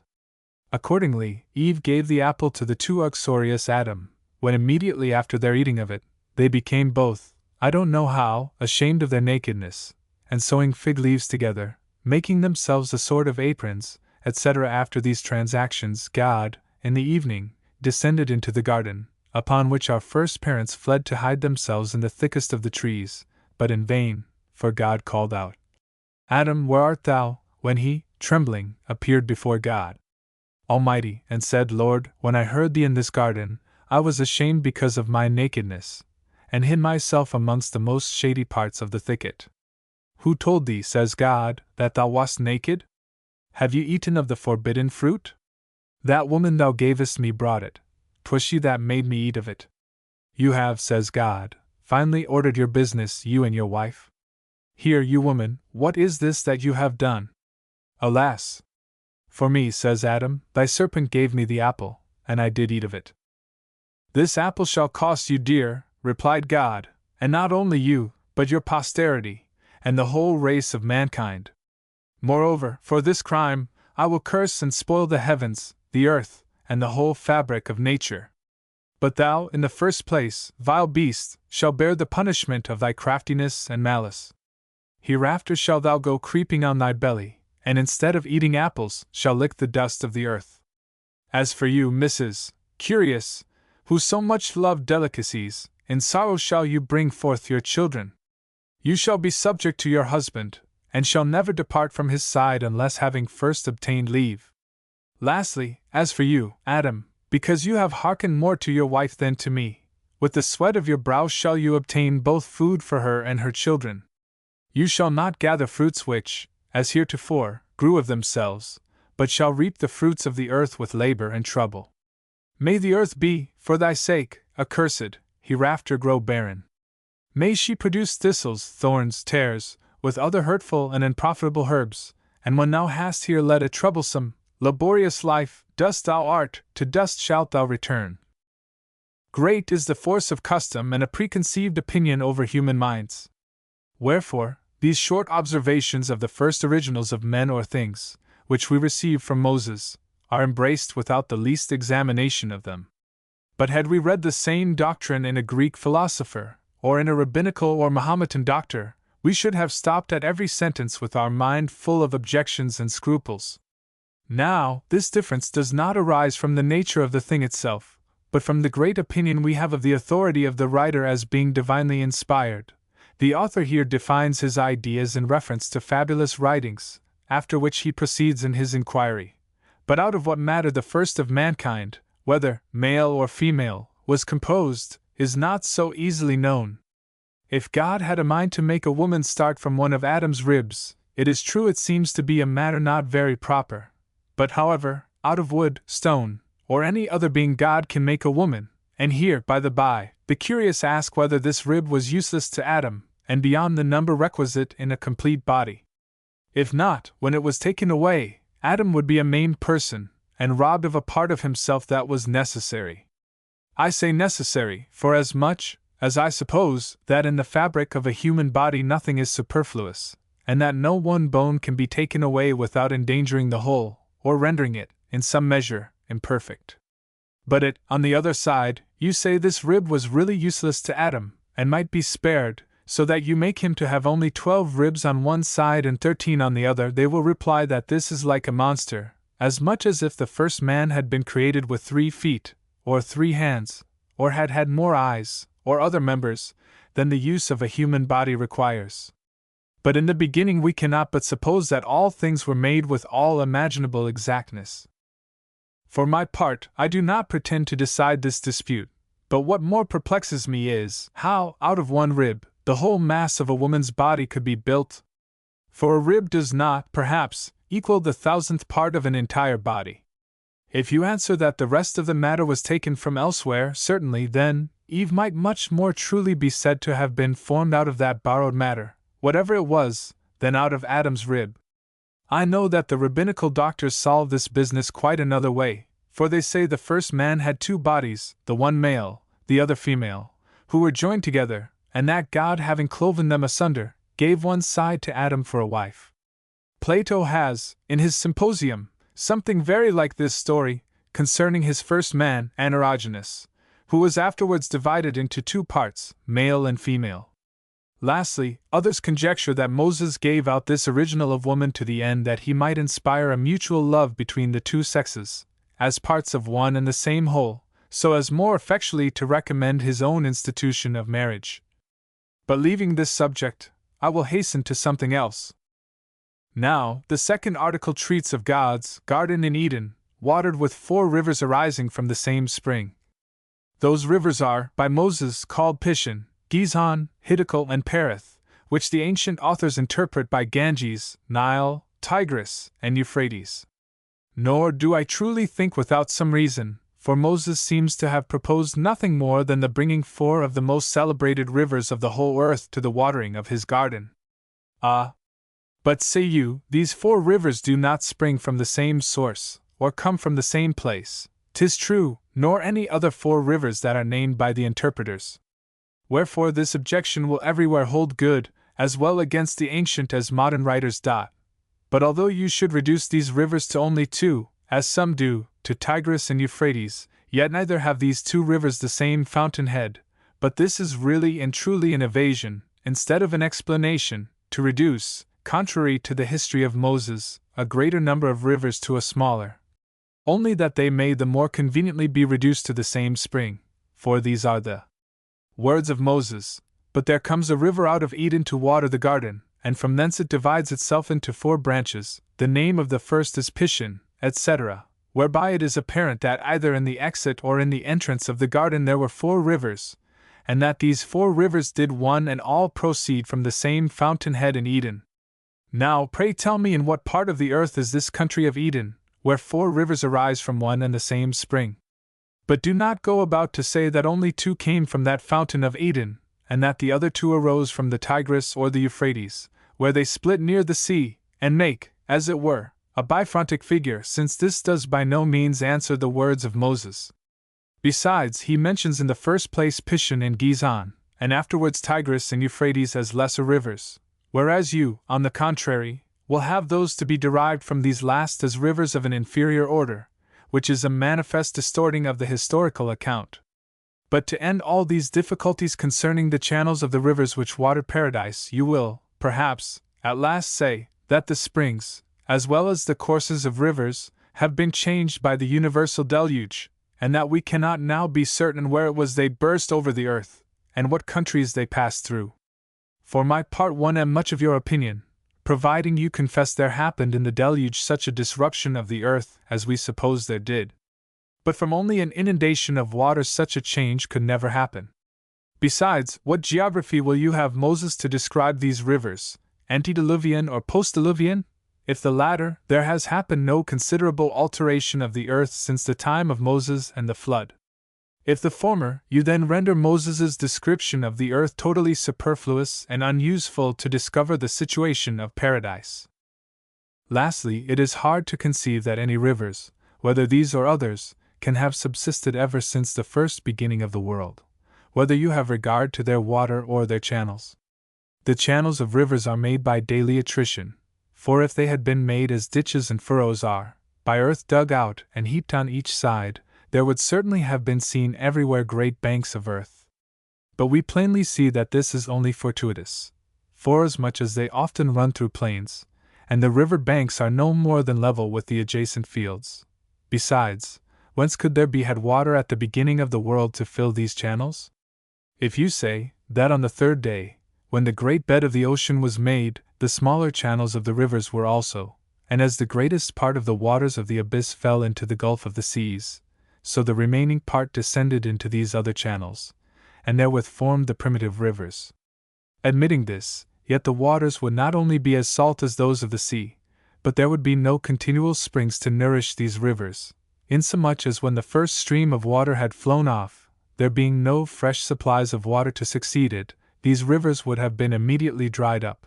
I say because there were no perpetual springs, for whether springs proceed from rain, or from the sea, they could neither way have rose in so short a time, not from rain, for it had not as yet reigned, either was it possible that in the short space of one day, the waters of the abyss should run down from the most inland places to the sea, and afterwards returning through ways that were never yet opened to them, should strain themselves through the bowels of the earth, and ascend to the heads of their rivers.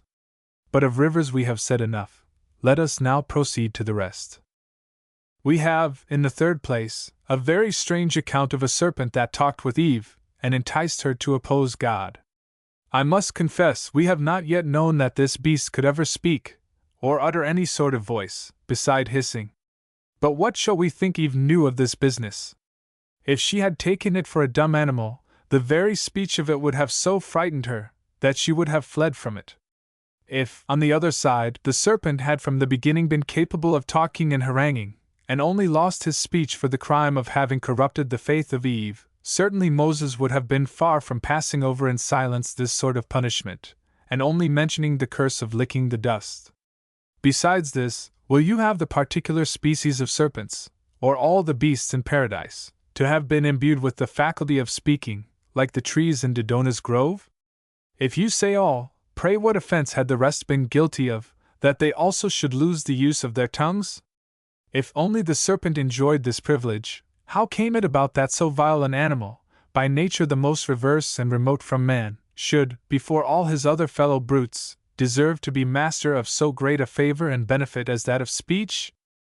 Lastly, since all discoursing and arguing includes the use of reason, by this very thing you make the serpent a rational creature. But I imagine you will solve this difficulty another way, for, say the sticklers for a literal interpretation, under the disguise of a serpent was hid the devil, or an evil spirit, who, using the mouth and organs of this animal, spoke to the woman as though it were a human voice. But what testimony or what authority have they for this? The most literal reading of Moses, which they so closely adhere to, does not express anything of it, for what else does he seem to say, but that he attributes the seducing of Eve to the natural craftiness of the serpent, and nothing else? For these are Moses' words, "Now the serpent was more cunning than any beast of the field that the Lord God had made." Afterwards, continues he, "The serpent said to the woman, Yea, hath God said, etc. But besides, had Eve heard an animal, by nature dumb, speak through the means of some evil spirit, she would instantly have fled with horror from the monster. When, on the contrary, she very familiarly received it.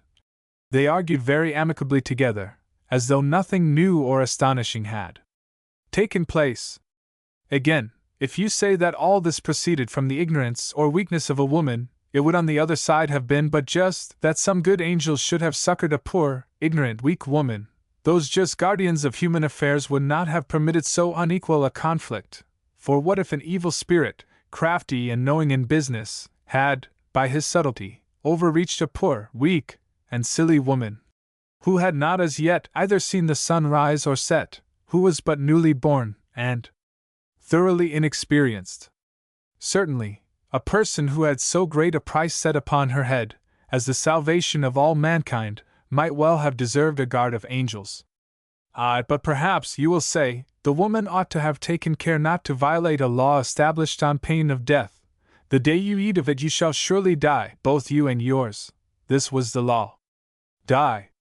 What does that mean, says the poor, innocent virgin, who as yet had not seen anything dead, no, not so much as a flower, nor had yet with her eyes or mind perceived the image of death, viz., sleep or night? But what you add concerning his posterity and their punishment, that is not all expressed in the law. Now no laws are ever so distorted, especially those that are penal. The punishment of the serpent will also afford no inconsiderable question. If the devil transacted the whole thing under the form of a serpent, or if he compelled the serpent to do, or to suffer things, why did he, the serpent, pay for a crime committed by the devil? Moreover, as to the manner and form of the punishment inflicted on the serpent, that from that time he should go creeping on his belly, it is not to be explained what that meant. Hardly any one will say that prior to his catastrophe the serpent walked upright, like four-footed beasts, and if, from the beginning, he crept on his belly like other snakes, it may seem ridiculous to impose on this creature as a punishment for one single crime, a thing which, by nature, he ever had before. But let this suffice for the woman and serpent. Let us now go on to the trees. I here understand those two trees, which stood in the middle of the garden, the tree of life, and the tree of good and evil. The former so called, that it would give men a very long life, although, by what follows, we find our forefathers, prior to the flood, lived to very great ages, independent of the tree of life. Besides, if the longevity, or immortality of man had depended only upon one tree, or its fruit, what if Adam had not sinned? How could his posterity, diffused throughout the whole earth, have been able to come and gather fruit out of this garden, or from this tree? Or how could the product of one tree have been sufficient for all mankind? Such is a condensed abstract of Dr. Burnett's 7th chapter of Archaeologia. The 8th chapter equals the above in boldness, but far exceeds it in breadth of logic and critical acumen, without, however, appearing so iconoclastic or so vulgar. The next chapter abounds in classical quotations. The creation of the world and the deluge is the theme on which so much is advanced, at a time when such language was greeted with the stake and the prison.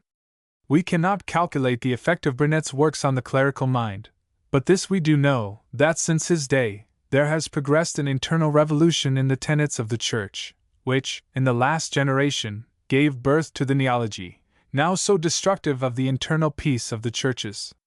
Neology has not come from deism, for this power assails the outworks of Christianity, while the school of criticism is but a severe pruning knife of internal verbiage.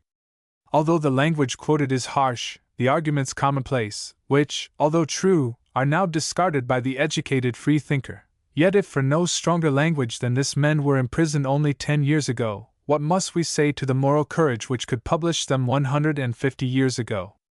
There must surely have been greater risks than in our day, and when a man dare hazard the highest power of the Church for the duty of publishing unpopular sentiments, it is clearly our duty to enshrine him as one of the guardians of that liberty of thought and speech which have won for us a freedom we cherish and protect.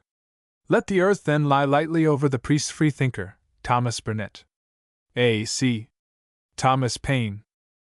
Thomas Paine, the sturdy champion of political and religious liberty, was born at Thetford, in the county of Norfolk, on 29th of January 1737. Born of religious parents, his father being a Quaker, and his mother a member of the Church of England, Paine received a religious education at Thetford Grammar School, under the Rev. William Knowles. At an early age he gave indications of his great talent, and found pleasure, when a boy, in studying poetical authors. His parents, however, endeavored to check his taste for poetry, his father probably thinking it would unfit him for the denomination to which he belonged. But Paine did not lose much time before experimenting in poetry himself. Hence we find him, when 8 years of age, composing the following epitaph, upon a fly being caught in a spider's web. At the age of 13, after receiving a moderate education in reading, writing, and arithmetic, Paine left school, to follow his father's trade, stay-making. Although disliking the business, he pursued this avocation for nearly 5 years. When about 20 years of age, however, he felt, as most enterprising young men do feel, a desire to visit London, and enter into the competition and chances of a metropolitan life. His natural dislike to his father's business led him to abandon for a period his original occupation, and, after working some time with Mr. Morris, a noted staymaker, in Long Acre, he resolved upon a seafaring adventure, of which he thus speaks. At an early age, raw, adventurous, and heated with the false heroism of a master, Rev. Mr. Knowles, master of the grammar school at Thetford, who had served in a man-of-war, I began my fortune, and entered on board the terrible Captain Death. From this adventure I was happily prevented by the affectionate and moral remonstrances of a good father, who from the habits of his life, being of the Quaker profession, looked on me as lost, but the impression, much as it affected me at the time, wore away, and I entered afterwards in the King of Prussia privateer, Captain Mender, and went with her to sea. Sea life did not, as may be supposed, long satisfy a mind like Paine's.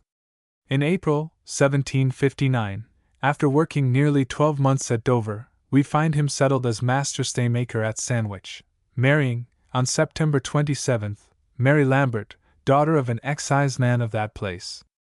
But his matrimonial happiness was of short duration. his wife dying the following year.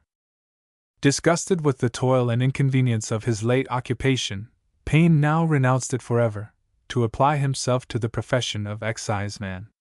After 14 months' study he obtained the appointment of supernumerary in the excise, which he held, with intervals, till 1768, when he settled as exciseman at Lewes, in Sussex, and married, 1771, Elizabeth Olive, daughter of a tobacconist, whose business he succeeded to. About this time Payne wrote several little pieces, in prose and verse, among which was the celebrated song on the death of General Wolfe, and the trial of Farmer Carter's dog, Porter. The latter is a composition of exquisite wit and humor. In 1772 the excise officers throughout the kingdom were dissatisfied with their salaries, and formed a plan to apply to Parliament for an increase. Payne, being distinguished among them as a man of great talent, was solicited to draw up and state their case, which he did in a pamphlet entitled The Case of the Salary of the Officers of Excise, and Thoughts on the Corruption Arising from the Poverty of Excise Officers. 4,000 copies of this pamphlet were printed and circulated. Some time after this publication, Payne, being in the grocery business, was suspected of unfair practices, and was dismissed the excise, after being in it 12 years. This suspicion, however, was never shown to be just. But to show how very vigorous the authorities were in suppressing smuggling, we will quote the following letter from Cleo Rickman to the editor of the Independent Whig, in October, 1807. Sir, if there are any characters more to be abhorred than others, it is those who inflict severe punishments against offenders, and yet themselves commit the same crimes. If any characters more than others deserve execration, exposure, and to be driven from among mankind, it is those governors of the people who break the laws they themselves make, and punish others for breaking. Suffer me, Mr. Editor, thus to preface the following fact, I say, because I stand ready to prove it so. When Admiral Duncan rendezvoused in the Downs with his fleet, on the 8th of January 1806, the Spider lugger, Daniel Fallara, master, was sent to Guernsey to smuggle articles for the fleet, such as wine, spirits, hair powder, playing cards, tobacco, etc., for the supply of the different ships. At her arrival in the Downs, the ship's boats flocked round her to unload her and her contraband cargo. A custom-house extra boat, commanded by William Wallace, seeing the lugger, followed and took her, in doing which he did his duty. On his inspecting the smuggled articles with which she was laden, he found a number of cases directed to Admiral Duncan, the Right Honourable William Pitt, the heaven-born Minister of England, and to the Right Honourable Henry Dundas, Walmer Castle. In a few days Wallace, the master of the custom-house cutter, received orders from government to give the lugger and her smuggled cargo up, on penalty of being dismissed the service, and these cases of smuggled goods were afterwards delivered at the Prime Minister's, Mr. Pitt, at Walmer Castle. Mr. Editor, read what follows, and repress your indignation if you can. There are now in Deal jail 14 persons for trifling acts of smuggling compared to the above of the Right Honourable William Pitt and the now Right Honourable Lord Melville. The former were poor, and knew not how to live, the latter were most affluently and splendidly supported by the people. That is, they were paupers upon the generous public, towards whom they thus scandalously and infamously conducted themselves. I am, sir, your humble servant, Cleo Rickman.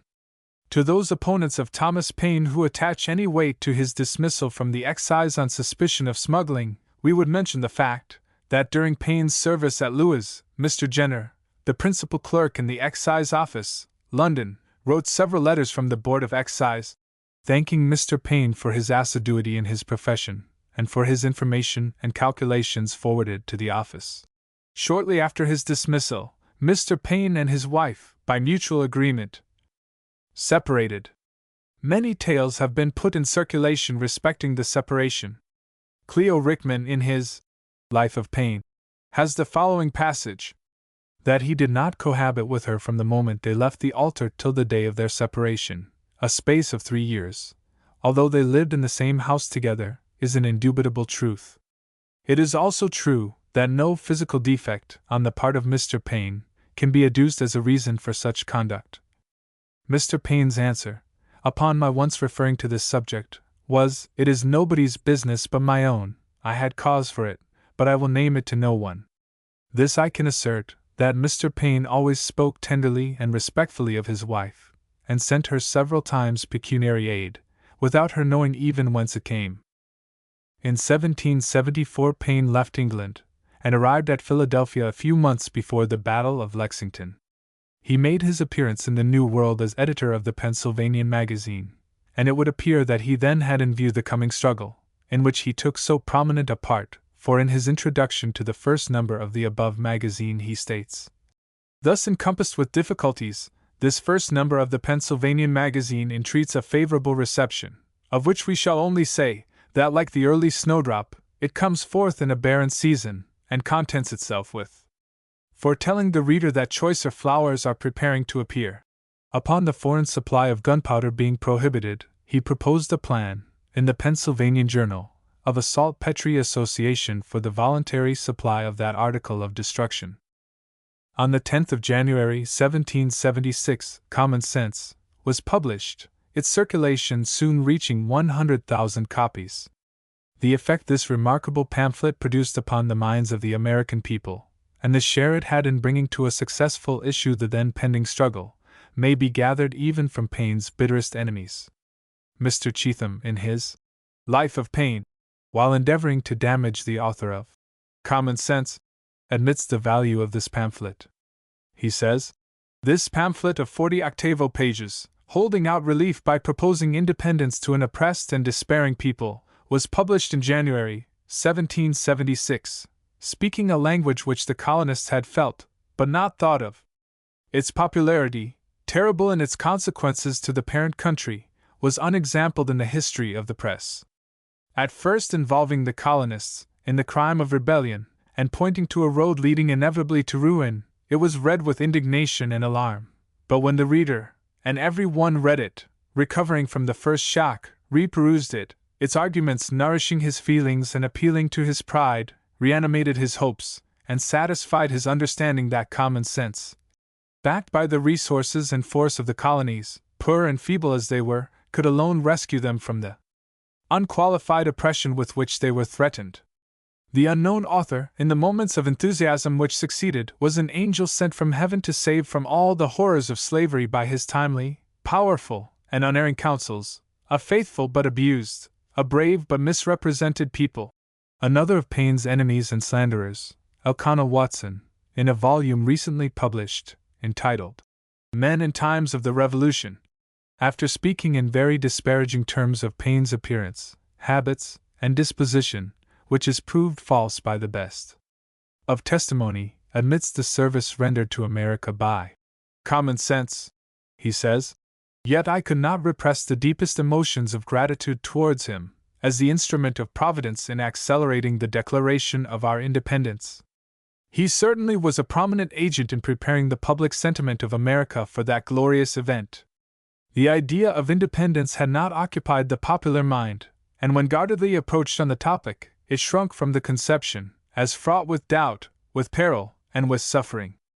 In 1776 I was present at Providence, Rhode Island, in a social assembly of most of the prominent leaders of the state.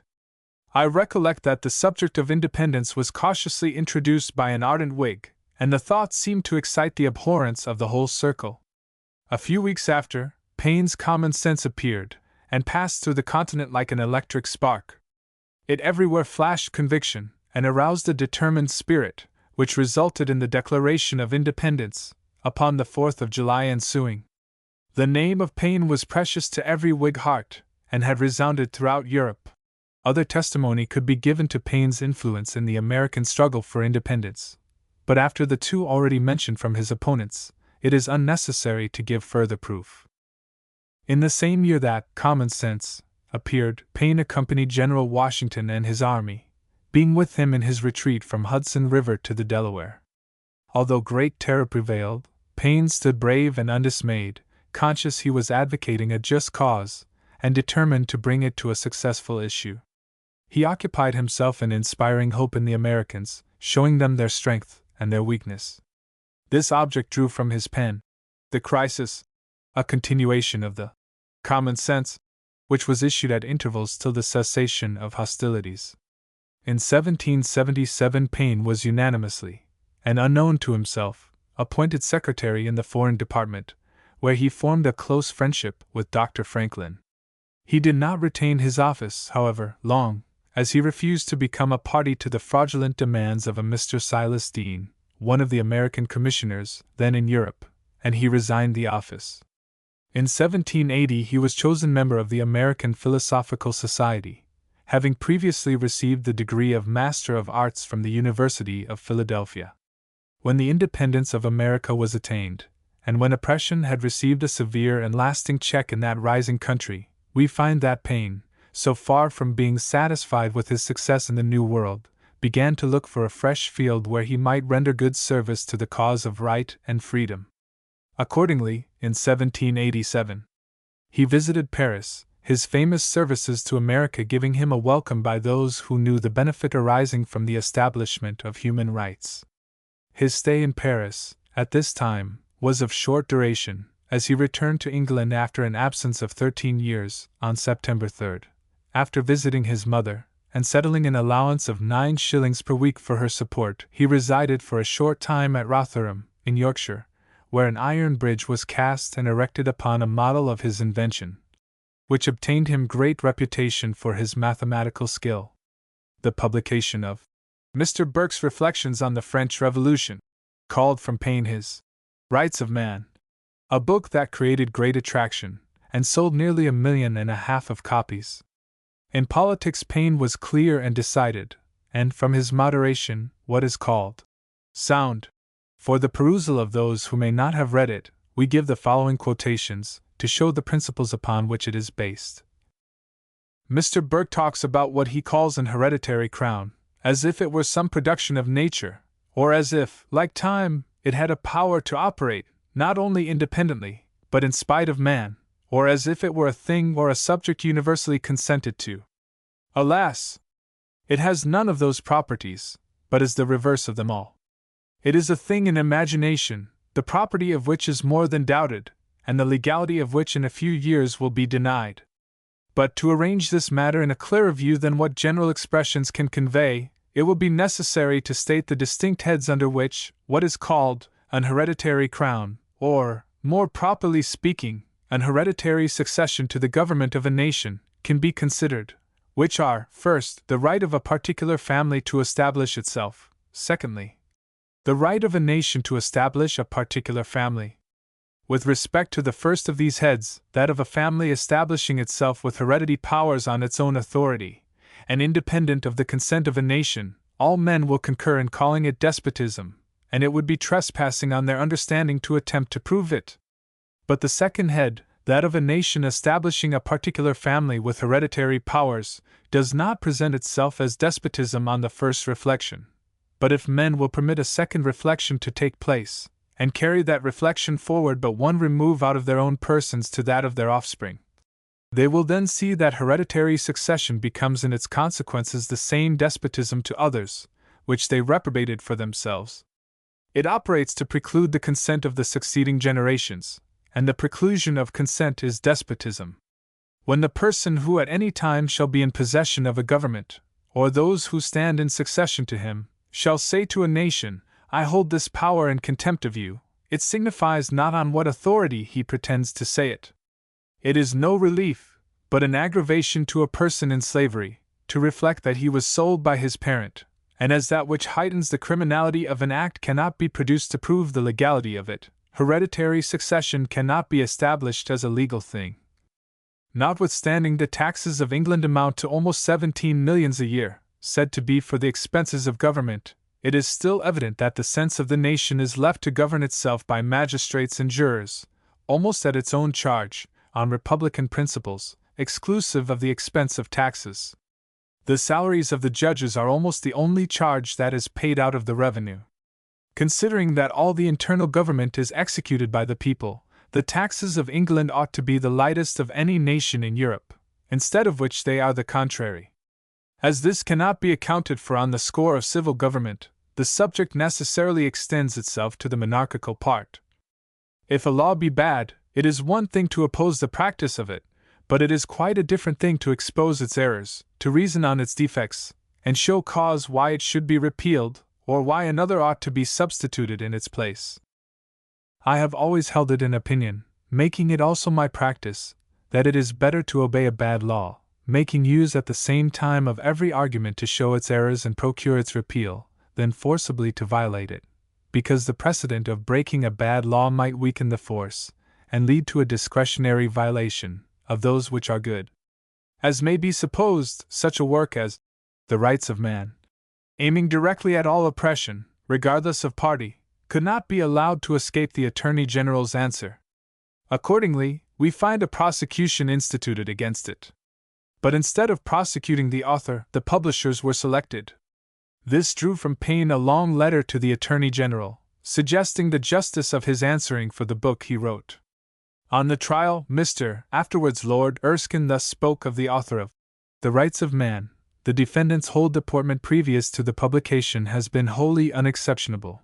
He properly desired to be given up as the author of the book, if any inquiry should take place concerning it, and he is not affected in evidence, directly or indirectly, with any illegal or suspicious conduct, not even with uttering an indiscreet or taunting expression, nor with any one matter or thing inconsistent with the best subject in England. On the 12th of September 1792, Mr. Achilles Audibert came expressly to England, from the French Convention, to solicit Paine to attend and aid them, by his advice, in their deliberations. On his arrival at Calais, a public dinner was provided, a royal salute was fired from the battery, the troops were drawn out, and there was a general rejoicing throughout the town. Paine was escorted to the house of his friend, Mr. Audibert, the chief magistrate of the place, where he was visited by the commandant, and all the municipal officers and forms, who afterwards gave him a sumptuous entertainment in the town hall. The same honor was also paid him on his departure for Paris. Upon his arrival in Paris all was confusion. There were the king's friends mortified and subdued, the Jacobins split up into cavilling faction, some wishing a federative government, some desiring the king's death, and the death of all the nobility, while a portion were more discreet, wishing liberty without licentiousness, and having a desire to redress wrongs without revenge. These few accepted Paine as their leader, and renounced all connection with the Jacobin club. Paine, on all occasions, advocated the preservation of the king's life, but his efforts were thwarted by the appointment, by Robespierre, of Barrère to office.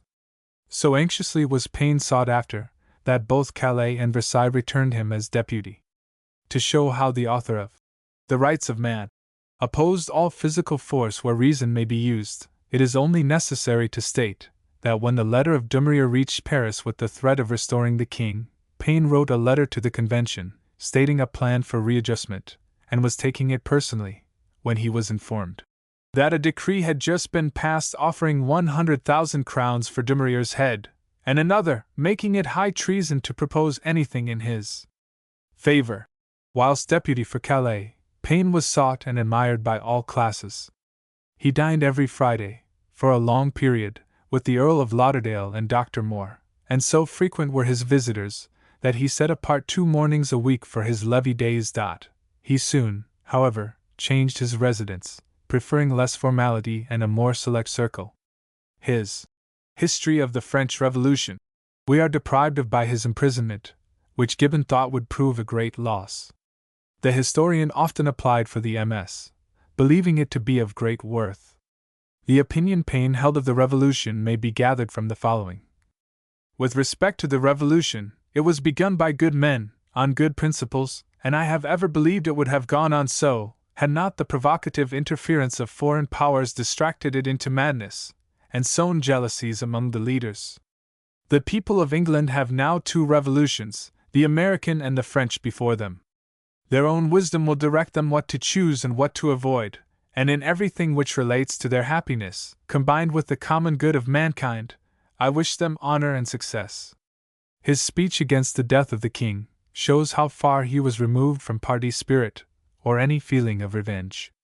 Whilst he protested against the king being re-enthroned, he equally protested against his death, wishing him removed from the seat of his corruption, and placed in a more elevating atmosphere. Entreating for the king's safety, he says, "Let then the United States be the safeguard and the asylum of Louis Capet." There, hereafter, far removed from the miseries and crimes of royalty, he may learn, from the constant aspect of public prosperity, that the true system of government consists in fair, equal, and honorable representation. In relating this circumstance, and in submitting this proposition, I consider myself as a citizen of both countries. The policy pursued by Paine was not consonant with the views of Robespierre. Consequently, he was seized in the night and imprisoned in the Luxembourg 11 months, without any reason being assigned.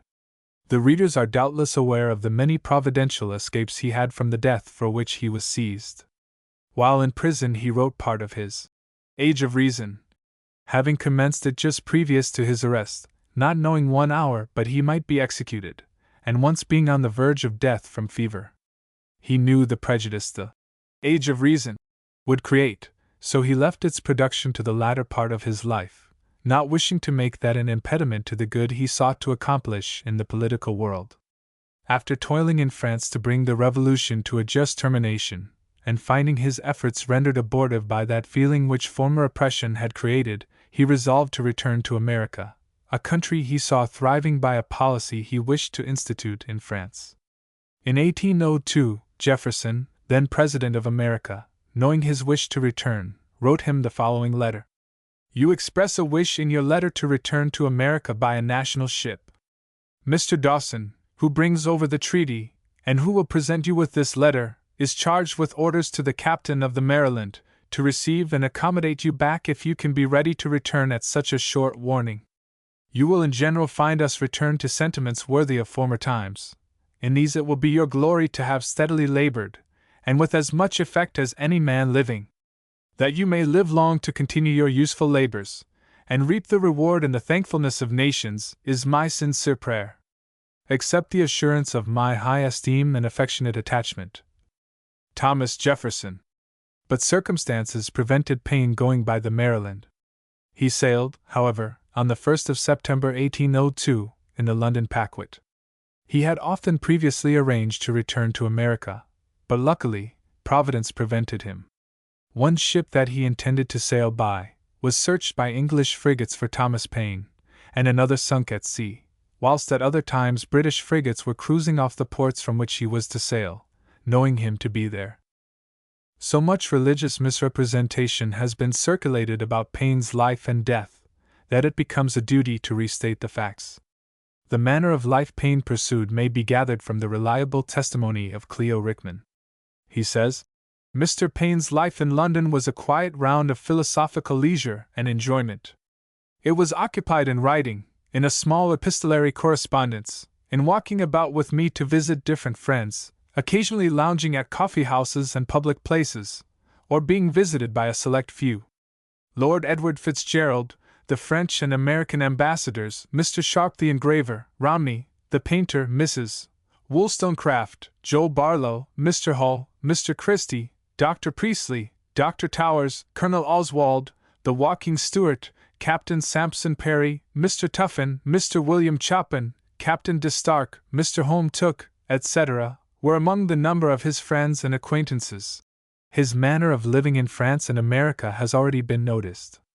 The perverted tales of Carver and Cheetham may be utterly disproved by referring to Cleo Rickman's Life of Paine. As his life, so was his death.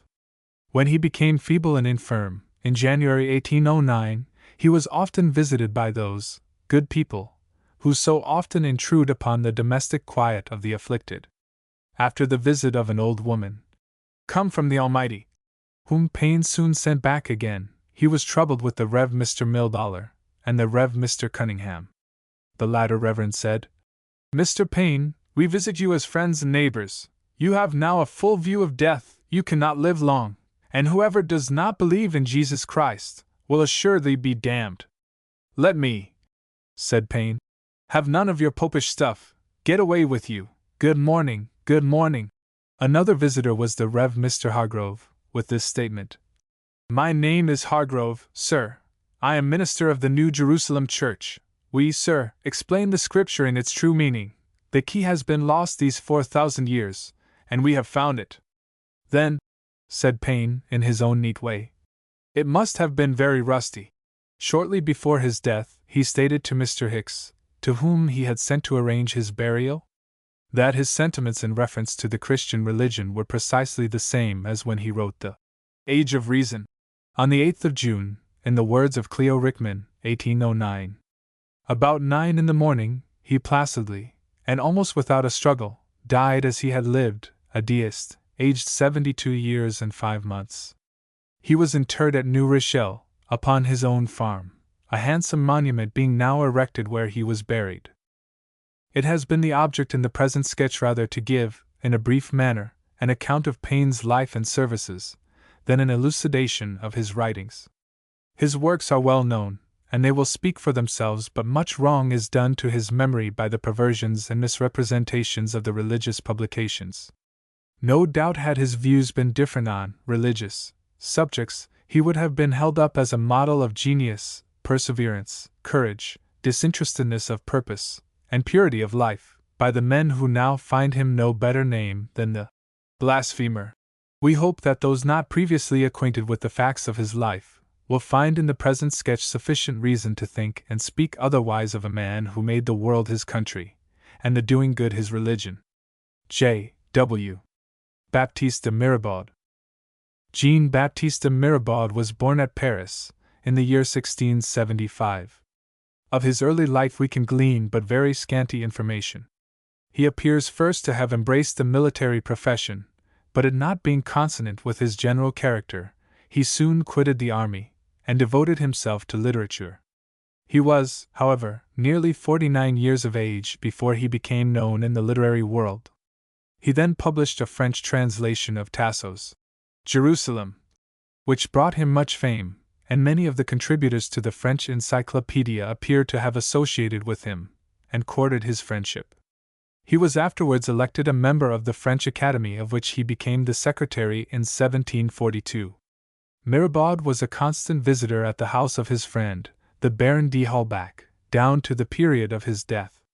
He wrote, "The World, its origin and its antiquity, opinions of the ancients upon the Jews, sentiments of the philosophers upon the nature of the soul, and other minor works." The System of Nature was also for many years attributed to Mirabaud, but it appears now to be extremely doubtful whether he ever wrote a single line of the work. The Abbé Galliani was one of the first who pointed out de Holbach as the author. In the Memoirs of M. Seward, edited by M. Garrett, the same hypothesis is supported with additional firmness.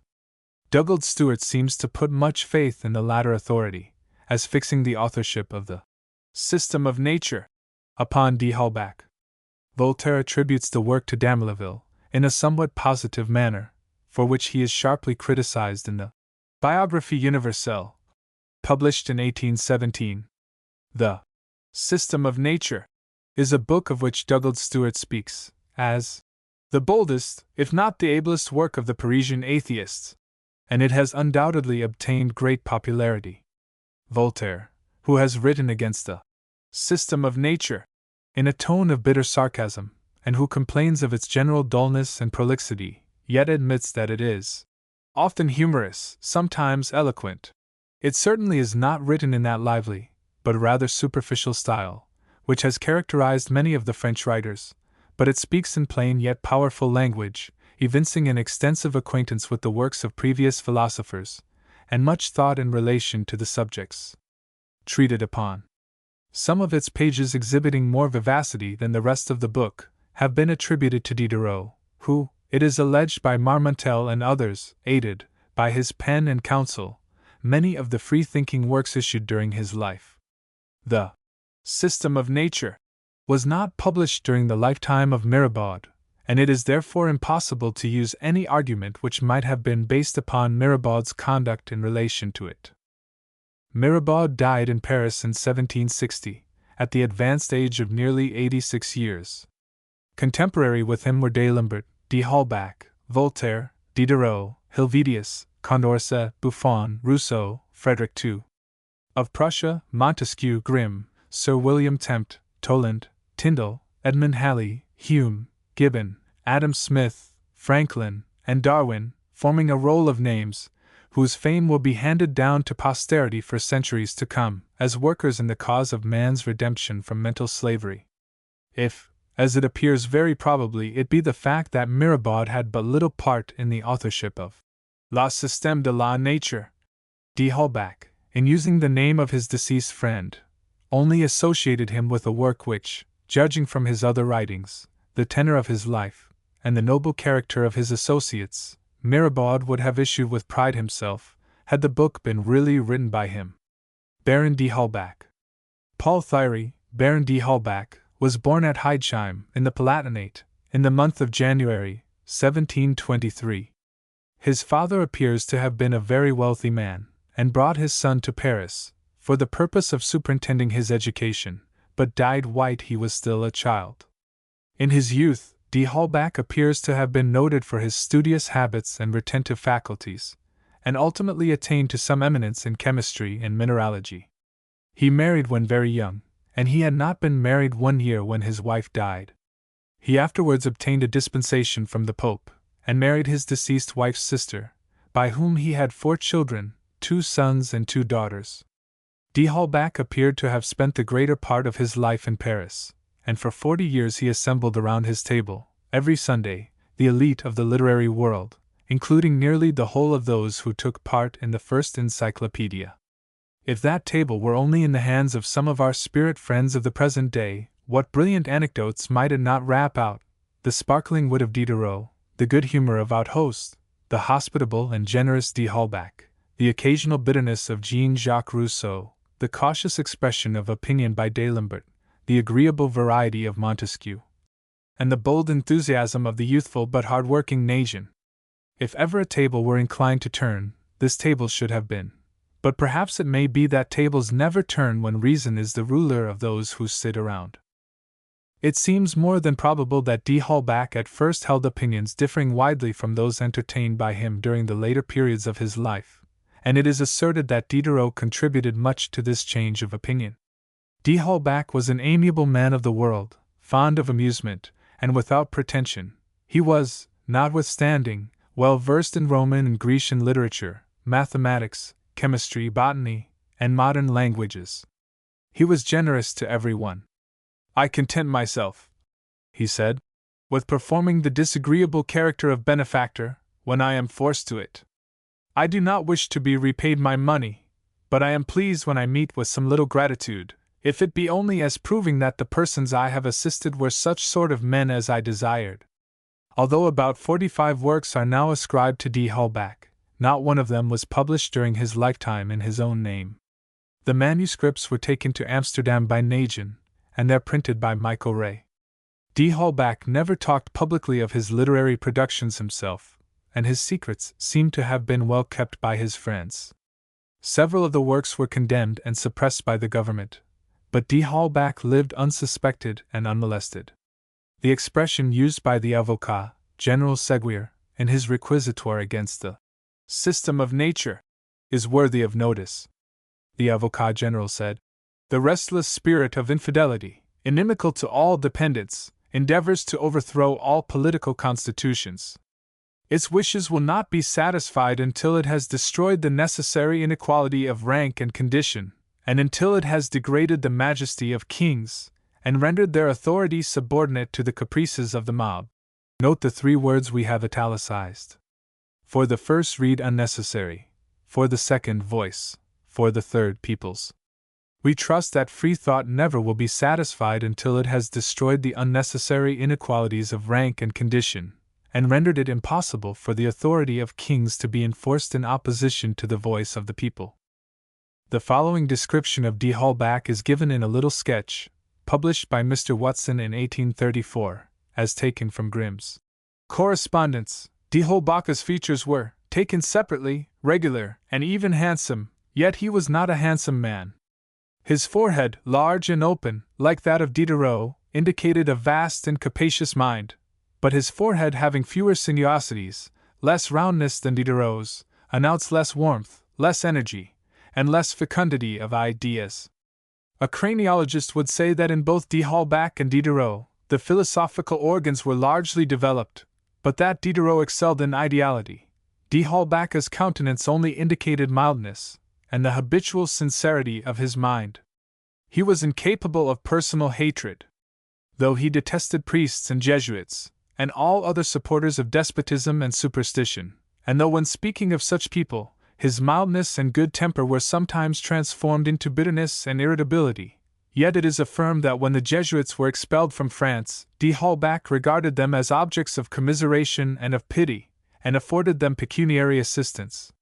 The titles of d'Holbach's works may be found in Barbier's Dictionary of Anonymous Works, and in St. Sirens's article in the Biographie Universelle, so in the little tract before mentioned as published by J. Watson. D'Holbach contributed largely to the first French encyclopedia, and other works of a like character. Of the system of nature, we have already spoken, and shall rather leave our readers to the work itself than take up more space in discussing its authorship. After having lived a life of comfort and affluent circumstances, and always surrounded by a large circle of the best men of the day, d'Holbach died on January the 21st, 1789, being then 66 years of age. The priests have never pictured to us any scene of horror in relation to his dying moments. The good old man died cheered and supported in his last struggle by those men whom he had many times assisted in the hard fighting of the battle of life. J. A. Nagin, who had been his friend for 30 years, paid an eloquent tribute to d'Holbach's memory in an article which appeared in the Journal de Paris of February the 9th, 1789, and we are not aware that any man has ever written anything against d'Holbach's personal character. Extracts from The System of Nature. Although we may not attempt to express a decided opinion as to the authorship of Le Système de la Nature, we feel it our duty to present some of its principal arguments to the consideration of our readers. The author opens his work with this passage: Man always deceives himself when he abandons experience to follow imaginary systems. He is the work of nature. He exists in nature. He is submitted to her laws. He cannot deliver himself from them. He cannot step beyond them even in thought. It is in vain his mind would spring forward beyond the visible world. An imperious necessity ever compels his return, for a being formed by nature, who is circumscribed by her laws, there exists nothing beyond the great whole of which he forms a part, of which he experiences the influence. The beings his imagination pictures as above nature or distinguished from her, are always chimeras formed after that which he has already seen, but of which it is utterly impossible he should ever form any correct idea, either as to the place they occupy, or their manner of acting. For him there can be nothing out of that nature which includes all beings. Instead, therefore, of seeking out of the world he inhabits for beings who can procure him a happiness denied by nature, let him study this nature, learn her laws, contemplate her energies, observe the immutable rules by which she acts. Speaking of the theological delusions under which many men labor, and of the mode in which man has been surrounded by those delusions, he says, His ignorance made him credulous, his curiosity made him swallow large draughts of the marvelous, time confirmed him in his opinions, and he passed his conjectures from race to race, for realities, a tyrannical power maintained him in his notions, because by those alone could society be enslaved. It was in vain that some faint glimmerings of nature occasionally attempted the recall of his reason, that slight coruscations of experience sometimes threw his darkness into light. The interest of the few was bottomed on his enthusiasm, their preeminence depended on his love of the wonderful, their very existence rested on the solidity of his ignorance, they consequently suffered no opportunity to escape of smothering even the lambent flame. The many were thus first deceived into credulity, then coerced into submission. At length, the whole science of man became a confused mass of darkness, falsehood, and contradictions, with here and there a feeble ray of truth, furnished by that nature of which he can never entirely divest himself, because, without his knowledge, his necessities are continually bringing him back to her resources. Having stated that by nature, he means the great whole, our author complains of those who assert that matter is senseless, inanimate, unintelligent, etc., and says, Experience proves to us that the matter which we regard as inert or dead assumes action, intelligence, and life, when it is combined in a certain way. If flour be wetted with water, and the mixture closed up, it will be found, after some little lapse of time, by the aid of a microscope, to have produced organized beings that enjoy life, of which the water and the flower were believed incapable. It is thus that inanimate matter can pass into life, or animate matter, which is in itself only an assemblage of motion. Reasoning from analogy, which the philosophers of the present day hold perfectly compatible, the production of a man, independent of the ordinary means, would not be more marvelous than that of an insect with flour and water. Fermentation and putrefaction evidently produce living animals. We have here the principle. With proper materials, principles can always be brought into action. That generation which is styled equivocal is only so for those who do not reflect, or who do not permit themselves, attentively, to observe the operations of nature. This passage is much ridiculed by Voltaire, who asserts that it is founded on some experiments made by one Needham, who placed some rye meal in well-corked bottles, and some boiled mutton gravy in other bottles, and found that eels were produced in each. We do not know sufficient of the history of Needham's experiments, either to affirm or deny their authenticity, but we feel bound to remind our readers of the much decried experiments conducted by Mr. Cross, and which were afterwards verified by Mr. Weeks, of Sandwich. In these cases, insects were produced by the action of a powerful voltaic battery upon a saturated solution of silicate of potash, and upon ferrocyanurate of potassium. The insects were a species of acarus, minute and semi-transparent, and furnished with long bristles, which could only be seen by the aid of the microscope. The 6th chapter treats of man, and the author thus answers the question: what is man?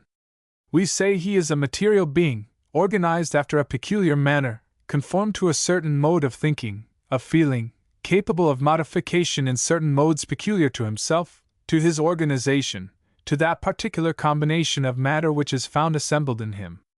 If again it be asked, what origin we give to beings of the human species, we reply, that like all other beings, man is a production of nature, who resembles them in some respects, and finds himself submitted to the same laws, who differs from them in other respects, and follows particular laws determined by the diversity of his conformation.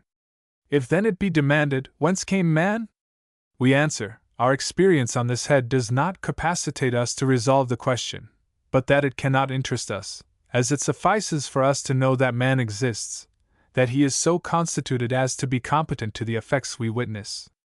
In the 7th chapter the author, treating of the soul and spirit, says, the doctrine of spirituality, such as it now exists, offers nothing but vague ideas, or, rather, is the absence of all ideas. What does it present to the mind but a substance which possesses nothing of which our senses enable us to have a knowledge? Can it be truth, that man is able to figure to himself a being not material, having neither extent nor parts, which, nevertheless, acts upon matter without having any point of contact, any kind of analogy with it, and which itself receives the impulse of matter by means of material organs, which announce to it the presence of other beings? Is it possible to conceive the union of the soul with the body, to comprehend how this material body can bind, enclose, constrain, determine a fugitive being, which escapes all our senses? Is it honest, is it plain dealing, to solve these difficulties by saying there is a mystery in them, that they are the effects of a power more inconceivable than the human soul, than its mode of acting, however concealed from our view? When to resolve these problems, man is obliged to have recourse to miracles, to make the divinity interfere, does he not avow his own ignorance? When notwithstanding the ignorance he is thus obliged to avow by availing himself of the divine agency, he tells us, this immaterial substance, this soul, shall experience the action of the element of fire, which he allows to be material.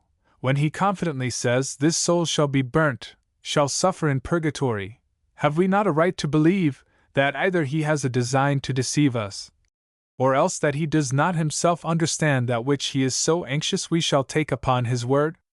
The 9th chapter, after treating of the diversity of the intellectual faculties, proceeds: man at his birth brings with him into the world nothing but the necessity of conserving himself, of rendering his existence happy. Instruction, examples, the custom of the world, present him with the means, either real or imaginary, of achieving it.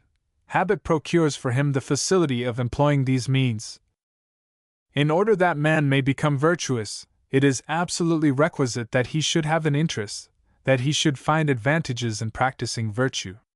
For this end, it is necessary that education should implant in him reasonable ideas, that public opinion should lean towards virtue as the most desirable good, that example should point it out as the object most worthy of esteem, that government should faithfully recompense, should regularly reward it, that honor should always accompany its practice, that vice should constantly be despised, that crime should invariably be punished.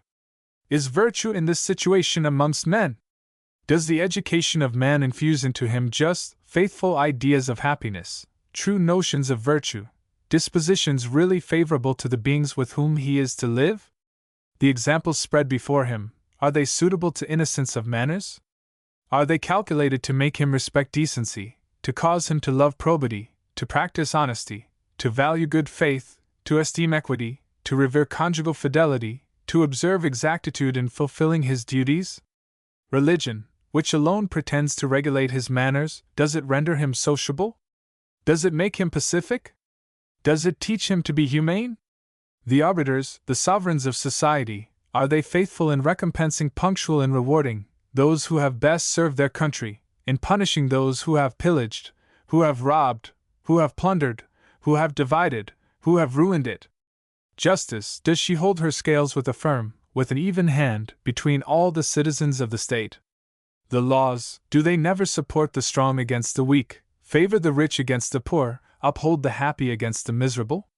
In short, is it an uncommon spectacle to behold crime frequently justified, often applauded, sometimes crowned with success, insolently triumphing, arrogantly striding over that merit which it disdains, over that virtue which it outrages?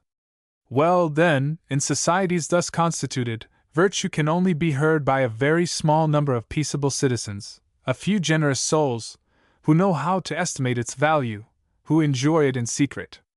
For the others, it is only a disgusting object. They see in it nothing but the supposed enemy to their happiness, or the censor of their individual conduct. In the 10th chapter, which is upon the soul, the author says, "The diversity in the temperament of man is natural, the necessary source of the diversity of passions, of his tastes, of his ideas of happiness, of his opinions of every kind. Thus this same diversity will be the fatal source of his disputes, of his hatreds, of his injustice, every time he shall reason upon unknown objects, but to which he shall attach the greatest importance. He will never understand either himself or others, in speaking of a spiritual soul, or of immaterial substances distinguished from nature. He will, from that moment, cease to speak the same language, and he will never attach the same ideas to the same words. What then shall be the common standard that shall decide which is the man that thinks with the greatest justice? Propose to a man to change his religion for yours, he will believe you a madman. You will only excite his indignation, elicit his contempt. He will propose to you, in his turn, to adopt his own peculiar opinions. After much reasoning, you will treat each other as absurd beings, ridiculously opinionated, pertinaciously stubborn, and he will display the least folly who shall first yield. But if the adversaries become heated in the dispute, which always happens, when they suppose the matter important, or when they would defend the cause of their own self-love, from thence their passions sharpen, they grow angry, quarrels are provoked, they hate each other, and end by reciprocal injury. It is thus that for opinions, which no man can demonstrate, we see the Brahmin despised, the Mohammedan hated, the pagan held in contempt, that they oppress and disdain each with the most rancorous animosity. The Christian burns the Jew at what is called an auto da fe, because he clings to the faith of his fathers. The Roman Catholic condemns the Protestant to the flames, and makes a conscience of massacring him in cold blood. This reacts in his turn. Sometimes the various sects of Christians league together against the incredulous Turk, and for a moment suspend their own bloody disputes that they may chastise the enemies to the true faith. Then, having glutted their revenge, return with redoubled fury, to wreak over again their infuriated vengeance on each other. The 13th chapter argues as follows, against the doctrine of the immortality of the soul and a future state. In old age, man extinguishes entirely, his fibers become rigid, his nerves lose their elasticity, his senses are obtunded, his sight grows dim, his ears lose their quickness, his ideas become unconnected, his memory fails, his imagination cools, What, then, becomes of his soul? Alas! It sinks down with the body, it gets benumbed as this loses its feeling, becomes sluggish as this decays in activity. Like it, when enfeebled by years, it fulfills its functions with pain. This substance, which is deemed spiritual, which is considered immaterial, which it is endeavored to distinguish from matter, undergoes the same revolutions, experiences the same vicissitudes, submits to the same modifications as does the body itself. In despite of this proof of the materiality of the soul, of its identity with the body so convincing to the unprejudiced, some thinkers have supposed that although the latter is perishable, the former does not perish, that this portion of man enjoys the especial privilege of immortality, that it is exempt from dissolution, free from those changes of form all the beings in nature undergo. In consequence of this, man is persuaded himself that this privileged soul does not die. It will be asked, perhaps, by what road has man been conducted to form to himself gratuitous ideas of another world? I reply, that it is a truth man has no idea of a future life. They are the ideas of the past and the present, that furnish his imagination with the materials of which he constructs the edifice of the regions of futurity. Hobbes says, we believe that which is will always be, and that the same causes will have the same effects. Man in his actual state has two modes of feeling, one that he approves, another that he disapproves. Thus persuaded that these two modes of feeling must accompany him even beyond his present existence, he placed in the regions of eternity two distinguished abodes, one destined to felicity, the other to misery. The one must contain those who obey the calls of superstition, who believe in its dogmas. The other is a prison, destined to avenge the cause of heaven on all those who shall not faithfully believe the doctrines promulgated by the ministers of a vast variety of superstitions. Has sufficient attention been paid to the fact that results as a necessary consequence from this reasoning, which on examination will be found to have rendered the first place entirely useless, seeing that by the number and contradiction of these various systems, let man believe whichever he may, let him follow it in the most faithful manner, still he must be ranked as an infidel, as a rebel to the divinity. Because he cannot believe in all, and those from which he dissents, by a consequence of their own creed, condemn him to the prison house. Such is the origin of the ideas upon a future life, so diffused among mankind. Everywhere may be seen an Elysium, and a Tartarus, a paradise and a hell, in a word, two distinguished abodes, constructed according to the imagination of the enthusiasts who have invented them, who have accommodated them to their own peculiar prejudices, to the hopes, to the fears of the people who believe in them. The Indian figures the first of these abodes as one of inaction, of permanent repose, because, being the inhabitant of a hot climate, he has learned to contemplate rest as the extreme of felicity. The Mussulman promises himself corporeal pleasures, similar to those that actually constitute the object of his research in this life. Each figures to himself that on which he has learned to set the greatest value. As for the miserable abode of souls, the imagination of fanatics, who were desirous of governing the people, strove to assemble the most frightful images to render it still more terrible. Fire is of all things that which produces in man the most pungent sensation. Not finding anything more cruel, the enemies to the several dogmas were to be everlastingly punished with this torturing element. Fire, therefore, was the point at which their imagination was obliged to stop. The ministers of the various systems agreed pretty generally that fire would one day avenge their offended divinities. Thus, they painted the victims to the anger of the gods, or rather those who questioned their own creeds, as confined in fiery dungeons, as perpetually rolling into a vortex of bituminous flames, as plunged in unfathomable gulfs of liquid sulfur, making the infernal caverns resound with their useless groanings, with their unavailing gnashing of teeth. But it will, perhaps, be inquired, how could man reconcile himself to the belief of an existence accompanied with eternal torments? Above all, as many according to their own superstitions had reason to fear it for themselves, many causes have concurred to make him adopt so revolting an opinion. In the first place, very few thinking men have ever believed such an absurdity, when they have deigned to make use of their reason. Or, when they have accredited it, this notion was always counterbalanced by the idea of the goodness, by a reliance on the mercy, which they attributed to their respective divinities. In the second place, those who were blinded by their fears never rendered to themselves any account of these strange doctrines which they either received with awe from their legislators, or which were transmitted to them by their fathers. In the third place, each sees the object of his terrors only at a favorable distance. Moreover, superstition promises him the means of escaping the tortures he believes he has merited. We conclude by quoting the following eloquent passage. O Nature, sovereign of all beings, and ye, her adorable daughters, virtue, reason, and truth, remain forever our reverend protectors. It is to you that belong the praises of the human race, to you appertains the homage of the earth.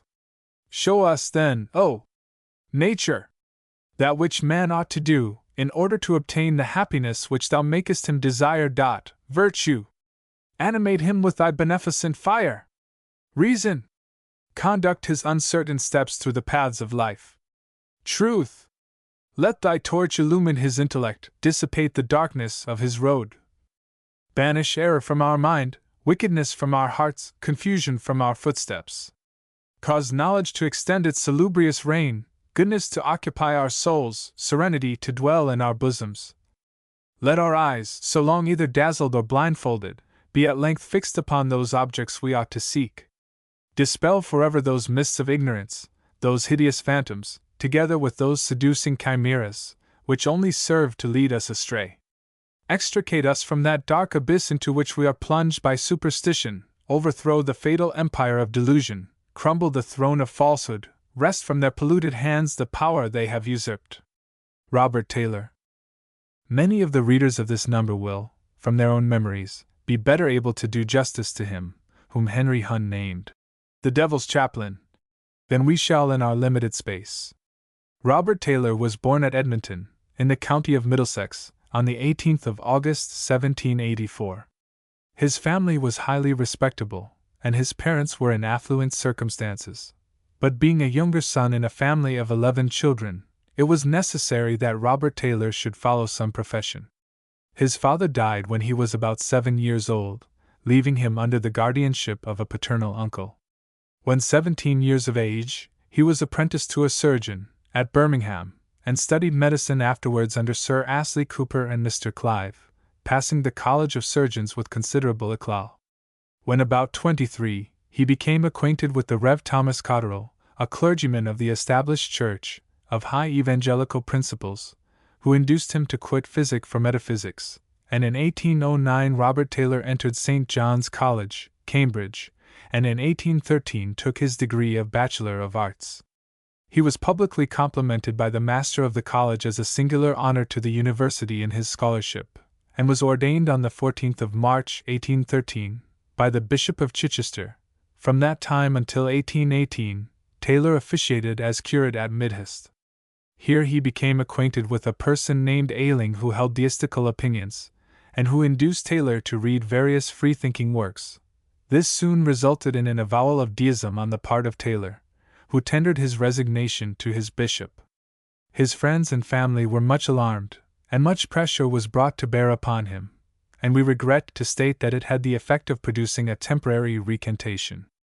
This, however, brought Taylor no relief. He found himself in distress, and shunned by his family.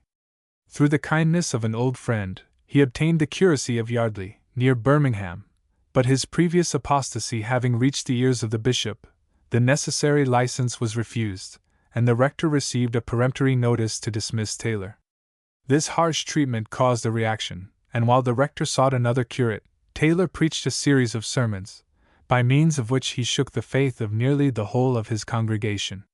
The following is an abstract of his last sermon at Yardley. The text was, "For as Jonah was 3 days and 3 nights in the whale's belly, so shall the Son of Man be 3 days and 3 nights in the heart of the earth." Matt 12:40. He began then this glorious miracle of the man having been swallowed alive by a fish, and remaining alive for 72 hours, undigested and unhurt, in the fish's bowels, and being vomited up unhurt and safe upon the dry land, was as true as the gospel, and consequently the gospel was as true, but not more true, than this seasick miracle.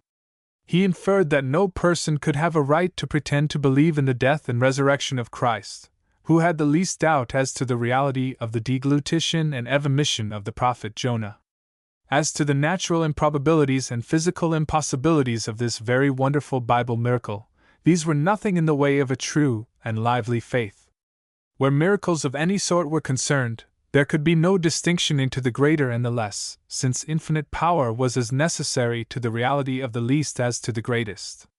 We should never forget that it was the Lord who prepared the fish, and prepared him for the express purpose of swallowing the man, and probably gave him a little opening physic, to cleanse the apartment for the accommodation of its intended tenant, and had the purpose been, that the whole ship and all the crew should have been swallowed as well as he, there's no doubt that they could have been equally well accommodated. But as to what some wicked infidels objected, about the swallow of the whale being too narrow to admit the passage of the man, it only required a little stretching, and even a herring or a sprat might have gulped him. He enlarged most copiously on the circumstance of the Lord speaking to the fish, in order to cause him to vomit, and insisted on the natural efficacy of the Lord, which was quite enough to make anybody sick. He pointed out the many interesting examples of faith and obedience which had been set by the scaly race, who were not only at all times easy to be caught in the gospel net, when thrown over them by the preaching of the word, but were always ready to surrender their existence to the Almighty, whenever He pleased to drop them a line. That as the first preachers of the gospel were fishermen, so the preachers of the gospel, to this day, might truly be said to be looking after the loaves and fishes, and they who, as the Scripture says, are wise to catch souls, speak to them for no other purpose than that for which the Lord spake unto the whale, that is, to ascertain how much they can swallow. The moral of this pungent persiflage aimed to admonish the proud and uncharitable believer, who expected his acceptance with the Deity on the score of his credulity, that when his credulity was fairly put to trial, it might be found that he was in reality as far from believing what he did not take to be true as the most honest and avowed infidel.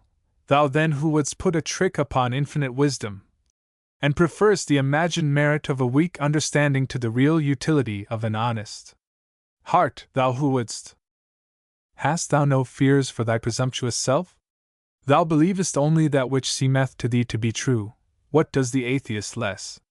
And that which appeareth to be a lie thou rejectest. What does the atheist more?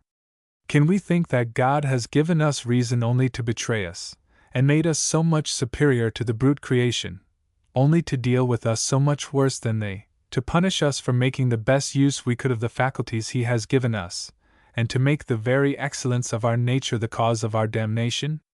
This concluded his connection with the Church of England, and his brother having consented to make him an allowance of £1 per week if he would quit England, he retired to the Isle of Man. After 9 weeks his brother ceased to remit, and to support himself, Taylor wrote for the 2 newspapers then published in the island, but his articles attracting attention, he was summoned before the bishop, and compelled to quit the island under a threat of imprisonment. In deep distress he went to Dublin, where he lectured on deism until 1824, when he came to London, and founded the Christian Evidence Society. Many of the discourses delivered by him were printed in The Lion, which was first published in 1828. In 1827 Mr. Taylor was tried at Guildhall for blasphemy, and was sentenced to imprisonment in Oakham jail for 1 year. In Oakham he wrote The Diegesis and Syntagma. After his release from prison in 1829, he, together with Richard Carlile, made a tour through England on an infidel mission, commencing with a challenge to the Cambridge University. In 1830 and 1831 he delivered a series of discourses, which are printed together under the title of The Devil's Pulpit. On the July 4, 1831, he was again tried for blasphemy and sentenced to 2 years' imprisonment. In 1833 he delivered a number of discourses, which were printed in the Philalethean. He was the friend and companion of Richard Carlile for several years. It is difficult to quote from Robert Taylor's works, unless at the risk of doing him great injustice, and we must therefore refer our readers to the works we have named. The following is from The Devil's Pulpit. The gentlemen who distribute religious tracts, the general body of dissenting preachers, and almost all persons engaged in the trade of religion, imagine themselves to have a mighty advantage against infidels, upon the strength of that last and reckless argument, that whether the Christian religion be true or false, there can be no harm in believing, and that belief is, at any rate, the safe side. Now, to say nothing of this old popish argument, which a sensible man must see is the very essence of popery, and would oblige us to believe all the absurdities and nonsense in the world, inasmuch as if there be no harm in believing, and there be some harm and danger in not believing, the more we believe the better, and all the argument necessary for any religion whatever would be, that it should frighten us out of our wits. The more terrible, the more true, and it would be our duty to become the converts of that religion whatever it might be, whose priests could swear the loudest, and damn and curse the fiercest.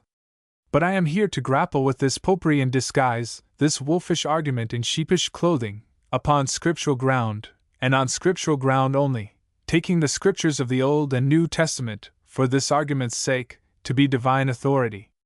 The question proposed is, whether is the believer or the unbeliever the more likely to be saved, taking the scriptures to be of divine authority, and I stand here, on this divine authority, to prove that the unbeliever is the more likely to be saved, that unbelief, and not belief, is the safe side, and that a man is more likely to be damned for believing the gospel, and because of his having believed it, than for rejecting and despising it, as I do.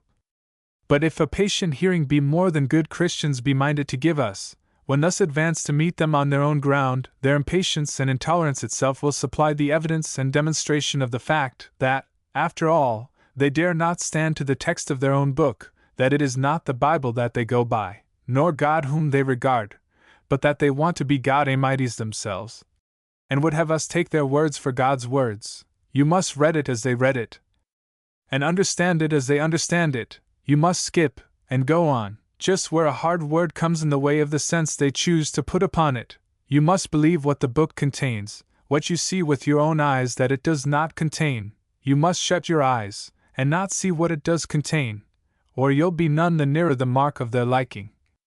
Taking the authority of Scripture, for this argument's sake, to be decisive, I address the believer who would give himself airs of superiority, would chuckle in an imaginary safety in believing, and presume to threaten the unbeliever as being in a worse case, or more dangerous plight, than he. Hast thou no fears for thy presumptuous self, when on the showing of thine own book the safety, if safety there be, is all on the unbelieving side? When for any one text that can be produced, seeming to hold out any advantage or safety in believing, we can produce two in which the better hope is held out to the unbeliever? For any one apparent exhortation to believe, we can produce two forbidances to believe, and many threatenings of God's vengeance to, and for the crime and folly of, believing. To this proof I proceed, by showing you, first, what the denunciations of God's vengeance are, with no comment of mine, but in the words of the text itself. 2d. That these dreadful denunciations are threatened to believers, and that they are not threatened to unbelievers. And 3d. That all possible advantages and safety, which believing could confer on any man, are likely, and more likely to be conferred on the unbeliever than on the believer. That the danger of the believer is so extreme, that no greater danger can possibly be. First, what are the denunciations of God's vengeance? There are, says the Holy Revelation 14:10, who shall drink of the wine of the wrath of God, which is poured out without mixture into the cup of his indignation, and shall be tormented with fire and brimstone, and the smoke of their torment ascendeth up forever and ever, and they have no rest day or night. There's glad tidings of great joy for you. The Christian may get over the terror of this denunciation by the selfish and ungenerous chuckle of his well, these were very wicked people, and must have deserved their doom. It need not alarm us. It doesn't apply to us. But good-hearted men would rather say, it does apply. We cannot be indifferent to the misery of our fellow creatures. The selfsame heaven that frowns on them, looks lowering upon us. And who were they? And what was their offense? Was it atheism? Was it deism? Was it infidelity? No! It was for church and chapel going. It was for adoring, believing, and worshipping. They worshipped the beast. I know not what beast they worshipped, but I know that if you go into any of our churches and chapels at this day, you will find them worshipping the Lamb, and if worshipping a lamb be not most suspiciously like worshipping a beast, you may keep the color in your cheeks, while mine are blanched with fear. The unbeliever only can be absolutely safe from this danger. He only who has no religion at all is sure not to be of the wrong religion. He who worships neither God nor devil is sure not to mistake one of those gentlemen for the other. But will it be pretended that these are only metaphors of speech, that the thing said is not the thing that's meant? Why, then, they are very ugly metaphors. And what is saying that which you don't mean, and meaning the contrary to what you say, but lying? And what worse can become of the infidel, who makes it the rule of his life to hear and speak the plain and simple truth, than of the Christian, whose religion itself is a system of metaphors and allegories, of double meanings, of quirk and quiddities in dread defiance of the text that warns him, that all liars shall have their part in the lake which burneth with fire and brimstone. Rev 21. 8. Is it a parable that a man may merely entertain his imagination withal, and think no more on't, though not a word be hinted about a parabolical signification, and the text stands in the mouth of him who, we are told, was the truth itself? And he it is who brought life and immortality to light, that hath described in the 16th of Luke, such an immortality as that of one who was a sincere believer, a son of Abraham, who took the Bible for the rule of his life, and was anxious to promote the salvation of his brethren, yet found for himself no Savior, no salvation. But in hell he lifted up his eyes, being in torment, and saith, Father Abraham, have mercy on me, and send Lazarus, that he may dip the tip of his finger in water, and cool my tongue, for I am tormented in this flame. But that request was refused.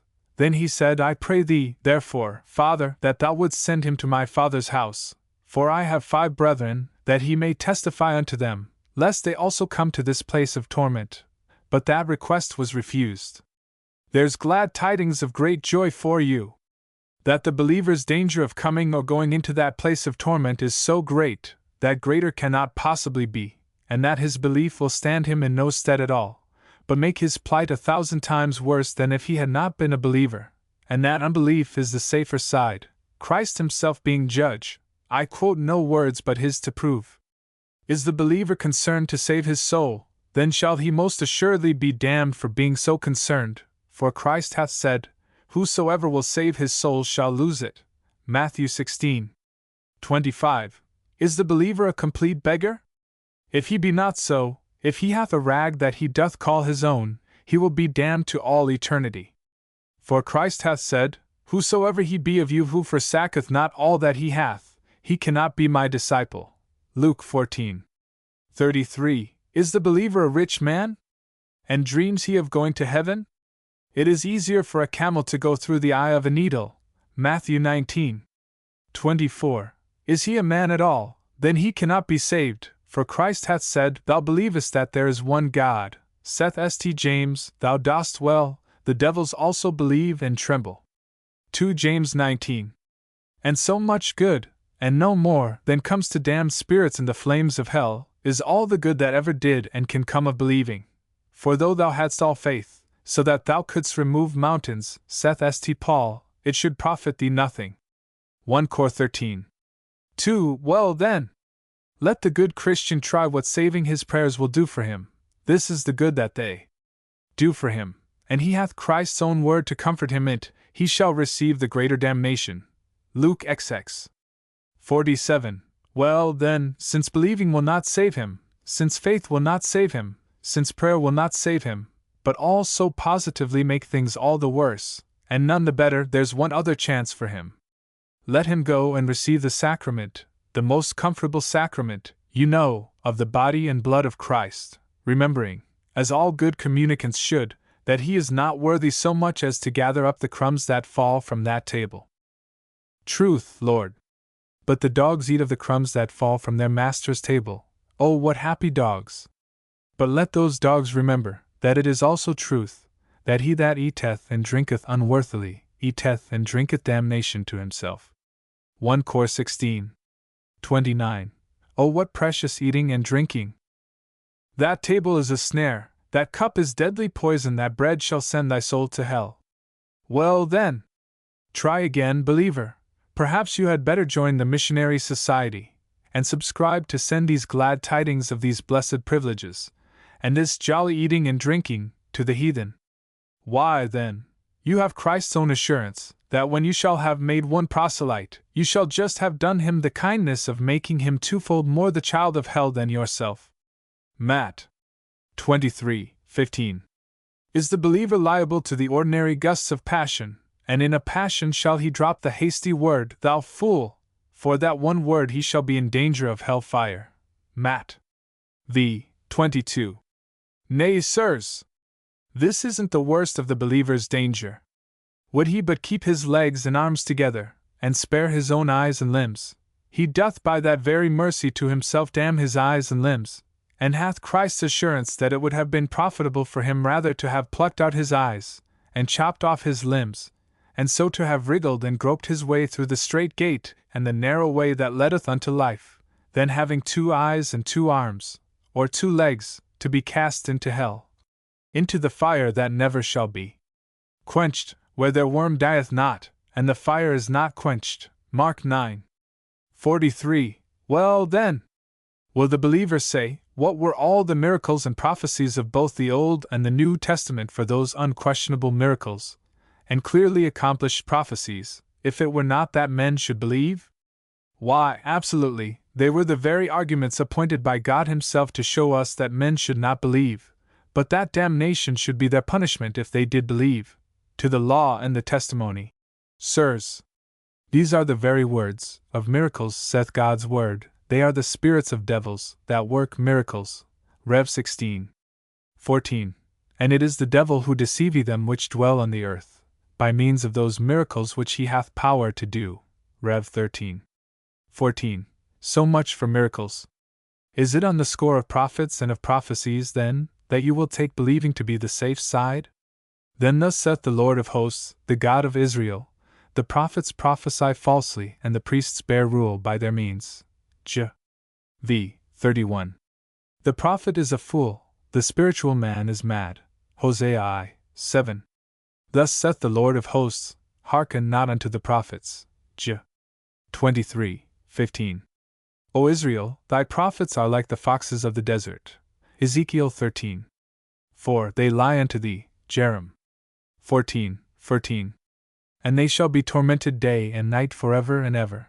Rev XX 10. And the punishment of the prophet shall be even as the punishment of him that seeketh unto him. Ezekiel 14:10. Nay, more than it is, when God hath determined to damn men, that he, in every instance, causeth them to become believers, and to have faith in divine revelation, in order that they may be damned. Believers, and none but believers, becoming liable to damnation. Believers and none but believers, being capable of committing that unpardonable sin against the Holy Ghost, which hath never forgiveness, either in this world nor in that which is to come. Whereas all other kinds of blasphemy shall be forgiven unto men, and all sorts of blasphemy wherewithsoever they shall blaspheme. But there is no forgiveness for believers. Mark 3:28. For it is written, for this cause God shall send them strong delusion, that they should believe a lie, that they all might be damned. 2 Thess. 2:11. So when it was determined by God that the wicked Ahab should perish, the means to bring him to destruction, both of body and soul, was to make him become a believer. I offer no comment of my own on words so sacred, but these are the words, hear thou, therefore, the word of the Lord. I saw the Lord sitting upon his throne, and all the hosts of heaven standing by him on his right hand and on his left. And the Lord said, who shall persuade Ahab that he may go up and fall at Ramoth Gilead? And one said on this manner, and another said on that manner. And there stood forth a spirit, and stood before the Lord, and said, I will persuade him. And the Lord said unto him, wherewith? And he said, I will go forth, and I will be a lying spirit in the mouth of all his prophets. And he said, Thou shalt persuade him, and prevail also. Go forth and do so. Now, therefore, behold, the Lord hath put a lying spirit in the mouth of all thy prophets. 1 Kings 22:22. There were 400 of them.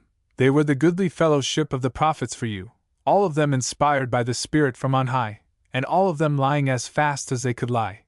So much for getting on the safe side by believing. Had Ahab been an infidel, he would have saved his soul alive.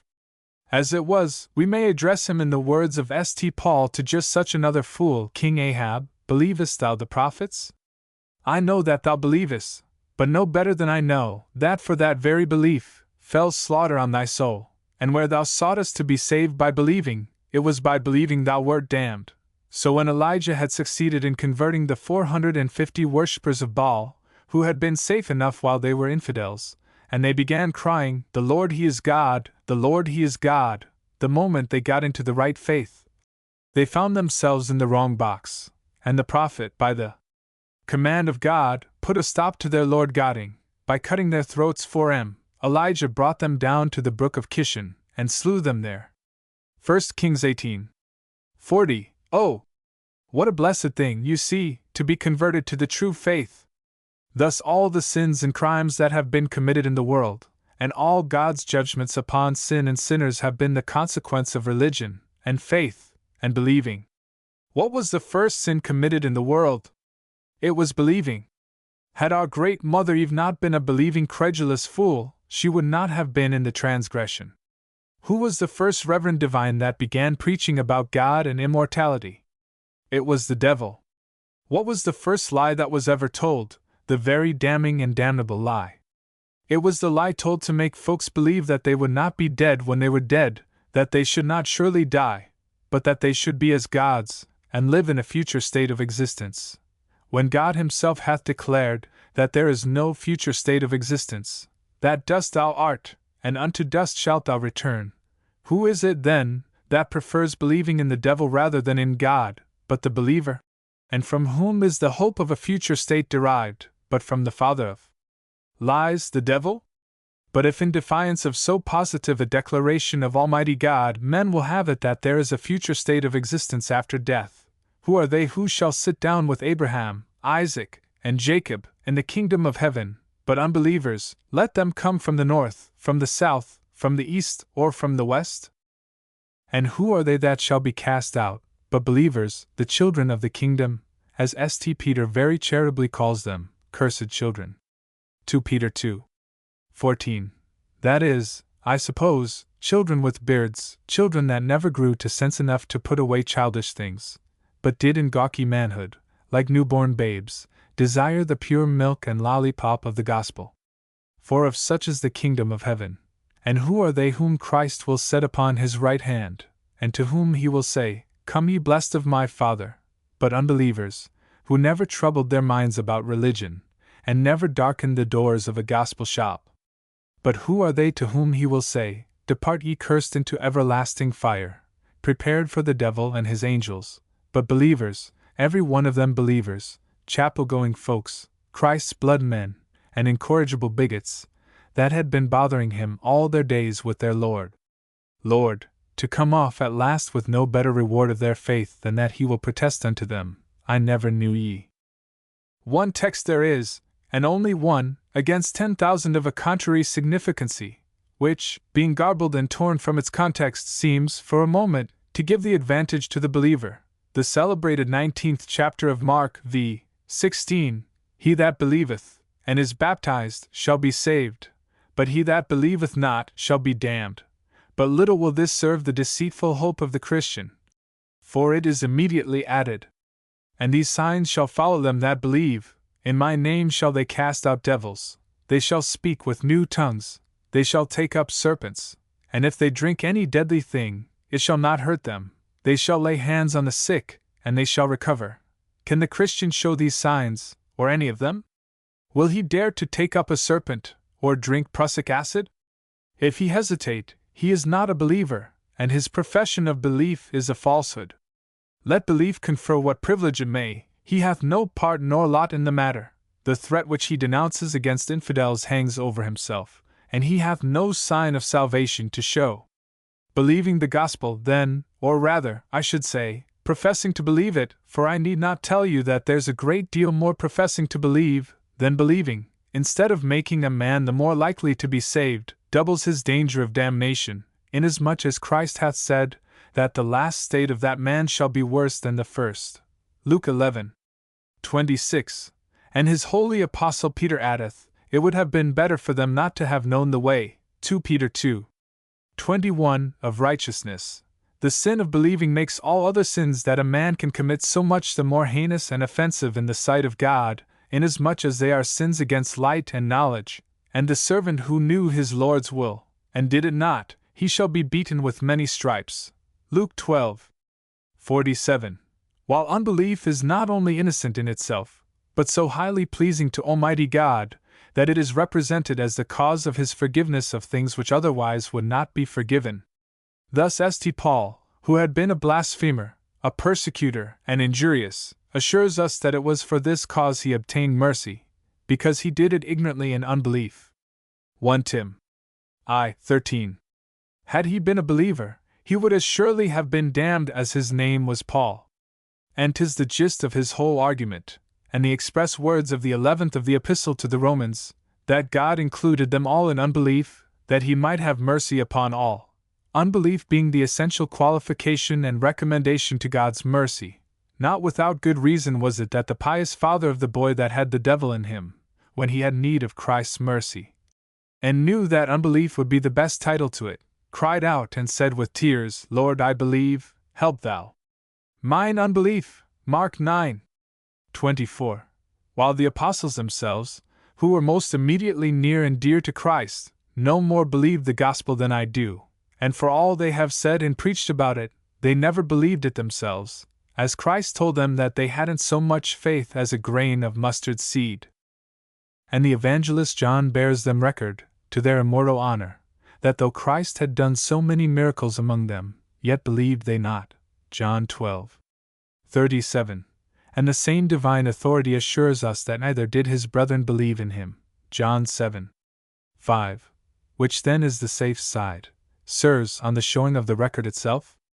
On the unbelieving side, the infidel stands in the glorious company of the apostles, in the immediate family of Christ, and hath no fear, while the believer doth as well and no better than the devils in hell, who believe and tremble. I. Joseph Barker. In any work, purporting to be a true record of freethinkers, the name of Joseph Barker cannot be omitted. We find in him, from the commencement of his public life till the present time, an ardent desire for, and a determination to achieve, freedom of thought and expression on all subjects appertaining to theology, politics, and sociology. Possessing a vigorous intellect, a constitution naturally strong, great oratorical ability, and an unrivaled command of the Saxon language, he has made himself a power among each party with whom the transitory state of his mind has brought him in contact. It is seldom we find men with equal boldness, when once connected with Wesleyan Methodism, rising superior in thought to its narrow, selfish, dogmatic, unnatural, and humiliating views, and claiming for human nature a more dignified and exalted position, gradually advancing to Unitarianism, ultimately to land safely on the shore of materialism. Joseph Barker has passed, amid persecution and privation, through these different phases of theology, to arrive at infidelity. To be, he states, a better, wiser, and happier man. In his autobiography, we read that he was born in Bramley, an old country town in the West Riding of Yorkshire, in 1806, the day of his birth being forgotten. His parents, and his ancestors, so far as is known of them, were of humble means. His grandfather was addicted to drinking freely of those beverages which meet with so much opposition from Mr. Barker himself. His aunt also was unfortunate, having married a man who was a minister, a drunkard, and a cockfighter. His parents appear to have been uneducated and pious, belonging to the old school of Methodists, those who look on this life merely as a state of trial and probation, always looking forward to enjoy their mansion in the skies, the house not made with hands eternal in the heavens, thinking nothing. Although living in this world, they were not of it. It was to them all vanity and vexation of spirit. They attended their chapel, their love feasts, their class meetings, their prayer meetings, and their revival meetings, where they would lament over the wickedness and depravity of human nature, where they would speak their experience, tell of their temptations, pray for the conversion of the world, and sing their hymns, such as the following, which was a favorite with Mr. Barker's family. Such being the character of Mr. Barker's parents, it is no wonder that he was brought up under the same influence, with the same false notions of life, of humanity, and of the world, and we cannot prize too highly the man who had the industry to investigate, the ability to discern, and the courage to expose the falsity of such doctrines and the disastrous effects of such teaching. In the extracts we shall give from Mr. Barker's works will be found that simplicity of style and force of argument peculiar to himself. The first extract we take shows the falsity of the orthodox doctrine of the total depravity of human nature. On looking back on the earlier periods of my life, I first see proofs that the orthodox doctrine of original sin, or of natural total depravity, is a falsehood. I was not born totally depraved. I never recollect the time, since I began to think and feel at all, when I had not good thoughts and good feelings. I never recollect the time since I began to think and feel at all, when I had not many good thoughts and strong inclinations to goodness. So far was my heart from being utterly depraved or hardened, that I sympathized, even in my childhood, with the humblest of God's creatures, and was filled to overflowing with sorrow at the sight of distress. I recollect one Sunday, while I was searching about for something in one of the windows upstairs, I found a butterfly that had been starved to death, as I supposed. When I laid hold of it, it crumbled to pieces.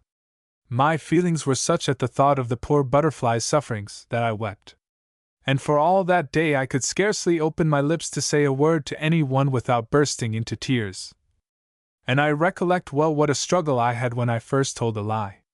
A school in the neighborhood had a feast, ours had not.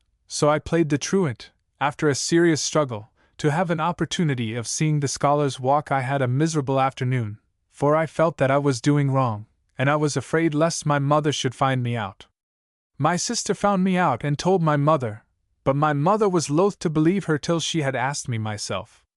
When I went home my mother asked me if I had been to school, and I said yes, and my mother, as she had never found me out in a lie before, believed me. But I was sadly distressed afterwards when I thought of what I had done.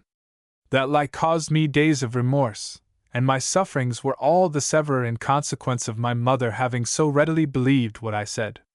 The unhappy and unnatural effects of theology on the minds of earnest, truth-seeking men, the total prostration of manly dignity, the perversion of the mental faculties, and the debasement of human nature, is truly stated by Mr. Barker in the following extract. I also recollect being very much troubled with dreadful and indescribably awful dreams, and for several months during certain parts of the year I was accustomed to rise during my sleep, and walk about the house in a state of sleep for hours together. I say in a state of sleep, but I cannot exactly describe the state in which I was. It was not perfect sleep, and yet I was not properly awake. My eyes were open, and I saw, as far as I can remember, the things around me, and one could hear what was said to me. But neither what I saw nor what I heard seemed to have power to penetrate far enough into my soul to awake me properly. During those occasions, I was frequently very unhappy, dreadfully unhappy, most horribly miserable. Sometimes I fancied I had been doing something wrong, and my fancied offense seemed horrible beyond all expression, and alarmed and overwhelmed me with unutterable terrors and distress. On one occasion I fancied that both I and my father had both been doing something wrong, and this seemed most horrible and distressing of all, and as I wandered about in my mysterious state, I howled most piteously, and cried and wept as if my heart would break. I never recollect being roused from that dismal state while I was walking about the house, except twice. Once when I struck my shins violently against a large earthenware bowl and hurt myself sadly, and another was when I was attempting to go up the chimney. I put my foot upon fire and burnt myself, and that awoke me. I suffered in this way for several years. After I went to bed at night I soon fell asleep, and slept perhaps an hour or nearly 2. I would then begin to cry, or moan, or howl, and at times to sing. One night I sang a whole hymn of 8 verses through, the hymn in Wesley's hymn book, beginning, "Few persons who have not attended the class meetings of the Wesleyan Methodists can form an adequate idea of the stereotyped phrases and absurd sayings indulged in by those who speak their experience, etc., at those meetings. Certain sentences are learned, and uttered indiscriminately, without reference to time, place, or other conditions. Mr. Barker, after speaking of the recklessness of speech thus indulged in, says, In many cases, this false way of speaking is the result of mere thoughtlessness, perhaps, or of ignorance, joined with the notion that it is their duty to pray, or to say something in public. The parties have no intention to deceive, but being called on to speak, or invited to pray, they begin, and catch hold of such words as they can find, whether right or wrong, whether true or false. And their words are oftener foolish or false than wise or true. Their talk is at times most foolish and ridiculous. I will give an example or two. It is customary for people, when praying for preachers, to say, "Lord, bless thy servants when they stand up to declare thy word, be thou mouth, matter, and wisdom to them." This has some meaning in it when offered in reference to a preacher, especially a preacher about to preach. In other cases it would be most foolish and ridiculous. Yet I once heard a person in a prayer meeting at Chester use this same form of expression in behalf of the sick and the dying. "O Lord," said he, "bless the sick and the afflicted, and those that are in the article of death. Be thou mouth, matter, and wisdom to them."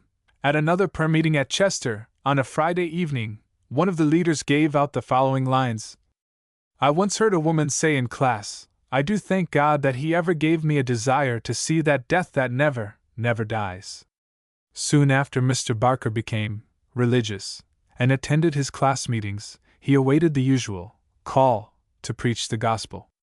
Accordingly, having received the call, he became a Methodist preacher, belonging to the Old Connection, the New Connection, and then advancing to Unitarianism, ultimately arriving at the climax of free thought, in which cause he is now so distinguished an advocate.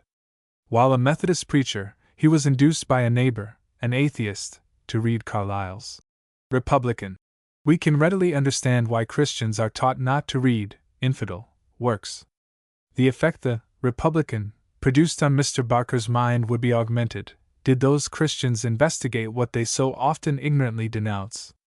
In reference to the Republican, Mr. Barker says, "I was very much struck in reading some portions of the work, Carlyle's, and agitated and shaken by its arguments on some points. The object of many of its articles was to prove Christianity irrational and false.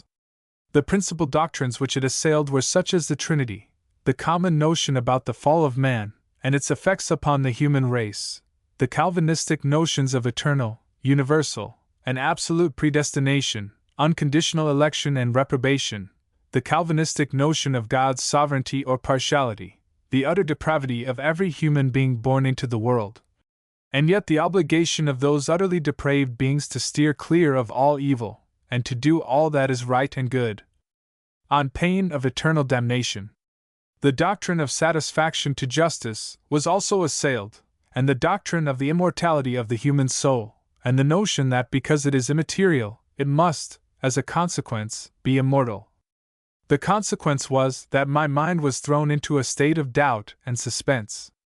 I cannot say that I doubted the truth of the Christian religion exactly, but still I doubted the truth of certain doctrines which I had been taught to regard as parts of that religion. I can briefly describe the doubts I had.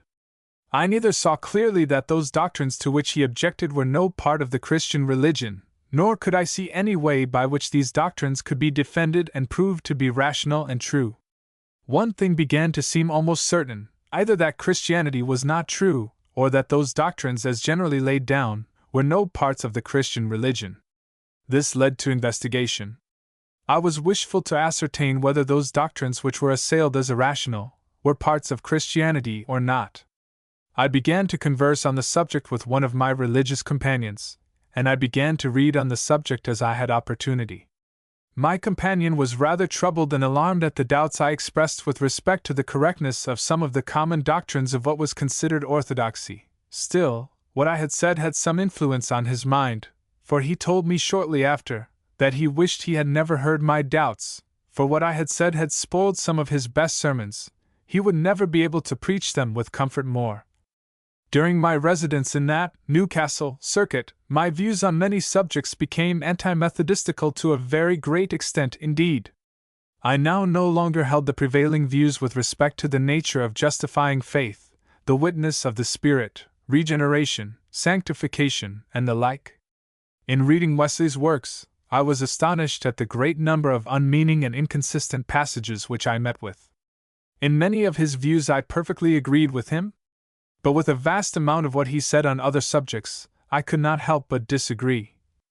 About this time, finding that there was little likelihood that I should be tolerated in the new connection unless I could allow my mind to be enslaved, and feeling that I should be obliged sooner or later to break loose from methodistical restraint, and speak and act with freedom, I thought of visiting Mr. Turner, the Unitarian minister of Newcastle, and seeking an interview with him.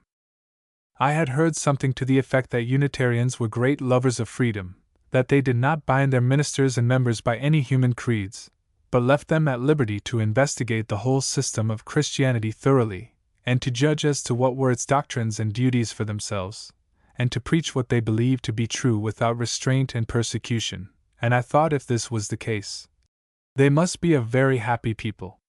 But from other things which I had heard respecting them, I was led to regard them with something of horror, to look on them as persons who trifled with Scripture authority, as persons who had rushed from the extremes of false orthodoxy into the extremes of infidelity. I was in consequence prevented from visiting Mr. Turner, and I remained in comparative ignorance of the Unitarian body, in ignorance both of their principles and of their character, still shut up in the dungeons of orthodox slavery. The dungeons of orthodox slavery did not long contain Mr. Barker, for he afterwards became better acquainted with the Unitarians, and formed one of their most energetic preachers. But Unitarianism, appearing to him at first true in its doctrine and free in its advocacy, shortly became insufficient for the cravings of his mind, and at length he found himself outside all the churches. The Bible, which at one period of his life seemed to him a perfect revelation from God, now appeared only the production of erring and half-informed men, and having a thorough knowledge of its contents, he resolved to employ the remainder of his life in confuting the false notions of its divine authority. America presenting a congenial residence, he resolved to visit that country and purchase some land, upon which he might occupy his leisure from lecturing and writing. Having settled in the country, he considered something should be said on the Bible.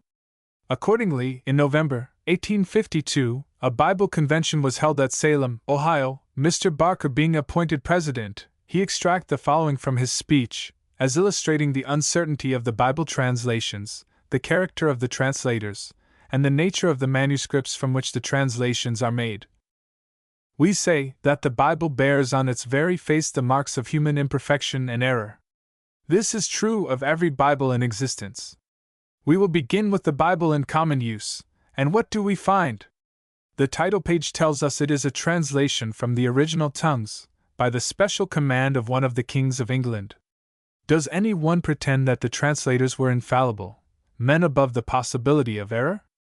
Nothing of the kind. Even those who contend that the original writers of the Bible were infallible, do not pretend that the king's translators were so. The sects and priesthoods themselves show that they regard the common translation as imperfect. They all take the liberty to alter it. They alter it in thousands and tens of thousands of places. Nothing is more common than for theological disputants to appeal from the common translation of the Bible to what they call the original Greek and Hebrew. Every commentator takes the same liberty.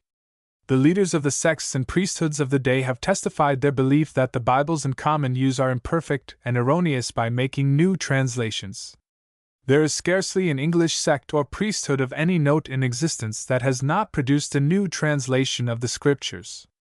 John Wesley translated both the Old and New Testament. His translation of the New Testament continues to be used in the Methodist body to this day. Adam Clarke, in his commentary, translates afresh almost every important passage in the book. Many passages he translates in such a way as to give them meanings quite contrary to the meaning given them in the common Bible. Richard Watson, a Methodist preacher, commenced a new translation of the Bible. Dr. Boothroyd, a Congregationalist minister of England, published another translation. Dr. Conquest, a layman of the same denomination, published another, in which he says he made 20,000 emendations, or improvements. He must, therefore, have thought the common Bible had 20,000 imperfections or errors. Mr. Belsham, and other English Unitarians, published a new translation of the New Testament. Mr. Wellbeloved, a Unitarian minister, published a new translation of a great part of the Old Testament, intending to publish a new translation of the whole Bible. Even ministers of the established church have spoken strongly against a common translation, and some of them have gone so far as to publish new translations of portions of the Bible. Alexander Campbell, the founder of the denomination which bears his name, has published a new translation of the New Testament. A Mr. Taylor published a new translation of the New Testament from Griesbach's Greek New Testament. A Mr. Sharp published another translation from Griesbach's Greek text. The Baptists have published a new translation of the Bible, I am told. We are not alone, therefore, in believing that the Bibles in common use bear marks of human imperfection and error. The leading men in all the religious sects and priesthoods of Great Britain and America believe the same. We add, if the translators of the Bible had been the best and wisest men that ever lived, their work would not have been perfect. A translation from Greek and Hebrew cannot be perfect. But the translators employed by King James were not the best or wisest men that ever lived. They were, in some respects, exceedingly ignorant, prejudiced, and immoral. They were liars and false swearers. These dignitaries of the Church of England knew, as well as you know, that kings and queens are often vicious, profligate, and godless. They knew that among the kings and queens of England there had been some of the most loathsome lumps of filthiness, some of the most adulterous and lecherous sensualists, some of the most heartless and cruel tyrants, some of the most inhuman and bloody wretches that ever cursed the earth. They knew, too, that English kings and queens generally were under strong temptations to be thus cruel and profligate, and that it was too much to expect any of them to be strictly religious and virtuous. Yet they bound themselves on oath to call their kings and queens, whatever their characters might be, most gracious and religious. They did call the monarch then living, most gracious and religious, and they handed it down as a duty to their successors to give the same high titles to all their future monarchs, though they should be as filthy as that unwieldy, waddling mass of lust and rottenness, King Henry VIII. Or as false and treacherous as the perjured Charles I. These translators of the Bible also knew that many who were brought to them to be buried were godless, wicked men. They knew that some of them were drunkards, adulterers, false swearers. Yet they bound themselves to call them all, as they lowered them into their graves, their beloved brethren, and to declare that they committed them to the dust in sure and certain hope of a resurrection to eternal life, though they believed in their hearts that they would rise to eternal damnation. They were the hirelings of the king and government. They regarded the king as the head of the church, and were sworn to obey him in all things. They were sworn to obey him in translating the Bible. The king gave them the rules by which they were to be guided in the work of translation, and they were sworn to follow these rules. These rules were intended to prevent them from putting anything into their translation of the Bible that was at variance with the established priesthoods, and to keep them from leaving out anything that was favorable to the established church and government. And they kept to their rules, and they were influenced by their interests, their situation, and their prejudices. It would be foolish to think otherwise. To make the Bible agree with their creed, they put into their translation things which were not in the Greek or Hebrew Bibles, and mistranslated vast multitudes of things which were in the Greek and Hebrew Bibles. I will give you an instance or two. Their creed taught that God once died, or laid down his life. There was nothing in the Greek or Hebrew Bibles to uphold this doctrine, so in translating the Bible they so altered a passage as to make it to teach the doctrine. You may find the passage in 1 John 3:16. It is as follows: Hereby perceive we the love of God, because he laid down his life for us. Now the word God is not in the Greek. It was put into the passage by the translators. In one place in the Old Testament it is said that Elhanan slew Goliath the Gittite. The translators have altered the passage so as to make it say that it was the brother of Goliath that Elhanan slew. See 2 Samuel 21:19. Before a man can give a perfect translation of the Bible, he must have a perfect knowledge of both the Greek and Hebrew Bible, and of the language into which he would translate it. But no man has that knowledge. The Greek and Hebrew languages, from which the Bible has to be translated, are dead languages, languages which are no longer spoken or written by any people, languages which exist only in ancient writings. The meaning of many of the words of those languages is, in consequence, lost. The writings of the Old Testament are the only books remaining in the Hebrew language.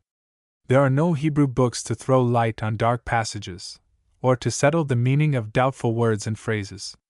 True, we have Greek and Hebrew dictionaries and grammars, but these dictionaries and grammars are the work of imperfect and erring men, who had no other means of understanding the meaning of the Greek and Hebrew languages than ourselves.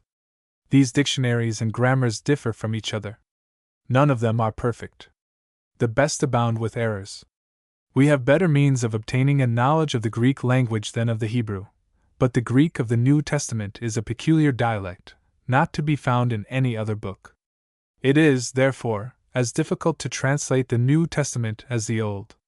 If, therefore, we would find a Bible that does not bear the marks of human imperfection and error, we must look for it in what are called the original Greek and Hebrew.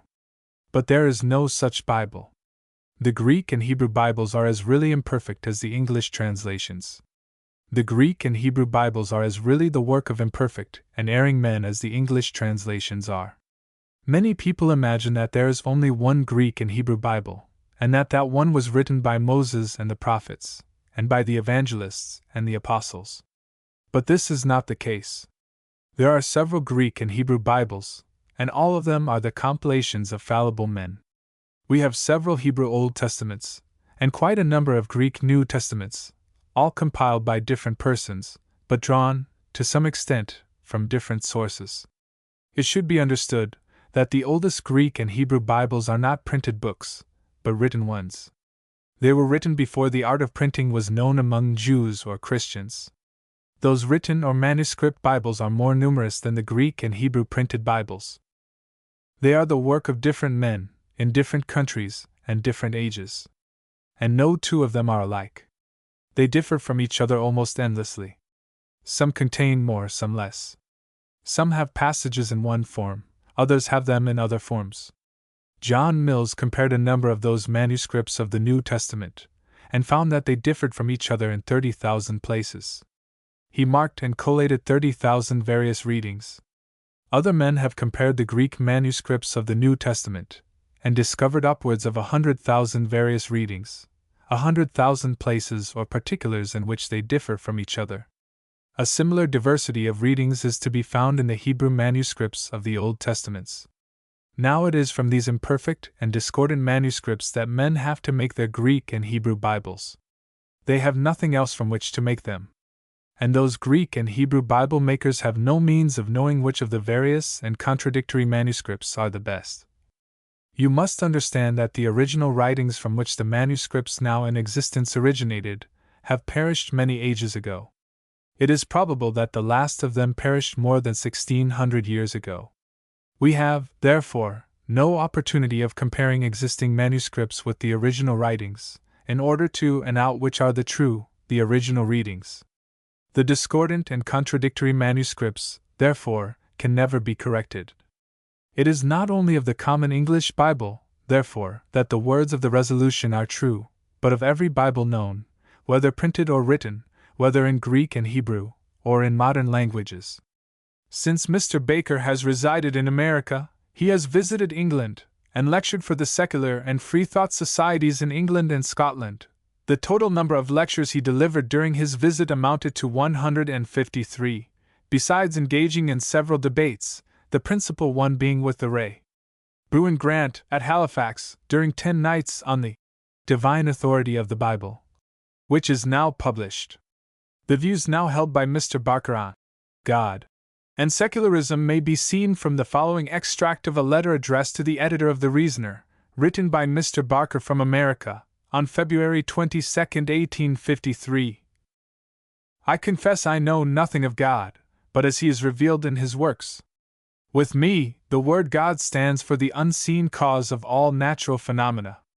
I attribute to God no quality but what seems necessary to account for what I see in nature.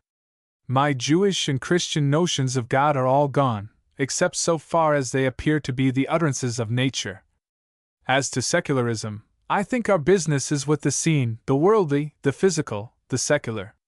Our whole duty seems to me to be truly and fully to unfold ourselves, and truly and fully to unfold others, to secure the greatest possible perfection of being and condition, and the largest possible share of life and enjoyment to all mankind in this present world.